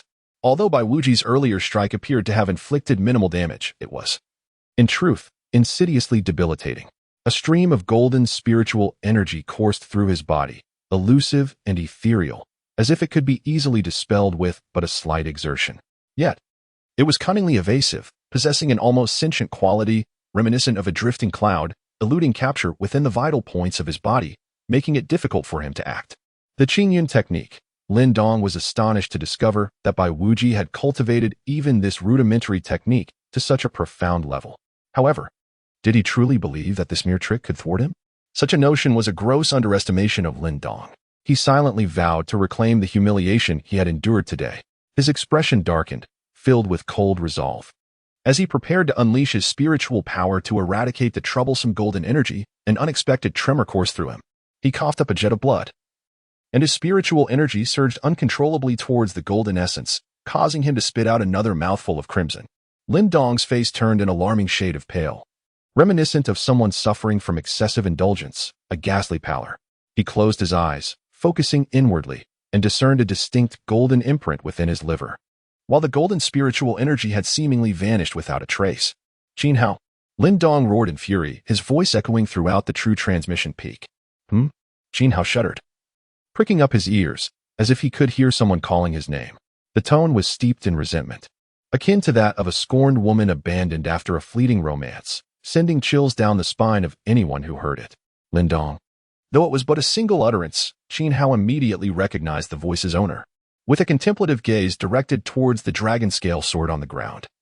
A wicked smile crept upon his lips. Wouldn't a decisive strike clarify matters? With unwavering resolve, he swung his executioner's blade once more at the now dimmed dragon scale sword. "Xiao!" At the moment of impact between blade and sword, another venomous voice reverberated through the true transmission peak.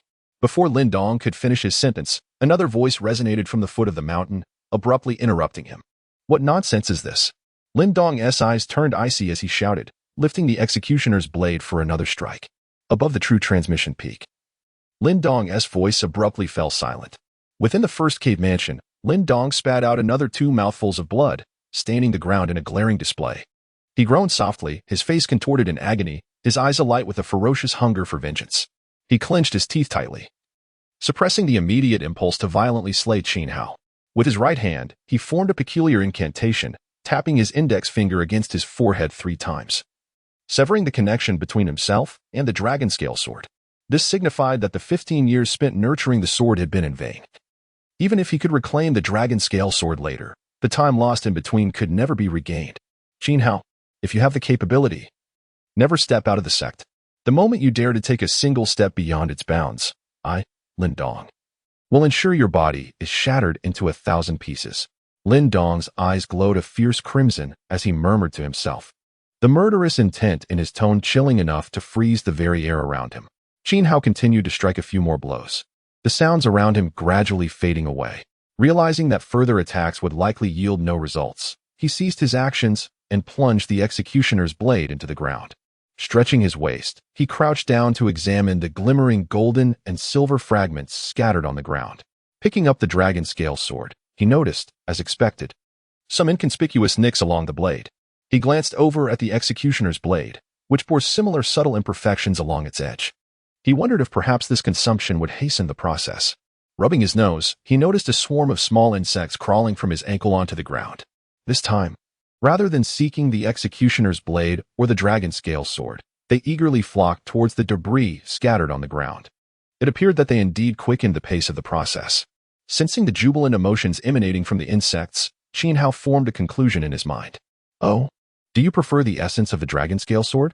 Crouching down, he could distinctly perceive that the insects were prioritizing the golden fragments, those belonging to the dragon scale sword, while the shards of the executioner's blade were secondary in their choice. The intellect of the insects did not encompass the concept of culinary desire. Their preference for the dragon scale sword could not stem from a notion of taste, but rather from its inherent value. Either the material of the dragon scale sword contained elements crucial for the insect's evolution, or it was more easily consumed and digested, thereby shortening the time required for their metamorphosis. Aside from these two possibilities, Qin Hao could discern no other rationale. If he could thoroughly uncover the reasons behind this phenomenon, it might significantly reduce the time required for evolution. Observing the feasting insects, such thoughts occupied Qin Hao's mind. The essence of the ninja profession was rooted in its inception as a tool for assassination. Powerful, cold, and enigmatic. All these traits serve the purpose of facilitating more efficient and effective killing. Every technique, skill, and piece of knowledge was evolved for the sake of swifter extermination, rendering ninjas more akin to assassins and executioners than warriors. After all, assassination is always the most time-efficient approach. The foundational ninjutsu could be likened to a compendium of assassination, wherein all knowledge exists solely for that purpose. The knowledge of how to conceal oneself, lay traps, track, poison, and disguise is fundamentally an understanding of assassination, of approaching a target from the shadows and eliminating them with minimal exertion. Similarly, the essence of basic physical techniques lies in their lethal application, adjusting one's breath, controlling muscles, and executing deceptive moves. These facets merely present a fade to the world. The true core is simply twofold: to kill swiftly and silently. The moon hangs high in the branches. The summit of true transmission is home to only 5 true disciples, rendering the night particularly serene, arguably the quietest locale within the entire Qingyan sect. Apart from the occasional chill of the wind and the distant chirping of insects, the stillness here is almost eerie. At the base of the mountain, near its waist, within a small stone cave not far from the 5th true transmission's dwelling, Jiang idly rested his head, seemingly pondering whether to retire for the night. Unbeknownst to him, a head, level with the ground, stealthily observed him from the cave's entrance. Not asleep yet? Qin Hao's eyes narrowed slightly as a peculiar and intricate hand seal slowly formed in his palm, his chakra depleting at an alarming rate. Black feathers began to drift down from Jiang's crown, silently settling upon him. With a thud, Jiang's arm weakened, and his head fell onto the table, succumbing to a deep slumber. The technique of the Nirvana abode, the descent of black crow feathers, induces a state of sleep. This jutsu consumes 400 chakra points, and its effectiveness relies on the disparity in levels, intelligence, and the strength of the target's will. In essence, this technique has no cooldown, demands a significant chakra expenditure, and involves a complex and time-consuming hand seal. The concept of will was also introduced, something Qin Hao found perplexing. Fortunately, the results appeared promising. Qin Hao checked Jiang's breath, realizing that if he did not return to dispel the technique, Jiang would remain in slumber until morning. 1,500 exchange points. Qin Hao muttered in exasperation before vanishing into the inky night. Descending from the summit of true transmission, he turned left and proceeded straight for about 300 paces. Then turned left again as the terrain gradually leveled. This was the widest peak of Qingyan Mountain, where numerous caves and rock chambers had been painstakingly carved, serving as the residence for the outer disciples of the Qingyan sect, numbering in the tens of thousands. Unlike the summit of true transmission, this peak featured a manually paved stone staircase, winding its way from the base to the summit. The higher one ascended, the more prestigious the inhabitants. With a select few having already attained the strength of inner disciples, they refrained from joining the inner sect, choosing instead to conserve their strength and await the opportune moment to ascend into the inner sanctum with greater prominence. However, the significance of such rankings remains elusive to Qin Hao. Yet, it is evident that they are intrinsically linked to the interests of individuals. Otherwise, no one would expend effort to contend for such seemingly inconsequential standings. Therefore, Qin Hao's abrupt ascension to the position of the 5th true disciple only serves to underscore his unpopularity among the disciples of Qingyan sect. Jealousy would be a mild term to describe the sentiments harbored against him. Among the direct disciples, several harbor animosity towards him that rivals even that of Lindong, though he has yet to fully perceive it. Nevertheless, these considerations are not the crux of the matter at present. His nocturnal visit is not intended for the purpose of fostering camaraderie or reconciling grievances. Rather, he is here on a mission, seeking advancement. In essence, Xiao has come with the intent to kill. The night deepens into a profound darkness. Within the outer courtyard, most of the caves are enveloped in shadow, their occupants having succumbed to slumber. In this world, meditation cannot substitute for sleep. Although those of higher cultivation require less sleep, some may even forego it entirely. Such feats are beyond the capabilities of outer disciples with their modest levels of cultivation. Only a handful of true disciples, alongside the sect leader and elders, can achieve such relentless dedication to their training without rest. Xiao eschews the stone steps, opting instead for a more rugged ascent. The inky night, the uneven rocks, and the flourishing weeds serve as a natural backdrop for his stealthy endeavor. He lies low to the ground, slithering like a serpent, navigating the rocky terrain with care. The sharp stones beneath him impede his speed, yet he remains unhurried. Proceeding quietly with measured intent, elevation denotes strength. This straightforward ranking system allows Xiao to effortlessly identify his targets for the night, specifically the weakest disciples within the outer courtyard. Right for the picking. For Xiao, each outer disciple presents an equal opportunity for experience points, with the demise of one yielding a 1 gain. He wonders silently if he might attain a new level tonight. 200 meters to the right of the stone steps, at the foot of the mountain, lies a tightly clustered array of caves, each merely 2 meters apart. The interiors of these caves are exceedingly cramped, furnished only with a rudimentary earthen platform for rest. This is the abode of the lowest-ranking disciples in the outer courtyard, where newcomers typically commence their ascent. The sect's resources are limited, and the principle of survival of the fittest manifests unequivocally in every corner. Xiao silently counts the over 300 caves, pondering whether they are all occupied. In the pervasive darkness, only a few caves flicker with the glow of lights. Xiao surveys his surroundings, observing insects resembling black ink slithering toward the caves, gradually dispersing in a fan-like formation as they creep along the walls. At that moment, amidst the over 300 caves, Xiao discerned with clarity where life lingered and where emptiness prevailed. With a slight curl of his lips, he observed the desolate surroundings and swiftly sprang from the ground, racing towards a cave at the very edge. This night in the history of Qingyan sect was not marked by the highest death toll, however. It was undoubtedly the most serene night for those who perished. The sky above the outer courtyard of Qingyan sect was exceptionally dark. 127. Within the labyrinth of closely arranged caverns, one particular cave housed a figure, diligently etching something onto the wall, softly murmuring a number. 127. Viewed solely from a numerical perspective, it is merely a 3-digit figure, not particularly large. Yet, when one contemplates the significance it embodies, considering that all these individuals were extinguished in a fleeting moment by the same hand, and not a single soul cried out for salvation before their demise, this numerical sequence evokes a chilling dread. Not all 127 individuals were taken in slumber. Some night owls, oblivious to their peril, were engaged in various activities during the late hours. However, without exception, they all met their fate at the hands of Xiao, either lured out with a stone, stealthily approached from behind, executed with a technique of instantaneous movement, or dispatched using the art of nirvana. In any case, none were spared, and not a single scream escaped their lips as they perished. The terror of a ninja lies precisely in this. They are accustomed to lurking in the shadows, akin to the most venomous of serpents. The moment they reveal their fangs, it signifies the silent departure of a life. Ninjas are never warriors who walk in the light. They are the executioners residing in the cloak of night, the deadliest assassins in the darkness. As the full moon hung high and the night thickened, with dawn still a distant prospect, Xiao emerged from the cave, the faint scent of blood wafting through the air, causing his brow to furrow slightly. The lives of 127 individuals, even if each one had merely spilled a drop of blood upon him, would suffice to leave him considerably stained. Though the odor of blood may not be overwhelming, it certainly heightened the likelihood of his detection.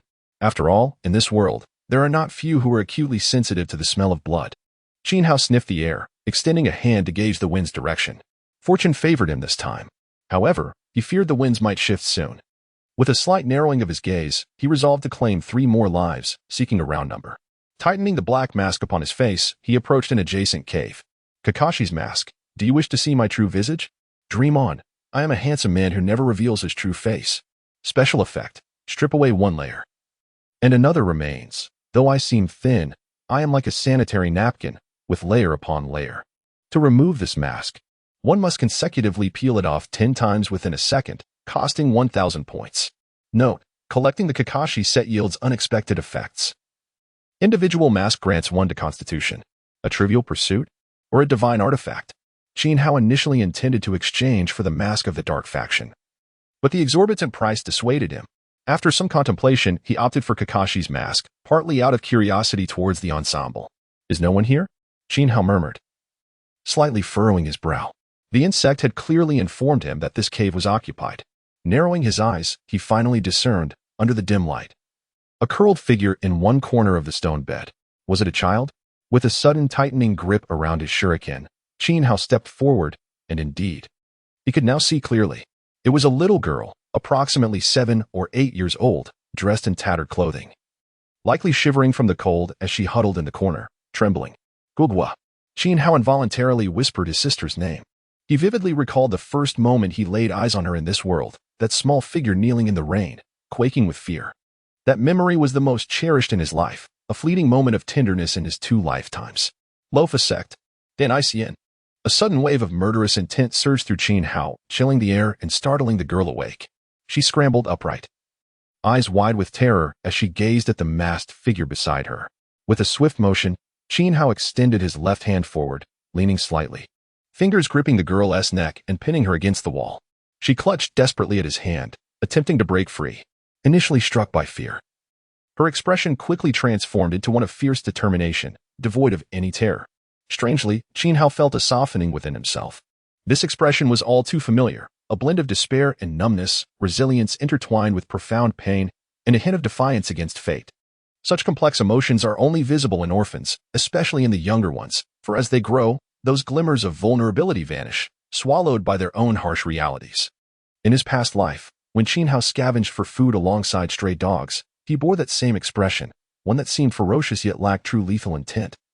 The only armor he possessed at the time, pitifully fragile. As he matured, he understood that true reliability lay not in expressions but in the strength of his own fists. By then, his demeanor had shifted to one of indifference or arrogance, while ferocity had seeped deep into his very bones, suppressing his murderous aura. He threatened with a voice still laced with menace, "Struggle again, and I shall end your life." Xiao knew orphans all too well. Reasoning with them was possible. But first, they must fear you. Otherwise, no words would penetrate their hearts. Xiao pressed the icy kunai against the little girl's temple, the lingering scent of fresh blood abruptly halting her struggles.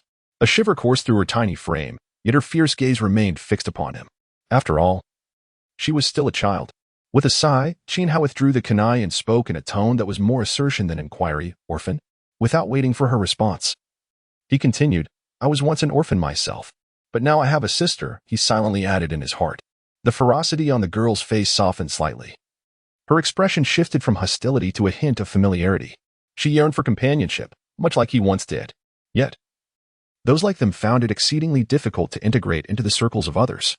No matter how they disguised themselves, the underlying ferocity and solitude rendered them outcasts. He understood the girl's thoughts, but he also recognized that such desires were merely naive fantasies. "I cannot help you. At most, I will spare your life," Xiao stated coldly. "In this world, the only one capable of aiding you is yourself. Fortunately, one can achieve much even in solitude." His compassion was limited, and sparing her was already a significant act of kindness. He would never burden himself with an additional encumbrance. His heart had long been hardened, allowing space only for himself and his sister. Observing the girl's confused expression, he released his grip and coldly instructed, "Remember, you have never seen me." With that, he turned to leave. Suddenly, a slightly hoarse child's voice called after him, "Big brother, how can I find you again?" Xiao did not pause, continuing his stride toward the cave's entrance. The girl's face fell with disappointment, unaware that his fingers tightened around the kunai. At the very moment Xiao stepped out of the cave, a burly man lunged at him, fists as large as fans aimed at his head, while another man slithered behind him, hands poised like venomous snakes to grasp his shoulders. Xiao's gaze sharpened, seemingly unfazed by the ambush at the door. His insects were scattered throughout the outer courtyard. How could he be oblivious to the presence of others lurking nearby? He feigned ignorance, fearing that these two might summon reinforcements. He surmised their mindset, understanding their intent to ambush him, hoping to capture him and claim the glory for themselves. After all, having slain so many outer disciples, If these two were to capture him single-handedly, the accolades would elevate them dramatically within the sect. What a clever scheme, foolishly ambitious. This was a classic case of overestimating their abilities. Two second-tier spiritual energy practitioners were blinded by greed, attempting to subdue Qin Hao through treachery. Such lack of intelligence left him somewhat speechless. Qin Hao subtly shifted his body, bending his knee as he stepped forward, his right hand thrusting out with precision as the sharp kunai aimed directly at the man's massive fist, driving it hard. How swift! The burly man's expression shifted unexpectedly. He had not anticipated the swift speed of Qin Hao. Fixating his gaze on Wang Laosi, who stood behind Qin Hao, he steeled himself, refusing to evade or retreat. A layer of dusty stone shrouded his fists as he charged forward, aiming to collide with the kunai. A faint smirk curled at the corner of Qin Hao's mouth beneath his mask. With a sudden release of his right hand, the kunai shot forth, catching his opponent off guard once more. Clang! With Qin Hao's strength having reached the fourth tier, even at short range, and without the opportunity to gather momentum, there was no way a second-tier spiritual energy practitioner could withstand such a force, even with a layer of earth wall technique enveloping his fists. The kunai pierced through the man's punch, and Qin Hao instinctively advanced, pressing his body closer to the burly figure. He thrust his palm forward with great force. What was initially a feeble kunai seemed to gain renewed vigor, darting forth with swifter velocity, akin to a serpent's fangs, penetrating the man's throat. The middle-aged brute slightly parted his lips, seemingly unable to fathom that he had been so swiftly dispatched. His throat convulsed, as if he were about to unleash a roar of rage before his demise. At that moment, Qin Hao's foot struck the man's calf, propelling him upward with a gentle leap. His right hand, like lightning, grasped the kunai lodged in the man's throat, pushing it forward once more, his grip tightening around the man's throat as if it were an iron hoop, stifling any sound that threatened to escape. Qin Hao landed soundlessly, supporting the relatively large corpse compared to his own slender frame. This scene sent a chill down Wang Laosi's spine, nearly causing him to lose his composure. It was too swift, too brutal. Beads of cold sweat adorned Wang Laosi's forehead. He realized there was no retreat left. Even if he shouted, it would be too late. Yet, as he gazed at Qin Hao's imposing silhouette, a flicker of courage ignited within him. I can do this. I can claim this achievement for myself alone. Encouraging himself internally, he suddenly lunged forward like a giant eagle, seizing Qin Hao's right arm and pulling it back with a twist, locking it behind him. Simultaneously, Wang Laosi fervently channeled his spiritual energy into his hands, gripping Qin Hao's right arm with a vice-like intensity, rendering him immobile. This was his trump card, a family technique passed down from his father, a constable. This method, employed by constables to apprehend criminals, rendered the captured as helpless as if ensnared by a serpent. Later, Wang Laosi had ingeniously combined this technique with his spiritual powers, achieving remarkable results, even leading to the demise of several third-tier practitioners who surpassed them. Yet today, he nearly faltered and stumbled in this encounter. Thinking back to the fright he had felt earlier at the hands of Qin Hao, a surge of resentment welled up within Wang Laosi. You can't move, can you? Let me see just who you truly are, he muttered under his breath, reaching out to remove Qin Hao's mask. Is this the reliance of your kind? A chill coursed through Qin Hao's eyes as he realized his momentary lapse in caution. Exhaling sharply, he abruptly turned around. In an instant, his right arm was forcefully twisted, producing a sickening crack that sent shivers down one's spine. Wang Laosi stood frozen, disbelief etched across his face as he stared at his own arm, now grotesquely contorted like a twisted noodle. The weight of it in his palm instilled a deep-seated dread within him. To break one's own arm required a heart of unparalleled ruthlessness. Wang Laosi had never encountered such a merciless character before. This was not cruelty directed at others, but a self-inflicted brutality that was truly terrifying. Stunned into silence, his mind seemed to stall, leaving him no time to contemplate his next move. Yet, Qin Hao had already pivoted to face him, a cold, cruel smile curling beneath his mask. In his left hand, a kunai appeared as if by magic, striking like a venomous snake into Wang Laosi's throat. The blade plunged deep, to the hilt. Qin Hao swiftly followed through, his left hand gripping Wang Laosi's windpipe tightly, silencing any sounds of shock or agony as the latter met his grim fate. All of this, though it may seem lengthy in recounting, transpired in a mere heartbeat.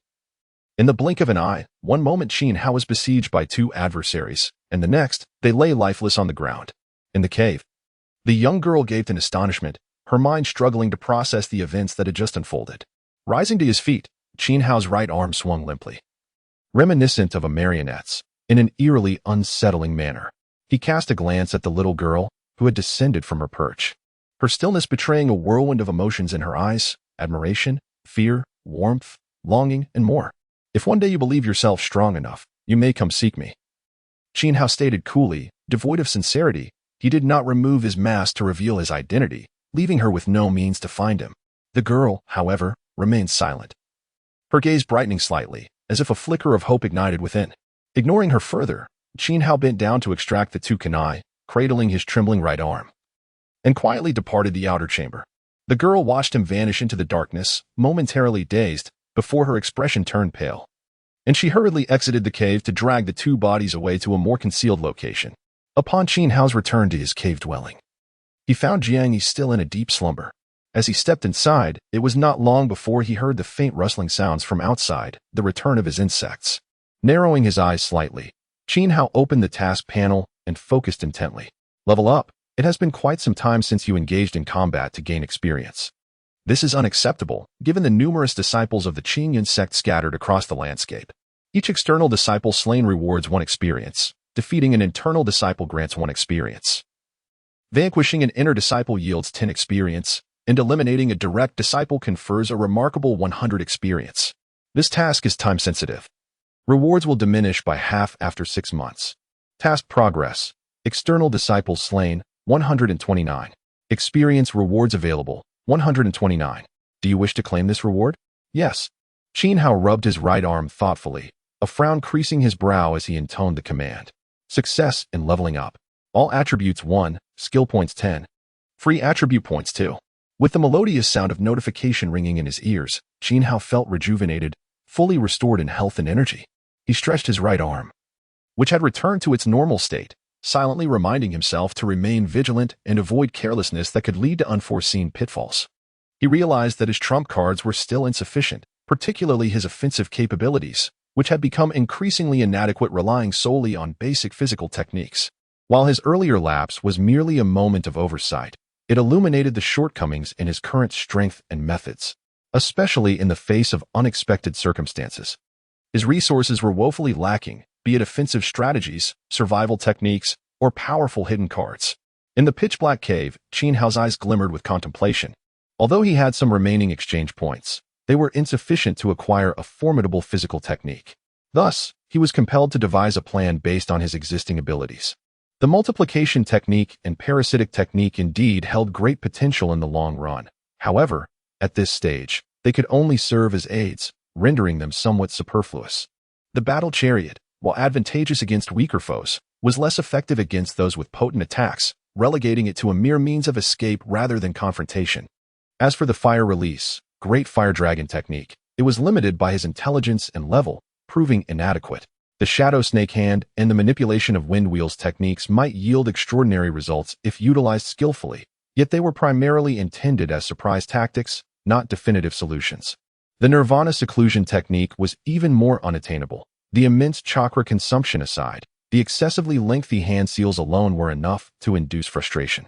This led Xiao to ponder whether many future ninjutsu would share similar complexities in their hand seals, potentially necessitating an increase in his sealing speed. Yet another question arose before the previous one was resolved, leaving Xiao with a throbbing headache. One issue at a time, he reminded himself.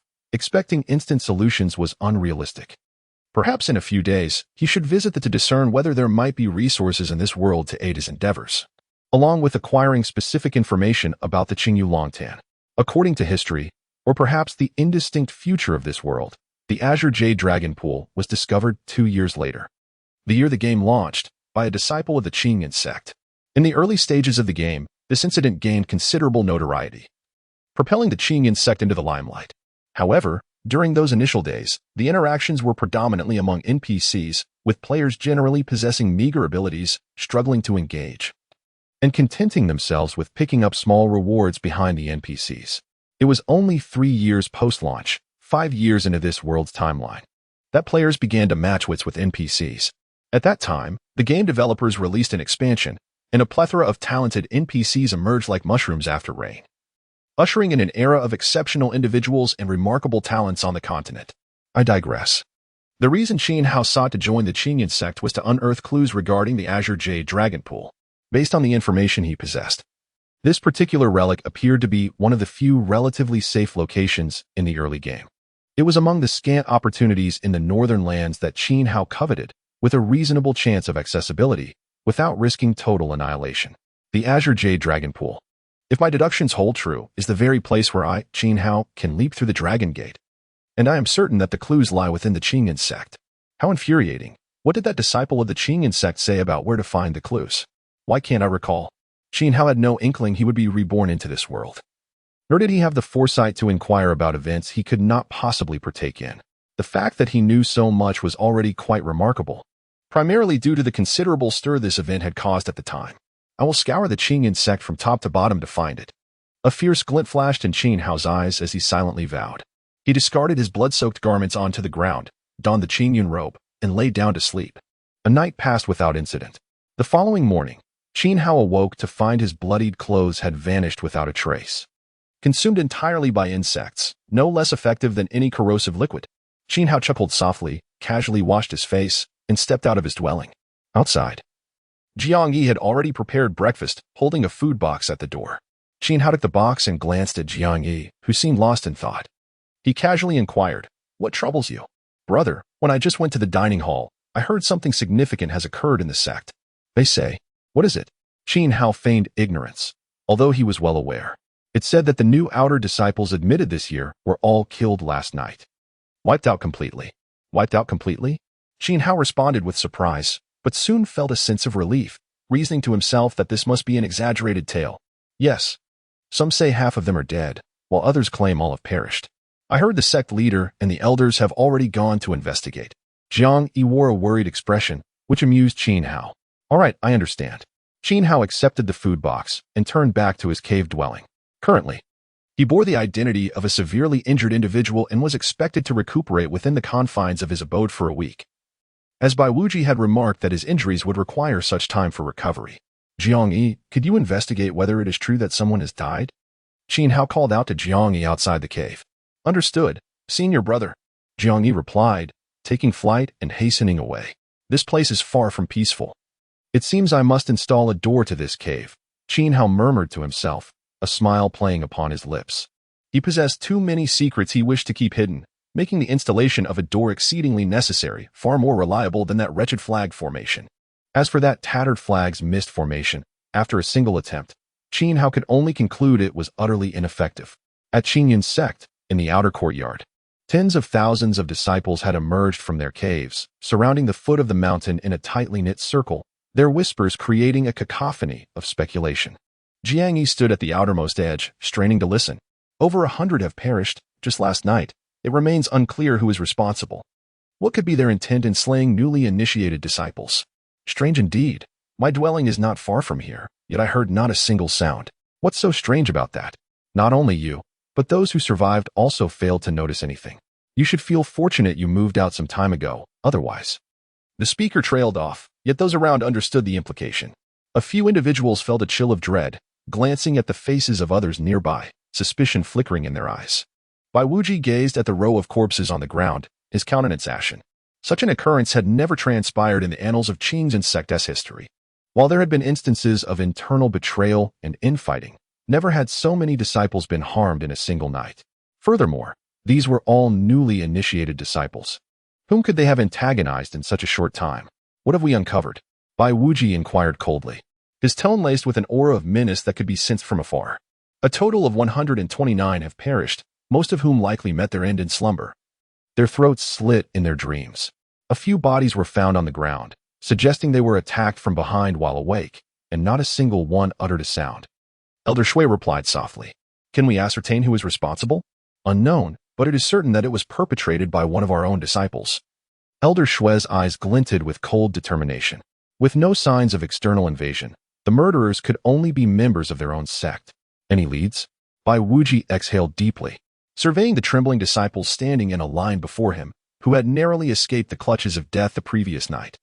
It did not appear to be an act of revenge. Rather, it resembled a senseless slaughter. As he spoke, the old ghost Shui let out a sinister laugh, extending his withered right claw to point at a cave on the very edge. It was from that location that the slaughter had commenced, one by one. Moving from right to left, The impression it left was that the killings were driven by a mere lust for blood, as if to practice some malevolent sorcery. Upon hearing this, Bai Wuji's expression tightened once more, his eyes revealing an extreme loathing and murderous intent. Madness. With so many profound techniques within the Qingyun sect, how could one choose to learn such nefarious paths? It was truly abominable. The old ghost Xue chuckled dismissively, saying, practicing is one thing. But the real error lies in turning against one's own sect members. That crosses the line. After a moment of silence, he extended his index finger and traced a few lines on the ground, revealing a simple pattern beneath Bai Wuji's feet, capturing his attention. Noticing Bai Wuji's inquisitive gaze, Xue pondered for a moment before stating, the murderer has left this symbol carved on the walls of each cave. Its meaning remains unknown. Bai Wuji raised an eyebrow, scrutinizing the pattern on the ground. 2 horizontal and 2 vertical lines formed a rectangle, within which lay 4 identical wave symbols, arranged in pairs. After contemplating for a while, Bai Wuji could not recall the significance of this design from his memory. His gaze sharpened, and after a few seconds of thought, he instructed Xue. Enhance the patrols within the sect. From now on, disciples must be assigned to night watch every evening. Moreover, these disciples were part of Qin Hao's entry into the sect. There is some bond there. Let him take charge of investigating this matter thoroughly to uncover the identity of the murderer. Bai Wuji's eyes glinted with a mysterious and meaningful expression as he added. After delivering his orders, he waved his hand, instructing for the bodies on the ground to be collected for burial. Does the sect master intend? The old ghost Xue's eyes brightened as if he had struck upon an idea, and he blurted out. Is it possible that the sect master wishes to use this incident as an excuse to reactivate the law enforcement hall? Indeed, without the law enforcement hall, what sort of sect master am I? Bai Wuji smiled while stroking his brow, his white eyebrows shooting upwards, exuding an aura of sharpness. This strategy was indeed clever. It would not only bolster our power within the sect but also divert the attention of the 4 elders. However, given Qin Hao's current strength, one must consider. It was precisely because of his weakness that the 4 would refrain from excessive interference. After all, Qin Hao's power was insufficient to command the law enforcement hall, and they would undoubtedly place their own disciples within, attempting to become the true masters of the law enforcement hall. Yet, all of this would fall within the calculations of our sect. Cold sword? No, that is not suitable. The time for him to reveal himself has not yet come.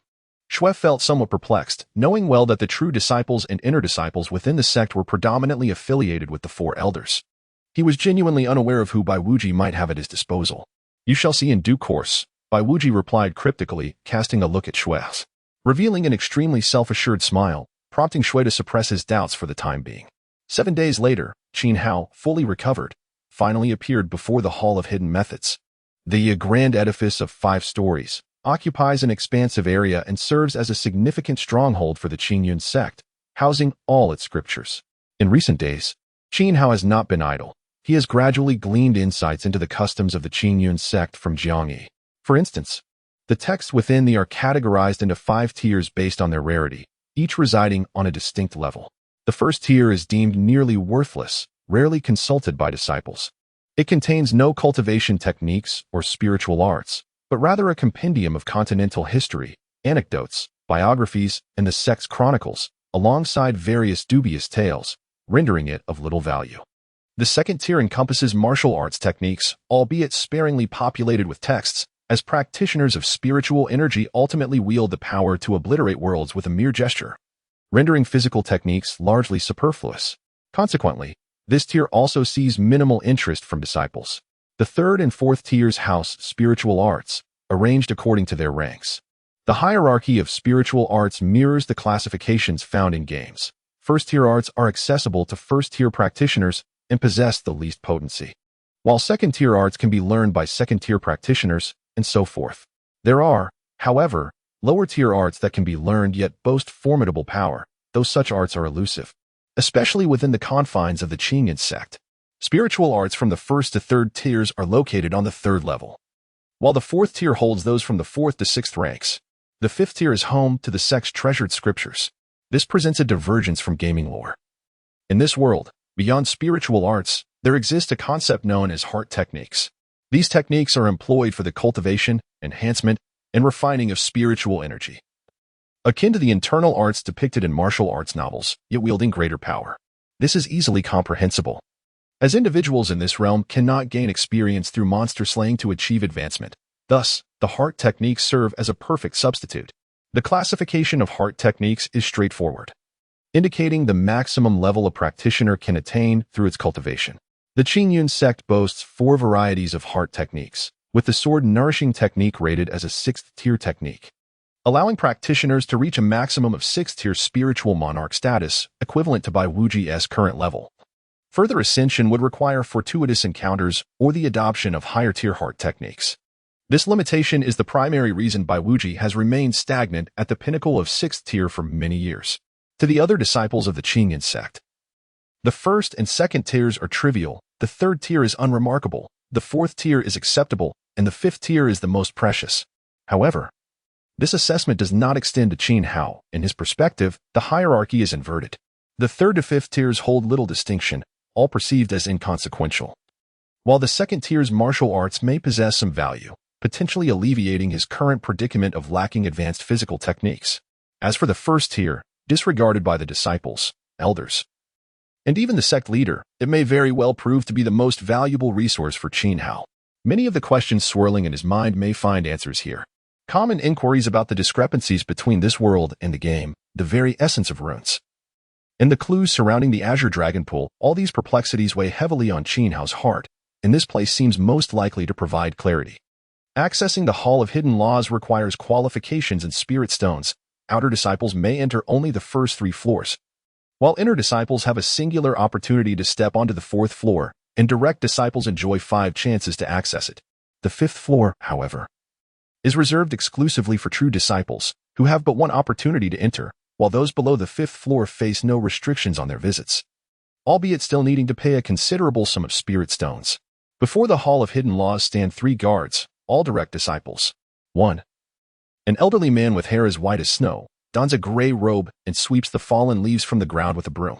A sweeping monk? Qin Hao chuckles inwardly, realizing he may have overthought the matter. Utilizing his reconnaissance technique, he discerns that the elder is merely an ordinary man. Surrounding him, several disciples pass by, most clad in the garb of outer disciples, casting strange glances at the approaching Qin Hao, their thoughts a mystery. True disciple, ha! Such a weak true disciple, I, Duan Pengfei, have never encountered before. As Qin Hao approaches slowly, one of the guarding disciples steps forward, speaking in a tone laced with sarcasm. Do you question the decisions of the sect master and the esteemed elders? Would you like to accompany me to argue your case before the sect master? Qin Hao does not lift his eyes, responding in a measured tone, a sharp-tongued little imp. Having offended senior brother Lin, you might not know how you'll meet your end, perhaps at night, just like those outer disciples, with your throat slit. Duan Pingfei dares not challenge the sect master's decisions, yet he does not back down, glaring fiercely at Qin Hao. You are so sneaky, and yet you, a mere dog, dare to bark. Who do you think you're impressing?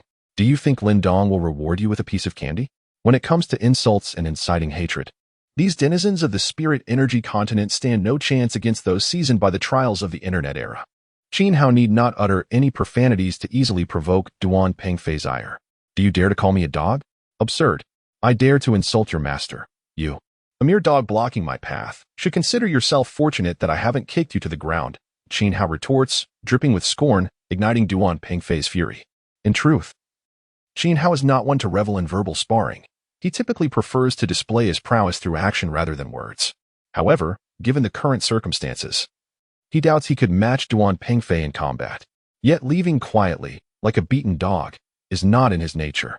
Most importantly, as Duan Pengfei serves as the gatekeeper of the Hall of Hidden Laws, Qin Hao will inevitably return here.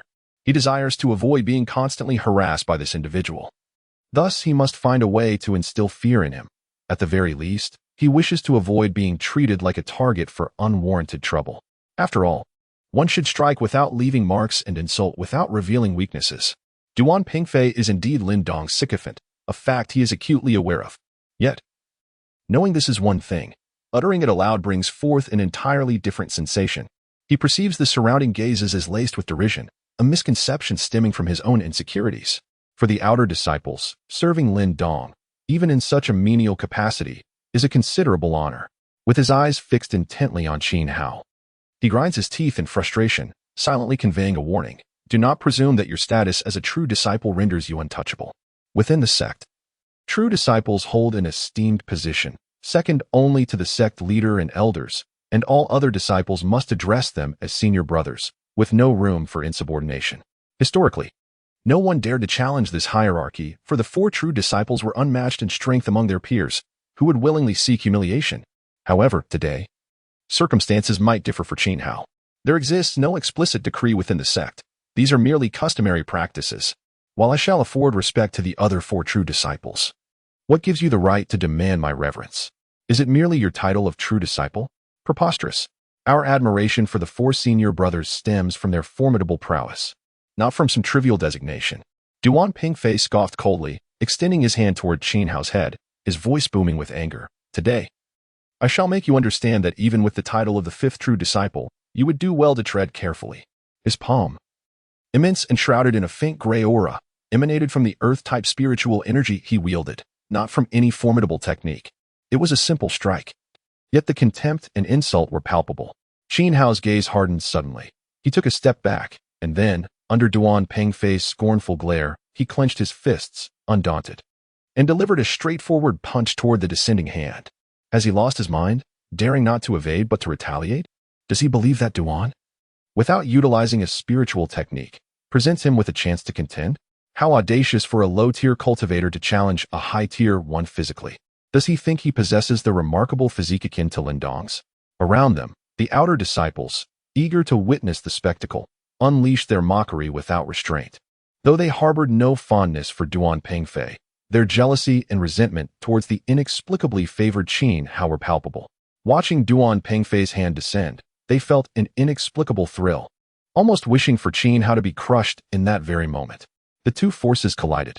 Duan Pengfei's expression shifted drastically as a sharp pain radiated from his palm, akin to being pierced by a blade, resulting in a cry of anguish escaping his lips. The surrounding individuals fell eerily silent, their eyes widened in disbelief, as if they had encountered a specter. Typically, a fourth-tier practitioner, particularly one who specializes in strength, would possess a power level between 30 and 39. However, when employing their spiritual techniques, the actual destructive force they unleash far exceeds these figures. After all, the true strength of practitioners in this realm does not solely rely on their physical prowess, but rather on the formidable spiritual techniques that harness the might of heaven and earth. A fact that the demonic sect of a millennium ago does not encompass. Duan Pengfei was not a practitioner of the demonic sect. His mastery lay in earth-based spiritual energy. Absent any deliberate enhancement, his primary focus remained on fortifying his physical constitution. In truth, aside from individuals with exceptional physiques or prodigies, few practitioners consciously strive to elevate a specific attribute during their cultivation, allowing progress to unfold organically. Most are oblivious to the sophisticated concept of attributes. They are merely aware that their physical capabilities improve during training. More nuanced ideas, such as breaking through thresholds and elevating certain attributes, are comprehensible only to players. For the indigenous people, the system's ability to quantify metrics and the existence of players as extraordinary beings is utterly incomprehensible. This extraordinary advantage is precisely what emboldens Xiao to confront Duan Pengfei head-on. Although he is merely at level 18, his quantified attributes of strength and agility both exceed 30 points, measuring at 32, 7, and 33, 8, respectively. These figures comfortably place him within the fourth tier. Duan Pengfei's strength could not surpass him, and even if it did, it would not be by a significant margin. Xiao was skeptical that Duan Pengfei would expend his full strength with a casual strike, yet he himself was utilizing all his power. The outcome was clear in Xiao's mind. When their fists collided, Duan Pengfei's expression shifted dramatically, disbelief etched across his face. He felt a force emanating from beneath his palm, one that rivaled his own strength, perhaps even surpassing it. How could this be possible? Duan Pengfei was well aware that his physical strength ranked among the elite within the inner disciples, yet here he was, being thwarted by Xiao, whom he had previously looked down upon. In that moment of astonishment, Xiao did not relent. He swiftly opened his right fist, grasping at the air, while his left sleeve inexplicably swept across, leaving Duan Pengfei utterly baffled. Just as Duan Pengfei regained his composure and prepared to withdraw his palm, Xiao's left sleeve concealed a kunai, emanating a chilling aura, now firmly gripped in his right hand, aimed at Duan Pengfei's palm. The blade pierced his hand, eliciting a cry of pain from Duan Pengfei. Sensing the peril, He exerted a surge of strength in his arm, withdrawing his hand from Qin Hao's grasp. Qin Hao muttered an unspoken regret, retracting the kunai and swiftly retreating on the tips of his toes. This sequence of actions unfolded with astonishing rapidity, leaving the onlookers in stunned silence. Not only had Qin Hao evaded the expected demise, but it appeared that Duan Pingfei had suffered a minor setback instead. What is this situation? Could it be that he possesses a special physique rivaling that of senior brother Lin Dong? The reasons behind Qin Hao's ascension to the status of a true disciple remain shrouded in secrecy, known only to a select few within the sect. The vast majority remain oblivious to the fact that he may possess a physique akin to the heavenly eye. It is utterly implausible that he shares the same genius attributes as senior brother Lin Dong. Duan Pingfei was unwilling to entertain such a notion. His expression darkened as he fixed his gaze on a sharp cut in the palm of his hand, clearly inflicted by a blade. However, upon examining Qin Hao's hands, he found no weapons in sight. This lad is somewhat enigmatic. Duan Pingfei suppressed the contempt that had adorned his features, adopting a more serious demeanor as he regarded Qin Hao. 2 seconds later, he clenched his fist once again, a sinister smile creeping across his lips. I confess, I underestimated you. Perhaps you do possess some talent, but having offended senior brother Lin, it is impossible for you to survive until that day. Did Lin Dong send you to trouble me? Qin Hao coldly regarded Duan Pingfei, realizing that this individual was more formidable than he had anticipated. His hands, even without the protection of spiritual power, were as tough as rough-hewn stone, making it exceedingly difficult for his kunai to penetrate. Do you have any idea how many people in our sect heed senior brother Lin's commands? Even without my involvement, others would seek to create trouble for you. To be frank, senior brother Lin has already declared that he will make it exceedingly difficult for you to navigate the sect. Duan Pingfei looked at Qin Hao with arrogance, yet he could not discern a trace of fear on Qin Hao's face.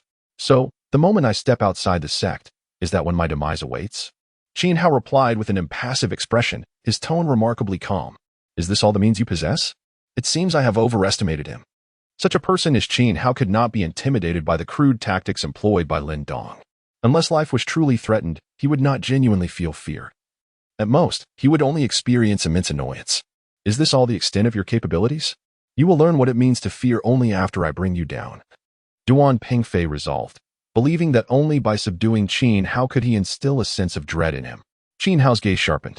The moment Duan Pingfei lifted his foot, he wasted no time in turning to flee. If his opponent remained careless, he might still have a chance to fight back. But it was evident that Duan Pingfei had become serious, and Qin Hao did not intend to confront him head-on any longer. Duan Pingfei was taken aback. He had not anticipated that the previously fearless Qin Hao would so readily turn tail and run. This action was utterly unexpected. Anger flashed across his face as he felt he had been deceived, prompting him to bellow, "Where do you think you're going?" With a powerful push from his feet, he created a deep crater in the ground, launching himself forward like an enraged bull. So fast, Duan Pingfei thought to himself. Qin Hao leaned forward, lowering his center of gravity as if he were flattening himself against the ground, leaving Duan Pingfei momentarily stunned. He had never witnessed such an uncanny form of movement. Coupled with incredible speed, he perceived that there were no fluctuations of spiritual energy emanating from Qin Hao, which indicated that the opponent was not employing any spiritual techniques, but was solely relying on the power of his physical body to achieve such remarkable speed. It was truly astonishing. This young man's physical strength and velocity were already on par with many fourth-tier spiritual practitioners. What kind of physique was this to be so terrifying? Duan Pingfei felt an overwhelming sense of dissatisfaction. With a powerful stomp of his feet, he launched himself into the air like a rocket propelled by an acceleration mechanism, hurtling towards Qin Hao. Although he had yet to utilize any spiritual techniques, his internal spiritual energy was already beginning to flow, particularly with the previous stomp. An abundant surge of spiritual energy erupted between his feet and the ground, and leveraging this reactive force, Duan Pingfei's speed surged to more than double its previous state. Ultimately, spiritual practitioners on this continent did not rely solely on their physical prowess. It was their spiritual energy and techniques that truly governed this world. In the Qingyan Hall, Bai Wuji sat high in the position of the sect leader, gazing down at the 8 elders below. After a considerable interval, once the 4 elders had quietly concluded their discussions, he spoke with an air of indifference, inquiring, "How goes your deliberation, esteemed elders?" The elders Lin, Xiao, Huang, and you exchanged nods, and ultimately it was Elder Lin, the most senior among them and also the uncle of Lin Dong, who was designated to respond to Bai Wuji's query. Elder Lin Tongji, stroked his mustache thoughtfully and asked in a measured tone, "Does the sect leader truly intend to reinstate the Law Enforcement Hall?" The Law Enforcement Hall had historically been the most formidable force in the hands of the Qingyun sect leaders. However, over a decade ago, the elite disciples of the Law Enforcement Hall had suffered devastating losses in an external conflict. This was not without the interference of several elders, resulting in the Law Enforcement Hall maintaining a state of mere existence for the past 10 years. Recently, a significant portion of the newly admitted outer disciples of the Qingyun sect mysteriously perished overnight, with no leads on the perpetrator. This left the outer disciples in a state of trepidation, fearing that they might fall victim to similar misfortune. Moreover, during the recent true inheritance ceremony, Lin Dong had audaciously slain the fifth true disciple in front of a gathered crowd, acting with impunity and without regard for the consequences. Bai Wuji paused momentarily, casting a dispassionate glance at Lin Tongji, uninterested in hearing any justifications from him. Instead, he continued, "The root of these issues has become clear to us after much contemplation. It is precisely because our Qingyun sect lacks the Law Enforcement Hall that our disciples increasingly disregard the sect's laws. If this continues, it will undoubtedly lead to catastrophe for our sect." As he spoke, Bai Wuji straightened his posture and declared with resolute authority, "Thus, our sect has resolved to re-establish the Law Enforcement Hall, to purge internal dissenters and restore the integrity of our laws. Externally, it shall serve as our sect's sharpest sword." His impassioned words echoed with righteousness. However, the elders present, seasoned and cunning, were not so easily swayed by Bai Wuji's rhetoric, as their true concerns lay with the implications for their own interests. "May I inquire, esteemed leader, who do you intend to appoint as the head of the Law Enforcement Hall, and how do you plan to select disciples from the sect?" Lin Tongji raised his head, fixing an unyielding gaze upon Bai Wuji, instantly discarding the pretense of respect he had previously donned. Bai Wuji was accustomed to Lin Tongji's abrupt change in demeanor. For many years, the four elders led by Lin Tongji had shown him great deference, yet when it came to disputes over interests, their transformation was swifter than even he, the sect leader, could muster. He was no longer the impetuous youth who had just assumed the mantle of leadership. He had adeptly navigated such situations long ago, and today, he intended to reclaim his authority decisively. It is the sect's intention that the Law Enforcement Hall be led not by elders, but by a true disciple. What think you? Lin Tongji was momentarily taken aback, unprepared for such a proposal from Bai Wuji. However, he quickly regained his composure and deftly probed the heart of the matter. "Pray tell, which true disciple does the leader favor?" Naturally, he held Lin Dong in high regard, yet he was acutely aware that Bai Wuji would never allow such an occurrence. "The sect favors Qin Hao," Bai Wuji declared. Lin Tongji refrained from immediate rebuttal, instead posing another inquiry. "And how will the leader select the disciples?" Bai Wuji contemplated the jade ring on his finger, his eyes glimmering with a knowing smile as he articulated a well-prepared proposal. "Traditionally, disciples of the Law Enforcement Hall have been personally selected by the sect leader from among the disciples. However, given the unique circumstances of re-establishing the hall, I find myself unable to oversee the entire process alone. Therefore, I propose that a portion of this responsibility be entrusted to Elder Lin for selection." In an instant, Lin Tongji grasped Bai Wuji's intent. This was a calculated move to facilitate the infiltration of their supporters into the Law Enforcement Hall, contingent upon Qin Hao's ascension as its leader. After a moment of contemplation, he slowly inquired, "Might it be possible for the Law Enforcement Hall to accommodate an additional true disciple?" This query was as transparent as the intentions of Sima Xiao. Everyone could see through it. What cultivation level did Qin Hao possess, and what of the true disciples? If another true disciple were to join the Law Enforcement Hall, who would truly reign as its leader? Even with some disciples backing Qin Hao, could they possibly rival the influence of yet another true disciple? The four elders, for the time being, remained oblivious to Bai Wuji's strategic maneuvering, believing instead that he was genuinely nurturing Qin Hao for future leadership. After all, Bai Wuji's outward demeanor was convincingly sincere, from the grand ceremony of true disciples to the current revival of the Law Enforcement Hall. His insistence on Qin Hao's leadership and his willingness to relinquish some selection authority appeared to them as a clear indication of grooming Qin Hao for the role of the next sect leader. Suddenly, Bai Wuji's expression darkened, an uncontainable aura of malevolence radiating throughout the hall, as if he had been provoked beyond his limits. With a swift motion of his right hand toward the void, a distant, chilling cry echoed, a sound reminiscent of an infant's wail. sending a shiver down the spine of all who heard it. A silvery light flickered across the horizon, and in the next moment, it materialized within the hall. Grasped firmly in the hands of Bai Wuji. It was a sword, entirely white and exuding a chilling aura. The Han Yu sword, the emblematic blade of the Qingyun sect. The sword of the sect leader, and the one and only Xian-grade treasure, an unparalleled weapon. As if caressing a child, Bai Wuji gently stroked the hilt of the Han Yu sword with his right hand, his cold gaze fixed upon Lin Tongji, as he slowly uttered, "What did you say? Repeat that." With Bai Wuji's words, the temperature within the Qingyun hall seemed to plummet dramatically. Frost began to form on the stone pillars, and the Han Yu sword emitted a piercing cry, as if it possessed a spirit of its own. Lin Tongji felt a chill run down his spine, and the three elders behind him also shivered, their eyes fixed warily on Bai Wuji, who sat high in the sect leader's chair. Lin Tongji inwardly lamented, Bai Wuji, whose strength had stagnated at the pinnacle of the 6th tier for years, now emanated an increasingly terrifying aura, truly unsettling. However, being a man who had weathered many storms, he steeled himself against the pressure and reiterated his previous statement, uncertain if the law enforcement hall could still accommodate another true disciple. As he spoke, one hand discreetly gestured to the three elders behind him, signaling their readiness for a potential confrontation with Bai Wuji. In the next moment, Bai Wuji slowly rose, his fingers caressing the sword's hilt, as he descended the stone steps step by step, halting just 3 paces in front of Lin Tongji.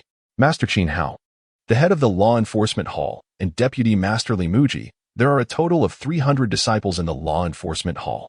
Elder Lin, you shall select 50 disciples for our sect, while the rest will be chosen by us. Do you have any objections? Lin Tongji lowered his head, gazing at the white Qingyun boots before him, a shiver coursing through him.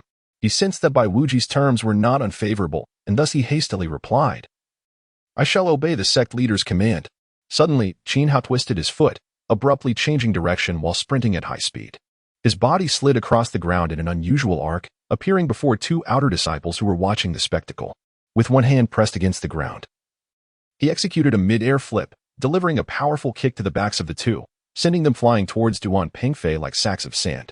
At that moment, Duan Pingfei resembled a rocket soaring through the air, and as he observed the 2 human projectiles approaching him, a cold smile crept across his face.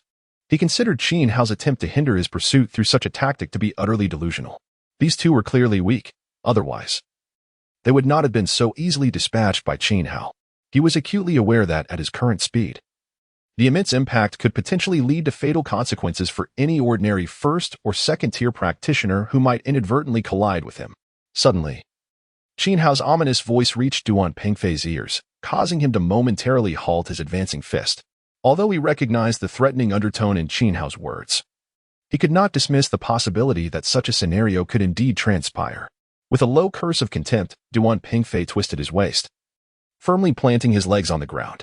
He leaned slightly downward at the hips, lifted his upper body, and abruptly came to a halt, extending his palms outward. He swept aside the 2 airborne disciples, who emitted muffled groans as they were sent sprawling to either side. With a disdainful snort, he advanced once more, pursuing the Qin Hao who had slipped into the nearby thicket during this moment of distraction. Upon entering the grove, Qin Hao rolled to the ground, swiftly placing an explosive talisman amidst the grass. He then leaped, darting between several large trees, sticking talismans with reckless abandon as if they were confetti. In a matter of 3 seconds, when Duan Pingfei entered the woods, Qin Hao had already arranged over 20 explosive talismans around him in a flourish. You cannot escape. You might as well let me have a go at you directly to save some time, Duan Pingfei bellowed, his patience wearing thin as he locked onto Qin Hao's fleeing figure. Clenching his fist, he unleashed a punch towards Qin Hao, a yellowish fist shadow materializing before him. And in the next instant, it appeared beside Qin Hao. A fierce gust of wind rushed past Qin Hao, who turned in horror to see a tree on his right shattered into fragments. He realized that Duan Pingfei had intentionally aimed his strike away. Otherwise, a direct hit could have been fatal. The other party, clearly wary, refrained from employing his spiritual techniques, fearing the unintended consequences of a lethal blow. You may have your reservations, but I do not, Qin Hao mused, a dangerous smile curling at the corners of his mouth as he sensed the time was ripe. He paused, turning to face the distant Duan Pingfei. Run. Go ahead, keep running. Duan Pingfei initially believed that Qin Hao was intimidated, remaining obediently rooted in place, awaiting his approach to deal with him. Qin Hao, however, wore a stoic expression, fixated intently on Duan Pengfei's footsteps, indifferent to his incessant prattling. 3 steps, 2 steps. 1 step now? Qin Hao mentally counted down the distance to the explosive talisman beneath Duan Pengfei's feet, his gaze growing increasingly intense. Now was the moment. With a forceful flick of his arms, which were clasped behind his back, 2 shurikens were propelled forth like twin bolts of black lightning aimed directly at Duan Pengfei. Look out for the hidden weapons, Qin Hao shouted as he launched his attack. Duan Pengfei, taken aback, gazed at Qin Hao with an expression of disbelief. Too lethargic to even lift a hand. He assessed that the peculiar projectiles could not possibly strike him, but would instead harmlessly embed themselves in the 2 trees flanking him. Fool. Both Qin Hao and Duan Pengfei simultaneously uttered the same word. The explosive force of over 20 talismans detonating simultaneously was beyond Qin Hao's comprehension. Whether it could eliminate Duan Pengfei was uncertain. Yet, one thing he was entirely certain of was that he needed to flee. Unbeknownst to Duan Pengfei, he had unwittingly stepped into a perilous minefield, striding confidently toward the concealed explosives. The 2 shurikens he deemed inaccurately aimed detonated his deathly talisman in unison. Qin Hao's gaze sharpened, and the moment the shurikens made contact with the explosive talisman, he turned and sprinted away. Boom, boom, boom, boom. The explosion erupted, unleashing a cacophony of sound. Duan Pengfei's smile abruptly vanished, as an immense force lifted him off his feet, propelling his body into the air. He looked down in shock as dirt flew and debris scattered, a fiery blast shooting skyward. What was happening? Before he could ponder further, a series of deafening explosions left him pallid with fear. He witnessed the 2 trees he had mocked, struck by the shurikens, disintegrate into splinters, triggering a chain reaction that obliterated the surrounding foliage as if provoked, each tree erupting one after another. The flames intertwined, waves of heat converged, merging into a ferocious inferno akin to a rampaging fire beast, surging toward Duan Pengfei. Countless fragments of what appeared to be innocuous stones and wood, stirred by the shockwave, morphed into lethal projectiles, darting menacingly in every direction around Duan Pengfei, an utterly terrifying sight. Traps? Mechanisms? Even Duan Pengfei, in his ignorance, realized he had unwittingly entered a treacherous snare laid by Qin Hao. But how had it been set up in the blink of an eye? An array of questions surged within him uncontrollably. As he tumbled through the air, his body felt as though it had endured a torrential storm, every inch aching painfully. His azure robe already igniting. Duan Pengfei could only sense that the force of the explosion had left him dazed, his mind foggy, ears ringing with a persistent buzz, and his vision filled with dazzling flashes. With a thunderous roar, he bore the excruciating pain coursing through his body and frantically summoned the spiritual energy within him. A layer of gray rock materialized around him, swiftly coalescing into a formidable armor, enveloping him in a protective shell. Gritting his teeth, he twisted his torso with considerable effort, clumsily spinning through the air. With a fierce push of his hands against the ground, he resembled a spinning top soaring through the sky, leaping 20 meters to the right, escaping the inferno and crashing heavily onto the earth. Although this tale may seem lengthy, in truth, it transpired in the blink of an eye. The explosion occurred with such rapidity that he scarcely had a moment to react. His physical prowess was insufficient to withstand the force of the blast solely through corporeal strength. Had he not activated his spiritual abilities at the earliest moment, he would inevitably suffer devastating injuries. Flames roared and thundered. The disciples outside the Hall of Concealed Laws were suddenly drawn to the commotion, hastily rushing into the woods. Farther away, a shadowy figure appeared in the sky. 1,000 meters distant, where a peculiar expression crossed the eyes of the elder who had been dispatched. Was that sound emanating from the Hall of Concealed Laws? His gaze sharpened, and he propelled himself forward with renewed urgency. Qin Hao expertly evaded the blast radius with precise agility, and as he turned, he caught sight of Duan Pengfei stumbling out of the flames in a state of disarray. He survived? Indeed. The explosive talismans had proven insufficient to deliver a fatal blow to these direct disciples. He needed to acquire more potent means of attack swiftly. However, before that, a ruthless glint flickered in Qin Hao's eyes as he aimed 2 shurikens at the severely injured Duan Peng without hesitation. Taking advantage of his vulnerability, he sought to claim his life. Qin Hao had always excelled in his endeavors. While Duan Pengfei dared not kill him, Qin Hao felt no such restraint. Eliminating him first was paramount. Could Bai Wuji truly demand retribution for his demise? Moreover, provoking a true disciple and killing him was a matter of principle. Most importantly, after inflicting such devastation upon Duan Pengfei, the latter would undoubtedly harbor resentment, a sentiment entirely different from the grievances stemming from Lin Dong's commands. One was a passive response, the other an act of revenge. The degree of threat between the two was worlds apart. Duan Pingfei, propped up by one hand, grit his teeth and struggled to sit up, only to feel the sharp agony radiating from his numerous injuries. For ribs were broken, his internal organs damaged, his left fibula fractured, and countless small lacerations marred his body, compounded by extensive burns covering his skin. In short, he bore the marks of severe injury and disfigurement. A sight both tragic and grotesque. Qin Hao.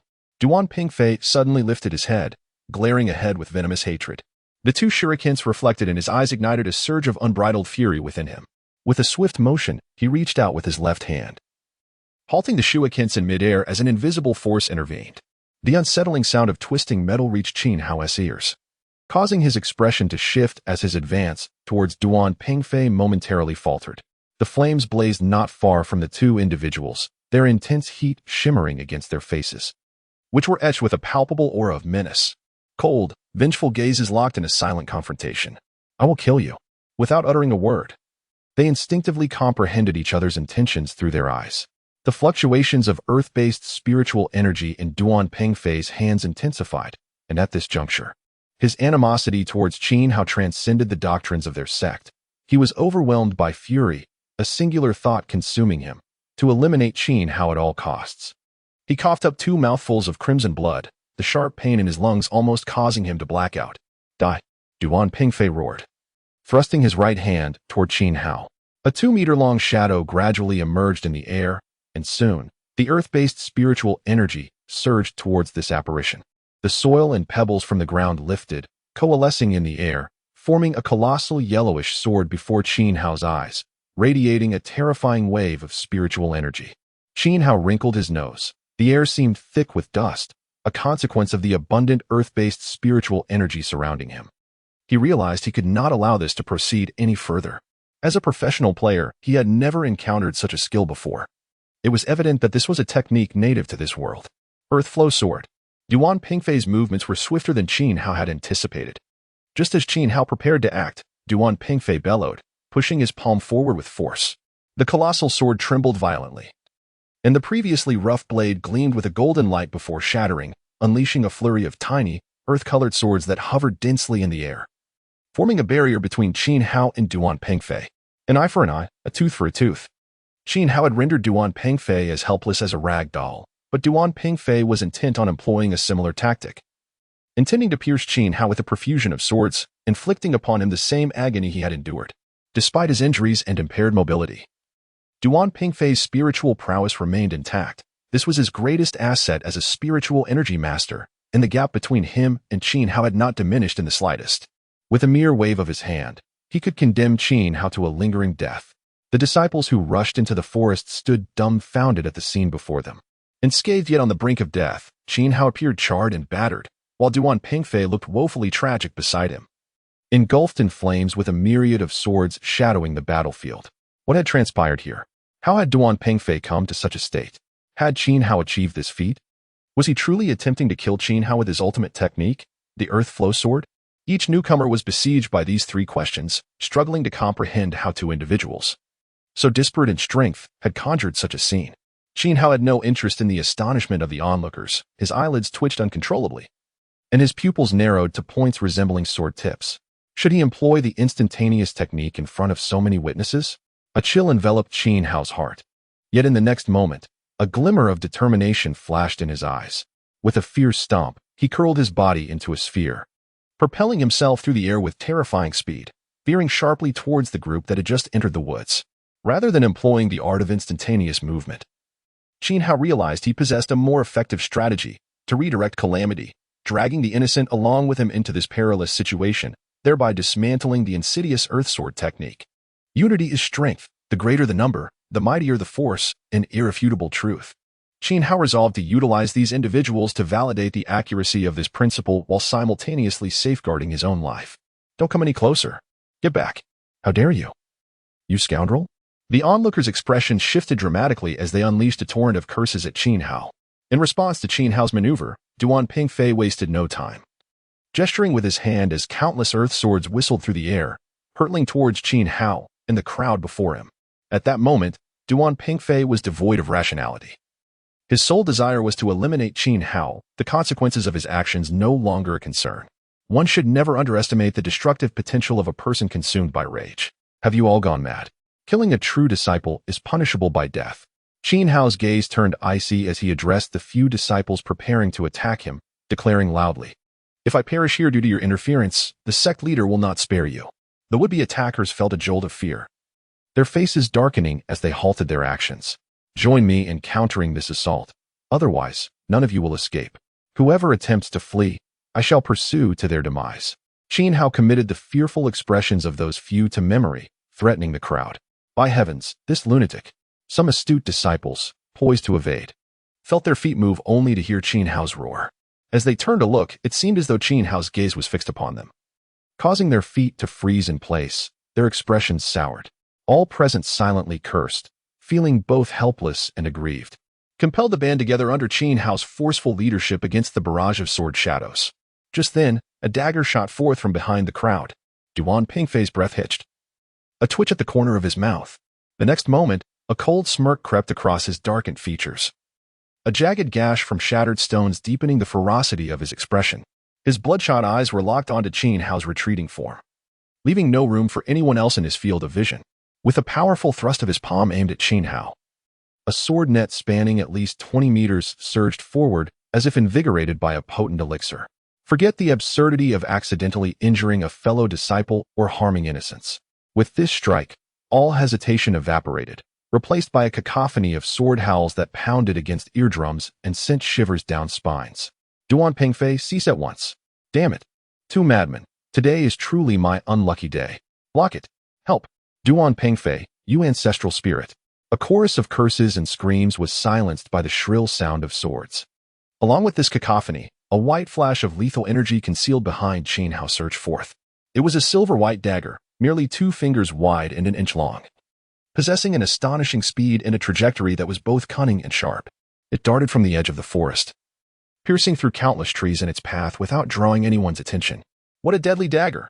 Qin Hao's pupils constricted abruptly, and a chill ran down his spine, causing every hair on his body to stand on end. He instinctively pressed himself close to the ground to minimize his body's exposure in the air. With a powerful push of his legs, he slid across the ground like a swift serpent, rapidly darting towards the back of the crowd. Thud, thud, thud.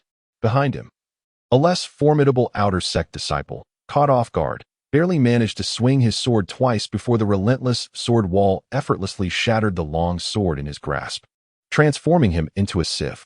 The small, earthy blade continued its relentless advance, its momentum unabated.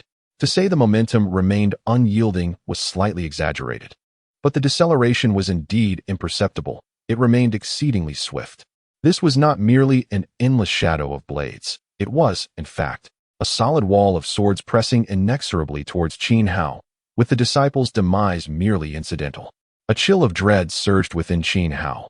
This assault was more terrifying than he had anticipated. He dared not look back. There was no time for that.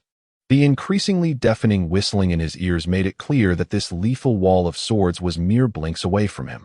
Another series of piercing sounds echoed through the air, accompanied by anguished cries. Qin Hao shuddered, allocating his remaining 2 attribute points entirely to agility, which instantly quickened his pace, allowing him to create a slight distance from the advancing sword wall. At the forest's edge, a soft gasp escaped, seemingly surprised by Qin Hao's sudden burst of speed. Mo Lan furrowed her delicate brow slightly, her slender fingers delving into her garments to retrieve a white, flying dagger. Suddenly, her movements halted, and she looked up to see a figure hurtling towards her from the sky. Hesitating for a moment, she tucked the dagger away and vanished from sight. Thud. Between Qin Hao's legs, a dagger shot from right to left, piercing through him and vanishing into the depths of the forest. An ambush? Who could it be? Qin Hao's expression shifted, and he let out a pained cry as a searing agony erupted from his rear, as if a gash had split him open, leaving him bloodied and in excruciating pain.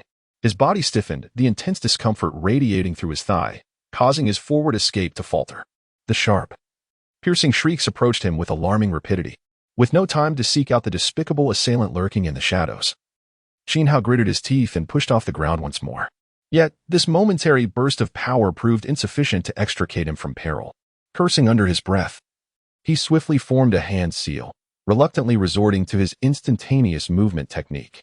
At the critical moment, just as Qin Hao was about to execute the final hand seal, the ground trembled, and a series of thudding sounds erupted, abruptly silencing the overwhelming sound of swords. What was happening? The prickling sensation at his back faded away. Qin Hao forcibly halted the final hand seal, casting a sidelong glance beside him. A stone wall, measuring 50 meters in length and over 2 meters in height, materialized out of thin air behind him, defiantly halting the relentless barrage of swords. The sound of countless blades striking the wall echoed, their tips embedded within, creating numerous bulging protrusions upon the surface. Qin Hao exhaled a sigh of relief, gradually lowering his hands. He was saved. Lifting his gaze to the sky, he observed the elder in a black robe descending rapidly, landing upon the stone wall.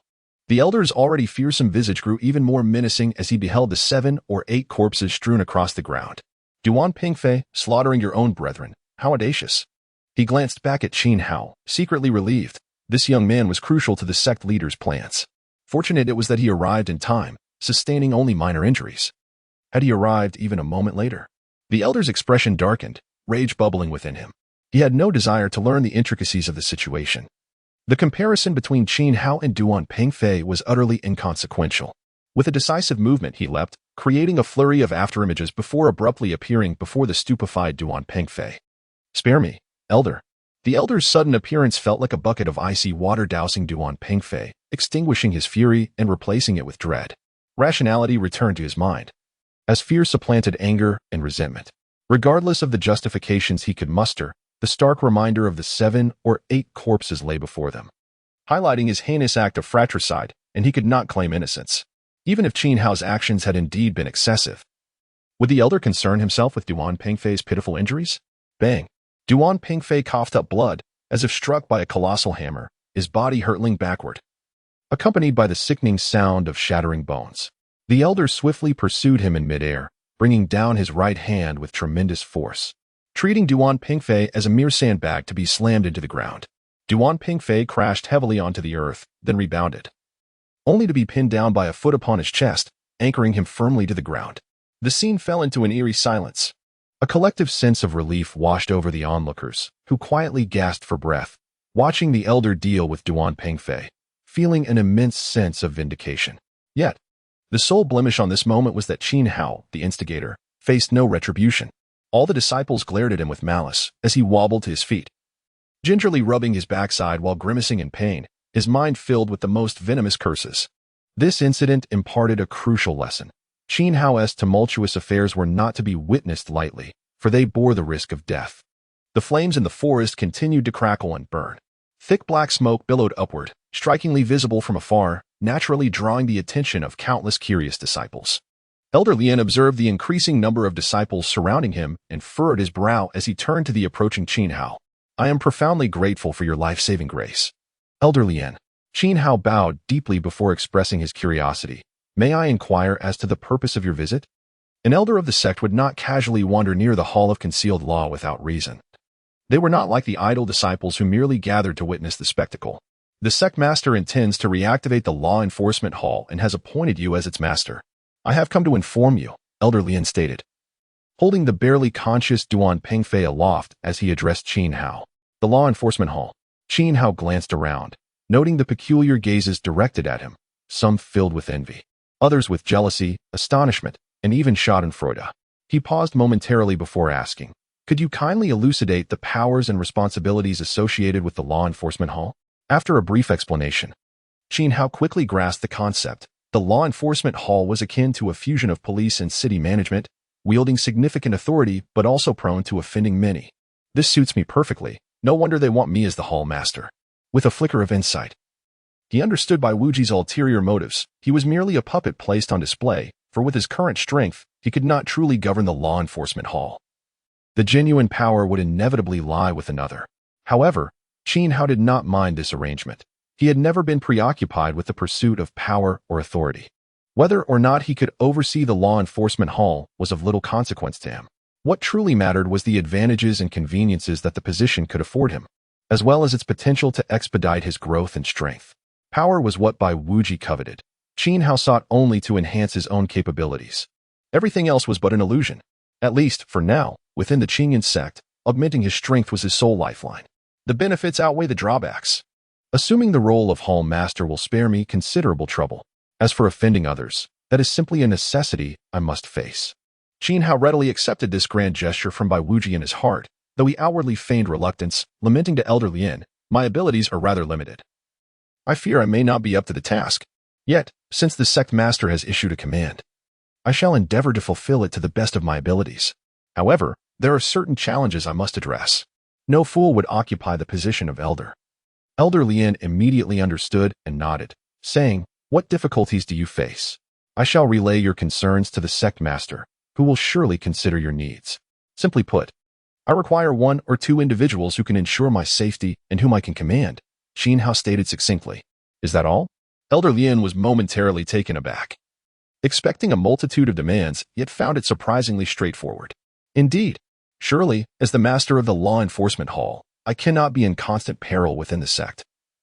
Or else the hall would become a laughingstock," Qin Hao remarked, his eyes glinting coldly as they fixed on the recovering Duan Pingfei, who struggled to remain standing. "Very well." The elder's satisfaction was evident in his smile. However, before he could utter a word of approval, he witnessed Qin Hao unexpectedly roll on the ground, swiftly evading his gaze. As he rose, he found himself beside Duan Pingfei, brandishing a pitch-black weapon defensively before him, squinting at Duan, who was caught completely off guard. The entire sequence unfolded in the blink of an eye. Not only was Duan Pingfei unprepared, but even the elder could scarcely fathom the audacity of Qin Hao. As he raised his gaze, he was met with the chilling sight of Duan Pingfei's lifeless body collapsing.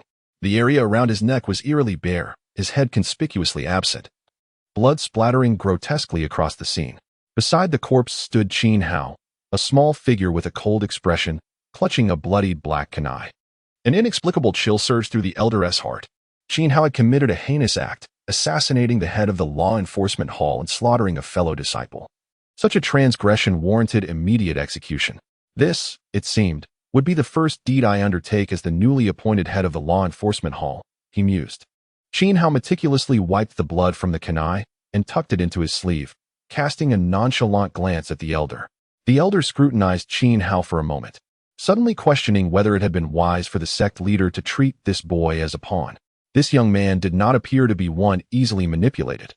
With a sigh, the elder quickly dispelled his concerns. After all, Qin Hao's cultivation was still quite low, and he doubted the boy could even fathom that he was regarded as a discard. The 5th true disciple, the head of the law enforcement hall, each role seemed more like a preparation for the next sect leader. Had Qin Hao not received a hint from the system, he likely would have had difficulty suspecting Bai Wuji of regarding him as expendable. "Remember to come to the law enforcement hall in 3 days," he instructed succinctly before departing without further ado. Qin Hao chuckled softly, clutching his rear as he limped deeper into the woods. His keen eyes scanned the surroundings until they landed on a nearby tree, its trunk marred by a small hole made by a sharp blade. Qin Hao's gaze sharpened as he moved closer, soon discovering several other trees similarly pierced.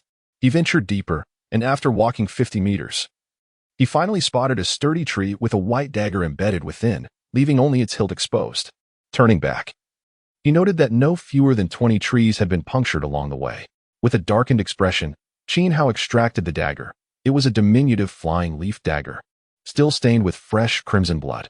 He swallowed hard, a wave of trepidation washing over him. Until the moment of impact, he had been oblivious to the dagger's presence.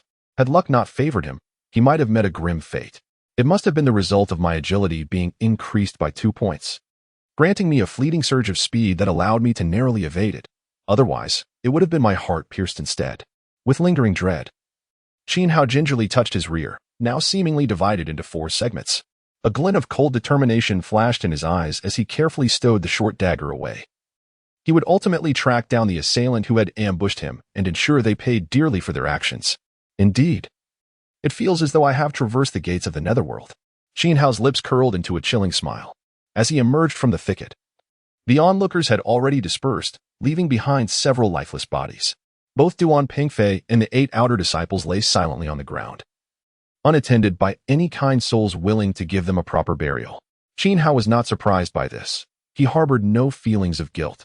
As he had articulated, the world of cultivators is akin to a realm inhabited by NPCs, cold and unfeeling.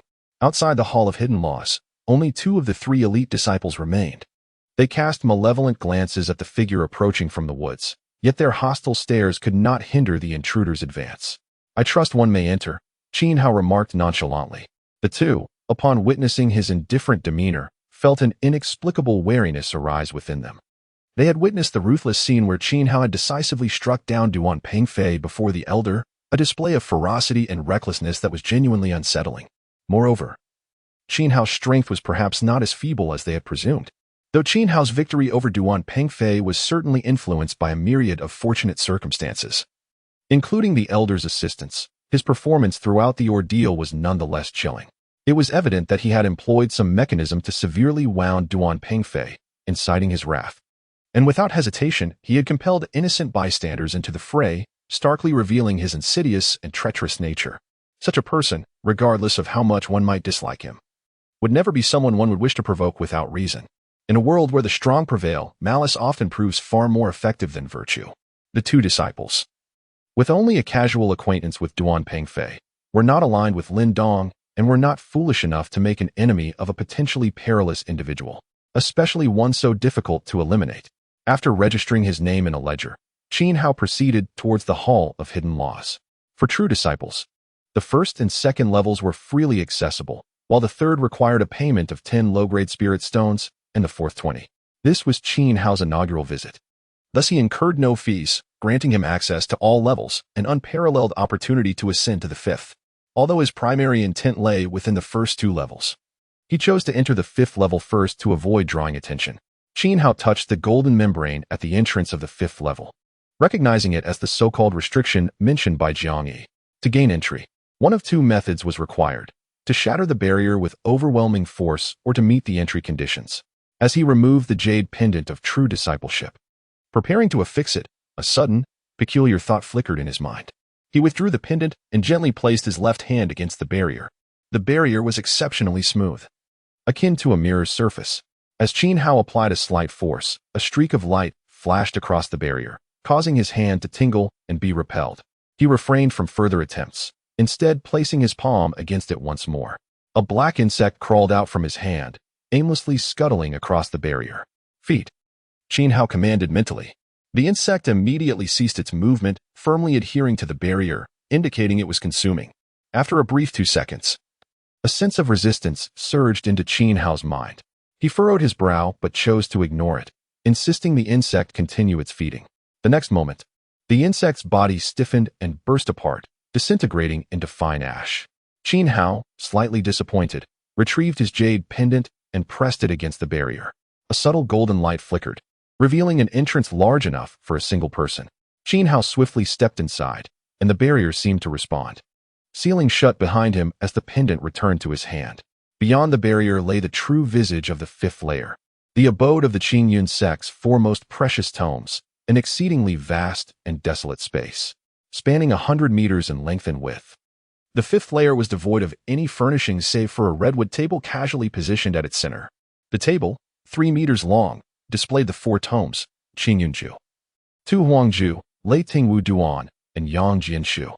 Of these, only Yang Jianshu was a 6th-tier technique. The remaining 3 were 5th tier, thus slightly inferior in comparison.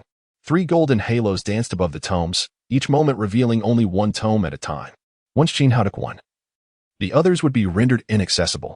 Qin Hao did not rush to make a selection. Instead, he scanned the inscriptions at the edge of the table. Qingyunju, easy at first, difficult later. Paired technique, Qingyun ladder, missing, special effect, purifies spiritual energy, enhances control over it. Tu Huangju, suitable for those with earth attribute physiques. The higher the affinity for earth's spiritual energy, the faster the cultivation progress. Special effect, cultivation is effortless, with almost no bottlenecks. Lei Ting Wu Duan. Cultivation conditions are exceedingly harsh, with great difficulty in breaking through. However, its power is formidable. Those without a lightning attribute physique should not attempt it. Special effect, significantly enhances damage of lightning-based spiritual energy techniques.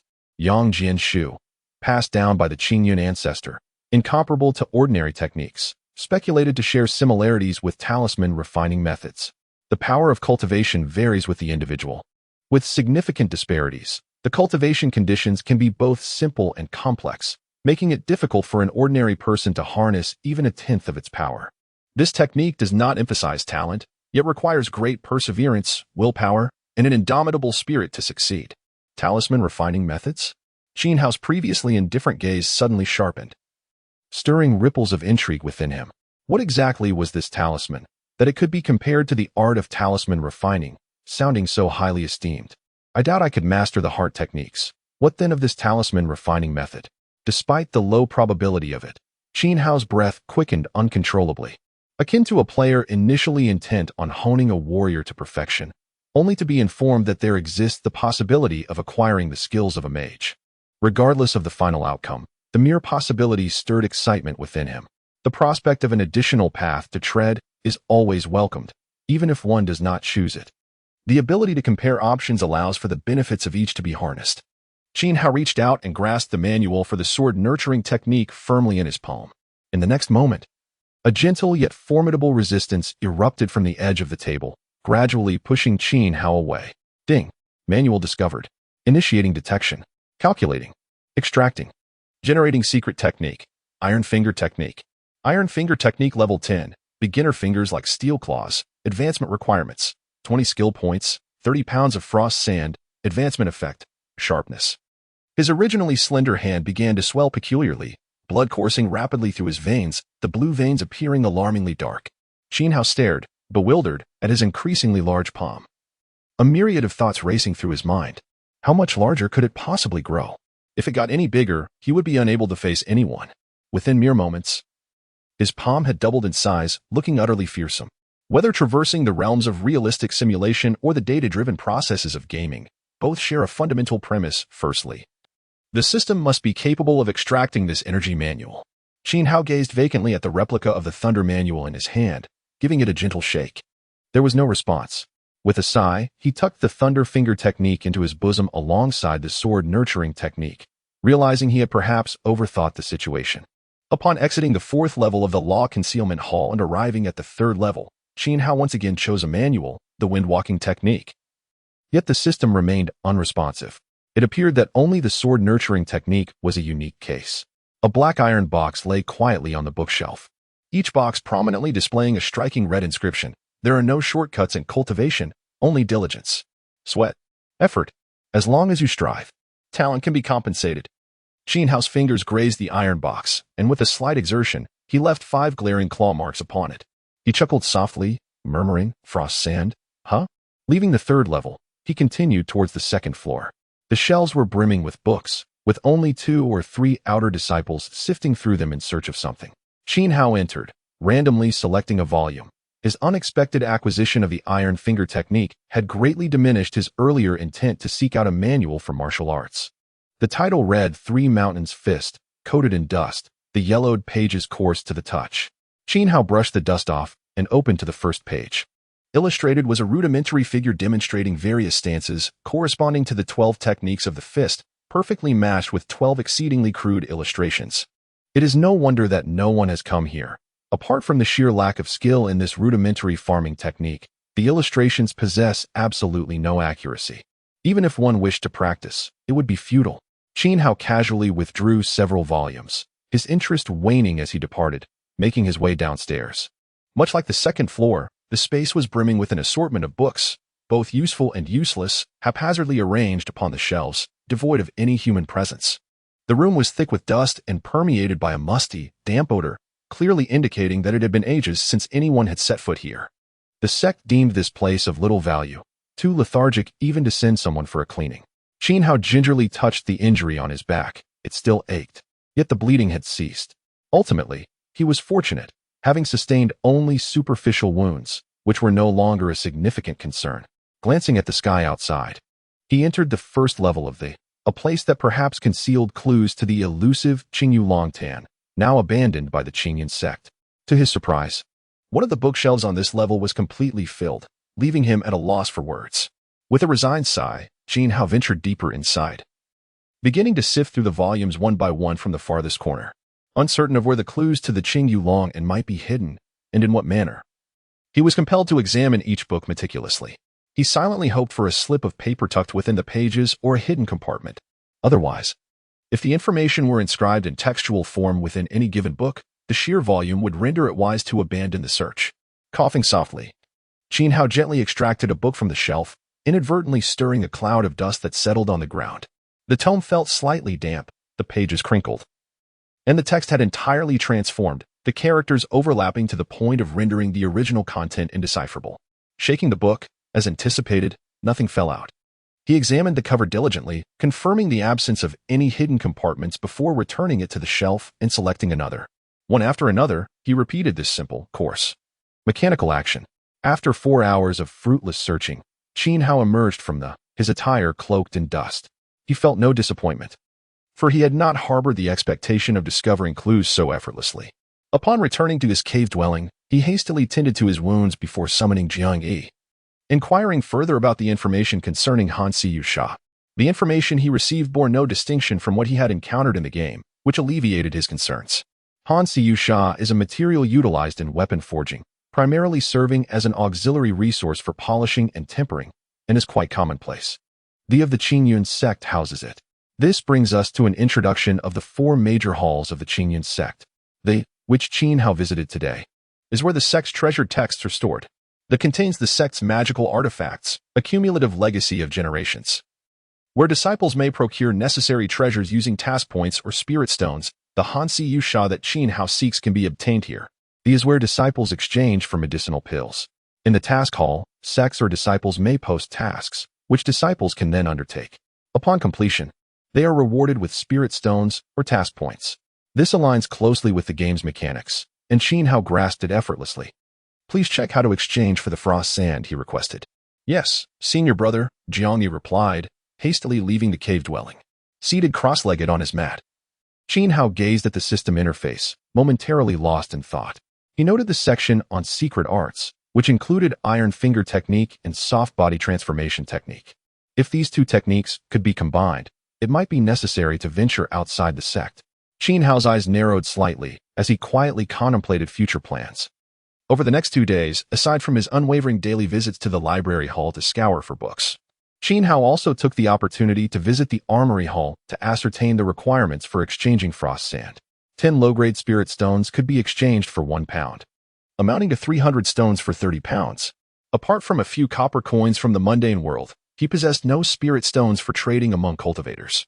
3 days after Duan Pengfei's demise, having finished his breakfast, Qin Hao followed Jiang Yi to the law enforcement hall. Today marked the official reopening of the hall under the leadership of Bai Wuji, who was assuming the role of its master. We have arrived, senior brother, Jiang Yi announced. Qin Hao raised his gaze to behold a grand structure resembling a palace, measuring at least 100 meters in length and width, with a height of 20 meters.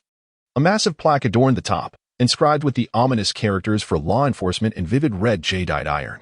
In front of the law enforcement hall lay a small training ground, flanked by 2 rows of mundane weapons, more ornamental than practical. At that moment, clusters of disciples stood around these weapons, engaged in hushed conversations. From their attire, they appeared to be inner disciples or direct apprentices. What skills does that fellow possess to ascend to the position of hall master? In my opinion, he is merely a figurehead. The true authority within the hall will undoubtedly be brotherly, one disciple remarked. He is not entirely inept. I've heard his physique is quite remarkable. Otherwise, he would not have been accepted as a true disciple. Each of the 4 true disciples has potential. They all climb their way up step by step. Why should he be so special? Even with potential, can he surpass brothers Lin and Xiao? Let us not underestimate brother Xiao. We must heed the lesson of Duan Pengfei's death. Look, he is approaching, another cautioned. Humph. Who knows what tricks he has employed? Duan Pengfei was a fool. Xiaoang scoffed, his expression one of disdain, but his pupils slightly contracted as he turned to regard the frail figure slowly approaching. The news of Duan Pengfei's death had spread throughout the sect, yet the details of how Qin Hao had reduced him to such a pitiful state remained shrouded in mystery. It was rumored that it involved some mechanism, possibly linked to an enigmatic array of symbols, which imbued Qin Hao with an aura of intrigue and danger in the eyes of the onlookers. As Qin Hao traversed the martial arts arena, he walked directly towards the law enforcement hall, seemingly oblivious to the whispers around him. Only when passing by Xiaoang did he pause momentarily. Due to his youth, he stood out as the shortest among the crowd, at least a head shorter than the others, which rendered him remarkably conspicuous, akin to a crane among chickens. Suddenly, A hush fell over the arena. Qin Hao's presence acted like a magnet, instantly capturing everyone's attention. Although he had joined the Qingyan sect for less than 2 weeks, his actions had already drawn significant notice, provoking Lindong during the true inheritance ceremony, ruthlessly killing Duan Pingfei outside the Hall of Hidden Laws, and now ascending to the position of the Hall Master of the Law Enforcement Hall. Each event seemed incredulous yet undeniably real, making it impossible to discuss any matters of the Qingyun sect without mentioning him. The name Qin Hao was poised to dominate the discourse. Upon crossing the martial arts arena and entering the law enforcement hall, a chill enveloped him, causing Qin Hao to shudder involuntarily. The interior bore a resemblance to the Qingyun hall, with a dark chair resting atop 9 stone steps, designated for the hall master. A row of identical stone pillars graced the front of the hall, distinct only by their color. The pillars were adorned with a vivid crimson hue, appearing blood red and exuding a chilling aura. The intent was unmistakable. The authority of the law enforcement hall was forged in blood. But what had shaped the reputation of its hall master? The air within the hall felt somewhat cold, and aside from Bai Wuji and 4 elders from his faction, only about 10 esteemed disciples were present, while the other disciples chose to remain in the arena. Greetings, master. Greetings, esteemed elders. Qin Hao acknowledged Bai Wuji and the elders before retreating to a corner, drifting into his thoughts. After approximately the duration of a tea break, the 4 elders, including Lin Tongji, slowly entered, followed closely by Li Muji in his true disciple robes and 6 other disciples. Greetings, sect leader. The 4 elders offered a simple bow to Bai Wuji before stepping aside. Lin Tongji glanced at Qin Hao, then at Li Muji, a smile gracing his lips as he respectfully suggested to Bai Wuji, sect leader, it is time to begin. Bai Wuji raised his gaze, surveying the assembly within the hall, and then managed a benevolent smile, beckoning Qin Hao. Master, please take your seat, Bai Wuji said to Qin Hao, before nodding to the elder beside him. Qin Hao understood well where Bai Wuji indicated for him to sit. With an expressionless nod, he ascended the stone steps. After 9 strides, he turned and sat down confidently in the chair, occupying the highest position within the law enforcement hall, casting a gaze down upon those assembled with a perspective of authority. This sensation was truly delightful. Qin Hao pressed his lips together, murmuring to himself as his fingers tightened around the armrest of the chair, inadvertently leaving 5 faint white imprints. The disciples in the training hall lined up in 9 rows, each perfectly aligned with a corresponding redstone pillar, as instructed by the elder Shui. The hall was enveloped in silence, with 8 elders positioned on either side of the stone steps.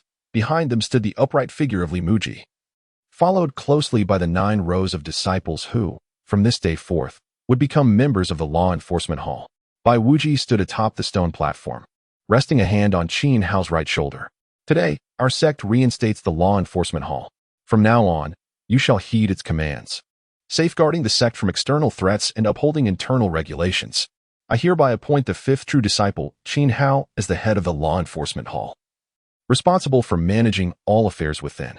Do you all understand? Understood. The response was unanimous and resoundingly clear, whether genuine or not. Lisan Zhongyuan, you will henceforth obey Qin Hao directly. All orders must be executed strictly, provided they do not contravene sect laws.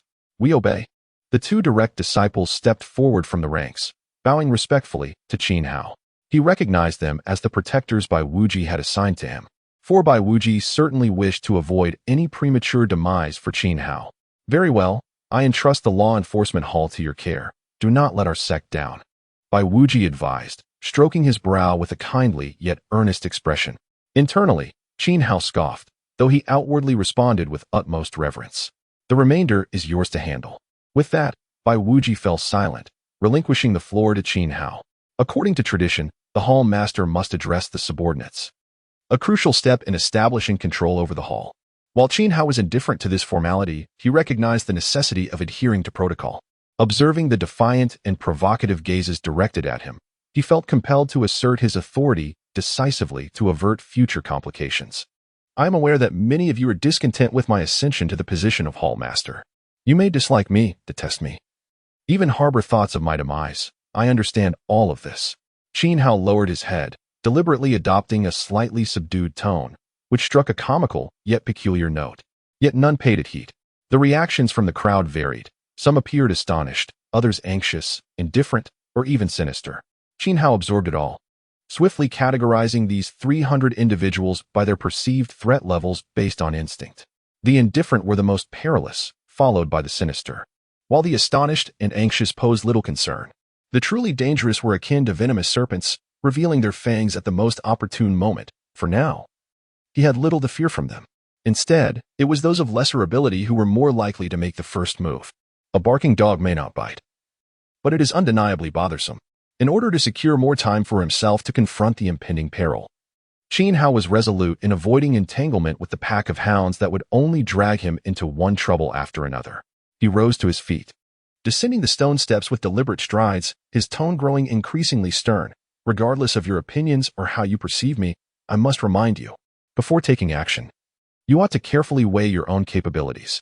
Do not find yourselves capsizing in the mire, inadvertently falling prey to someone you deem a mere waste. As Xiao stepped down from the platform, he passed by several elders, showing no sign of pause beside the impassively Mu, but continued his forward march. Lin Dong sought my demise, and he paid a grievous price. Duan Pingfei aimed to kill me, and now he lies lifeless. Thus, I might not be as easily trifled with as I appear. Consider whether it is truly worth the risk of confronting me for the sake of petty retribution. Think carefully, lest you sacrifice your own life. Those intent on troubling me ought to ponder whether they wish to be the first to rise. Do not allow yourselves to become the subject of ridicule, profiting off the misfortunes of others. Xiao's words, seemingly casual and nonchalant, were laden with profound meaning that compelled deep reflection among those present. In that moment, the crowd within the hall appeared to be stirred by his utterances, each person lost in contemplation. Standing upon the platform, Bai Wuji gazed at Xiao's receding figure below, his eyes betraying a hint of awe, an expression both intricate and unfathomable. Simultaneously, a myriad of glances, cold, wary, sinister, and astonished, converged upon Xiao's unassuming silhouette. Xiaoang observed the frail, diminutive figure advancing slowly yet resolutely, and an inexplicable sense of foreboding gripped his heart. Step by step, his heart raced faster, a sudden pang of panic surging within him. Impossible, he reassured himself. The two matters he spoke of ultimately relied on the support of the sect leader and the elders. Despite possessing a modicum of skill, he remained cautious and thus not particularly fearsome. With this self-soothing thought, Xiaoang regained his composure as he watched Xiao's approach. Even if Xiao was indeed walking toward him, what could he possibly do? What was there to fear? Just then, Xiaoang's gaze caught sight of Xiao's eyes locking onto him, revealing a chilling grin. Xiao flashed a smile at Xiaoang, a smile imbued with an indescribable coldness.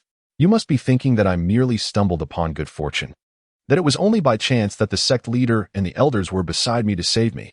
Your reasoning is not foolish.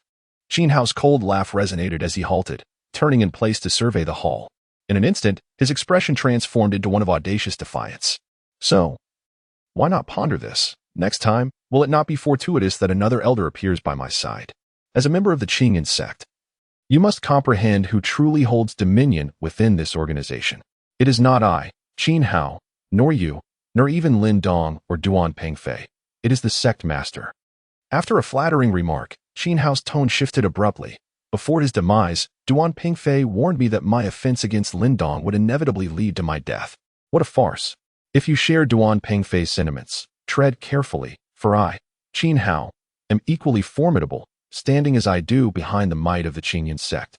Lin Dong may cower like a turtle, refraining from striking me within the sect, yet should you cross me, I will seize any opportunity to send you to the underworld. Even in plain view of all. With a fierce glare, Xiao suddenly propelled himself forward, curling his body like a cannonball, crashing directly into the astonished Xiaoang. Everyone was captivated by Xiao's words. None could foresee his sudden outburst of aggression, daring to target Xiaoang in front of such a multitude. Even those who might have sensed a hint of his intentions could not have anticipated the decisiveness and ferocity of his actions, truly a display of unrestrained audacity. Bai Wuji's gaze narrowed slightly, instinctively preparing to move, only to halt himself, feigning indifference as he stared ahead, though the flame of ambition flickered unmistakably in his eyes. His intention in allowing Xiao to assume the role of the law enforcement master was precisely to draw the attention of the four elders.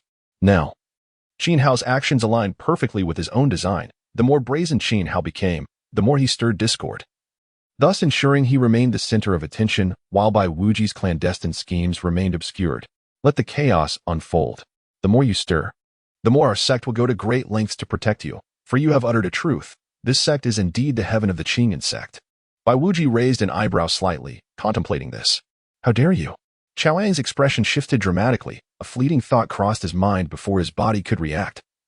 And Qin Hao had already collided with him. The high-velocity projectile, akin to a spinning ball of lightning, traversed the 10 meters in an instant, crashing into his embrace. At the moment of their contact, a black shuriken, resembling a serpent's fang, ominously pierced Xiao Ang's abdomen. Due to Qin Hao's deliberate concealment, no one noticed when or how that lethal weapon had appeared. The sound of steel penetrating flesh was painfully jarring. Xiao Ang, in agony, let out a deafening scream. And instinctively, his massive hands lunged towards the spherical figure before him, with his abdomen pierced. The icy sensation of the blade within him sent every nerve into a taut frenzy. Death felt perilously close, and fear surged like an unrelenting tide. His mind scarcely had time to process the situation, consumed instead by an instinctual focus on survival and the immediate urgency of his predicament. Between life and death lies great potential. Xiao Ang had never realized that his spiritual abilities could operate with such remarkable swiftness. Although he was not a core disciple and had no connection to the superior techniques of the sect, he practiced only the most ordinary of doctrines. Yet, at this moment, the speed at which this doctrine functioned surpassed his usual pace by more than double. Consequently, his spiritual energy surged within him, circulating with a fervor akin to a raging torrent, almost as if it were on the brink of breaking through barriers. However, at that moment, he felt no exhilaration, for that insidious force within him seemed to advance yet again. Fire sword technique. Xiao Ang bellowed, initially intending to send Qin Hao flying. However, the whirling force before him was as slippery as a top, and its momentum was astonishingly powerful. Thus, he had to alter his strategy. Bringing his right hand together with 2 fingers, unleashing a searing flame from his fingertips toward Qin Hao. Given that he could not momentarily escape from Qin Hao, he sought to strike at the enemy's weak point, compelling Qin Hao to retreat. His approach was devoid of error. The only miscalculation lay in underestimating Qin Hao's resolute intent to kill. There was no possibility he would relent or abandon this hard-won opportunity to eliminate him. The essence of a surprise attack lies in timing. Should he miss this chance and allow Xiao Ang to regain his composure, it would become infinitely more challenging for Qin Hao to strike again. If a single blow failed to vanquish Xiao Ang, the opportunity would be lost. Even if Xiao Ang remained severely injured, for the intimidation factor would diminish significantly. Most critically, Qin Hao was not far from ascending to a higher level, and the gap in experience points could be filled by the head of a direct disciple. Initially, Qin Hao pondered how to acquire the remaining experience. But with this opportunity presented, he could not allow himself to be easily repelled by Xiao Ang's single attack. With a swift glance, Qin Hao instantly dispelled the state of his armored vehicle, his body expanding like a 4-armed octopus as he surged toward Xiao Ang. "You seek death," Xiao Ang exclaimed in alarm, biting down hard on his lip, realizing that Qin Hao was determined to kill him. "If that is the case, then we shall perish together." Xiao Ang roared, slightly altering the direction of his fingers as he fiercely thrust them toward Qin Hao's back, while simultaneously, his left hand darted like lightning to seize Qin Hao's wrist holding the kunai. The tension was palpable.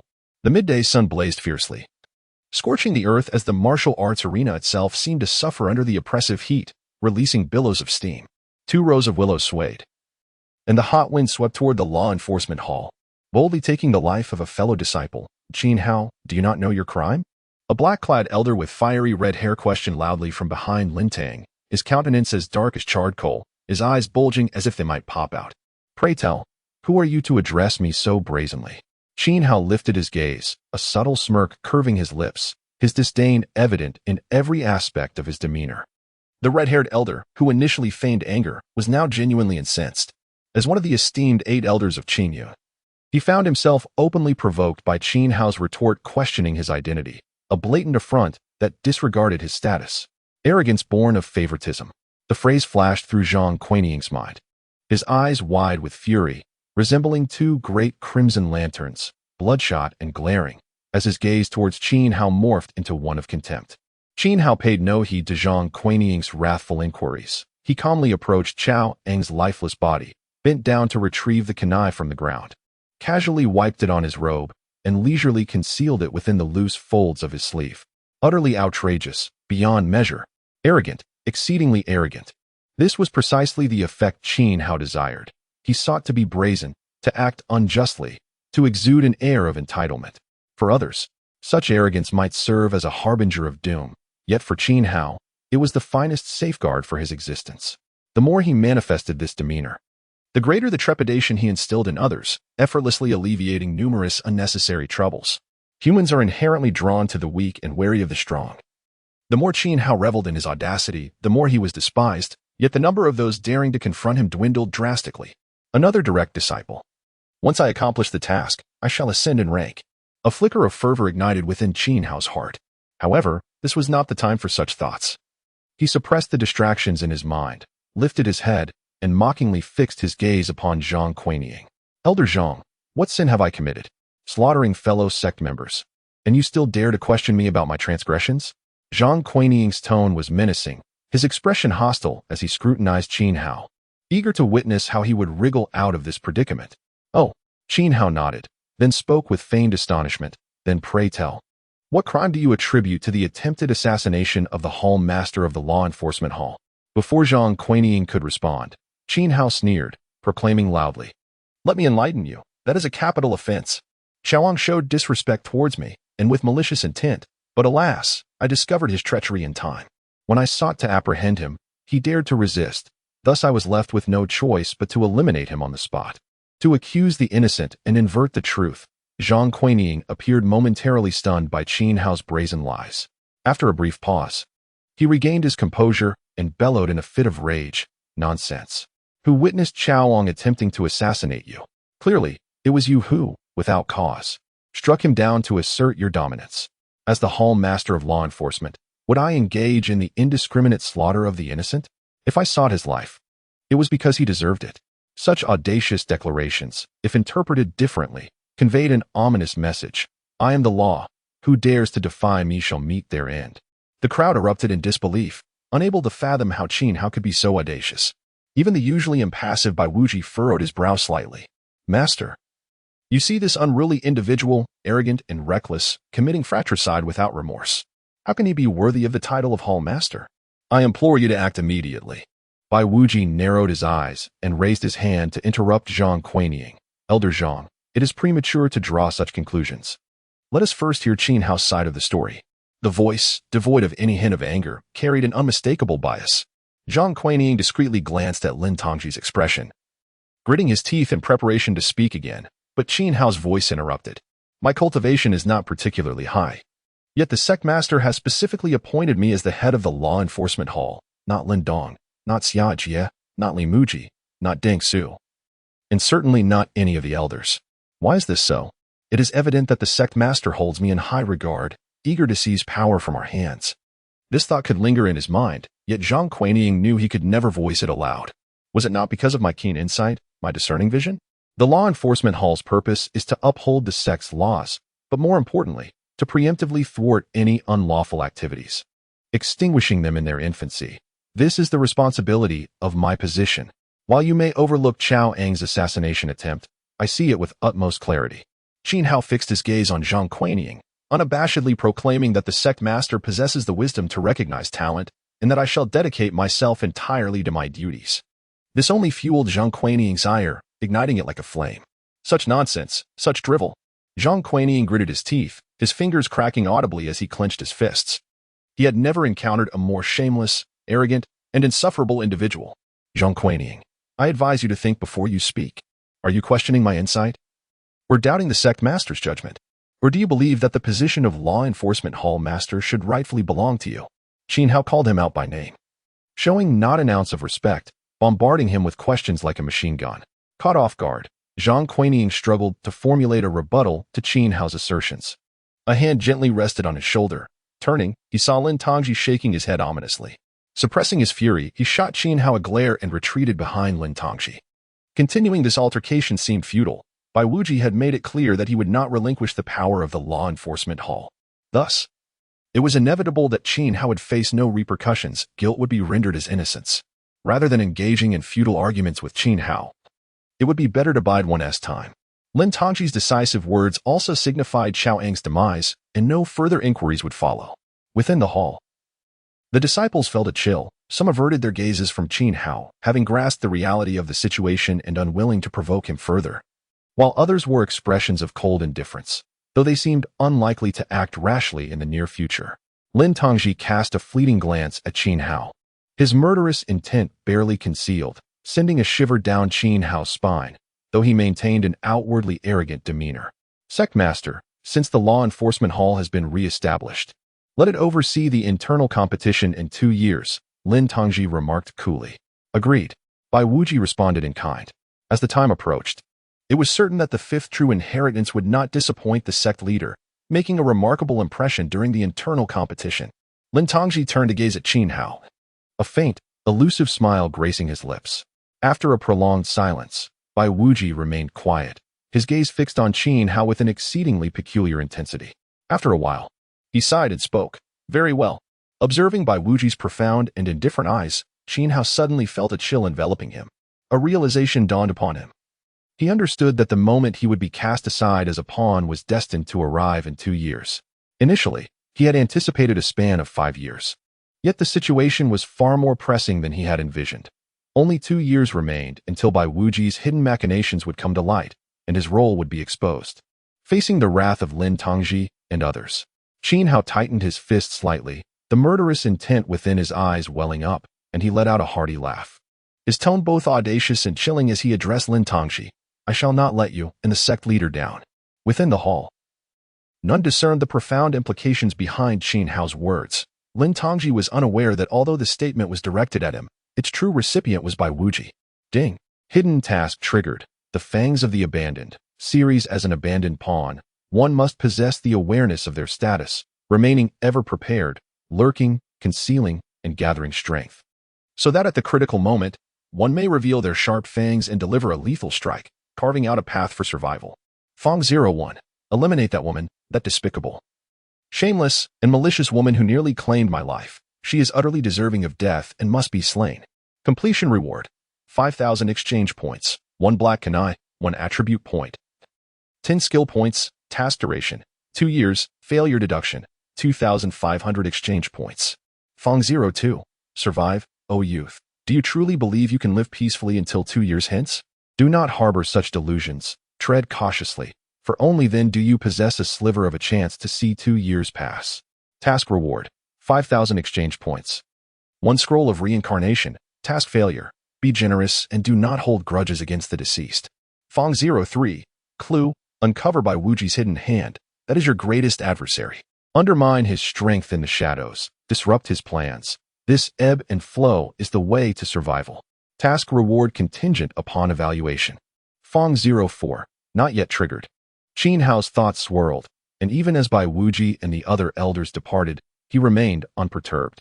It was only after a considerable time that he regained his focus. Casting a glance at the disciples of the law enforcement hall who were nominally under his command before he proceeded to exit. Junior brother, are you truly leaving just like this? Just as Qin Hao was about to step out of the law enforcement hall, a cool voice resonated beside him. Li Muji had intercepted his path. What? Qin Hao looked up, regarding Li Muji's somewhat refined countenance with a hint of perplexity. Lishan and Zhang Yuan. The bodyguards Bai Wuji had assigned to Qin Hao eyed Li Muji with palpable tension, fearing that he might suddenly pose a threat to Qin Hao. Oh, it's nothing. As the master of the enforcement hall, shouldn't you be managing the various affairs within the hall? Li Muji remarked with a gentle smile, his demeanor warm. The enforcement hall is not merely a figurehead.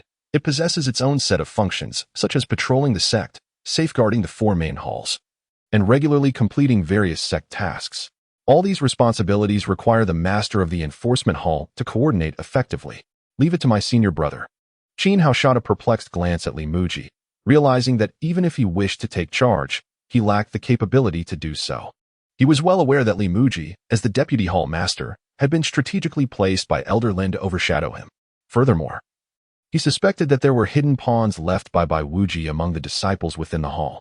Li Muji blinked thoughtfully at Qin Hao, then smiled as he stepped aside, allowing him to pass. What a curious fellow. Qin Hao mused internally, sensing that this third true disciple was subtly different from the others. After walking a short distance, Qin Hao seemed to recall something important and instructed the 2 behind him. You need not follow me any longer. If anything comes up, I will ask Jiang Yi to find you. Lushan and Zhang Yuan exchanged glances, saying nothing, before turning to leave. It was evident that they were not particularly keen on the task of guarding Qin Hao. Qin Hao watched their retreating figures for a moment, his expression suddenly turning sour. Upon closer inspection, one could see his lips moving as he muttered to himself. What a self-imposed predicament. Initially, he had sought 2 bodyguards for his own protection, to guard against the likes of Duan Pengfei. However, upon reflection, he realized that the disadvantages outweighed the benefits. He could only hope that these 2 would not appear before him without his summons. Qin Hao intended to secretly plot his descent from the mountain. If he was constantly shadowed, how could he slip away unnoticed? Although disciples of the Qingyun sect were not restricted in their comings and goings, evading Lin Dong's watchful eyes necessitated a stealthy approach. If he were to act overtly, he feared he might lose his life within 10 miles. Upon returning to his cave dwelling, Qin Hao sat cross-legged on his mat, eagerly accessing the system's task panel. He claimed the reward for eliminating Xiao, which consequently filled his experience pool with 200 unallocated experience. Currently, he was at level 18, and with this additional experience, he could ascend to level 20, achieving a second-tier status. Most importantly, he would gain a measure of bloodline completeness, signifying his eligibility for the next talent, blood inheritance limits. Ding. Are you certain you wish to level up? Confirmed. 2 beams of golden light enveloped Qin Hao, and the scab on his previously injured rear healed rapidly. Just as he began to rejoice, a line of vexing text appeared in his field of vision. Level up successful. Current experience, 99 of level 19. Do you accept the job transfer task? Qin Hao paused, having forgotten this aspect. In the game, once a character reaches level 20, they surpass the novice protection period.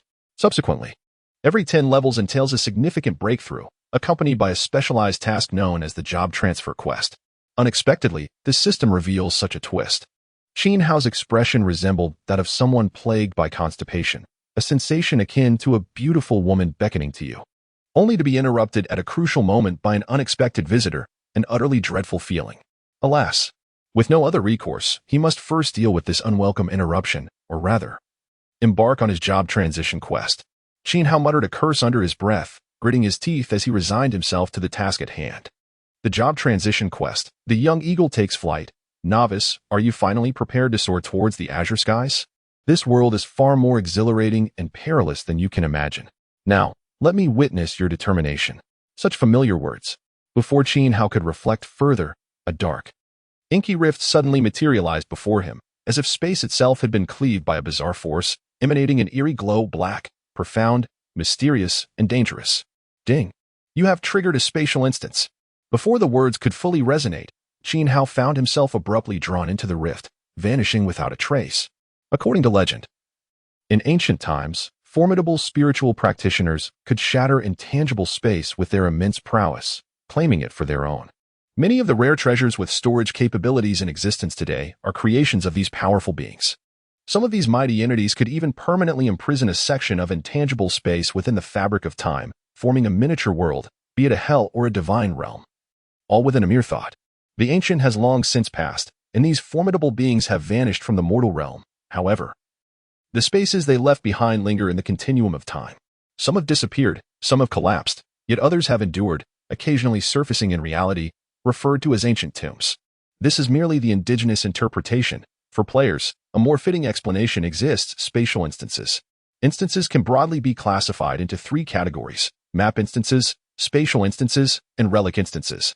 To differentiate simply, map instances are fixed at certain locations in reality. Once a player enters, the instance is triggered. Relic instances, such as caves and ruins, remain in reality but require exploration or specific conditions to activate, like the Thunder Domain or the Azure Dragon Pool. Lastly, the rarest of all are spatial instances, which exist amidst the tumult of time and space, often linked to a singular entrance in reality, such as the job transition instance Qin Hao is currently experiencing. Is the first job transition task a spatial instance? Qin Hao's immediate reaction was to observe the dimly lit forest before him. In the next moment, he firmly confirmed another fact.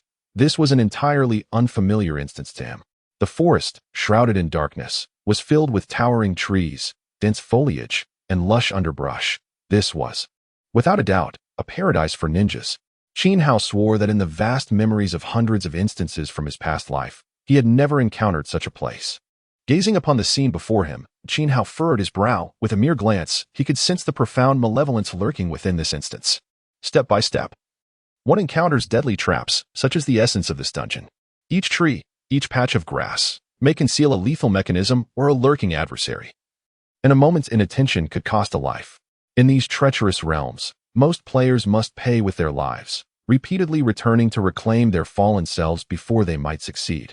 However, in this lifetime, Xiao dares not place his hopes on the improbable act of resurrection. He quietly exhaled, pressing his body against the ground, his palms gripping two shurikens. As he cautiously ventured deeper into the forest, he refrained from swift movements. The eerie silence of the forest was palpable, and typically, the quieter the dungeon, the greater the peril that lay in wait. Without the luxury of resurrection, caution was of utmost importance. Around Xiao, dark insects quickly radiated outward from his position. After 2 agonizing minutes of slow progress, he suddenly halted, his eyes widening as he spotted an exceedingly concealed silver thread. A trap. Xiao secured a shuriken in his mouth and gingerly parted the adjacent foliage, revealing a spherical iron device with an explosive tag beneath it. This tag was no mere bomb. Attempting to disarm it by mimicking cinematic techniques would be tantamount to courting death. Its sensitivity far surpassed that of a conventional explosive. The basic ninjutsu teachings afforded no guidance on dismantling explosive tags. Xiao wisely abandoned any notion of swapping a shuriken with the peculiar, spiked iron sphere, despite his curiosity. He gradually maneuvered his body, circumventing the trap, and continued to slither forward like a serpent. His movements became even slower and more deliberate, his pace diminishing from that of a tortoise to a snail. Within a radius of 100 meters, Xiao discovered 3 identical mechanisms, evidently crafted by the same hand. At that moment, information finally trickled in from the insects. Approximately 200 meters ahead, human presence was detected. 5 minutes later, Xiao stealthily concealed himself behind a large tree, his keen eyes scrutinizing a patrolling figure 30 meters ahead. A tainted sentinel, level 17, an earth element energy wielder. An energy wielder? Aren't they supposed to be ninjas? Xiao furrowed his brow, perplexed, for the traps within the forest could not have been set by mere energy wielders. After a meticulous 10-minute observation, he confirmed several facts. First, the sentinel was not a living being. Second, like the wild monsters in every dungeon, the sentinel's movements adhered to a strict pattern. Advance 18 steps, pause for 1 second now. In an instant, Xiao surged forward, and as the sentinel momentarily halted, his shuriken plunged into its heart from behind. Empty. The blade pierced through flesh, yet no sensation of the heart being pierced reached Xiao. His expression bore no surprise. He had anticipated such a possibility prior to his actions. He had encountered these half-dead monstrosities before in his previous quests, withdrawing the weapon and thrusting again.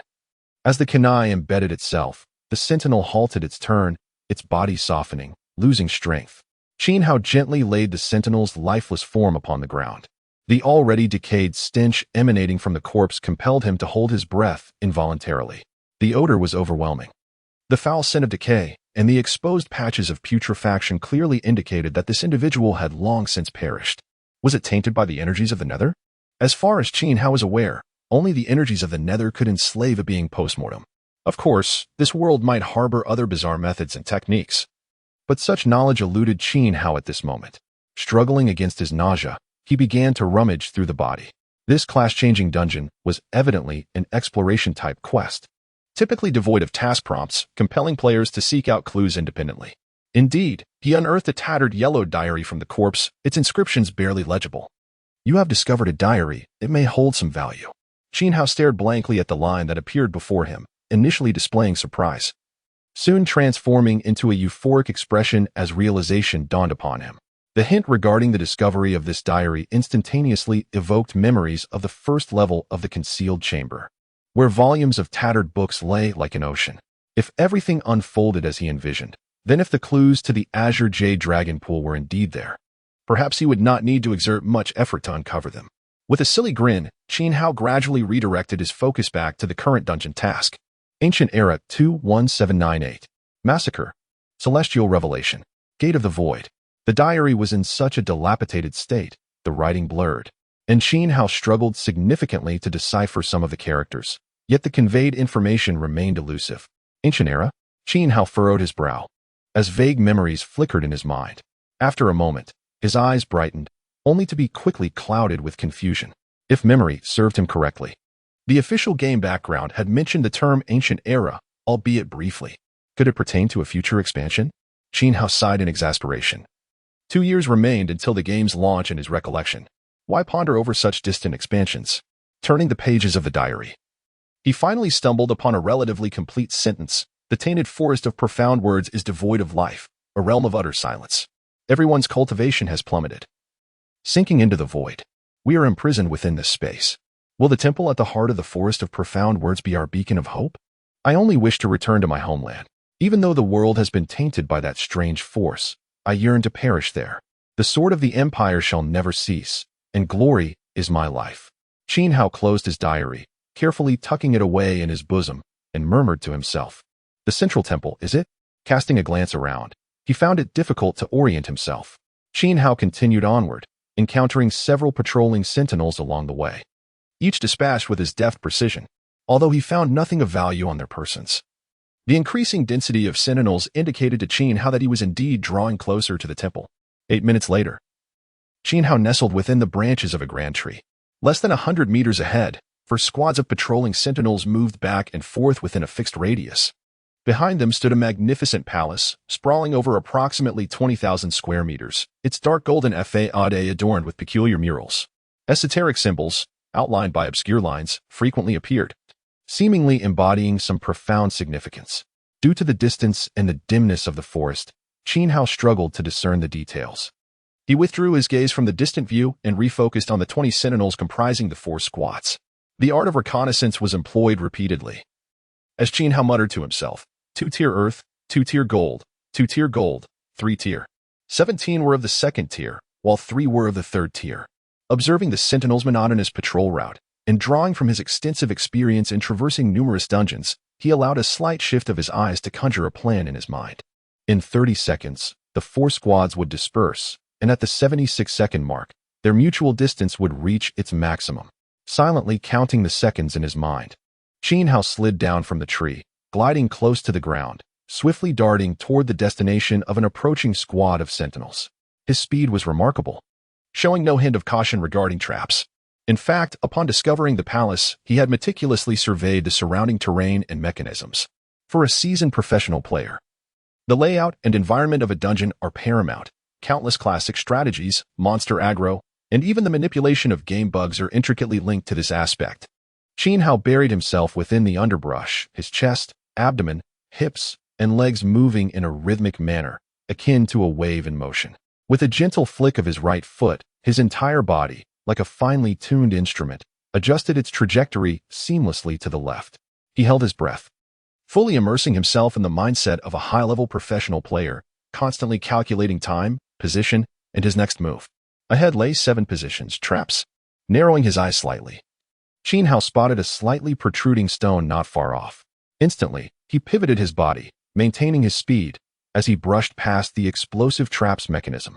By the time he descended from the tree, he had only counted 17 seconds in his mind, yet he had already reached his predetermined location.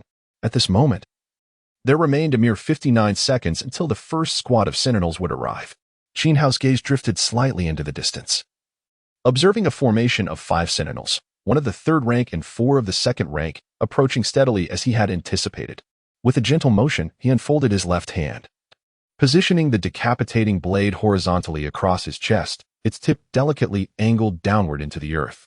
He reclined slightly backward, pressing his body firmly against the ground, extending his left arm so that his palm rested perfectly upon the hilt of the weapon. The forest was shrouded in dim light, and the underbrush was exceedingly lush. Xiao, with his slender frame, lay prone upon the ground, making him exceedingly difficult to detect. Moreover, his posture differed markedly from that of an ordinary person.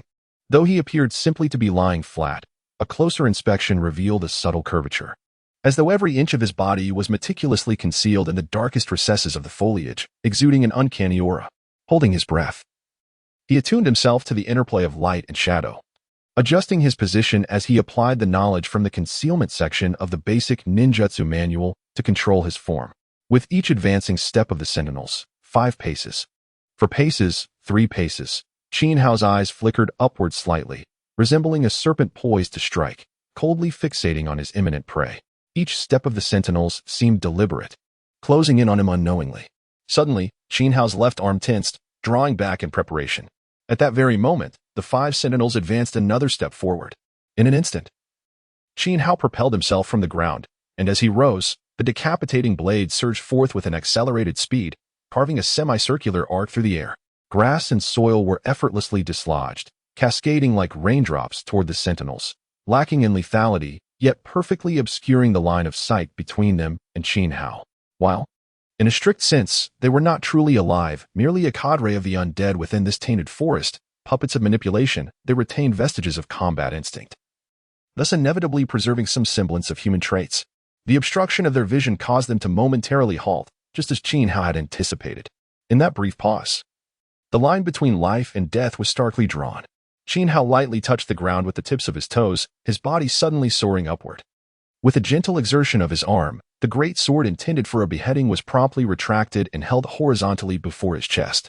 At the very moment the blade, level with the sentinel's head, came into alignment, a dazzling arc of light cleaved through the air, sending four heads soaring into the sky, with only the last sentinel, possessing a mere third-tier strength, narrowly evading the strike.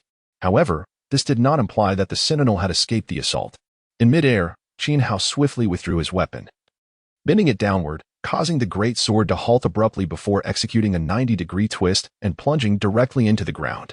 With a single footstep backward, he landed upon the broad blade, utilizing the rebound force to propel himself forward like an arrow released from a bow.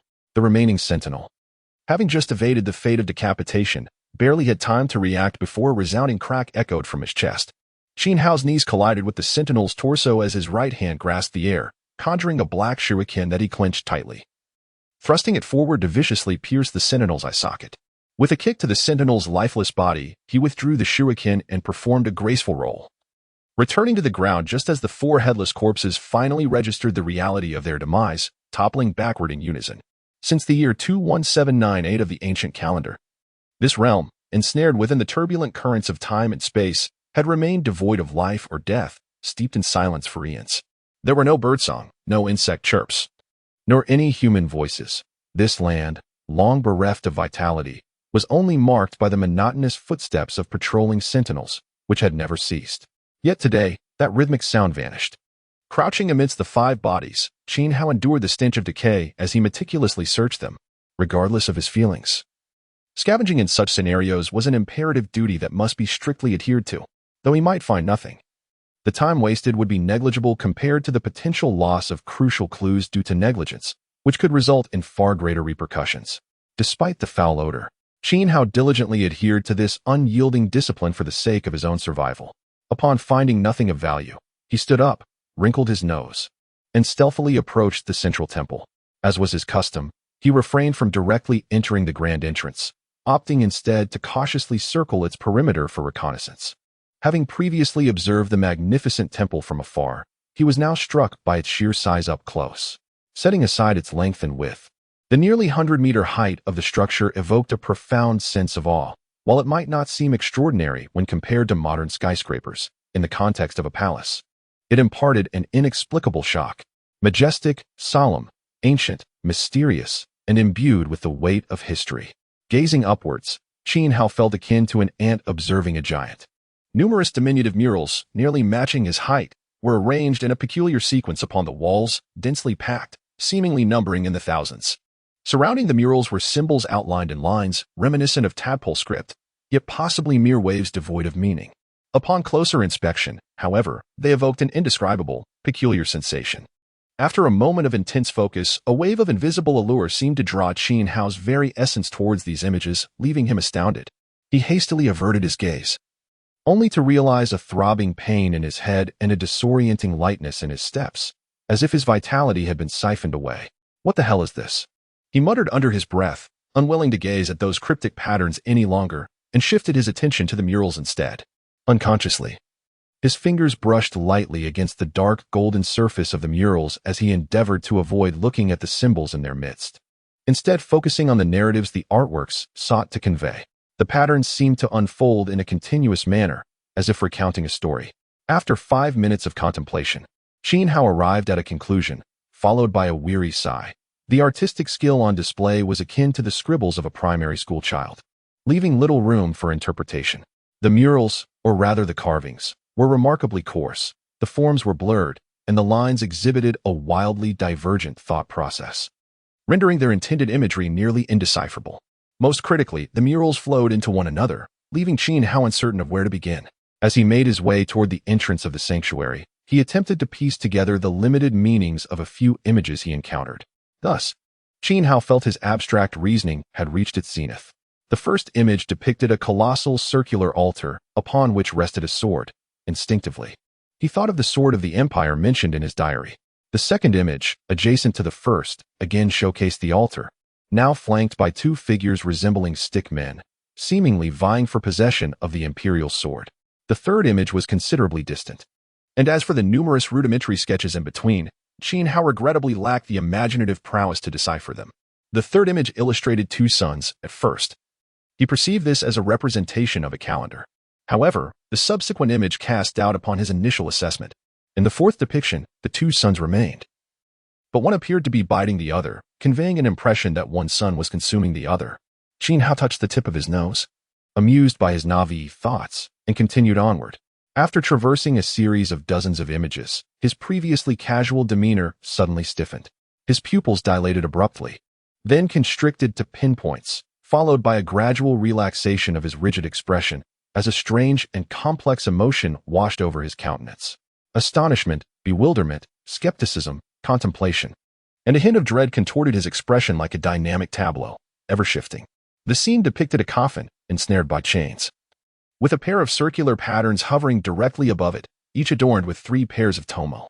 Xiao extended his left hand, revealing a pair of red, enigmatic orbs, raising the Sharingan before him for meticulous comparison. Despite the varying number of tomo, Xiao remained steadfast in his belief that the circular patterns represented the Sharingan, albeit in evolved form. Grasping the Sharingan in his palm, the black and white orbs pulsated eerily, his countenance gradually returning to serenity, yet his heart surged like tumultuous waves. An unending tempest within.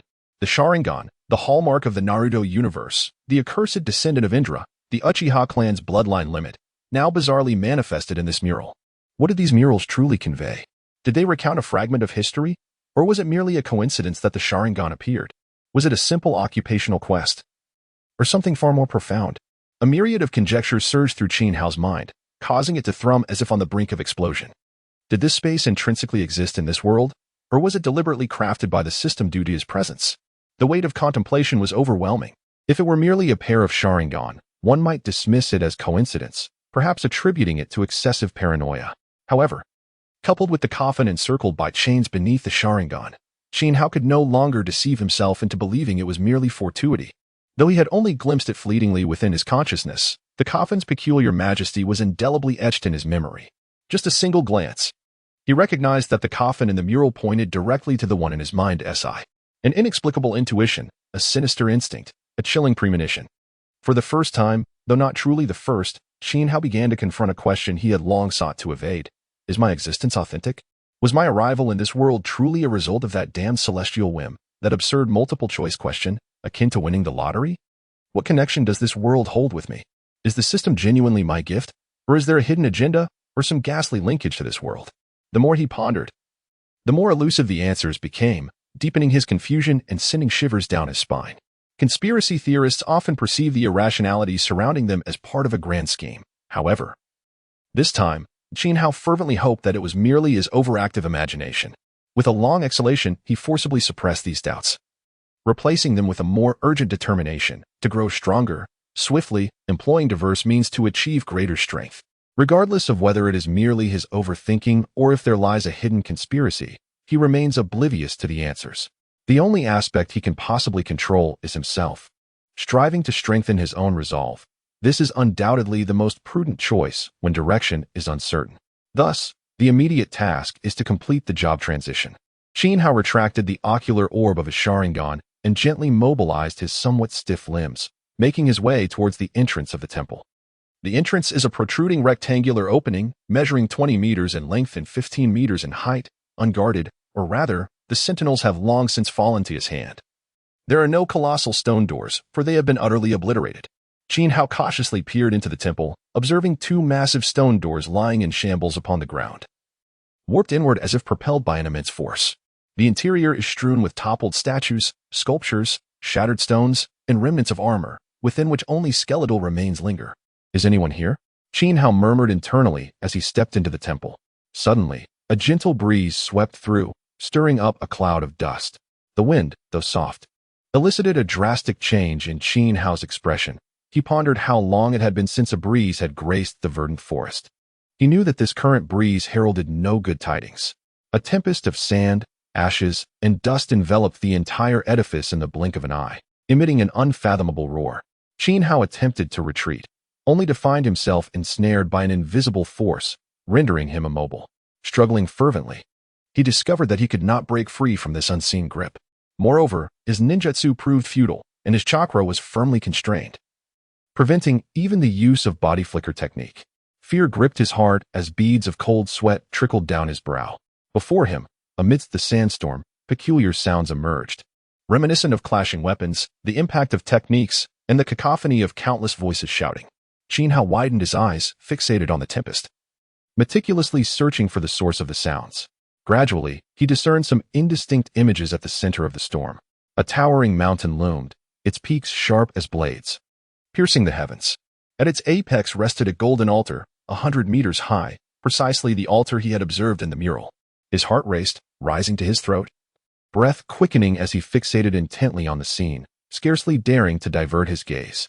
He comprehended that what he was witnessing, what he was hearing, might merely be illusions, akin to a narrative animation within a game. Ah, the river of fate, ancient ancestors, the time-worn prophecy approaches fulfillment. The celestial river upturned, the verdant forest fades into oblivion. The inferno of sins descends upon the earth. Storms, thunder, curses, and blood pierce the black sun. The ancient origin collapses, and the heavens seal themselves.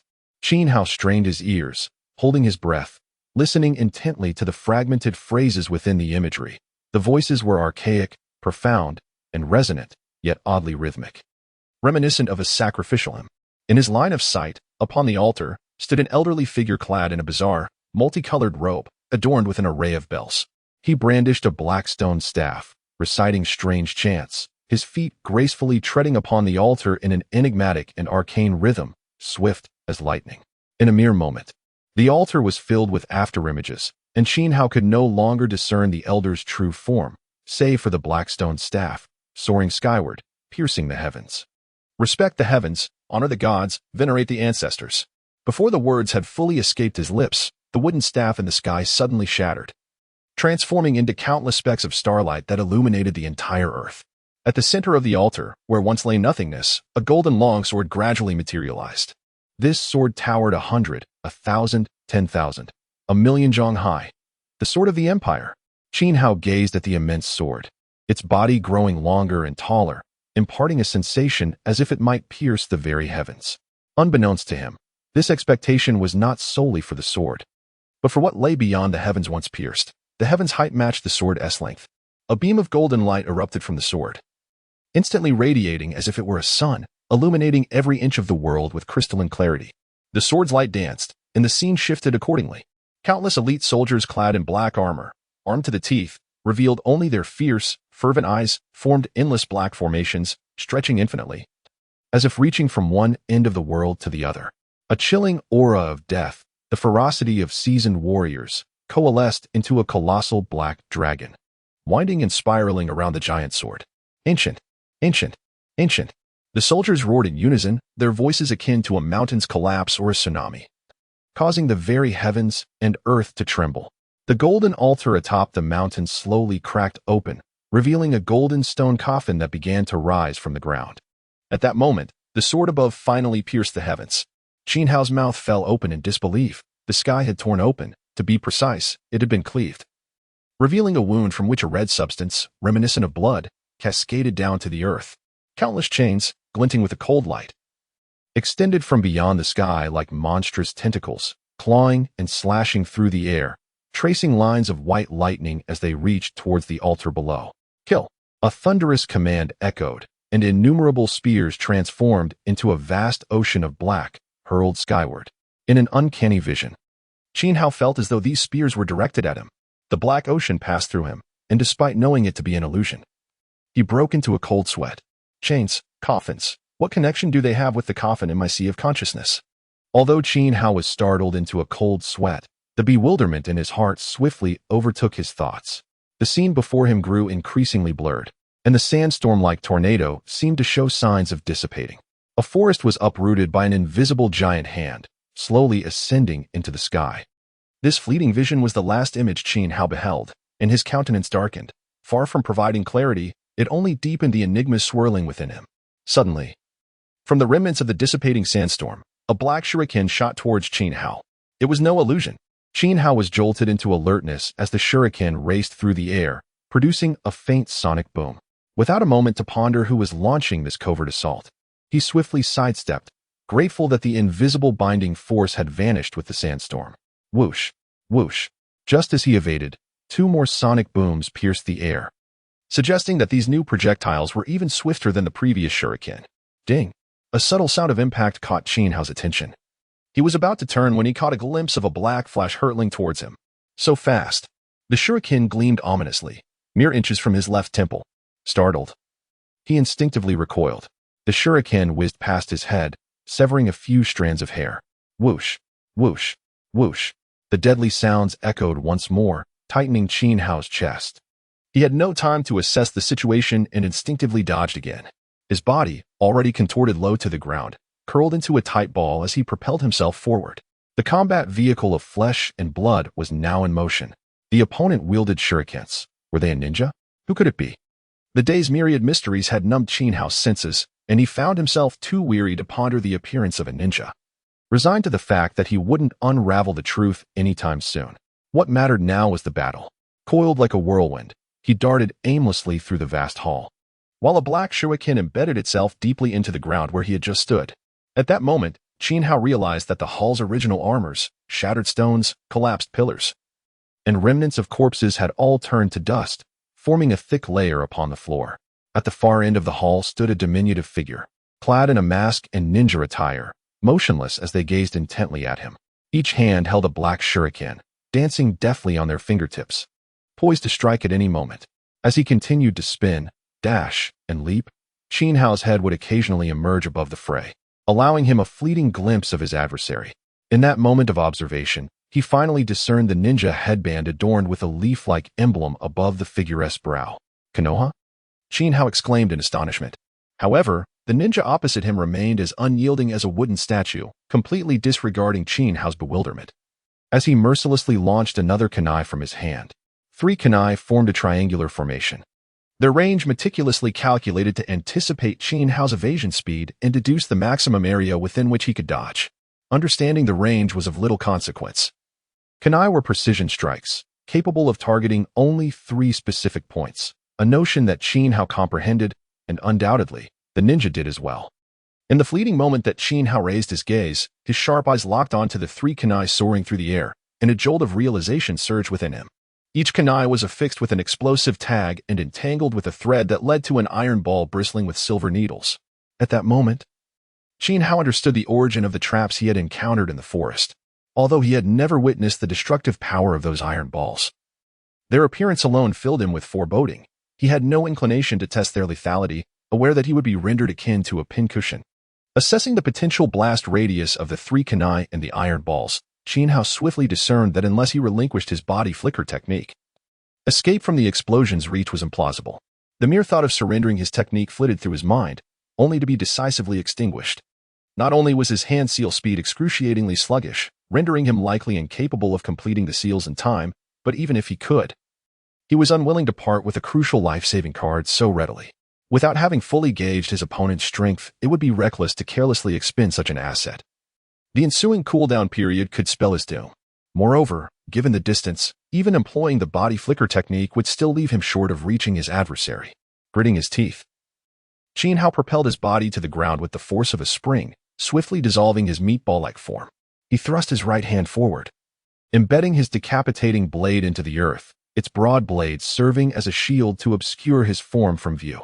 The ninja remained motionless, his eyes, cold and indifferent, fixed on the kunai hurtling through the air, devoid of any semblance of human emotion. The triangular array of kunai surged forward with astonishing speed, the iron balls they bore radiating a menacing aura of death. Delicate threads, barely perceptible, were tied to the explosive tags, extending backward and converging at the ninja's pinky finger. Behind the decapitating blade, Qin Hao grasped two kunai, one in each hand, shielding his head with their presence. He held his breath, his focus intensifying, eyes gleaming with icy determination as he awaited the moment of detonation.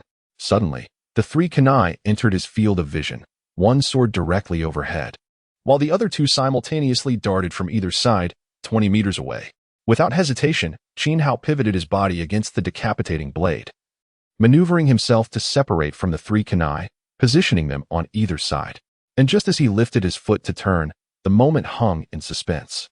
The little finger of the opposing ninja twitched slightly, and in that instant, time seemed to freeze.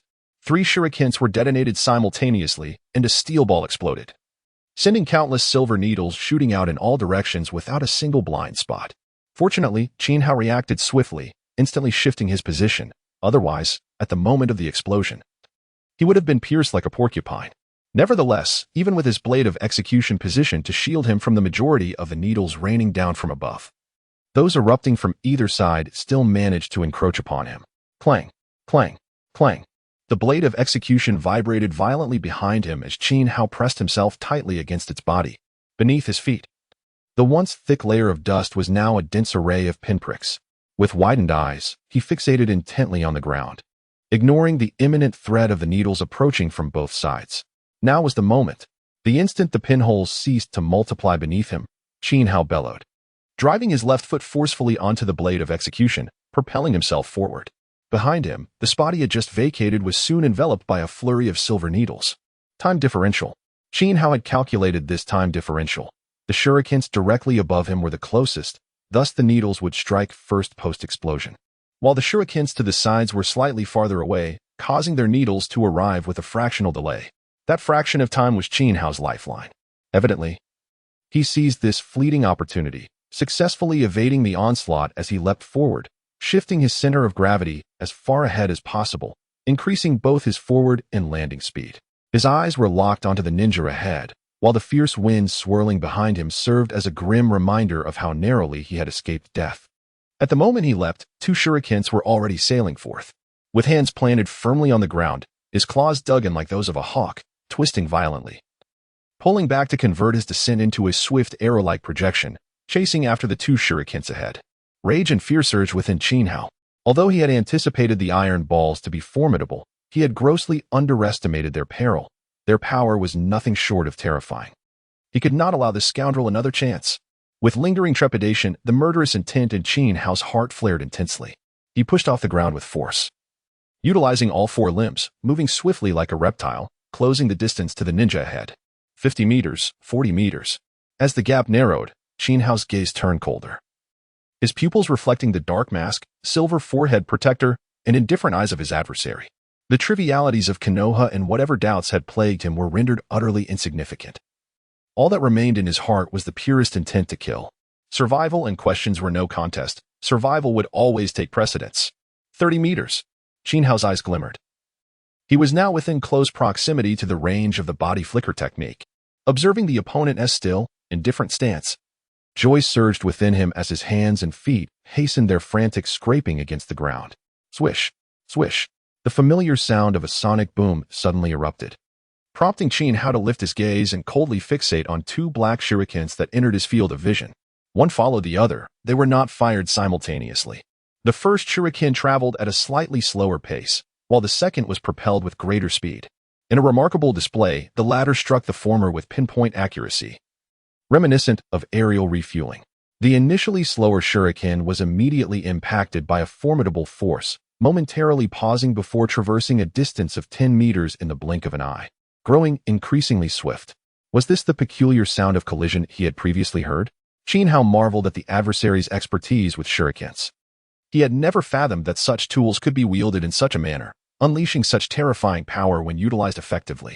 In comparison, he felt his own skills in this regard were laughably juvenile, akin to the level of a kindergarten child.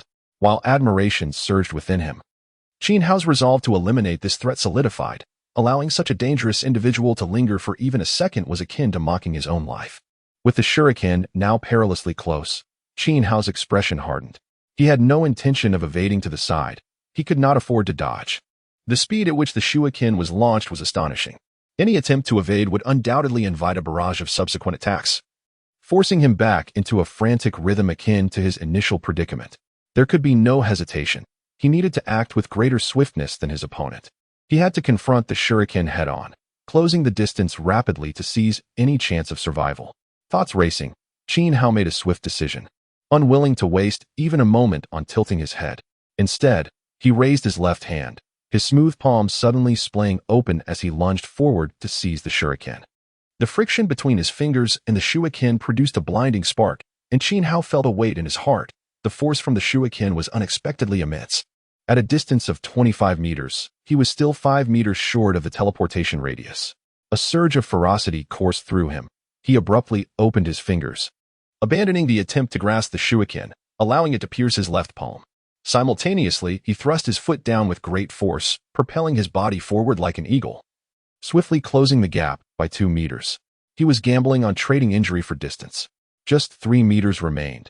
Qin Hao silently counted, and at that very moment, the ninja, who had been standing still, suddenly sprang into action. With hands that moved like a serpent striking, he deftly reached forward, his 10 fingers skillfully entwining around the 2 shurikens aimed at Qin Hao. He then stepped back before lunging forward. With a fluid motion, he whipped his arms, producing a sharp crack in the air, redirecting the 2 shurikens with extraordinary speed, sending them hurtling back at double the velocity they were originally launched. Unlike the previous sonic boom, the returning shurikens emitted a hissing sound, akin to a venomous snake flicking its tongue. Qin Hao, originally stepping forward, suddenly hesitated, a piercing sound striking his eardrums, causing his scalp to feel as if it were about to explode. His body hair stood on end, and his black pupils, stimulated, rapidly constricted to pinhole size, within which 2 dark shurikens were expanding swiftly. Danger. Extreme peril. The bristling of hair, the tingling of the scalp, and the constriction of the pupils were all instinctual warnings of grave danger. However, at this moment, Qin Hao forced himself to utterly disregard this alarm. With a momentary pause, he stepped down with even greater ferocity and determination. Evading? To truly evade would spell death. The instinct to be forewarned is innate, but it does not necessitate constant obedience. Rather, understanding when to comply and when to defy is the hallmark of a true warrior. Clearly, Qin Hao was treading the path toward becoming such a formidable presence. His gaze was fixed on a straight line toward the carotid artery. In Qin Hao's sight, the 2 shurikens were merely 3 meters away, a distance just sufficient for him to bend, twist, or take a step forward. Without a moment's hesitation, Qin Hao advanced, raising his left arm to shield his neck, using his flesh and blood as a barrier. At 20 meters, the instant his foot struck the ground, his right hand executed the final hand seal, and he grunted softly, disappearing from his original position. The body flicker technique had activated successfully. Qin Hao materialized before the leaf ninja, his left foot crashing down upon the opponent's foot. Crack. The force of his kick shattered the adversary's left foot without hindrance. With his left hand still raised defensively, 3 shurikens were embedded in it, 1 in his palm, and 2 closely piercing through his forearm. Qin Hao's right foot pressed down on the opponent's foot, rendering escape impossible, while his right knee unexpectedly collided with the adversary's knee, causing them to lose balance and stumble backward. Yet, the opponent remained resolute. Despite the shattering of his foot, he uttered not a sound, displaying no intention to evade. As he fell, he did not forget to retaliate against Qin Hao. Each hand clutched a shuriken, thrusting upward and downward toward Qin Hao's chest and abdomen. An exchange of life for life, wound for wound. This cold resolve made Qin Hao wary. Their eyes met, and within the opponent's gaze lay no trace of human emotion, only indifference, apathy, and ruthlessness. In contrast, Qin Hao's eyes burned with intense murderous intent and a fierce determination. His left arm, bone shattered, hung limply at his side, yet a sinister smile crept across Qin Hao's lips. He twisted his waist, swinging his left arm in front of him. His bent arm, akin to a swinging pendulum, struck downward. Unsurprisingly, his already battered arm sustained further injury. But it served Qin Hao's purpose, deflecting the opponent's attack just enough. As the 2 figures collapsed, Qin Hao found himself sprawled atop the body of a Konoha ninja. His right hand, fingers splayed like claws, pulsated with a dark hue, gripping tightly around the opponent's neck. With a sudden, fierce contraction, his fingers pierced the flesh, leaving 5 gaping wounds reminiscent of an eagle's talons. With another surge of force, the sound of shattering bone echoed in the air as blood seeped from the punctures. Hao's fingers retracted and pulled outward, revealing a gaping hole the size of a fist in the ninja's neck. The Konoha ninja's head tilted, and silence ensued. Finally, he was dead. Propping himself up on his left arm, Hao rose from the ground, a simple action that sent waves of agony through his wounds. As if his nervous system had revolted, the pain, which had been masked in the heat of battle, now surged forth with a vengeance. Each ache akin to a reckoning in the autumn. The excruciating throb of shattered bones overwhelmed him like a tsunami. Beads of sweat cascaded down his temples, while deep gashes on his abdomen and chest bled profusely, still within the realm of tolerable pain. Yet it was the torment in his left arm that was unbearable. Words failed to convey the severity of his injuries. 3 kunai embedded within, 2 long gashes, his arms swollen and misshapen, fragments of bone protruding grotesquely from the flesh, creating a ghastly sight. Now was not the time to lament his suffering. Gritting his teeth, Hao scanned the hall with keen, rapid glances, assuring himself that no second assailant would emerge. Only then did he feel a modicum of relief. Forcing himself to endure the pain, Hao shifted from sitting to crouching beside the corpse, ready to search the body. The Konoha ninja? A myriad of questions flooded his mind, yet they crystallized into a singular action. He gently tore away the black mask, revealing the face of an unfamiliar woman. Unfamiliar. By this, Hao meant that the individual before him was not one of the well-known characters from anime. After a moment's scrutiny, he discerned nothing unusual and reached again to remove the forehead protector atop her head. A peculiar symbol caught his eye, a small emblem resembling a cluster of dark flames centered on her brow, with a single glyph that he could not decipher. With the burdens of confusion mounting, he decided to set those thoughts aside for now. Shifting his gaze, Hao's right hand began its exploration of the corpse. Please do not mistake him for a ghoul. He harbored no interest in the lifeless woman, merely seeking potential clues for his mission. Suddenly, a notification brightened his eyes. You have discovered a mission item. The pain that had engulfed him seemed to dissipate slightly as he swiftly retrieved the object from her grasp. It was a thin, lightweight scroll, smooth to the touch, reminiscent of fine fabric, exuding an exceptionally pleasant sensation. Hao gently unfurled the scroll, his palm wide, measuring approximately 30 centimeters in length, akin to the dimensions of a standard certificate. At its center, bold characters proclaimed graduation from the Ninja Academy. Ding! You have received a Ninja Academy graduation certificate. Would you like to use it? Yes. Hao took a sharp breath, urgently reciting in his mind. A flash of golden light flickered from the scroll, and his name appeared at the top left corner. Career advancement in progress. Job transfer task completed. System checking. Career advancement complete. Level up successful. Attribute template replaced. Career template supersedes ordinary template. Level 1 permissions unlocked. Interference detected. Unlock failed. Reason for detection. Unknown factors. Unknown factors. Unknown factors. Partial access to level 1 permissions unlocked. Success. Career template activated. The golden glow of the upgrade enveloped him, instantly mending all his injuries. A beam of golden light surged forth, and a shadow materialized above the scroll, piercing into his forehead without obstruction, causing Hao to vanish from his location. Upon reappearing, he found himself back in reality, overwhelmed and anxious, with a tumultuous heart. His gaze fixated on the career template visible only to him, his expression mirroring his inner turmoil, uncertain whether to rejoice or lament. Name: Hao race. Human gender, male age, 15 first profession, elite genin, 3rd tier, level, 20, experience unallocated 0, attributes, each attribute peaks at 10 points in the 1st tier, strength, 32. 7, mechanical strength, 34. 8, control strength, 30. 6, agility, 33. 8, nerve reaction, 32, flexibility, 33. 3, balance, 34. 0, coordination, 37. 7, constitution, 17. 4, bone density, 15. 4, muscle density, 19. 8, cell vitality, 17. 0, intelligence, 17.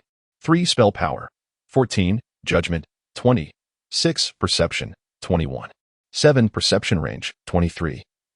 Perception strength, 20. 4, health points, 3740 chakra, 3730 bloodline limit. Akimichi, level 2. Yamanaka, level 1.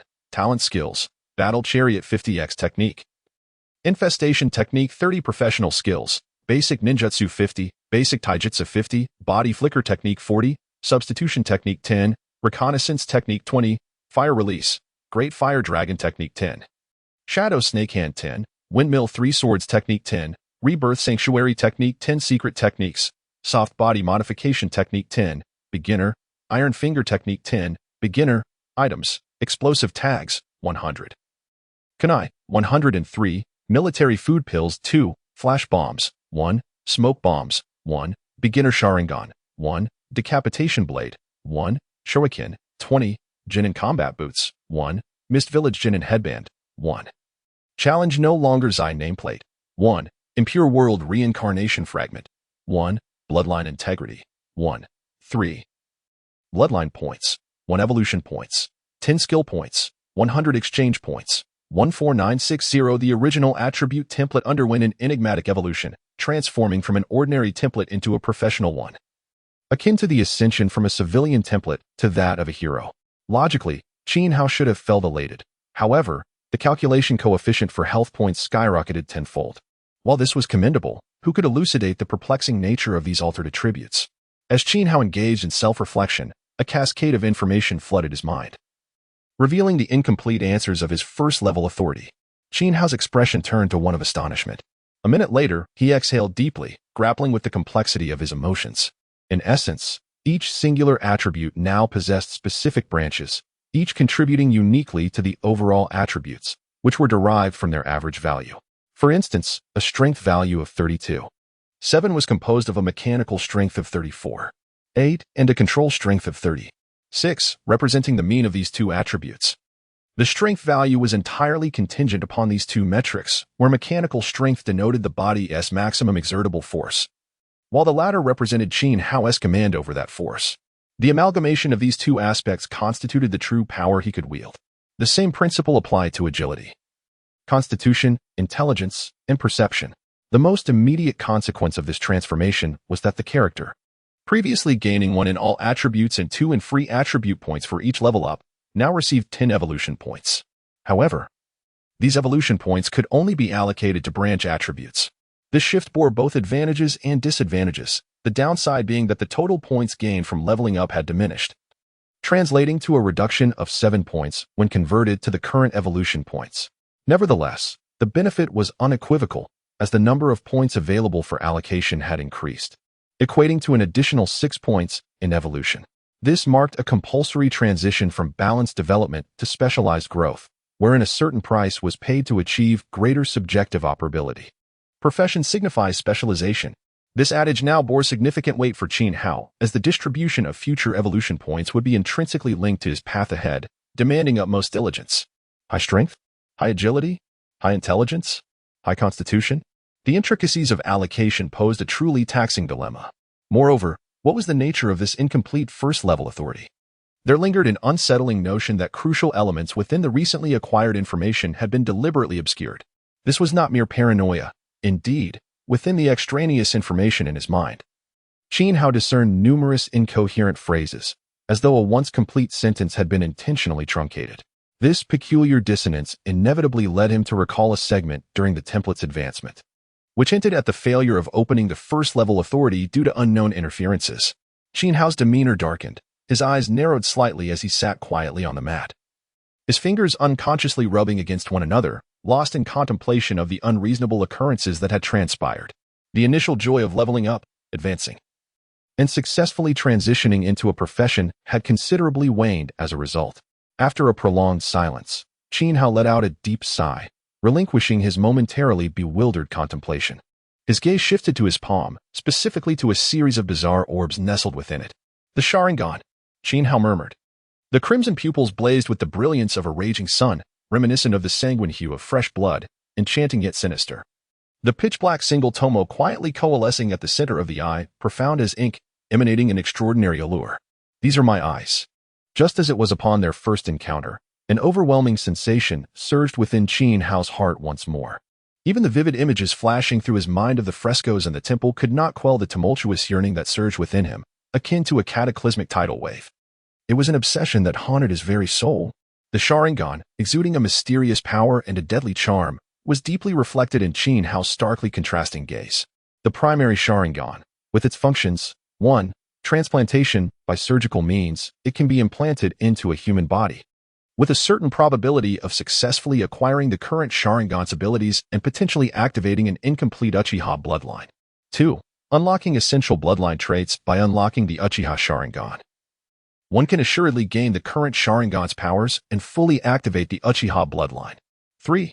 Rune refinement specific to this world. Details are scarce. Uchiha Sharingan, the eye that reflects the soul. Primary, single Tomo Sharingan. Unlocking conditions.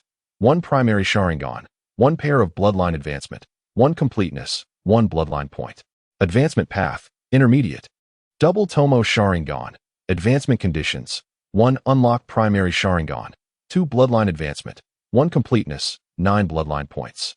After an extended period of silence, Xiao gradually clenched his fist, concealing the Sharingan. Unlocking the primary Sharingan requires 1 point of bloodline completeness, 1 pair of primary Sharingan, and 1 bloodline point. Xiao could easily meet these conditions, indeed. With his current resources, he could even exchange points for a pair of advanced Sharingan.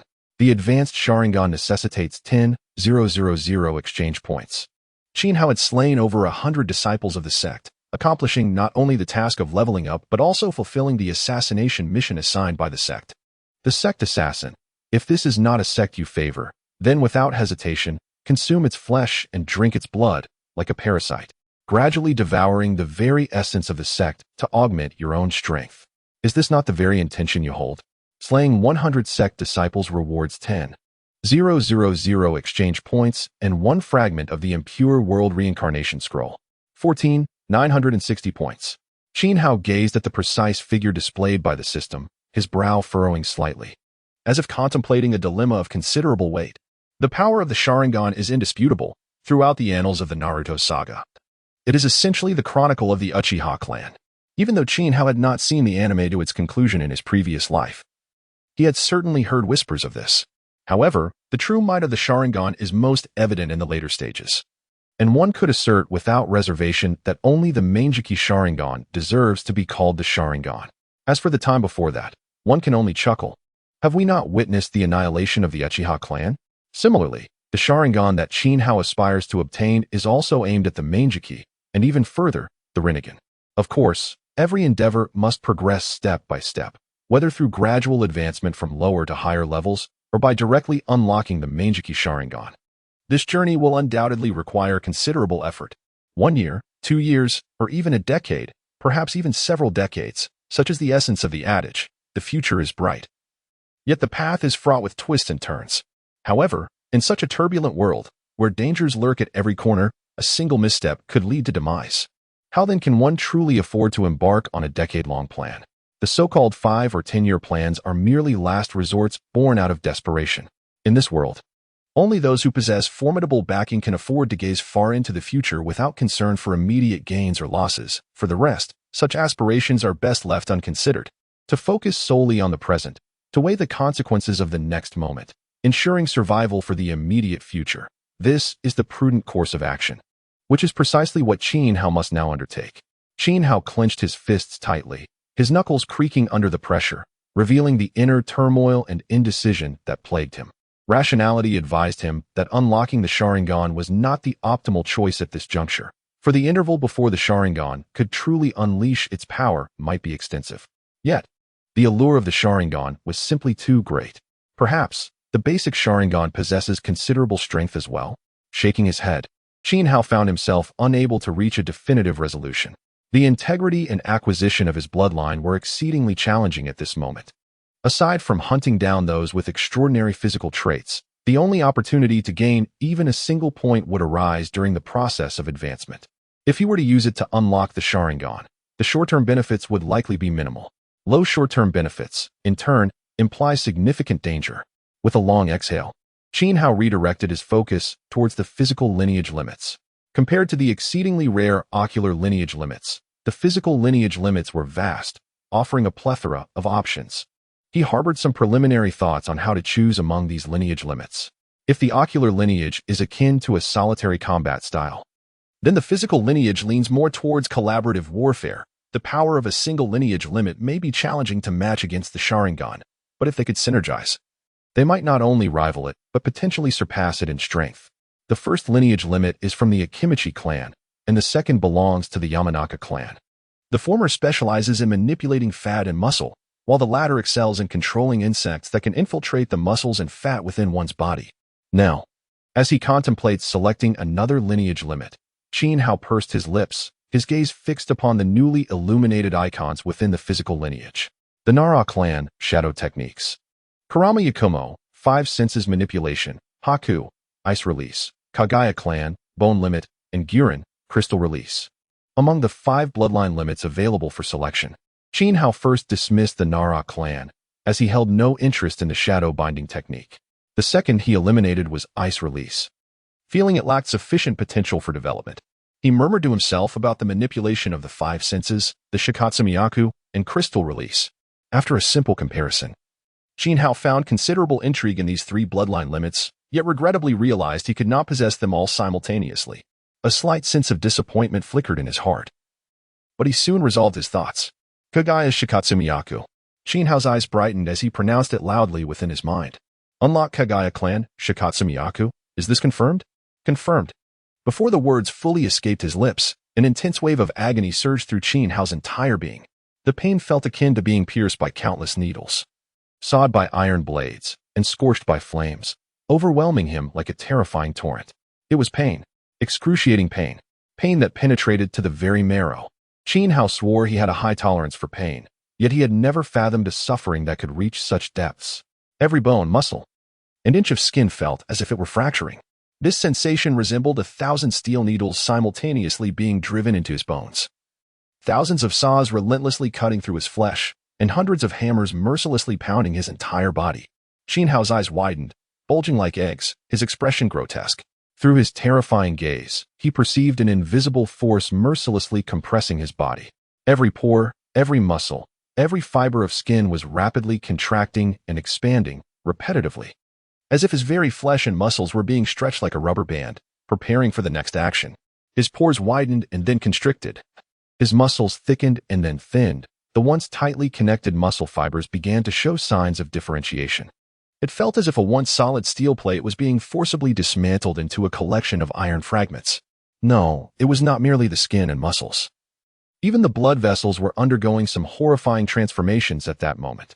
A chilling wind swept through the somber hall, slicing through Xiao's skin like a knife. Her delicate face turned pale, and a shiver coursed through her body as her wide eyes remained fixed on the impassive Dan Taixian. Dan Taixian let out a cold huff, irked by Xiao's silent protest. She had not anticipated that this seemingly timid and fragile girl possessed such an indomitable spirit. In her quest to find her brother, she had audaciously orchestrated an escape plan all on her own, with just a few snacks in hand. She had traversed a great mountain, and when Dan Taixian finally found her, the girl was shivering and fainting beside a grand tree. Did she truly believe she could scale 1,000 mountains, flee from the Luofu sect, and cross countless miles to the northern lands? Such fanciful dreams. If you dare to entertain thoughts of betraying our sect again, not only shall I impose severe punishment upon you, but I shall also return to the northern lands to personally slay your brother, thereby extinguishing any such notions from your mind entirely. The voice of Master Dantai was as frigid as that of a heartless devil. Xiao immediately froze, her face a mask of terror as she stared at Master Dantai, her lips quivering, at a loss for words. At her tender age, she could not comprehend why her desire to seek out her brother was deemed a grave offense. How could she possibly grasp the haughty and indifferent mindset of these self-important cultivators? How could she understand the absurd and decaying rules of such a grand sect? Or the incomprehensible superiority complex of an ancient virgin like Master Dantai? Mortal beings have a lifespan of but a century, while we, as cultivators, pursue longevity that spans millennia. The exploration of spiritual energy knows no bounds. How could one squander their vitality on the trivialities of commoners? Master Dantai coldly articulated her misguided philosophy, disregarding Xiao as she turned to leave, abandoning her alone within the Eerie Hall. The Eerie Hall floated high above, at an elevation of 9,000 zhangs. Surrounded by mountains that hung like weeping willows, the cold wind swirling like frost, sharp as a blade, howling throughout the year. This wind was no ordinary breeze. It was known as the Eerie Wind, the very origin of the hall's name. The Eerie Wind was a formidable gale, chilling to the bone, when it swept over one. It felt akin to being sliced by a knife, yet it left no scars, posing no threat to life, though the agony was unbearable for the common soul. Especially at night, as the eerie wind howled, Those within the hall would feel as though they were being raked by countless blades. Xiao was stared blankly at Master Dantai's retreating figure, observing the surrounding cold, dark palace. Strangely, for the first time, she found herself unafraid of the dark. Rubbing her aching knees, she gritted her teeth and slowly made her way toward the edge of the grand hall. The gale was biting and fierce. Even as she clenched her teeth, her small frame found it arduous to advance. Thus, she lowered herself, braving the wind, inching her way toward the very edge. The hall, suspended in midair, naturally found itself enveloped in swirling clouds and boundless void. Behind the veil of clouds lay a ring of towering peaks, which, to Xiao's eyes, appeared as an immense stone wall, blocking out the horizon. "Brother," she murmured softly, tears finally escaping her eyes, only to be whisked away by the wind into the depths of the clouds. Xiao woke, rubbing his eyes, gazing around in confusion. His mind felt hazy, and it took a couple of seconds for him to regain his senses, realizing he must have fainted. It was a challenging ordeal. He shivered with lingering fear. Considering himself a resilient person, yet the mere recollection of that experience sent chills throughout his body. What had transpired during his unconsciousness? Xiao looked down at the lethargic insects scattered around him, and the sense of satisfaction emanating from them after a hearty meal left him utterly bewildered. In his recollection, he had never encountered a creature exhibiting such emotions. It was indeed peculiarly intense. Moreover, the ground was marred with interwoven tracks, as if plowed, the soil turned over, prompting Xiao to scrutinize it for an extended period. Before losing consciousness, it seemed as though bones had erupted from within him. Xiao muttered to himself with uncertainty. At that moment, he had been preoccupied with pain, his mind insufficiently clear to recall the scenes preceding his fainting spell. Licking his exceedingly parched lips, Xiao soon realized that his azure robe was in tatters, riddled with numerous holes. Swiftly changing into a fresh azure robe, he gulped down 2 bowls of water and settled at the edge of the bed, opening his occupational template. In the next instant, his gaze became momentarily vacant, followed by a surge of elation spreading across his face. The transformation was undeniably striking. One could even say it was nothing short of earth-shattering. Name: Xiao race. Human gender: male age. 15 primary occupation: elite genin. 3rd tier. Level: 20. Experience unallocated 0. Attributes: each attribute peaks at 10 points for the 1st tier. Strength: 33. 5. Mechanical strength: 38. 8. Control force: 28. 2. Agility: 36. 5. Neural reaction: 34. 2. Flexibility: 35. 7. Balance: 36. 2. Coordination: 39. 7. Constitution: 28. 4. Bone density: 31. 4. Muscle density: 27. 8. Cell vitality: 26. 0. Intelligence: 17. 3. Spell power: 14. Judgment: 20. 6. Perception: 21. 7. Perception range: 23. Perception strength: 20. 4. Health points: 4840 chakra, 3730 bloodline limits. Akimichi, level 2. Yamanaka, level 1. Kagaya, Shikatsumiyaku, level 1. Talent skills: Chariot amplification technique. 50. Infestation technique. 10. Camellia dance. 30. 10-finger penetration technique. 10. Occupational skills: Basic ninjutsu. 50. Basic taijutsu. 50. Body flicker technique. 40. Substitution technique. 10. Reconnaissance technique. 20. Fire release, Great Fire Dragon technique. 10. Hidden Shadow Snake Hands. 10. Windmill Blade technique. 10. Nirvana Sanctuary technique. 10. Secret techniques: Soft Body Transformation technique. 10. Beginner Iron Finger technique. 10. Beginner items: Explosive tags. 100 kunai. 103. Military rations. 2. Flash bombs. 1. Smoke bombs. 1. Beginner Sharingan. 1. Decapitating Great Sword. 1. Shuriken. 20. Genin Combat Boots. 1. Mist Village Genin Headband. 1. Challenge Zabuza Memorial Plate. 1. Impure World Reincarnation Scroll. 1. Bloodline Integrity. 1. 3 Bloodline Points. 1 Evolution Points. 10 Skill Points. 100 Exchange Points. 14. 960. Both strength and agility had seen enhancement, and astonishingly, his constitution had surged by 11 points. Converting this into evolution points, this singular attribute alone would require 33 points, approximately equivalent to a 3-tier increase. When factoring in the enhancements to strength and agility, it could approach 50 points. This was akin to an unexpected gain of 5 levels. His expression seemed to radiate joy, and Qin Hao instantly felt a wave of optimism. Deeming the earlier pain as trivial, observing his demeanor, one could surmise that should such fortuitous events occur again, even a doubling of the pain would be endured with gritted teeth. A typical petty bourgeois mindset. He remembers the pleasant moments but forgets the painful ones. However, after a brief elation, he quickly readjusts his mentality, his keen eyes fixated on the attribute template, pondering the significant implications brought forth by these changes. Undoubtedly, all transformations stem from the Kagaya's bone pulse. Qin Hao clenched his fist, acutely sensing a vigorous power residing within him, a strength unlike before, not merely muscular, but akin to a force emanating from his very bones. He even experienced a peculiar illusion, as though he could perceive the pulsing heartbeat and breath of his bones. Do bones breathe? Gently waving his palm, the flow of air directly connected with the sensation of his bones, an extraordinary feeling as if skin and muscle were non-existent. Exposing his bones to the very atmosphere, his slender fingers appeared even paler, exuding a chilling whiteness, devoid of any flush, evoking an unsettling sensation. In truth, it was not just his palms. His entire complexion had taken on a ghastly pallor, reminiscent of illness, yet paradoxically, he felt robust and brimming with vitality. Disregarding the alteration in skin tone, Qin Hao redirected his focus to the professional template. The bone pulse should influence the bloodline limit related to bones.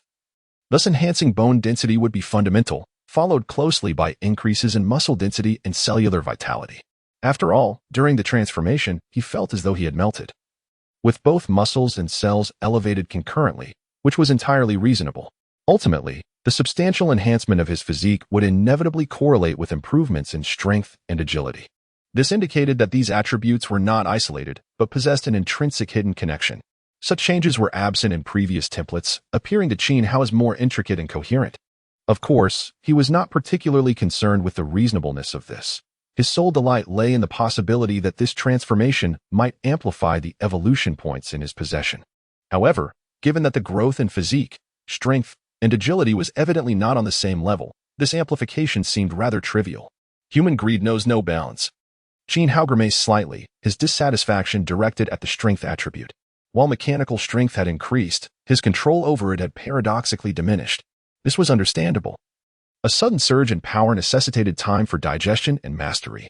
Qin Hao murmured to himself, although his mathematical skills were abysmal.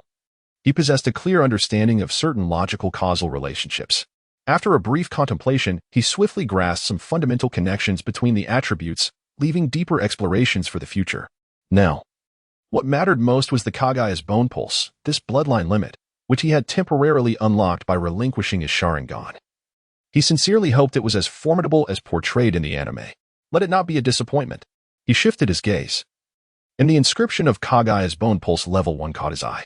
Simultaneously, a fragment of incomplete information emerged in his mind. Kagaya's bone pulse allows the user to freely manipulate the quantity and composition of their bone cells, enabling defense or offense through the alteration of the number and form of bones. Currently at level 1. The advancement requirements include a bloodline value of 10 and 100 evolution points, with the next level awaiting activation. The information abruptly ended, causing Qin Hao to furrow his brows and direct his attention to the skills bar below, focusing on the 2 newly appeared talent skills.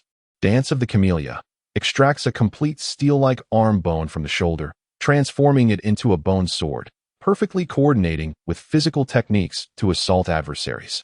Current potency, 10. As potency increases, it will grow increasingly formidable. 10-finger bullet utilizes the bones of the 10 fingers as bullets, capable of shattering rock. Current potency, 10. With increasing strength as potency rises. Qin Hao's gaze suddenly paused, instinctively drifting towards the secret technique. Iron Finger Art. Iron Finger Art Level 10, Beginner. Fingers like steel claws. Advancement requirements, 20 skill points and 30 pounds of cold-quenched sand, with advancement effect sharpened. Iron Finger? 10-finger bullet? A perfect synergy? As the thought crossed his mind, the icons for Iron Finger Art and 10-finger bullet rapidly blurred, transforming into a mist that gradually coalesced, merging into a new talent skill, Iron Bone Spike. Ding. Skill fusion successful. Accompanied by a melodious notification sound, a segment of information appeared before him. Iron Bone Spike. Fingers as hard as steel, capable of piercing through muscle tissue to form iron hooks that can effortlessly shatter rock. Additionally, the bone fingers can be launched as sharp projectiles, capable of penetrating steel. Current potency, 15, beginner, enhancement requirements, 40 skill points, 20 pounds of cold-quenched sand. Enhancement effect, claw tier.